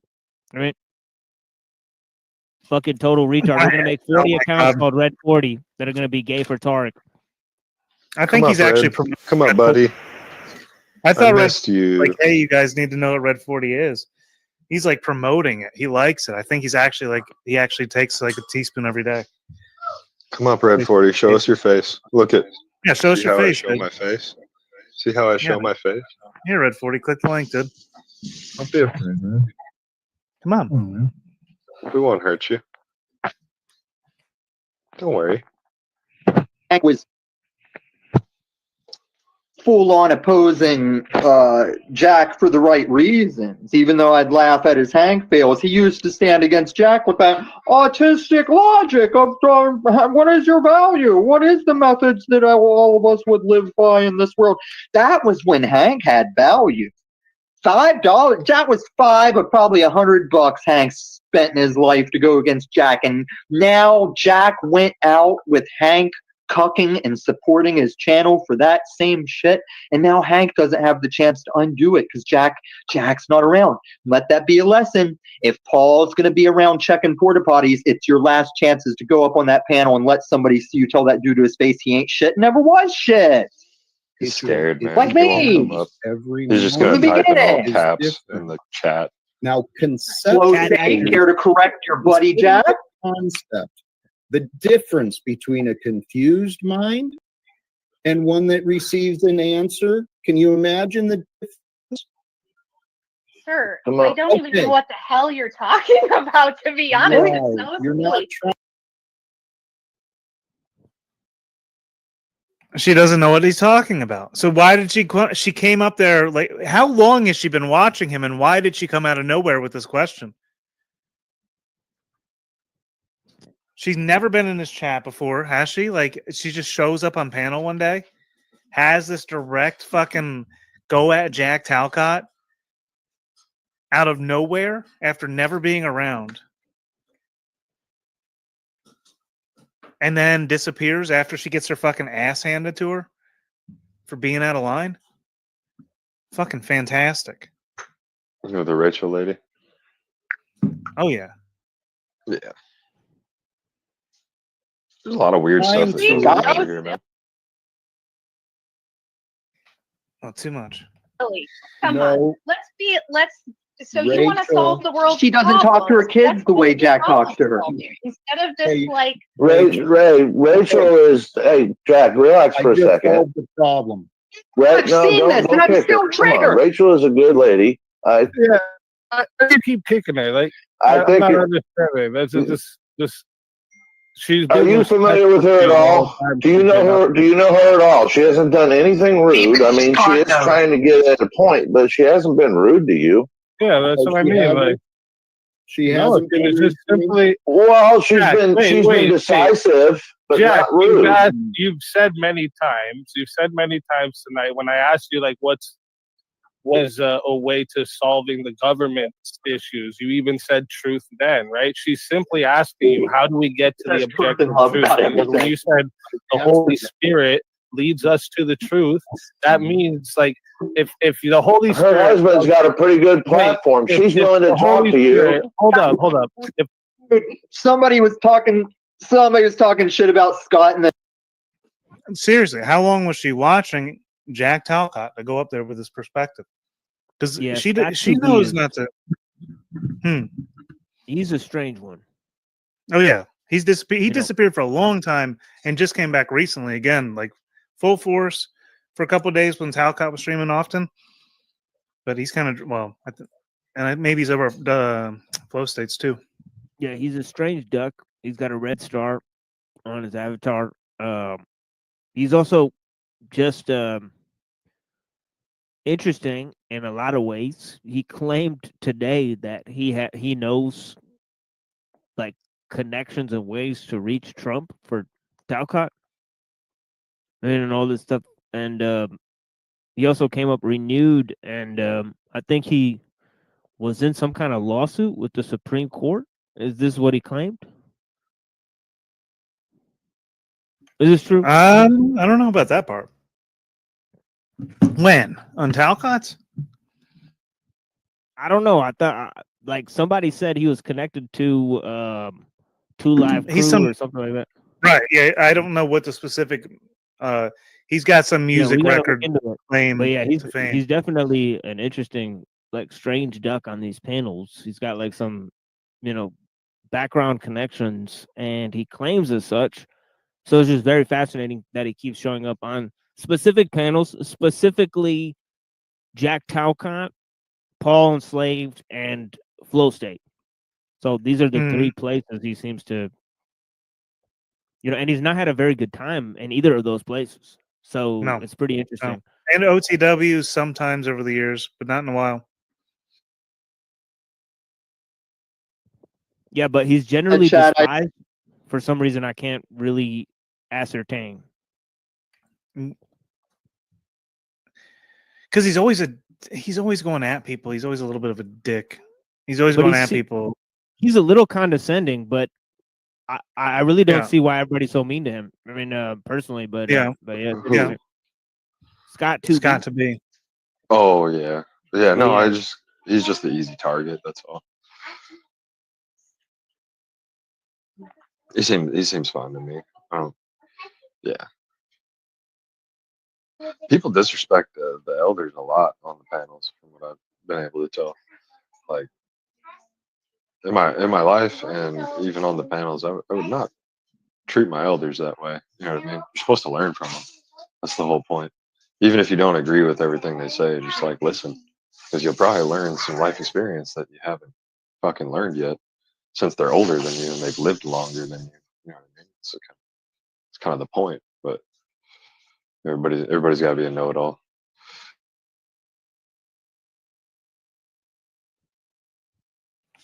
For sure. It's just like my opinion.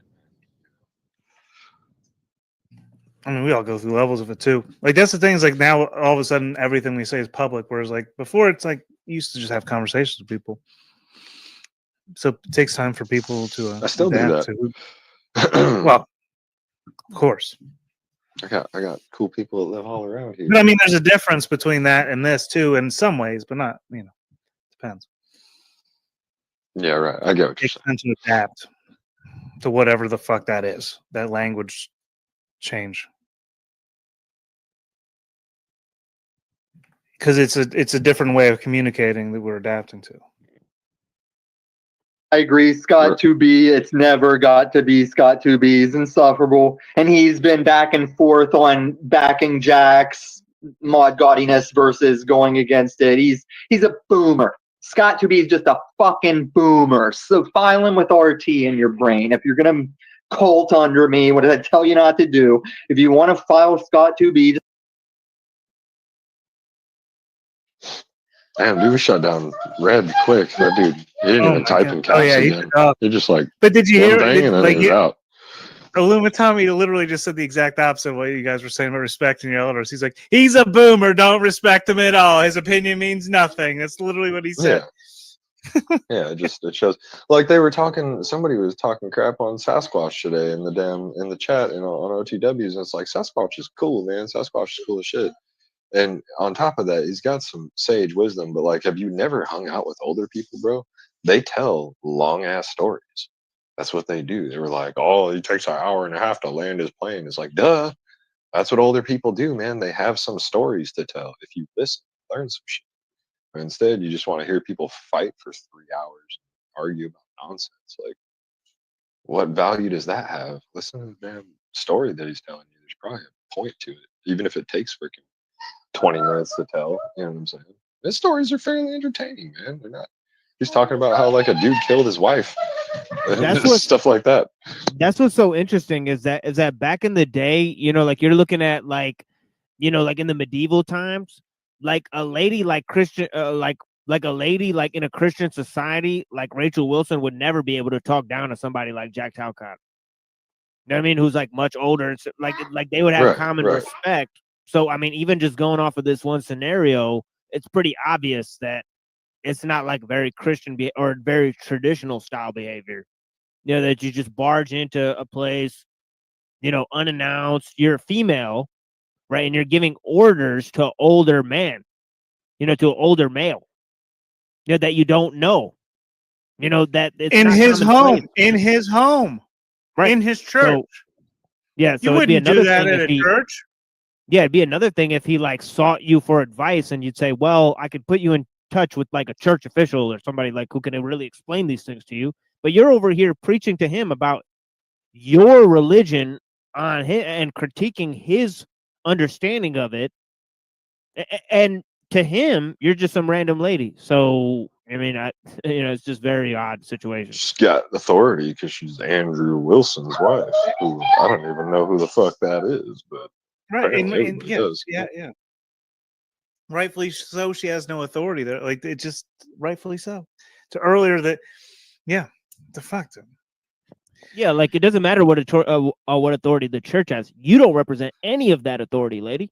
So what? So what are you? Especially as a woman under the Russian Orthodox, she's a woman representing Russian Orthodoxy on Jack Talcott's panel, and Illumitami who's having hot dogs animated thrown at his face in response to Eternal here is the one that's going to call out the outcry. Oh, back up that fucking Rachel Wilson, Illumitami. Come on, dude. What's your first name, bro? Is it Tommy? I'm getting on your case, bro. I want your first and last name. And nothing. And these fucking losers will eat it up. And Ibitard will eat it up. He's on his panel going, "Oh yeah, Illumitami's so talented." Right? This is the shit, right? That these people produce, right?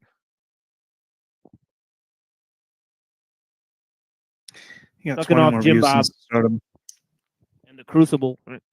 This is all these people do.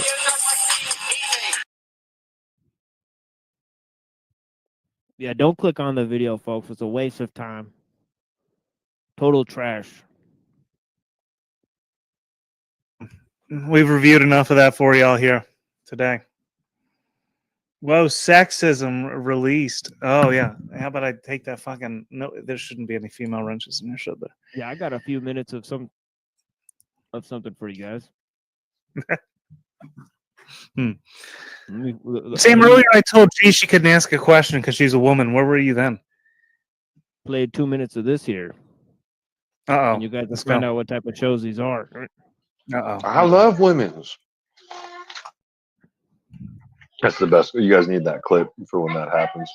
The I love women's. The gay dude. Yeah, I love women's. I'm not gay no more. It's hilarious. Well, wait, they converted on TV allegedly? Here. I've never seen this. Yeah. I've just been over here. Yeah, my bad. Oh, you're fine, dude. So who's this? Who's the guy in Pierce Morgan? This is a Palestinian rapper. Remember when we were exposing Oracle on my show? And it was this dude on the British news. You know what I mean? Loki. You know what I mean? Mm. Yeah. So, do you condemn what Hamas did? You've already asked me that. Not directly. You haven't answered. I will not condemn people based on Israeli military talking points. Okay, good. But I have a question for you. I have a question for you. You don't condemn mass murder. Obviously, I condemn mass murder. You won't condemn it by Hamas. You're talking about a specific political context in which the information. No, I'm is talking not about clear mass murder of people on October the 7th.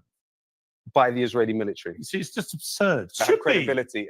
It's. I don't cover this from supporting either over the other. Are you sure about that? Yeah. Are you sure about that? Absolutely. Because I have a question. What's your question? Rupert Murdoch. Yeah. News Corp International. Yeah. Which employed you for several years. Yes. Which actually it employs me now. It employs you now. Yeah. Okay, we're getting to the issue. Yes. What do you think the issue is? I saw what you tweeted. What does it have to do with me? Not my tweets. I have a question for you. News Corp International had a charitable arm which funded the Jerusalem Foundation, which builds illegal settlements. What's it got to do with me? Illegal settlements in What's it got to do with me? Do you condemn Rupert Murdoch? What's it got to do with me? Do you condemn Rupert Murdoch? I'm not talking about Rupert Murdoch. Do you condemn Rupert Murdoch? I'm not talking about Rupert Murdoch. This has never been shown on British media. This is a letter from Netanyahu's political office. And Bridget may well recognize the handwriting of Benjamin Netanyahu. Okay. Here. It is a list of individuals that Netanyahu considered to be funders of his political campaign. There is a name on this list. The name is Rupert Murdoch. Your employer. You know what, Loki? It seems he funded Benjamin Netanyahu. Damn. That's an issue. You know what, Loki? It's not an issue for me. It's an issue. Nobody and actually, it's in. Of course, it's an issue for you because if you're getting paid by Rupert Murdoch, you can't go against Benjamin Netanyahu too much. yeah, facts. And then look at this. So this guy who's getting paid by the Zionists, right? This guy who's getting paid by the Zionists, right? Look at on this right here. You know what I mean? And I can't open up this news story because you have to actually sign in to Business Insider with your Google account, right? But it says here, guests offered thousands to go on Piers Morgan's struggling show. Mid-level celebrities or those in the public eye reportedly earned more than $12,000 for appearing on Morgan's show, according to The Guardian. Sounds like a pretty good deal. You go on there to support their fucking Zionist media. I mean, this is Business Insider, fucking June 25th, 2022.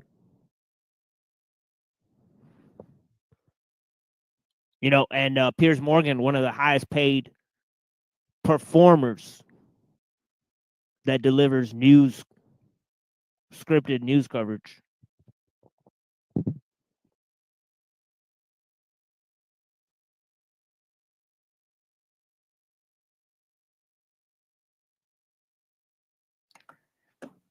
I've gotten in there before. I know how to get to those fuckers. That was like my second one. But lawn care tips, people. That's all I ever got in there. But yeah, chainsaw and lawn care tips. Yeah, but I bet this dude got offered thousands by these people who literally funded Netanyahu. Oh yeah. Oh yeah. Yeah. Oh yeah. Literally, and then he's defending Israel on the show. Did you see that actually Crucible just had a show with Halsey English, the prominent Zionist? Oh yeah, man. Look up Halsey English. You know, Halsey English versus Tazariak on the kill stream. This shit is fucking hilarious. I mean, it's one of the funniest debates of all time. I saw him somewhere else recently.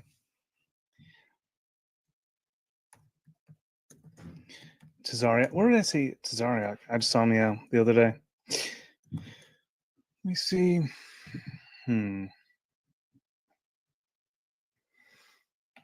Yeah, Piers Morgan, I'm surprised he let that be said on there. He seems somewhat real. It's kind of weird how media is like having to become closer to the people. And Piers Morgan is like somehow a step closer to the people. But he's also fucking British intelligence, probably. Why is he in America? Why is he like in English? Like, why is he so popular in America on YouTube? He's a British broadcaster, you know. Like, what the hell's that? Hall's English? Well, that dude, Halsey English. Yeah, but that dude owns all of the newspapers in Britain, by the way, and Australia, like almost all of them. Murdoch. Yeah, What Murdoch. is it? BBC. Hmm. BBC is the news channel, right? No, in Britain he owns like Sky News, and I mean, if you just look up News Corp, it owns a bunch of, like, it owns like they got a few satellites, like that's how it rolls. Right? It's like some crazy shit operation, right? Where it's Fox. Isn't Sky News Australian? Yeah, yeah, but they also own Fox, like 21st Century Fox. Yeah, I got you. Yeah, so it's like Simpsons, like all that shit, like all those movies, I like found Fight Club, all those fucking movies. Right? I just find the numerology with these news channels funny because like BBC is that's 223, which is 322 backwards, and then Fox is 666, obviously. So then I haven't even done Sky. I gotta check that out. You know what's up with 322, right? The Brotherhood of Death. Oh yeah. Yeah. That's literally their number. Like if you look up the Brotherhood of Death, like the yell. Yeah, skull bones. Yeah. Yeah, and that's what it reduces to. It's 322, but they have it right under their logo. It says 322.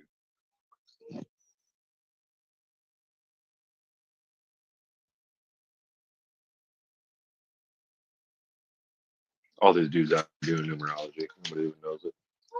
That's why they try to discredit it because they're like, "Oh, that's not real," and then everything everywhere is tied into it. It's ridiculous.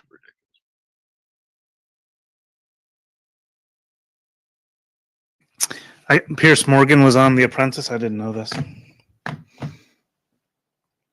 But yeah. I mean, well, numerology is like it's like you can see it so many different ways. There's so many different codes to it. Let's see. I want to get him on camera. He's so big. I want to pick him up. He's going to yell at me. Oh. I'm trying to set up my phone. But Hey, you want to get on camera, Pierce? No, Shiloh here. Oh, Shiloh. I gotta lift him. He's so heavy though, dude. He's getting heavier. I'm glad he has a name now. I just call him Dog. Did you ever call him anything? I never even asked. I just call him Dog. Dog. He's so freaking big, dude. It's so ridiculous. I can't believe you just like sent this thing to me without saying how big he is. I sent you a literal video of him next to other dogs, and then the first time you saw him, I like held his head up to my head, and it was obviously bigger than my head. Like,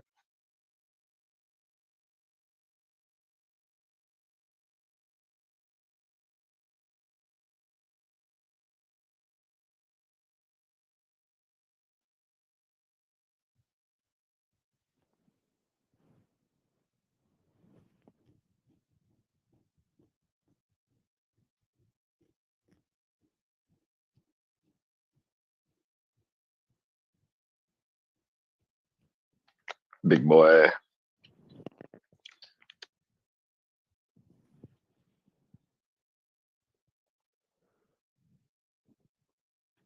Big old fuzzy boy. Did you shedding a lot up there? Oh yeah, he's shedding all out, dude. Well, the thing is, like, I had a long-haired German Shepherd last, and they shed twice a year, and the shorter ones they shed all year, nonstop. Yeah, I noticed every time I brush them, there'd be like a whole freaking comb full of hair in that thing. Yeah, dude, it's ridiculous. It's fucking ridiculous. I just did laundry today. It was desperately needed. You just gotta brush them every day. It's a good bonding exercise. It's also I keep the bugs out. Oh, Toilable Earth is. Oh, guess what? Toilable Earth is streaming about. Oh Lord. Oh, he went live just for us. He's covering Jack Talcott. Oh, he went live just for us. Well, he was in your chat last time, right? So he'd be watching your shit, then he'd be going live watching your shit. Man, that's powerful shit. You caused another man to go You're right. live. Yeah, you're right. Oh yeah. You literally caused another man to go live with your mind. Dang, dude. That's crazy. I moved him before. I mean, I know what it feels. The dude's a pawn in the game. 100%, dude. Oh, he's been live for an hour now, dude. Oh shit, dude. Where's my informants at, dude? What's up with that? How did I get the message? Hang on. Oh, Drew took off the bandana because I said he looked like a gay black dude. I said he's got a gold bandana on and he's pink. I was like, this dude looked like a gay black dude on the last episode. Oh, you saw Drew, this earlier? Yeah, no, this was the last episode. They had the same layout. I think it was Ebitard and Drew. And I was like, and this dude had on a gold bandana. I was like, Drew, I was like, Drew got on a gold bandana. I was like, he looked like a gay black dude, and now he's got a hat on. This is the thing. See, the other time I started making fun of Ebitard because they were making fun of like I don't know why they made up some shit like I had missing teeth. So I put this dude's teeth up full profile. Like, you know what I mean? And he started putting grills on and shit. He was so embarrassed. He started putting like metal grills on, like the rest of the show. Oh yeah, I remember that, dude. Yep. Insecure. Yep. Yeah, we reviewed that one, I think, not too long ago. Yeah, you're some big tough You're guy. trying to help everyone. People don't want your help. People just want Jack. You know, they want. I'm gonna put the link to. Whoops. Yeah, put them in here today, right now. So why are they also suddenly fast? Why are they following Illumitommy's? Why is everybody attacking Jack Talcott now that he's lost his home? I was on the stream, so me and Wizard enter. So possibly they're trying to go at me eventually. I mean, so Right. Oh, okay. Got think you. about Yes. it. I mean, Yes. yeah. Yes. Obviously, they're on because you're on. They've been riding your coattails every time you stream. They've been coming on live. So you know, they used to be me. Now they're on Truther for some reason. Well, on So- Sundays, I definitely inspire them on Sundays. You definitely do other days of the week, but Sundays, like every time I stream, Toilet Bowl Earth streams literally like at the same time. It's wild. I've seen them do it to you like other days of the week. And so I may not know what God's plans for me are, but I know that it includes today. And so if God has faith in me today, then why can't I borrow some of that faith? I mean, if the unknown, unseen forces of life that generate That's pretty strong everything that statement. we know, It's fucking crazy. Like, what the hell? Like, Right. Life is good, brother. Yeah, fuck this. Like, what? Then just to attack him? Like, what? It's a phony ass bitch. Right. Fuck. Life isn't good. Like what? Like what's your problem, dude? Like, why are you constantly why are you having a show where you constantly react to other YouTubers that you don't like to watch, supposedly? And say how their content sucks, but your entire show is watching their content, and we don't know who the fuck you are, other than you're a fucking forklift operator. You know what I mean? From Florida, you're so scared shitless. Then whenever somebody actually calls them up online, you know that's online. You know they have to fucking move across the fucking country. Watch out, ladies. He's got his forklift license. This is what it is. You know, you could go Costco to Costco, but you're saying, oh, yeah, you know, everybody else is just a low level what? Like, you know what I mean? What are you? I mean, compared. Yeah, I'm shooting Talcott an invite to come on the stream if he wants and review the fact that everyone, like, why are people doubling down at this point on him? It's so weird. But, well, I don't know why he keeps giving these guys a pass. Like last time when Toilet Bowl Earth came out, he totally gave him a pass. I mean, I didn't understand it at all. I mean, the guys totally, you know, talked about him like, you know, like he knows him personally, like he's personally involved in his affairs. I mean, you know, this is Toilet Bowl Earth. You know, same thing with the Christian shit. You know, never in a society would some old dude, I mean, you'd be able to critique his life, I mean, online or anywhere. But you have the luxury of doing so, and you act like a complete fucking ass. I mean, this is what it is. I mean, It's just, once again, he's an easy target, and obviously they're just trying to discredit anything he says, because he is trying to spread positivity. You know what I mean? He's trying to. Even like, you can see that today. They were trying to, or Moose came up, tried to grift on his show for him, and I saw his intention. He was just trying to help him out, get a few bucks. But it's like, dude, you're missing it. I'm not here to do that. I'm here to change minds. audience, you know. Right. Which I understand, but at this point, it's like it's the whole thing I kind of explained to OTW. If you want to, and they're so scared to lose their audience they have, but their audience has no value. And I'm not saying all of them, but like a lot of their audience has no value. That's why, like you know, your audience has more value than a lot of the audiences around YouTube, you know, because they actually they're intellectual, they're thinkers, they contribute in the chat, you know what I'm saying, and they contribute on panel. And a lot of these people out here, they're literally just waiting for somebody to just spurg out. They're just waiting for somebody to talk trash on each other, so that way they can talk trash in the chat in all caps, Red 40.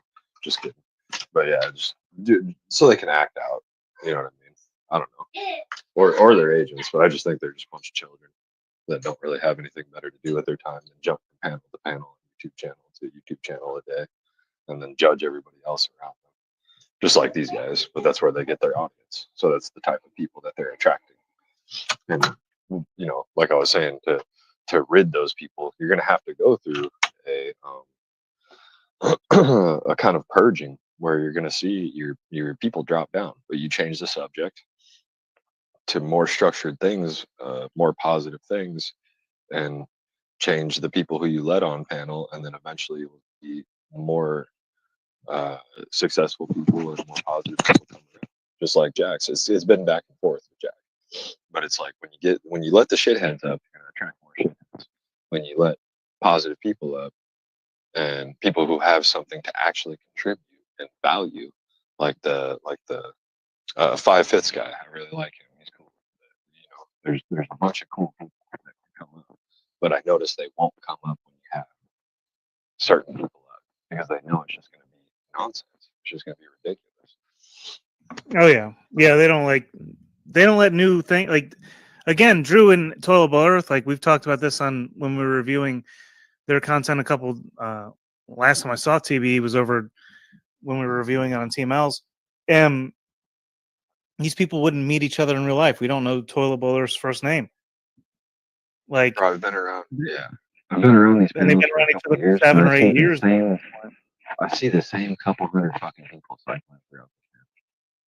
Right, and they're not expanding their group. They're not gonna, and they just tear anyone else apart. It's weird.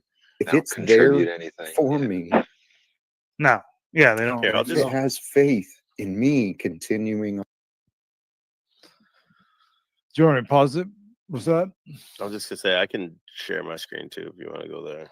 Yeah, let's do that. Play some of this though. This is his new one. I want to hear him. Go ahead. Okay, this is Snafu's thing. So this is the. Can you?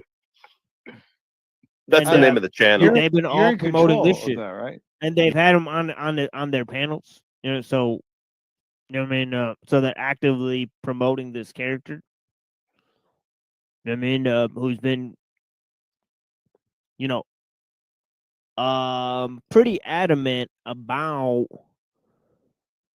you know, trying to expose people, corral people, create like secret groups, and also work with the pedo pogo people that he's trying to expose.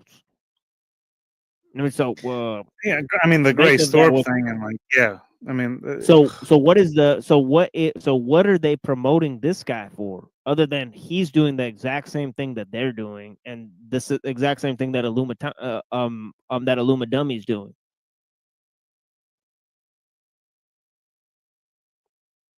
You know, which is gatekeeping these low-level channels by being useful idiots, by creating their LARP shows where they collect info on these low-level channels.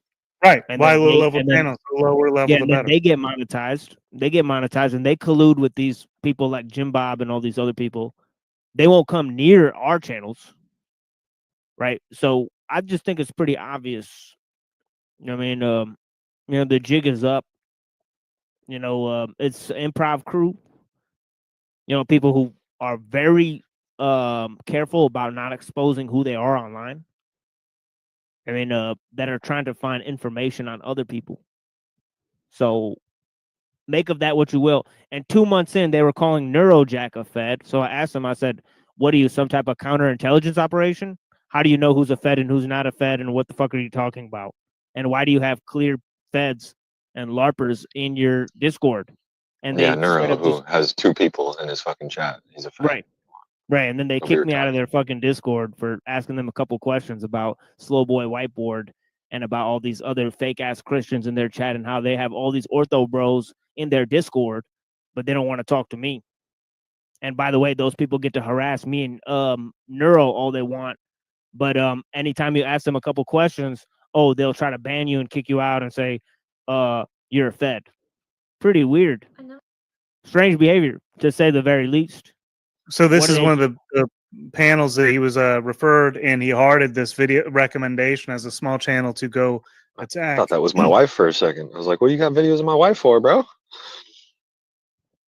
Yeah, I was about to be like, is that Jazzy in the chat? I mean, That is my wife. oh, and I was like, that's funny. Yeah, she does look like that girl. So yeah, that's interesting. Oh god, 67 subscribers, by the way. This chick, Lily Lang. My name is Lily Yang, 23 years old, and I live in the United States. So my sister destroyed my life for money. I don't know, 67 subscribers. That's pretty fascinating. But this is the one that was hearted by him as a recommendation. I saw this. I don't see any comments down. Oh, how many? Oh, 2 hours ago. Oh, this chick's popping off, huh? 210 comments. Dang, this video took off. Wow. God only knows if they commented in here, tried to contact this woman, or why they'd behave in such fashion.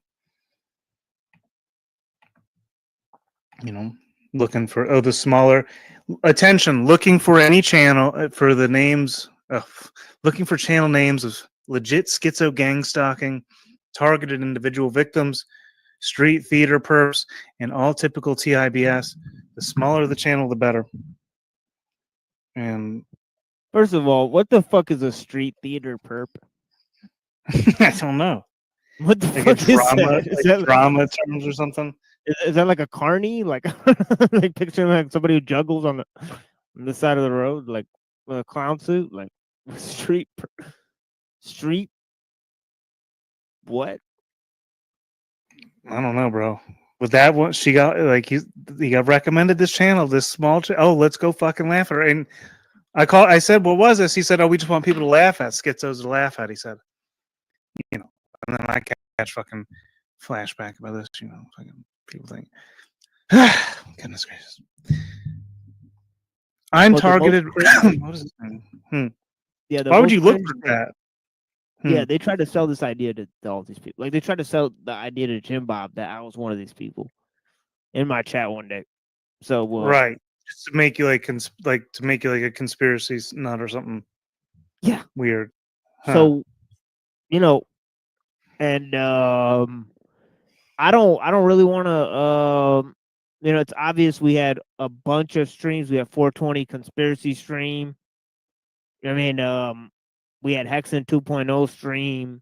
I literally went deep dives into conspiracy topics with these guys. And I matched up almost everything they supposedly knew and learned and exposed on their own, and they're so innovative. And before they started, quote unquote, trying to expose like other YouTubers or whatever. When I met them, they were trying to like troll Jim Bob or something honorable like that. Right? But yeah. Right, that was around the time I met you as well. Yeah. And then yeah. Degraded. Yeah, to supporting Snafu crew documentaries out here. Oh wait, Paul Enslaved's on there now. What is happening? Oh god. Paul Enslaved is over there. Somebody said that in the chat. Our poll said that. He was saying here? Paul joined the poll. Oh shit. Yeah. There's like 3 comments in the last hour here. I missed it. Sorry, our poll. I just intentionally, like I guess, subconsciously ignore you. I'm sorry. Jack Talcott wrote a book. Yeah. I'll tell you guys, notice that they'll attack him a lot more on days that I'm on. Real talk. Like I'm not even making that up. I wish I wasn't like arrogant enough to say some shit like that, but like honestly, like fucking like real talk. It's always happened. It's always like I won't go on Jack like every day, but real talk, like back in the day when I was going hard on Jack Talcott, the motherfucking OTW news, like Paul and Slave, like all these channels will be watching me reviewing me negatively. I mean, real talk.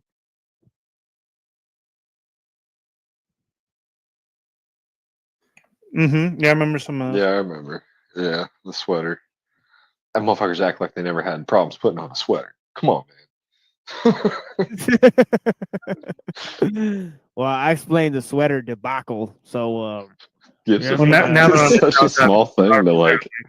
And I also produced a Savage Paul Raps clip. So Paul, don't get too out of hand. We got 2 rap clips that we'll play in continuous loops. I mean, I got other stuff on Paul Slave, but I'm trying to be nice with Paul Slave and OTW, to be honest. Well, I mean, be nice to Paul. He's really in a weak position right now. He needs, he can't take too much criticism right now, I don't think. Well, we'll see. You know what I mean? Story of synchronicity and all the rest of this bullshit. I'm going to prove right now it's not. Can you just pull this up real quick? This is going to be very quick. All right. Wait till you see this. Because this is proof that we're in a simulation dimension that is beyond common sense or comprehension here. Too high energy. All right. I did the share thing. You should be able to bring me up. All right, I see it. But okay, this is a book that's selling on Amazon. This is something I came across. I've seen this, bro. I've seen this. Yeah, this is a tear in the matrix right here. This is I was proof talk that. about this actually. Okay, Falling Sand by Jack Talcott is the author. Okay, now watch this. Fucking way. No, watch this. No. Watch this. Jason Stocks is a barely functioning alcoholic. We know. No. This is like beyond comprehension. What is this shit? On the verge of losing everything. He is coasting erratically through his life, and it is a pattern he cannot maintain much longer. Is a second chance always a good thing? What about a third? What if the chances never stop? After encountering a temporal anomaly, Jason is about to learn firsthand. Maybe we do need to pass through greater darkness before finding the light. And what's the last line? This is really obvious. Welcome. This is dude. This is so dude. Talcott Clip Collection wrote this with AI or some stupid shit like that. This is so obvious. What the fuck? Dude, this is so obvious. They're trying to act like this is a big dude. Somebody wrote this book with AI, dude. Like what? Two reviews. Ooh,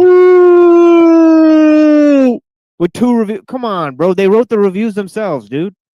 Come on, dude. Anybody can do this. This is such a stupid. Like anybody can publish a book with Google Publisher. Like this is the stupidest thing I've ever seen, dude. Got the Ouroboros on there too. 2021.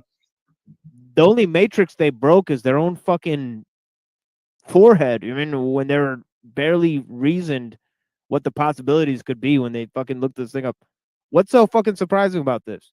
Some AI guy wrote a book. This book is obviously about Jack. This is some random book that some random guy. Come on, man. When was it Welcome released? to the loop. I found this.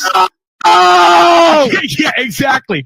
I found this less than a year ago, almost 3 years after coining the term loop, having to do with Jack and his alcoholism and him losing everything. And this is what the hell? Yeah, is he like?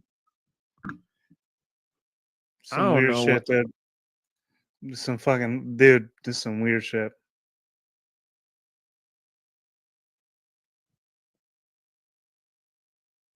Yeah, this just is full on fucking LARP. Total corn, all corn, dude. Like they literally, like, tell me why they didn't just edit a fake book with AI. Somebody released it on Kindle, and now they're using it as some sort of prop on their fake LARP fucking panel show. I mean, this is all it is, dude. And they broke the matrix. This is something deeper about. It's all some fucking. I mean, obviously a staged prop. I can see that. Yeah, I do agree though that we live in a simulation for sure. At least an overlay of sorts. But yeah, it's deeper than that. It goes much deeper. Oh Lord! But did you see that? Did you see the version of me that lived in the hood earlier that I played the clip of that got shot by midgets with an AK?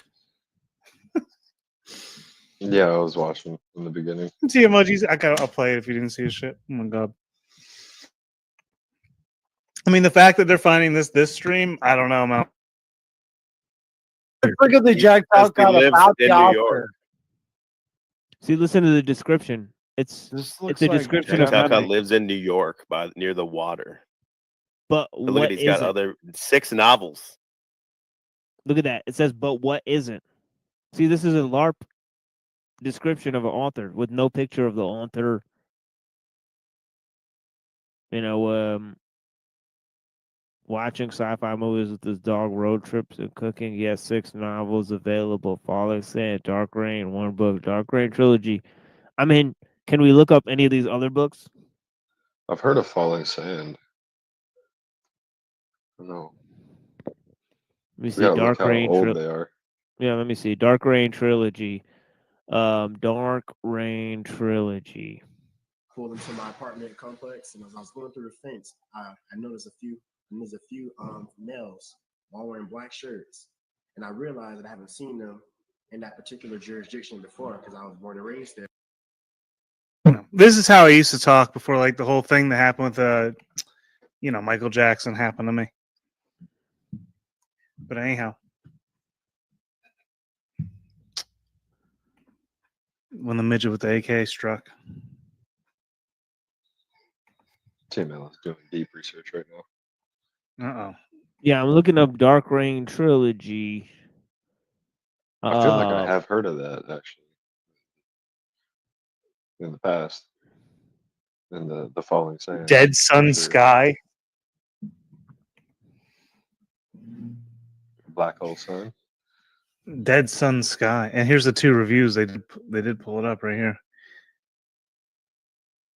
See, but there was nothing about a fireplace. But I guess the fireplace. But this was back in 2021 too.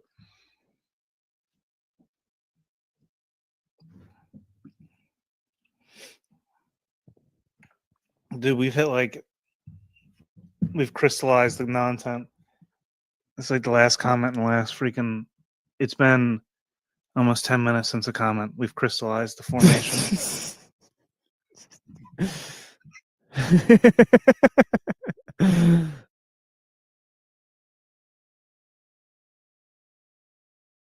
Oh, there we go. Oh, that's one way to spell things.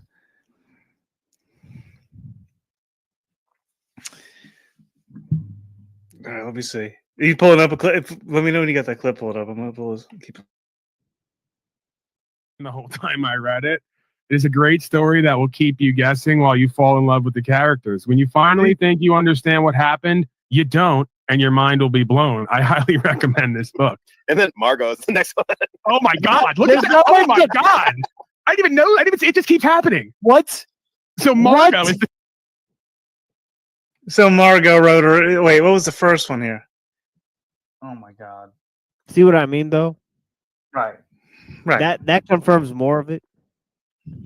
I mean, so you know, there's 2 ways to do that. The other Jack Talcott could have wrote those other books, and they just added this other book to it, and said he wrote this book too, and made it kind of about Talcott. You know, I don't know.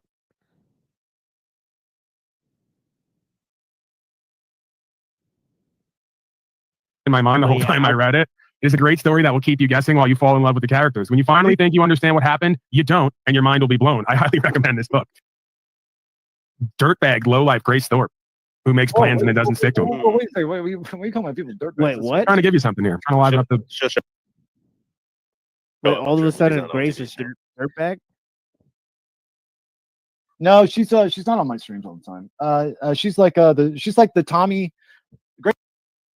Well, I think what he's referring to is a while ago, she kind of like accepted the fact that she's kind of such a low tier, like local content that she needs to settle for like working with people like Paul Enslaved to build some sort of audience.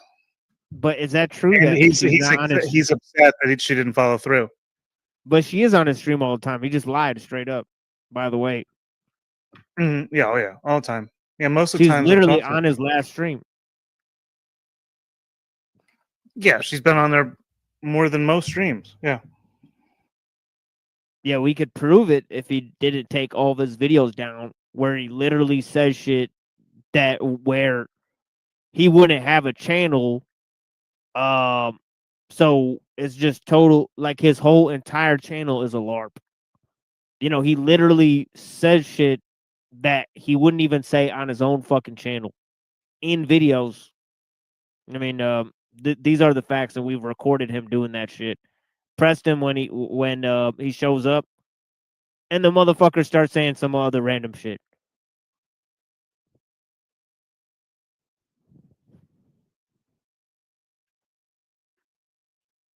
Grace is like the Tommy to your Tommy.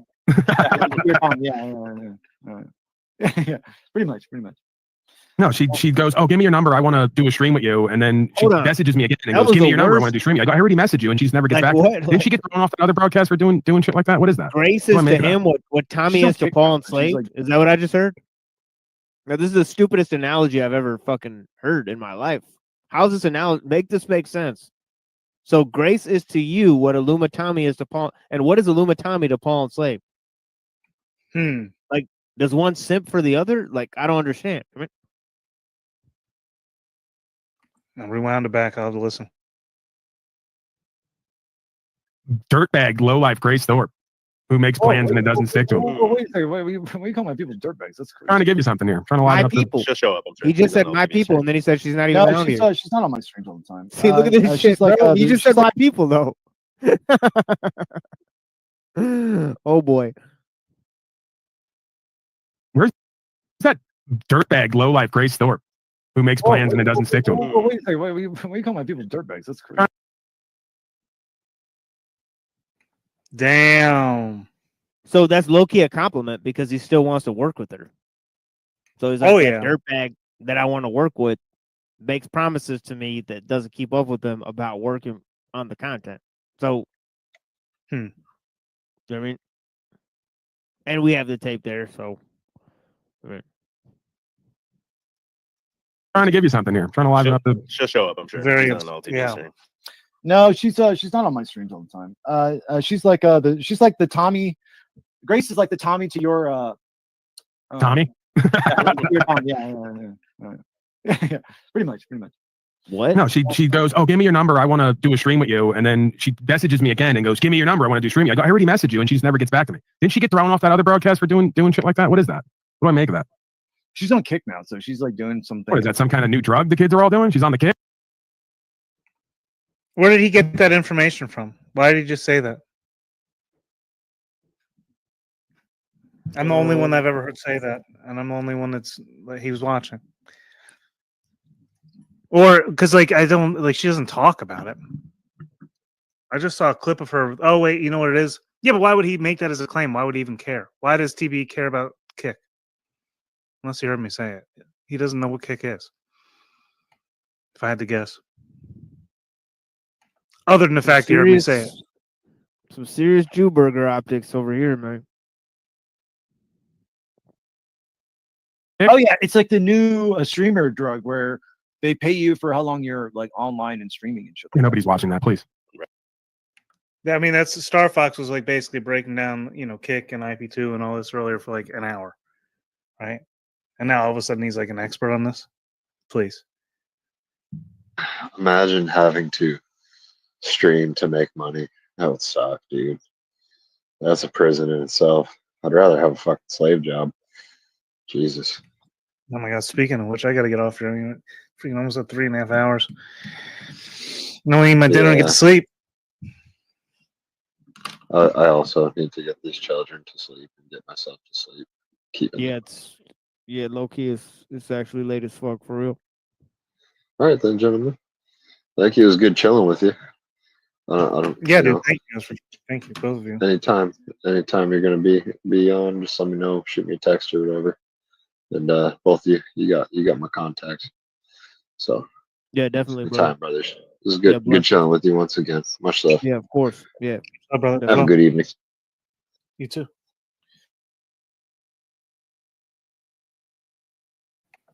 Oh man. Yeah, this is. I'll definitely be watching this in the background. Don't get me wrong, but I gotta get off of this thing. Not Yeah, that it's worth blessings, watching. Thanks for jumping on, man. You got any closing remarks or anything? No, you know what it is. I mean, we're gonna be doing a show Tuesday night. Finishing chapter 1 of Technological Society by Jacques Ellul. So come check me out. We'll figure out a lot of stuff about the autonomy of Technic, how a system can become autonomous. I mean, so we're going to talk about key ideas there: technological determinism, and whether technology is neutral. These are key questions that professors all over the country are asking. They got philosophy courses, on is technology neutral, and technological determinism, and other such subjects. But yeah, if you haven't heard of those subjects, definitely come check me out Tuesday night on the Machine Lives, and inform yourself about the anatomy of a deception and how the system operates. And you can't really fight what you can't see. So and the first step to blinding somebody is getting them to open their eyes. I mean, so you really got to pay attention to what's going on around you out here. I mean, but yeah, I mean, oh yeah, 100%. Yeah, that's all I got for you guys. I mean, blessings. I mean. Blessings, brother. Be well. Thank you for for jumping sure. up. Peace, homie. And we'll be in touch about that other series. We can do like a quick series on it or whatever. Yeah, for sure. Yeah, I got you. Yeah. Put in some extra time on that. Oh yeah, I'm ready. Yeah. Yeah, definitely. Right. Sounds good, man. Be well. Yeah, peace, homie. I'll give you a call. Yeah. Sounds good, man. Look forward to it.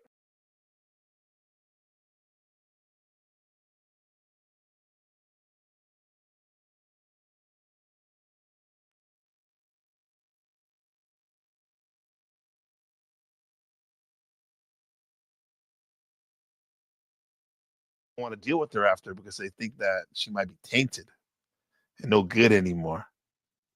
So she couldn't even go back if she wanted to. That's that theory. And it sounds like some of the racist or prejudiced people that this young mixed student from Japan is talking about. Yeah. Yo, how's it going, Machine Lies? What's up, bro? What's up, brother? What's good? Yo, what's up, homie? Oh, I'm good. We're just going over these. Well, the question today and the subject is why do you love debating? And it brought me to looking at some old debates from the 50s from some of these students who are watching that right now. Why do you love debates? If you do, why do you enjoy them? Because you've been on quite a few, some epic ones. Well, I think there are certain questions that are better off being debated and being prospective in terms of public engagement. Certain unanswerable questions. And three that I could think of on the top of my head, would be questions of like metaphysics, like deep philosophical questions of theology.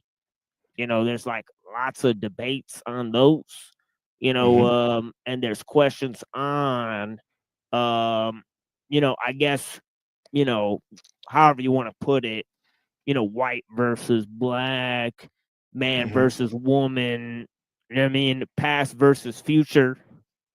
I mean, that's my favorite debate right there, is past versus future. I didn't even heard that as a debate. I mean, of course, I probably engaged in this informally in dialogues and stuff, but like that's dope, bro. Yeah, You've actually had a debate called past versus future. Yeah, kind of like that was kind of like a lot of the debate that I'm putting forward on my show. I mean, it's kind of like the traditions of the past versus where we're headed. Yeah, yeah. I mean, this is what interestingly enough, this is what Grok said. It said the Machine Lies is a tech skeptic philosopher. who hosts Wednesday and Saturday night discussions railing against the mechanical heart of modern life while dreaming of a low-tech high life, quote unquote, rooted in traditions over innovation. And it said the Machine Lies has been dissecting tech's takeover from Ellul's mechanical musings to debating transhumanism's wild ride. So it's weird that, you know, on Grok, it actually says that I'm a philosopher and a debater, even though I don't normally bill myself as those two things. Pretty weird. I mean, this sounds like, bro, that's like something that that, like, you know, you and your people, like a publisher would have wrote as, like, you know, as the bio. But that's amazing that it's coming from an outsider. That's dope. I liked how that sounded, bro. It made me, it's like, damn, that resonated with me about you. But then it's like, I didn't look at him like that, but that's kind of true. That's cool. From a general perspective, you know, that wouldn't be my perspective on myself. You know, but I could see if somebody from an outside perspective who's kind of has normie takes, you know, maybe a machine who's calculating a lot of information may look at it that way. I mean, you know, so it makes sense. You know, they did a few kind of gaffes. You know, they called me a philosopher. They also misquoted misattributed a quote that I said to me when it was actually Orwell. You know what I mean? I said it could be a good thing, even though you don't want to be misquoted. It's good company. Yeah, it said the goal of efficiency is circular. That wasn't me. That was actually Orwell, and it says I said that. So that's a C- there, but so far, but yeah. Yeah. Oh, that's dope. Good old Grok. Yeah, I thought you could say baby grunk, but they say Grok. What is that, Grok? I mean, I've submitted a lot of information on the platform Twitter in the form of like sort of philosophical quips, and so perhaps that's where it garnered its you know information. But yeah, I mean, in terms of debate, I think, you know, there's lots of unanswerable issues, lots of unanswerable questions. I mean, and I think that they better be left to a public forum so that people can assimilate general answers to them. Because otherwise, if you just let there be a public standard about those questions, that many people will disagree over them. You know, so they allow general standards over their questions, and then they allow disagreement within those general standards. I mean, and I think that's useful for a society to contemplate on certain themes. Like, for example, if you didn't have vigorous religious debates, you know, then you'd have a lot of people trying to eliminate the other sex that don't disagree with them. I mean that don't agree with them. I meant to say, and so so that would be a kind of weird situation, you know, panning out. And then in a democratic age, you know, like for example, you know, in a British style debate, it's not like set that there's going to be a right answer. You know, like for example, you know, in the opinion of John Stuart Mill in his book on liberty, he literally says that you know, that the difference between two sides is where the truth lies. Right? So they agree that you know, in terms of coincidentia positorum, that every idea presupposes its opposite. Right? So you sort of need the conclusion to come out. I mean, through vigorous debate and that type of thing. So there needs to be opposition in order to find out where something really is sometimes. I mean, or where you stand for it. So there's a lot of those issues there. I mean, and so essentially there's no, so there is an ultimate truth, right? I guess, but you know, in terms of, you know, which side has it, you know, and that's where Stuart Mill says it's the difference between two sides. That means that nobody's actually right. Ultimately, I mean, you know, you know, and he's a utilitarian. I mean, so it's interesting. Yeah. Dude, but would you go into the debate though? Are you like that too? Like we always bring up the great one with Andrew Wilson. Like, even though you probably think a lot of I would assume that you think that a lot of his points are like not that correct or whatever. But do you even like hold yourself accountable and be like, for what you just shared? Like, I don't even know what's going on really.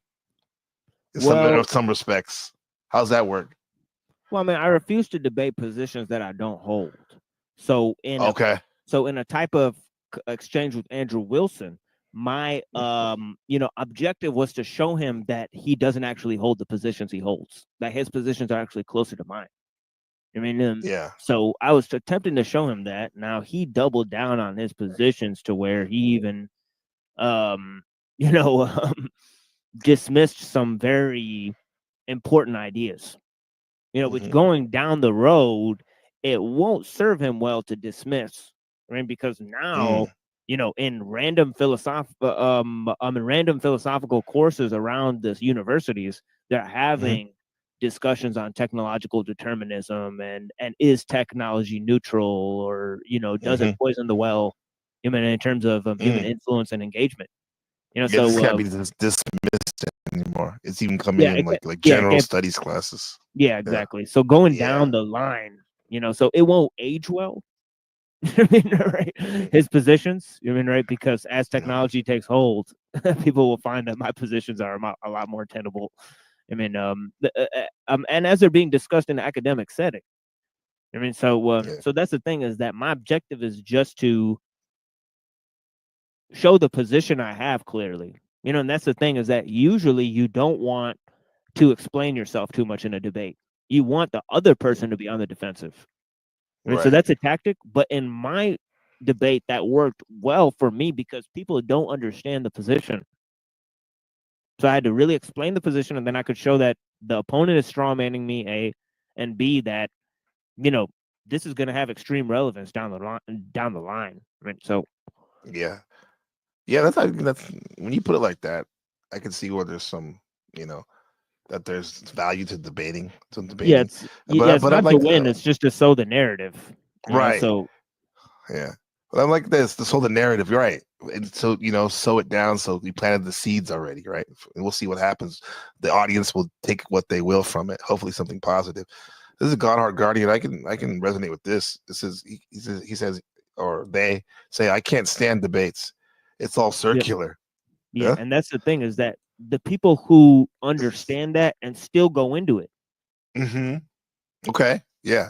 Right. What they're trying to put forward is rhetoric, narratives, a performance. Perhaps. So there's all of these other factors to it. That are transsubjective, that have transsubjective value. It's all subjective, circular banner. That's what he said. Now let me see what you have to think about this. This is to me. I really enjoy watching this old school. They haven't debated yet, but they're about to get into it right now. Let's see.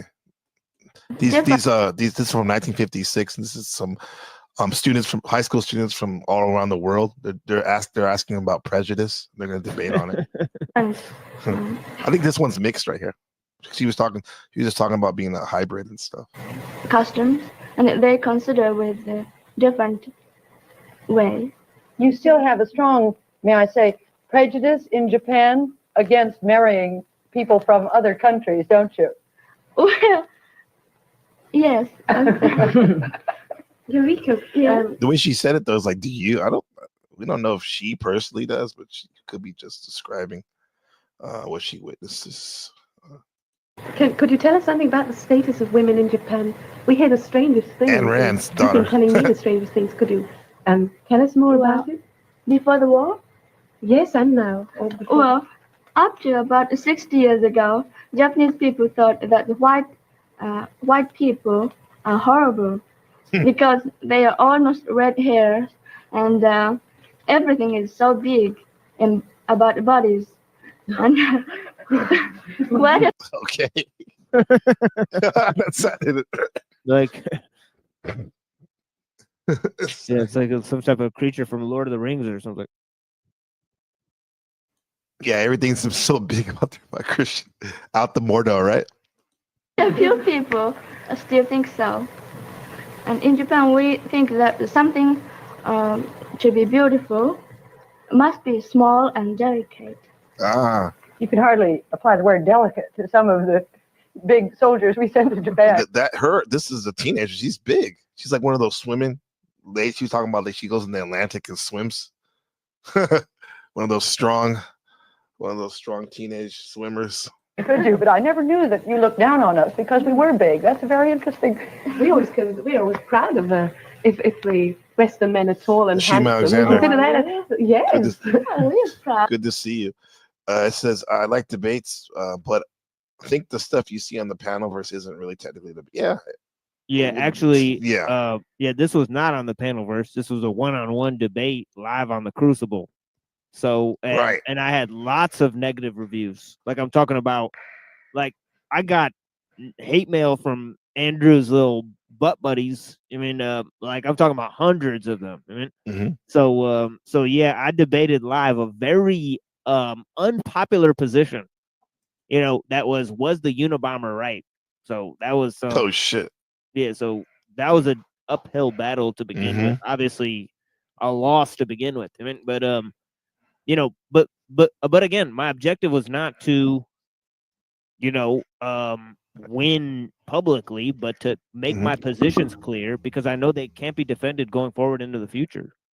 And so it's Okay. just like, So for example, if you said like, yeah, he says I won, you know, easily, or you said, or if you said like, no, I won, you're more talking about like sowing those seeds more than actually, you know, the optics of it. Yeah, that makes a lot of sense. Yeah, the Gore Vidal and William F. Buckley debates are pretty interesting too. If you watch the old debates, right? Oh yeah, one of they them, are. Yeah. Yeah, he actually calls him an F slur in one of them, and he says, Oh really? Yeah, and he says, "I'll knock you down, and you'll stay down," and he calls him F slur. Yo. Yeah. Oh shit! I'm about to play that in a second. That's good. Yeah. To be small and delicate. What you said about skin color, Eureka, I've heard that the Chinese speak about us as pink people instead of white people. It's so much more difficult to be proud of being a pink person, isn't it? Pink like a pig. Yeah, exactly. Yes, you're a pink person. Might as well face it, Judith. Here we are. I feel scarlet. Ratnati, let's get. Yes. Judith feels British has so many colonies and well, let's say nearly all and all over the world. How do you feel towards the people in the colonies? Do you have some prejudice? Good question. She's like, you know, Britain has so many colonies all over the world. How do you feel in terms of prejudice against people? Very good question. No, I personally don't have any prejudice. At least I hope I don't. But I know that a lot of Europeans think of the because she says she personally doesn't have any prejudice. No, she doesn't. But we have to go back to the beginning of this, where each student shared their definition of what prejudice is. So some of us might look at, what are you talking about, lady? Young lady, of course you have prejudice, but the way she defined it, it might fit into what she feels as what prejudice is. She doesn't hit those points.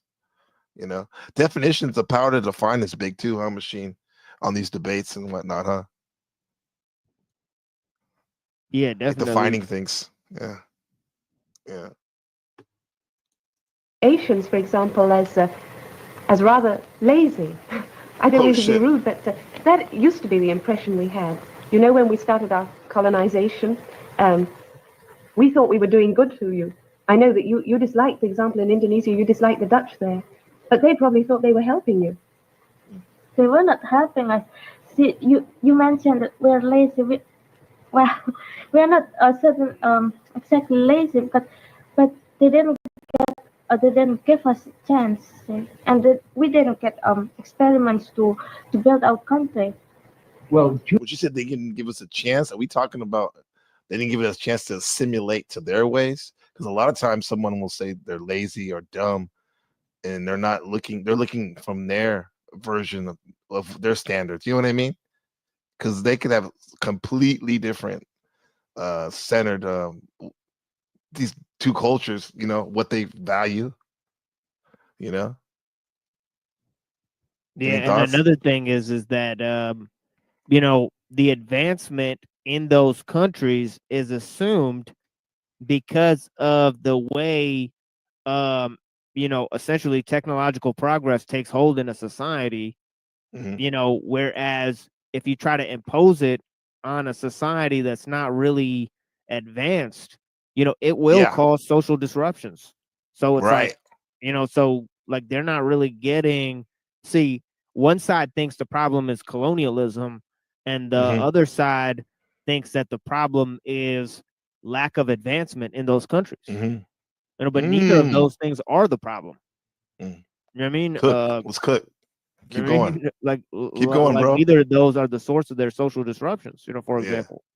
Yeah. And so so it's importing a way of life to people who actually, can't, sustain that way of life.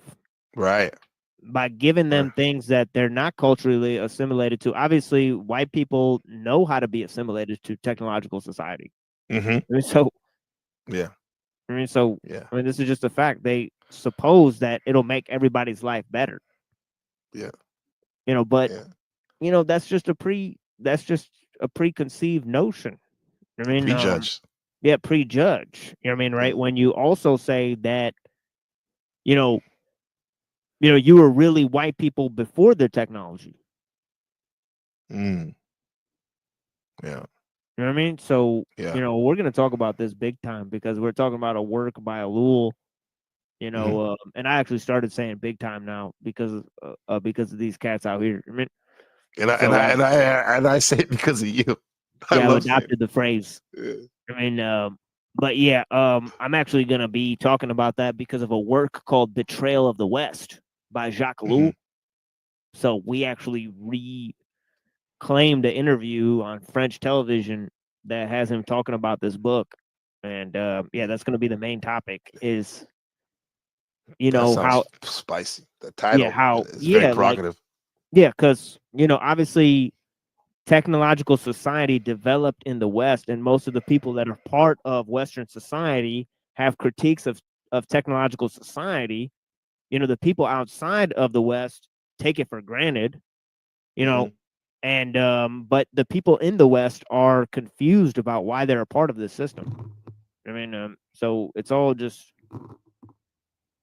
a confused mess. Like, why did it? Yeah, like why did it develop in the West, and why does the West, the civilization that seems to put reason above everything else?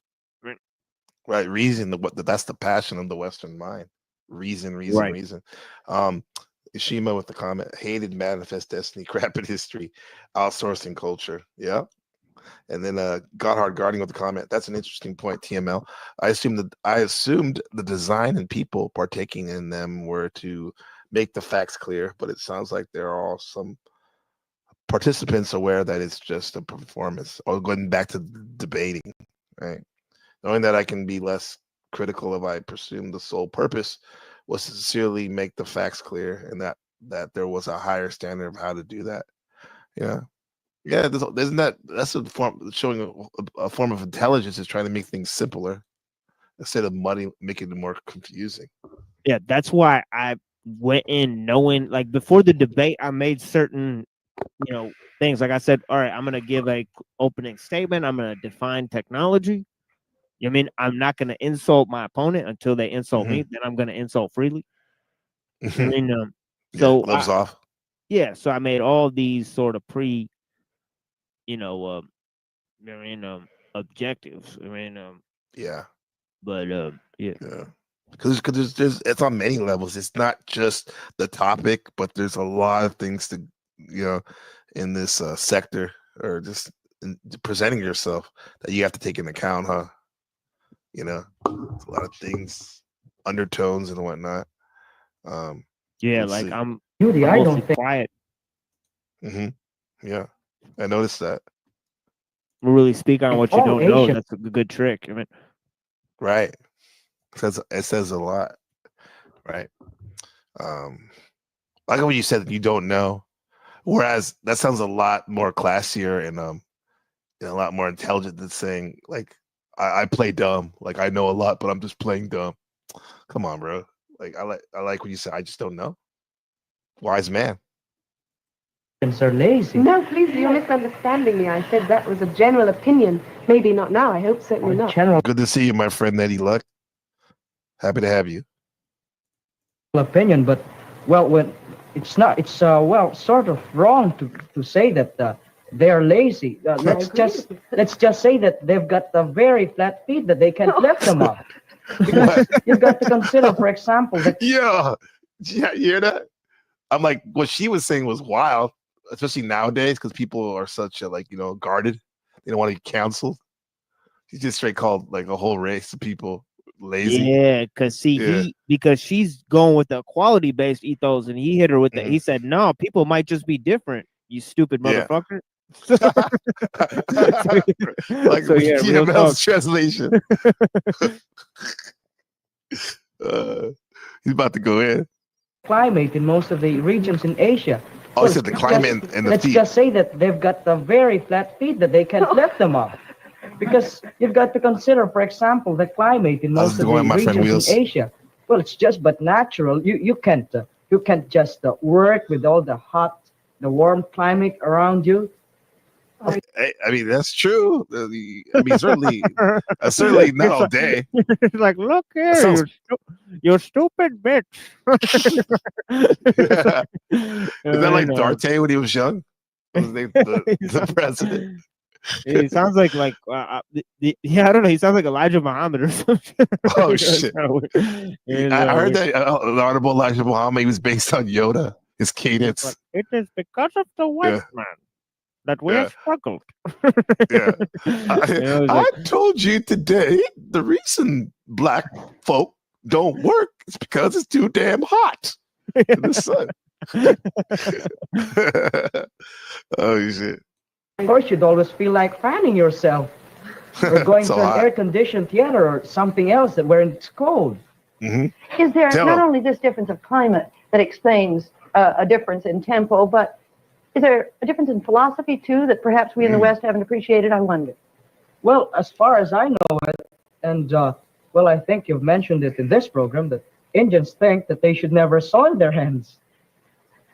And in the Philippines, I must admit that, well, we're sort of inclined to get white-collar jobs and swivel chairs. Most of us do, especially the new college graduates. Mm-hmm. We don't want to work with our hands. We want to have, well, big bosses and with pretty secretaries around us. That's the common tendency. Hell yeah, bro. I heard that. The Mad Men type of shit. Yeah. People are so well spoken being so young, huh? It's pretty. I don't think most kids are like that nowadays, man. Oh no. Yeah, they dress nice too. Yeah. Could you give a proof that we are lazy? Oh gosh, now you put me in a corner. I was But trying to be give you an fair, example. these might be some pretty trained kids. You know, these because this is on absolutely. like an international TV show, so these are probably like the Fed kids. I mean, like that's probably like Manny Pacquiao's dad or some shit. I mean, right. It's the connection, yeah. Because in order to get to that level, especially because it ain't like you can pop out your phone and make a YouTube channel that goes viral or a video. It takes a lot to get on TV in 1956, right? We're talking 56, man. Yeah, like there's like 3 television stations, so it's really run by the world government at this point. Yeah. He said world government, guys. You hear that? he didn't say no, just one country. Yeah, because otherwise, how they get access to all these different types of kids, right? I know. It's like United Nations right there. Yeah. So. And in Machine, this is a whole TV show that used to be a. This is just one episode. It's wild. Yeah, you could probably look up in like the 1950s what agency did school exchange programs. I mean, and you know, there's probably not that many of them, but it's probably an international group of some kind. My wife's school here in Taiwan. I mean, because she went to school in Jersey for a little bit, and then she missed her dad who was teaching in Taiwan at a college. So she moved back to Taiwan and went to this. It was literally kind of like a government academics for school academic for professors and kids and also diplomats. And you know how many? There's so many kids that she went to school with that. Granted, it's a small school that are now diplomats or parents of diplomats.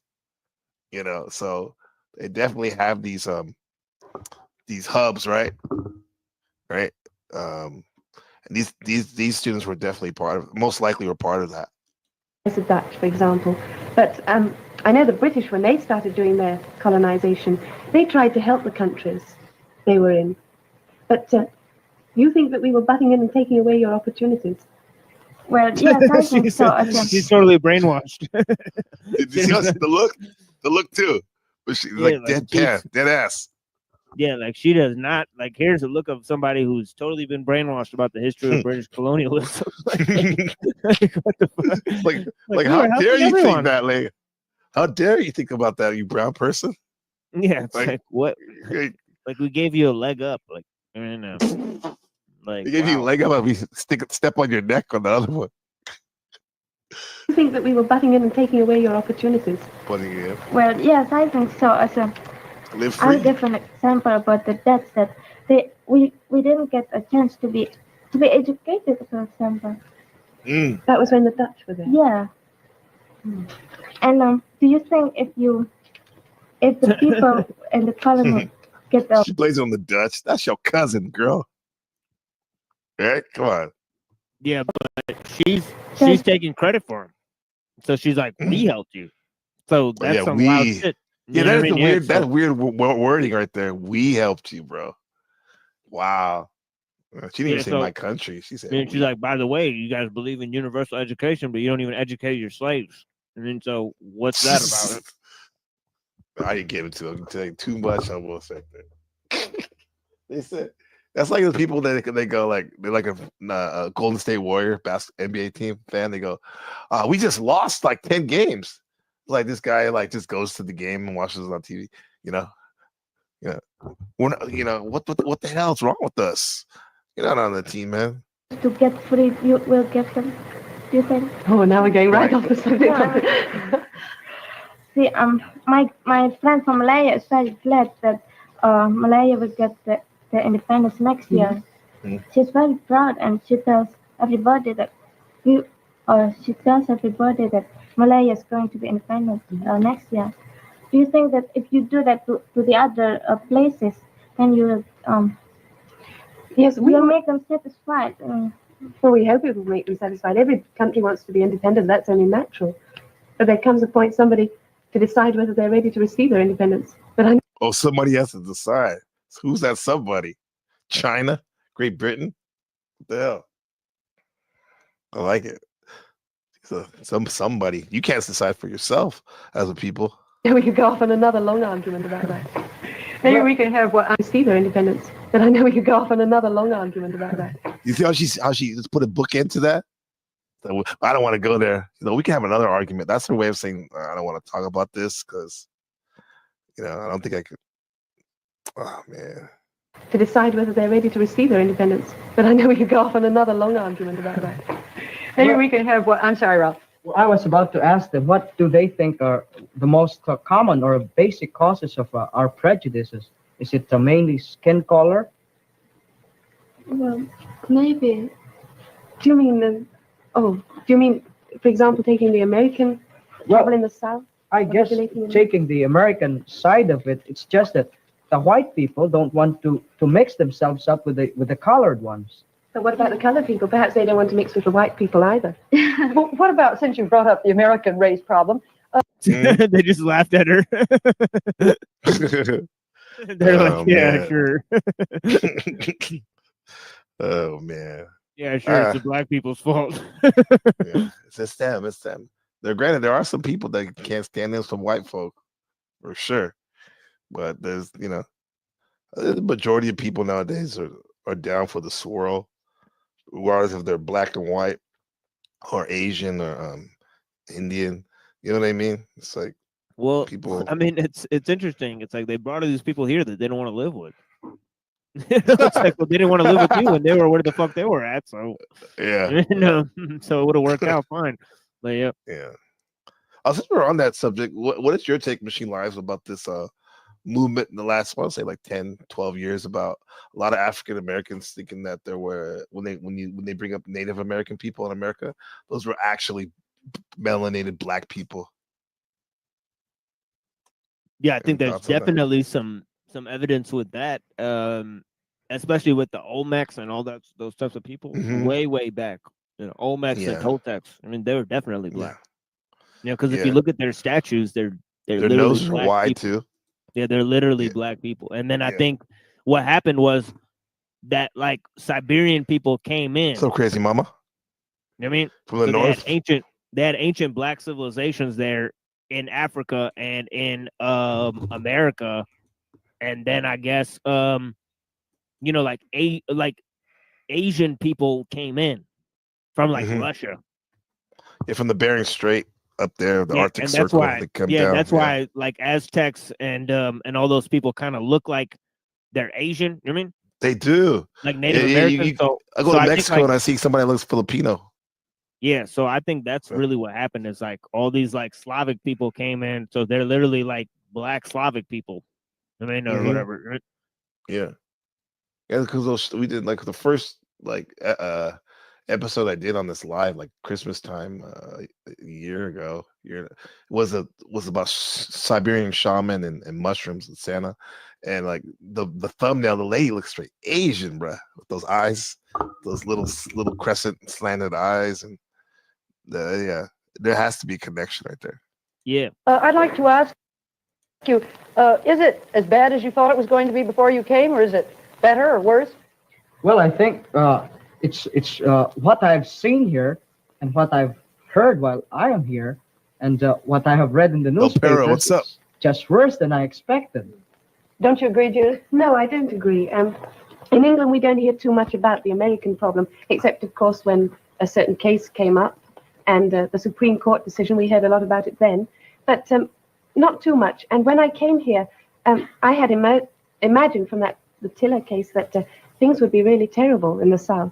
And I found that there's a real feeling of optimism here. I stayed in a Negro family, and I was able to see the position, really a bird's eye view of it, you might say. Okay. And the first thing that impressed me was that the Negroes themselves were not happy about the situation, but were pleased. They were grateful for what progress had been made, and they were sure that the situation would continue to improve.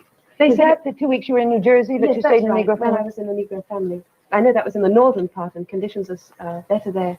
And I was very impressed with that. They said it would be a slow process, but things were gradually improving. It was a matter of breaking down tradition, and I was very happy to find that. I could see that, like in New Jersey in '56, that family that she stayed with were probably like very middle class, I would assume. You know, so they have to be optimistic if you're living around all those people. You know, right? That things would be better, but it doesn't mean that in their heart they're like, oh, "Fuck, man, it's kind of messed up." Messed up. Yeah, but it's like, you know, it's like, you know, honestly, she thinks that, like, obviously the white person is more like progress oriented because they see like the progress of civilization like firsthand. Yeah. I mean, so, I mean, yeah. To know some of your other experiences with, yes, Eureka. I've never seen any evidences of racial prejudice in the United States, but I found out that most Negroes are laborers and they don't have a high position in business. But I was very glad when I saw the Negro girl in South Orange in Columbia High School, who was the vice president of the student council. I'm glad. So she thinks that all the blacks in America at the time were just laborers. I'm sure there wasn't as many like white collar jobs for employees, blacks, and also like in government and whatnot. But there had to be some. But maybe she just didn't see. She never saw any images of it. You know. Interesting. You did too. Yes, right now. Here in New York and New Jersey, I don't see any racial segregation or something like that. But when we stopped in Williamsburg and we stopped in Negro school, I saw it's very strictly. I mean, the Negro school go to the special Negro, and I was talking to some of the girls in the school, and I asked them how they feel about being segregated, but they said that they don't mind about that, and what they want is equal rights. Holy shit! So she said in the same place. They're in New Jersey, New York area. They're making a tour that she literally saw segregated parts of the high school. Yet these other girls like, oh, it's all gravy here. And I even stayed here. Yeah, and that's but in the north. They're still segregated. Yeah, it's interesting what you said is that they prefer to remain segregated but have the same opportunities as white people. So separate but equal, right? That's it. That's where they get the separate but equal, right? Yeah, so pretty fucking, but also that's kind of a more radical position than you would see today. I mean, like there's almost no people, like the people that have that position today would be considered extremists, right? So right, it's like, what do you like, Malcolm X? Right? Yeah, that's why like you seen the old pictures of the leader of the Nazi party, white supremacist party, sitting front row during Honorable Elijah Muhammad's speech in Chicago, because they did have commonalities. They wanted to be separated, both those groups from white blacks. It's just that they wanted to be able to do their own thing, which is, I guess, would be equal. You know what I mean? They just want to be separated. Now it's like, and I'll just talk about some of the players, which like everyone talks about the Hebrew Israelites, which I think they're like a bunch of cosplayers, right? And then you got the neo-Nazi groups, right? And then even online you have some of these black consciousness folks that they want be separated, but they want to be superior. You know, they want it all for themselves. And same with some of those white neo-Nazi groups. They want to be separated, but they want to they could like fuck anyone that's non-white. So she's talking about these girls that she talked about separate but equal. Yeah.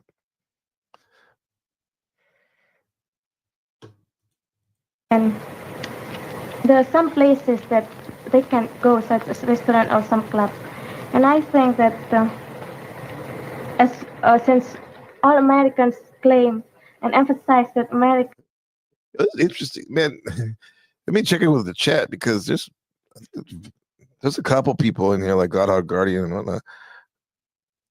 I'm glad everyone in the chat are saying hi and stuff like that. What's your opinion on this stuff, though? I don't see anybody really talking about some of this stuff. Is it just that the racial stuff is kind of makes people uncomfortable, you think, Machine, in this sector sometimes? Yeah, I think most likely. Yeah. I don't see a lot of discussions about that. No. I mean, I've seen a lot of people trolling about it, though. Right. So right. There's people trying to rile people up on that type of issue, but like all as the we've time. experienced, all the time, right? But you and me but as brown and black men, right, definitely, right. We've gotten a lot of that. I mean, trolling. Somebody told me in the chat that I've ruined my wife's genes. Wow. So I've gotten that comment. Jesus Christ. I ruined it. Like actually, she got to upgrade the genetic pool or whatever. Poison the well. And so I would say both of you guys upgraded each other's genes. Yeah, but it's kind of weird. Yeah. And that's wild, bro. Kind of comments. People saying towel head and shit. I mean, stupid. Saying all type people thinking that I'm an Arab for some reason. You're fucking. There's a lot of people that think I'm Muslim. Arab. All of a sudden, I mean, from Detroit, that has lineage from Pakistan. Come on, bro. Get it correct if you're gonna go there. Huh? I mean, if they wanted to, they should literally like try to study like your cultural origins so they can make some funny jokes that way. But these guys are lazy, huh? Yeah, and I have a lot of like positions about people's cultural history. Like, like I talk about the Jews, I talk about white people, I talk about African people, I talk about Chinese people, I talk about all that type of stuff. So I'm not afraid to talk about other groups of people and how I really see things. I mean, so it just so happens that, and then also the type of debate circles we were in previously had some sort of, a lot of Groyper involvement. I mean, yeah, so they got like a lot of a lot of that type of stuff going on. So there's also that aspect of things. I mean, because we're dealing with right accelerationism. I mean, so there's going to be a lot of neo-Nazi groups involved in that. That's just what it is. I mean, so Yeah. I mean, so Yeah, I mean, comes to mind, like, I'm not saying he's a neo-Nazi, but that, like, some of your interviews, like, introduced me to, like, Adam Green, and that type of in the sense that, like, a lot of a lot of people who enjoy his content, you know, they can point to that, what you just said, those type of organizations. And yeah, well, I had subgroups.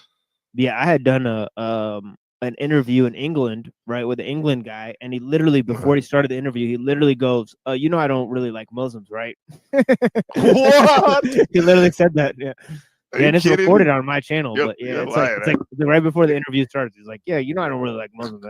I'm like, yeah, that's why I'm doing this, you know, to prove to you that, you know, you know, I'm probably because my whole point was like, hey, the best thing that white people can do is be white people. Yes, you know, like, figure just be out, yourself. like, Right. Yeah, like figure out like your German, let your hair you know, down. your Dutch, you know, your Italian, you know, your French, Yeah. you know. I'm okay you know, with that white pride, or I mean, white pride seems like a lazy, just like black pride does too.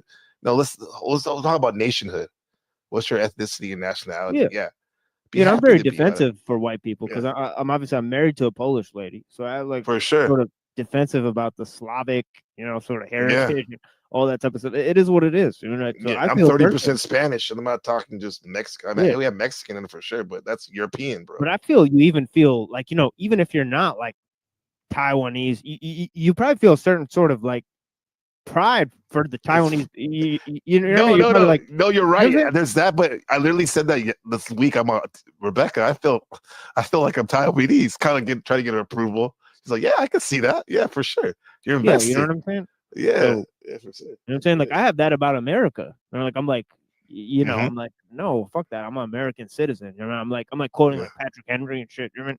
Like Malcolm Right. X and shit. I mean, like I'm like, this is a real deal. I mean, like this is who I am. I mean, so I mean, I You mean, I live know in the about heart of America. Or at least it was Yeah. at one point. The Detroit city, bro. That's like, you know, Yeah. the music, the hardware, the cars. You know, I mean, that's you're there, bro. So you can't get any Yeah, more exactly. American than that. You know. What's up, Patrick Bateman? Okay, get ready for bed. We'll tuck you in with this right now. Let's keep going with this. America is the most democratic country in the world, and as long as segregation exists, I don't think it's a democratic. It's pure democratic. Well, adding something to that, I like isn't it Ralph, that, this guy. well, in the Pledge of Allegiance to the American flag, you mentioned something about I pledge allegiance to the flag of the United States of America and to the republic for which it stands, one nation indivisible under God, with liberty and justice for all. Well, the last phrase just doesn't suit everything. I mean, with this segregation problem here and the discrimination against colored people, how in the world could you have liberty and justice for all? And, Right, they should like put a moratorium on it, put a stop, put a pause. You know, like, okay, we gotta not say this until we fix this, at least on the surface level, these issues. Yeah, but that's Yeah. insane that this was the land of the free, but just in 1950s, some people consider this one of the most enslaved people on Yeah. earth. I mean, like straight Yeah. up. I mean, so when were they free people?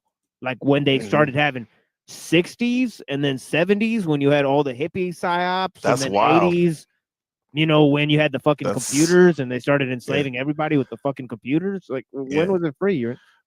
Literally, machine. That's like 10 years or 10, 8, 7 years before I was born. Segregation was still a thing in our country.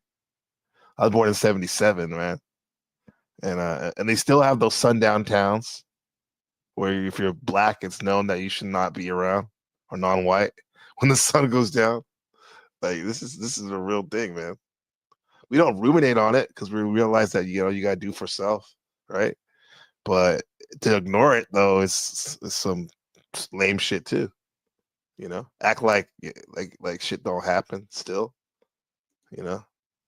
one of my hospitality periods, I didn't expect that even the kids could carry it that far.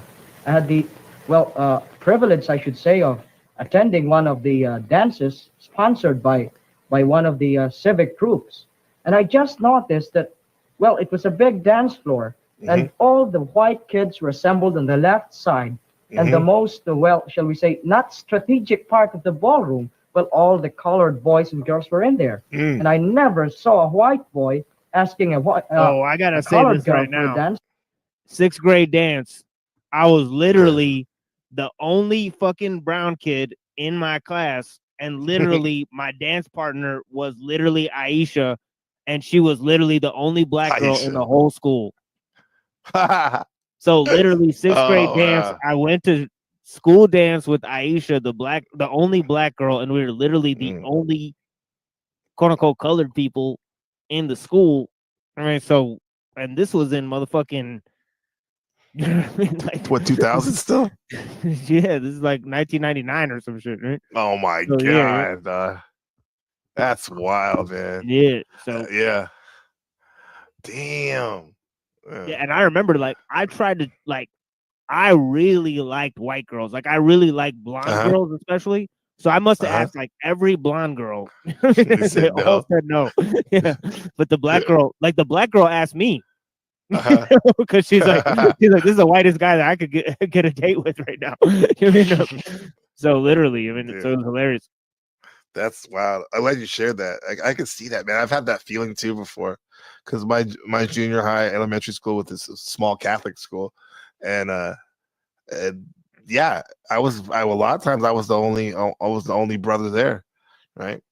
But that the one thing is though, with that said, there was no black girl or brown girl to dance with, so they just I had to dance with at the 6th grade, 7th grade dance with the white girls, man. And all we used to do was the slow dances. That's all they wanted to do anyway. Yeah. You know what's funny? Like, because I was always like the biggest person in the school, like tall and whatnot. So I was like 6 feet in 7th, 8th grade. And I used to wonder, like, why are all these like all the girls go to our basketball games, right?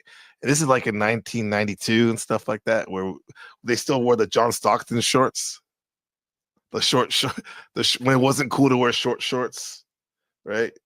Our basketball uniform. I used to wonder why all those girls go to the game, and come to find out, I talked to them later. Years later, they're like, "Oh, we just wanted to watch you because those shorts were tight on your junk."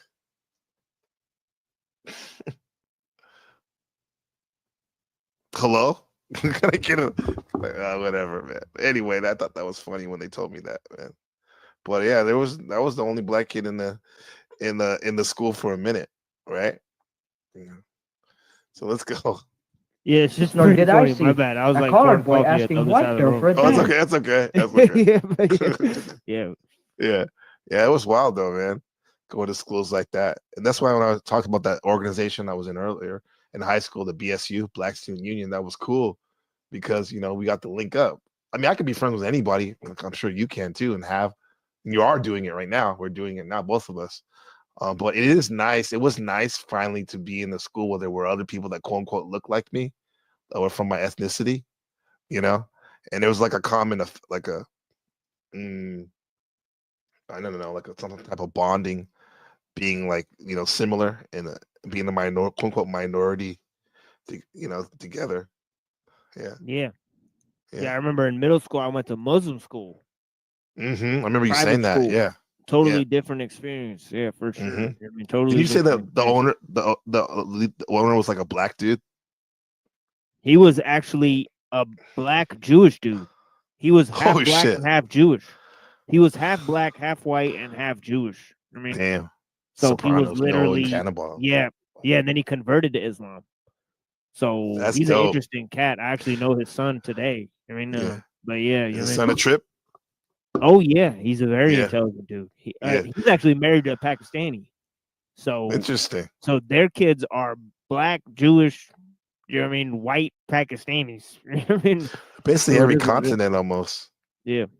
Yeah, that's it. That school leader, that's interesting because already he has a lot of different cultures and interesting probably philosophies just on his his racial backup, right?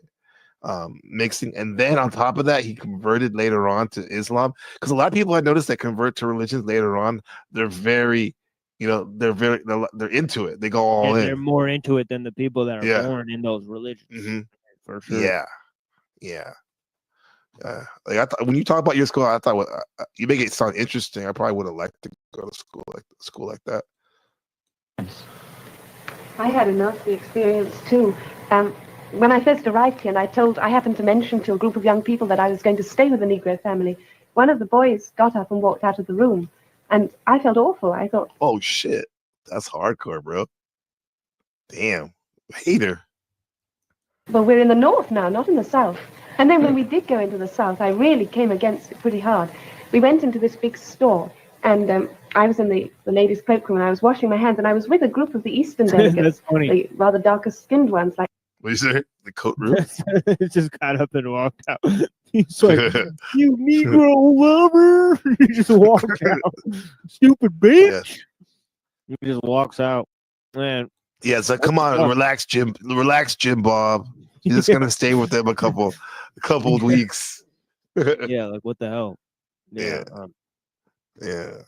Like Ratnati. And I was standing a little apart from them, and this lady came up to me, and she pulled me to one Sweet side, dreams, obviously assuming Patrick. that I was American, and she said, what are these Negroes doing in here? And I was so cross, and I told her as calmly as I could. What are these Negroes doing here, Machine? I told you about that shit. And I was so cross, and I told her as calmly as I could that I was with them and who we were. And of course, her attitude immediately changed. But it gives you such a nasty shock when you come up against it face to face. You read about it in the newspapers, you hear about it, but you don't really realize the significance of it until it hits you in the face yourself. Mm-hmm. I think Yeah, well spoken. the major cause of the prejudice is skin color, and I think I don't know why, but I think the white people think that colored people have dirty skin, and they don't have progressive culture.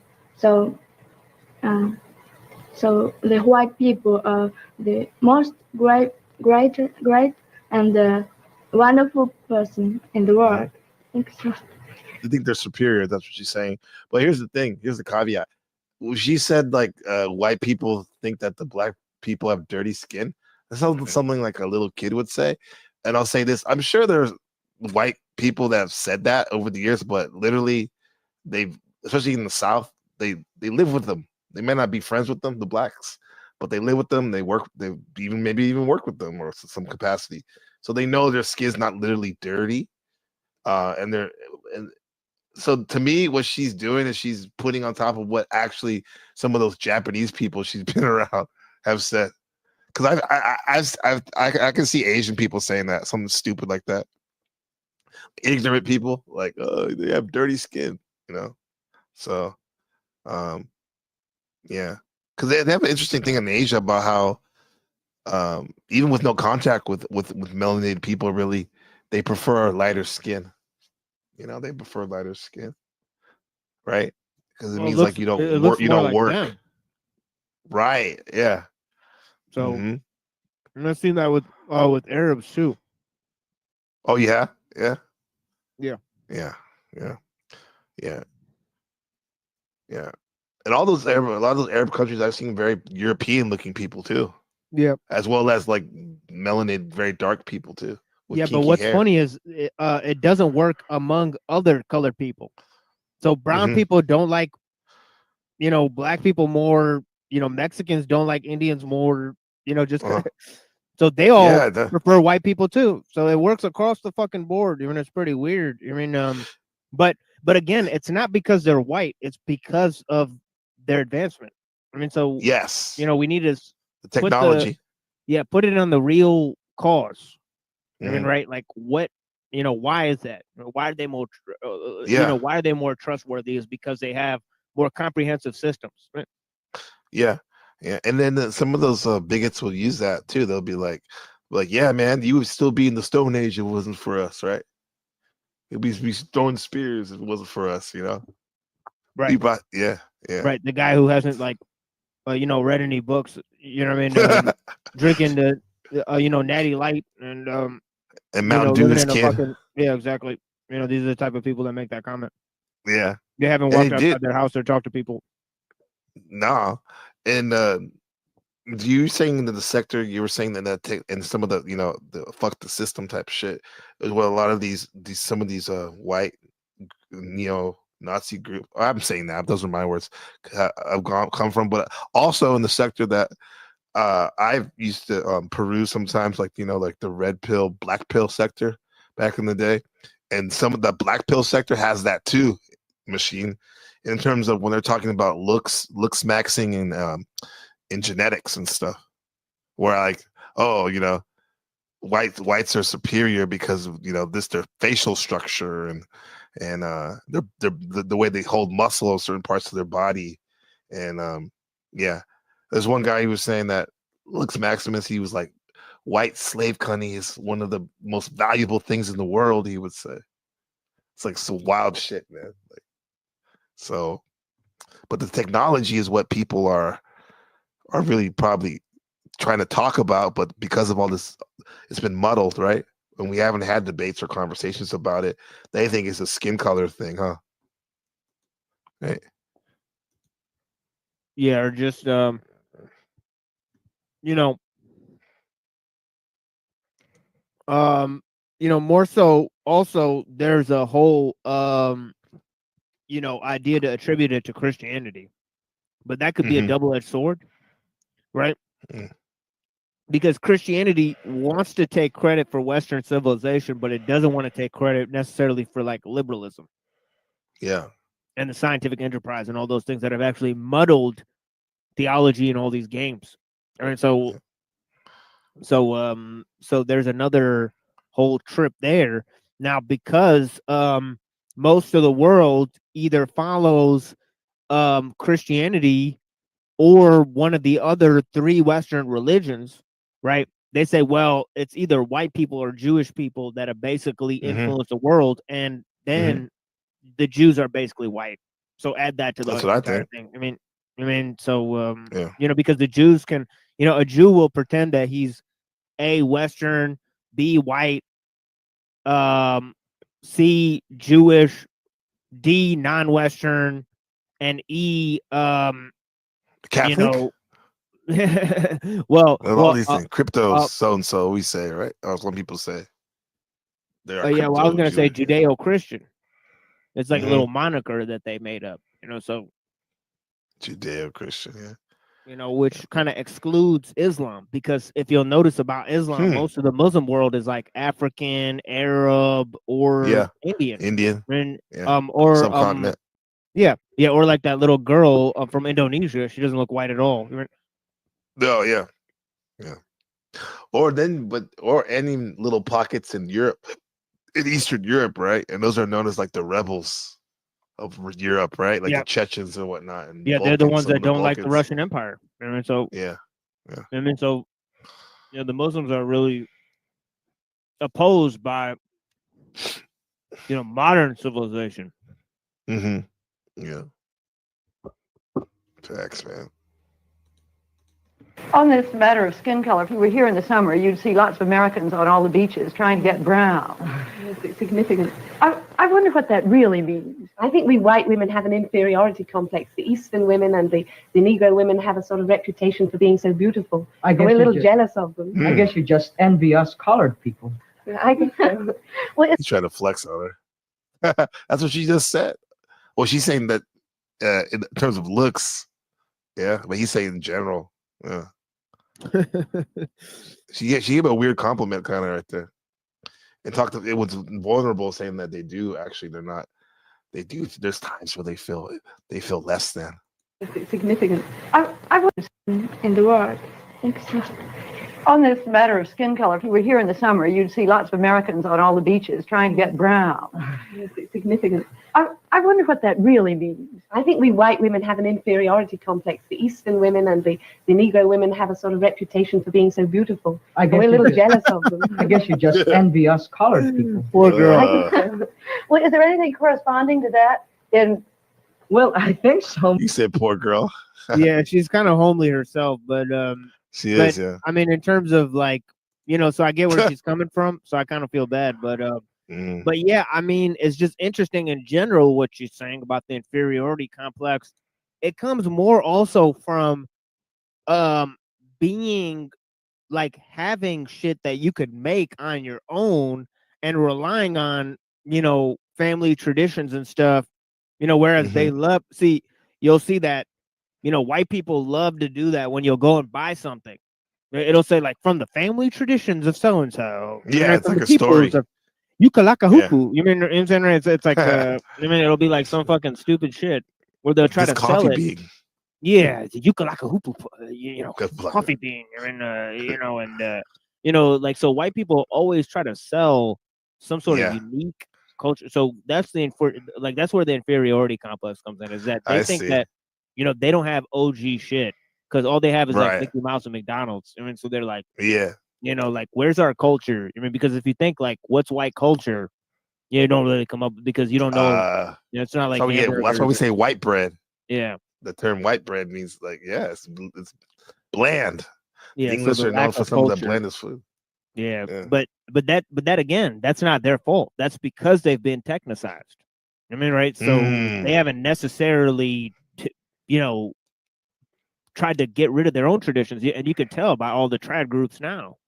They're desperately holding on. So this is the thing. It's fucking dorky, bro. It's so cringe. Now I know why you and shout out to Neuro for sure. Like, and you guys are just on those guys because the more I see, especially I see Jim Bob's face and Jay Dyer, it's like these smug motherfuckers. It's like, what do you offer, big bros? What are you to your people even? Cope, yeah. Young men cope with modern society with so-called ancient traditions. That are not ancient. Not ancient, yeah. Shout out to Dominic and the Mascar fellow beings. Yeah, he was dropping some wisdom last track. Let's go. Yeah, that's very characteristic of it. Yeah, that's the G right there, for real. Come from Machine Lies, that means a lot. Oh yeah, I've had many deep conversations with the homie. Yeah. Yeah. Let's see. We got like about 5 minutes of this. I'm gonna go to the dog park. What you got going on tonight? Who's the next broadcast coming up? Hopefully sleep. Tomorrow we'll be talking about ellul. In terms of we'll be finishing chapter 1 on the characteristics of technique. So he'll finally begin down to talking about the autonomy of the system. So a very special show on ellul tomorrow. So whoever's interested, can come by. And his main the main force of his argument is in that whole thing, where it kind of lays out this matrix type of scenario where the system is in control, humans are no longer in control, and obviously it's a very controversial, sort of push there that he makes, but I think it's very important for people to hear the argument. Yeah, you was just slow burn hitting all the nuances, bro. It's been legendary. Yeah, the thing is that I haven't heard. I haven't heard if something like that's actually been done, where they page by page break down an entire book. Which is sort of a classic. Especially one that's so dense, huh? Yeah, exactly. One that's so dense, like maybe Plato's Republic or like Jacques Ellul or like some type of philosophy book. There needs to be more, because we have video software now.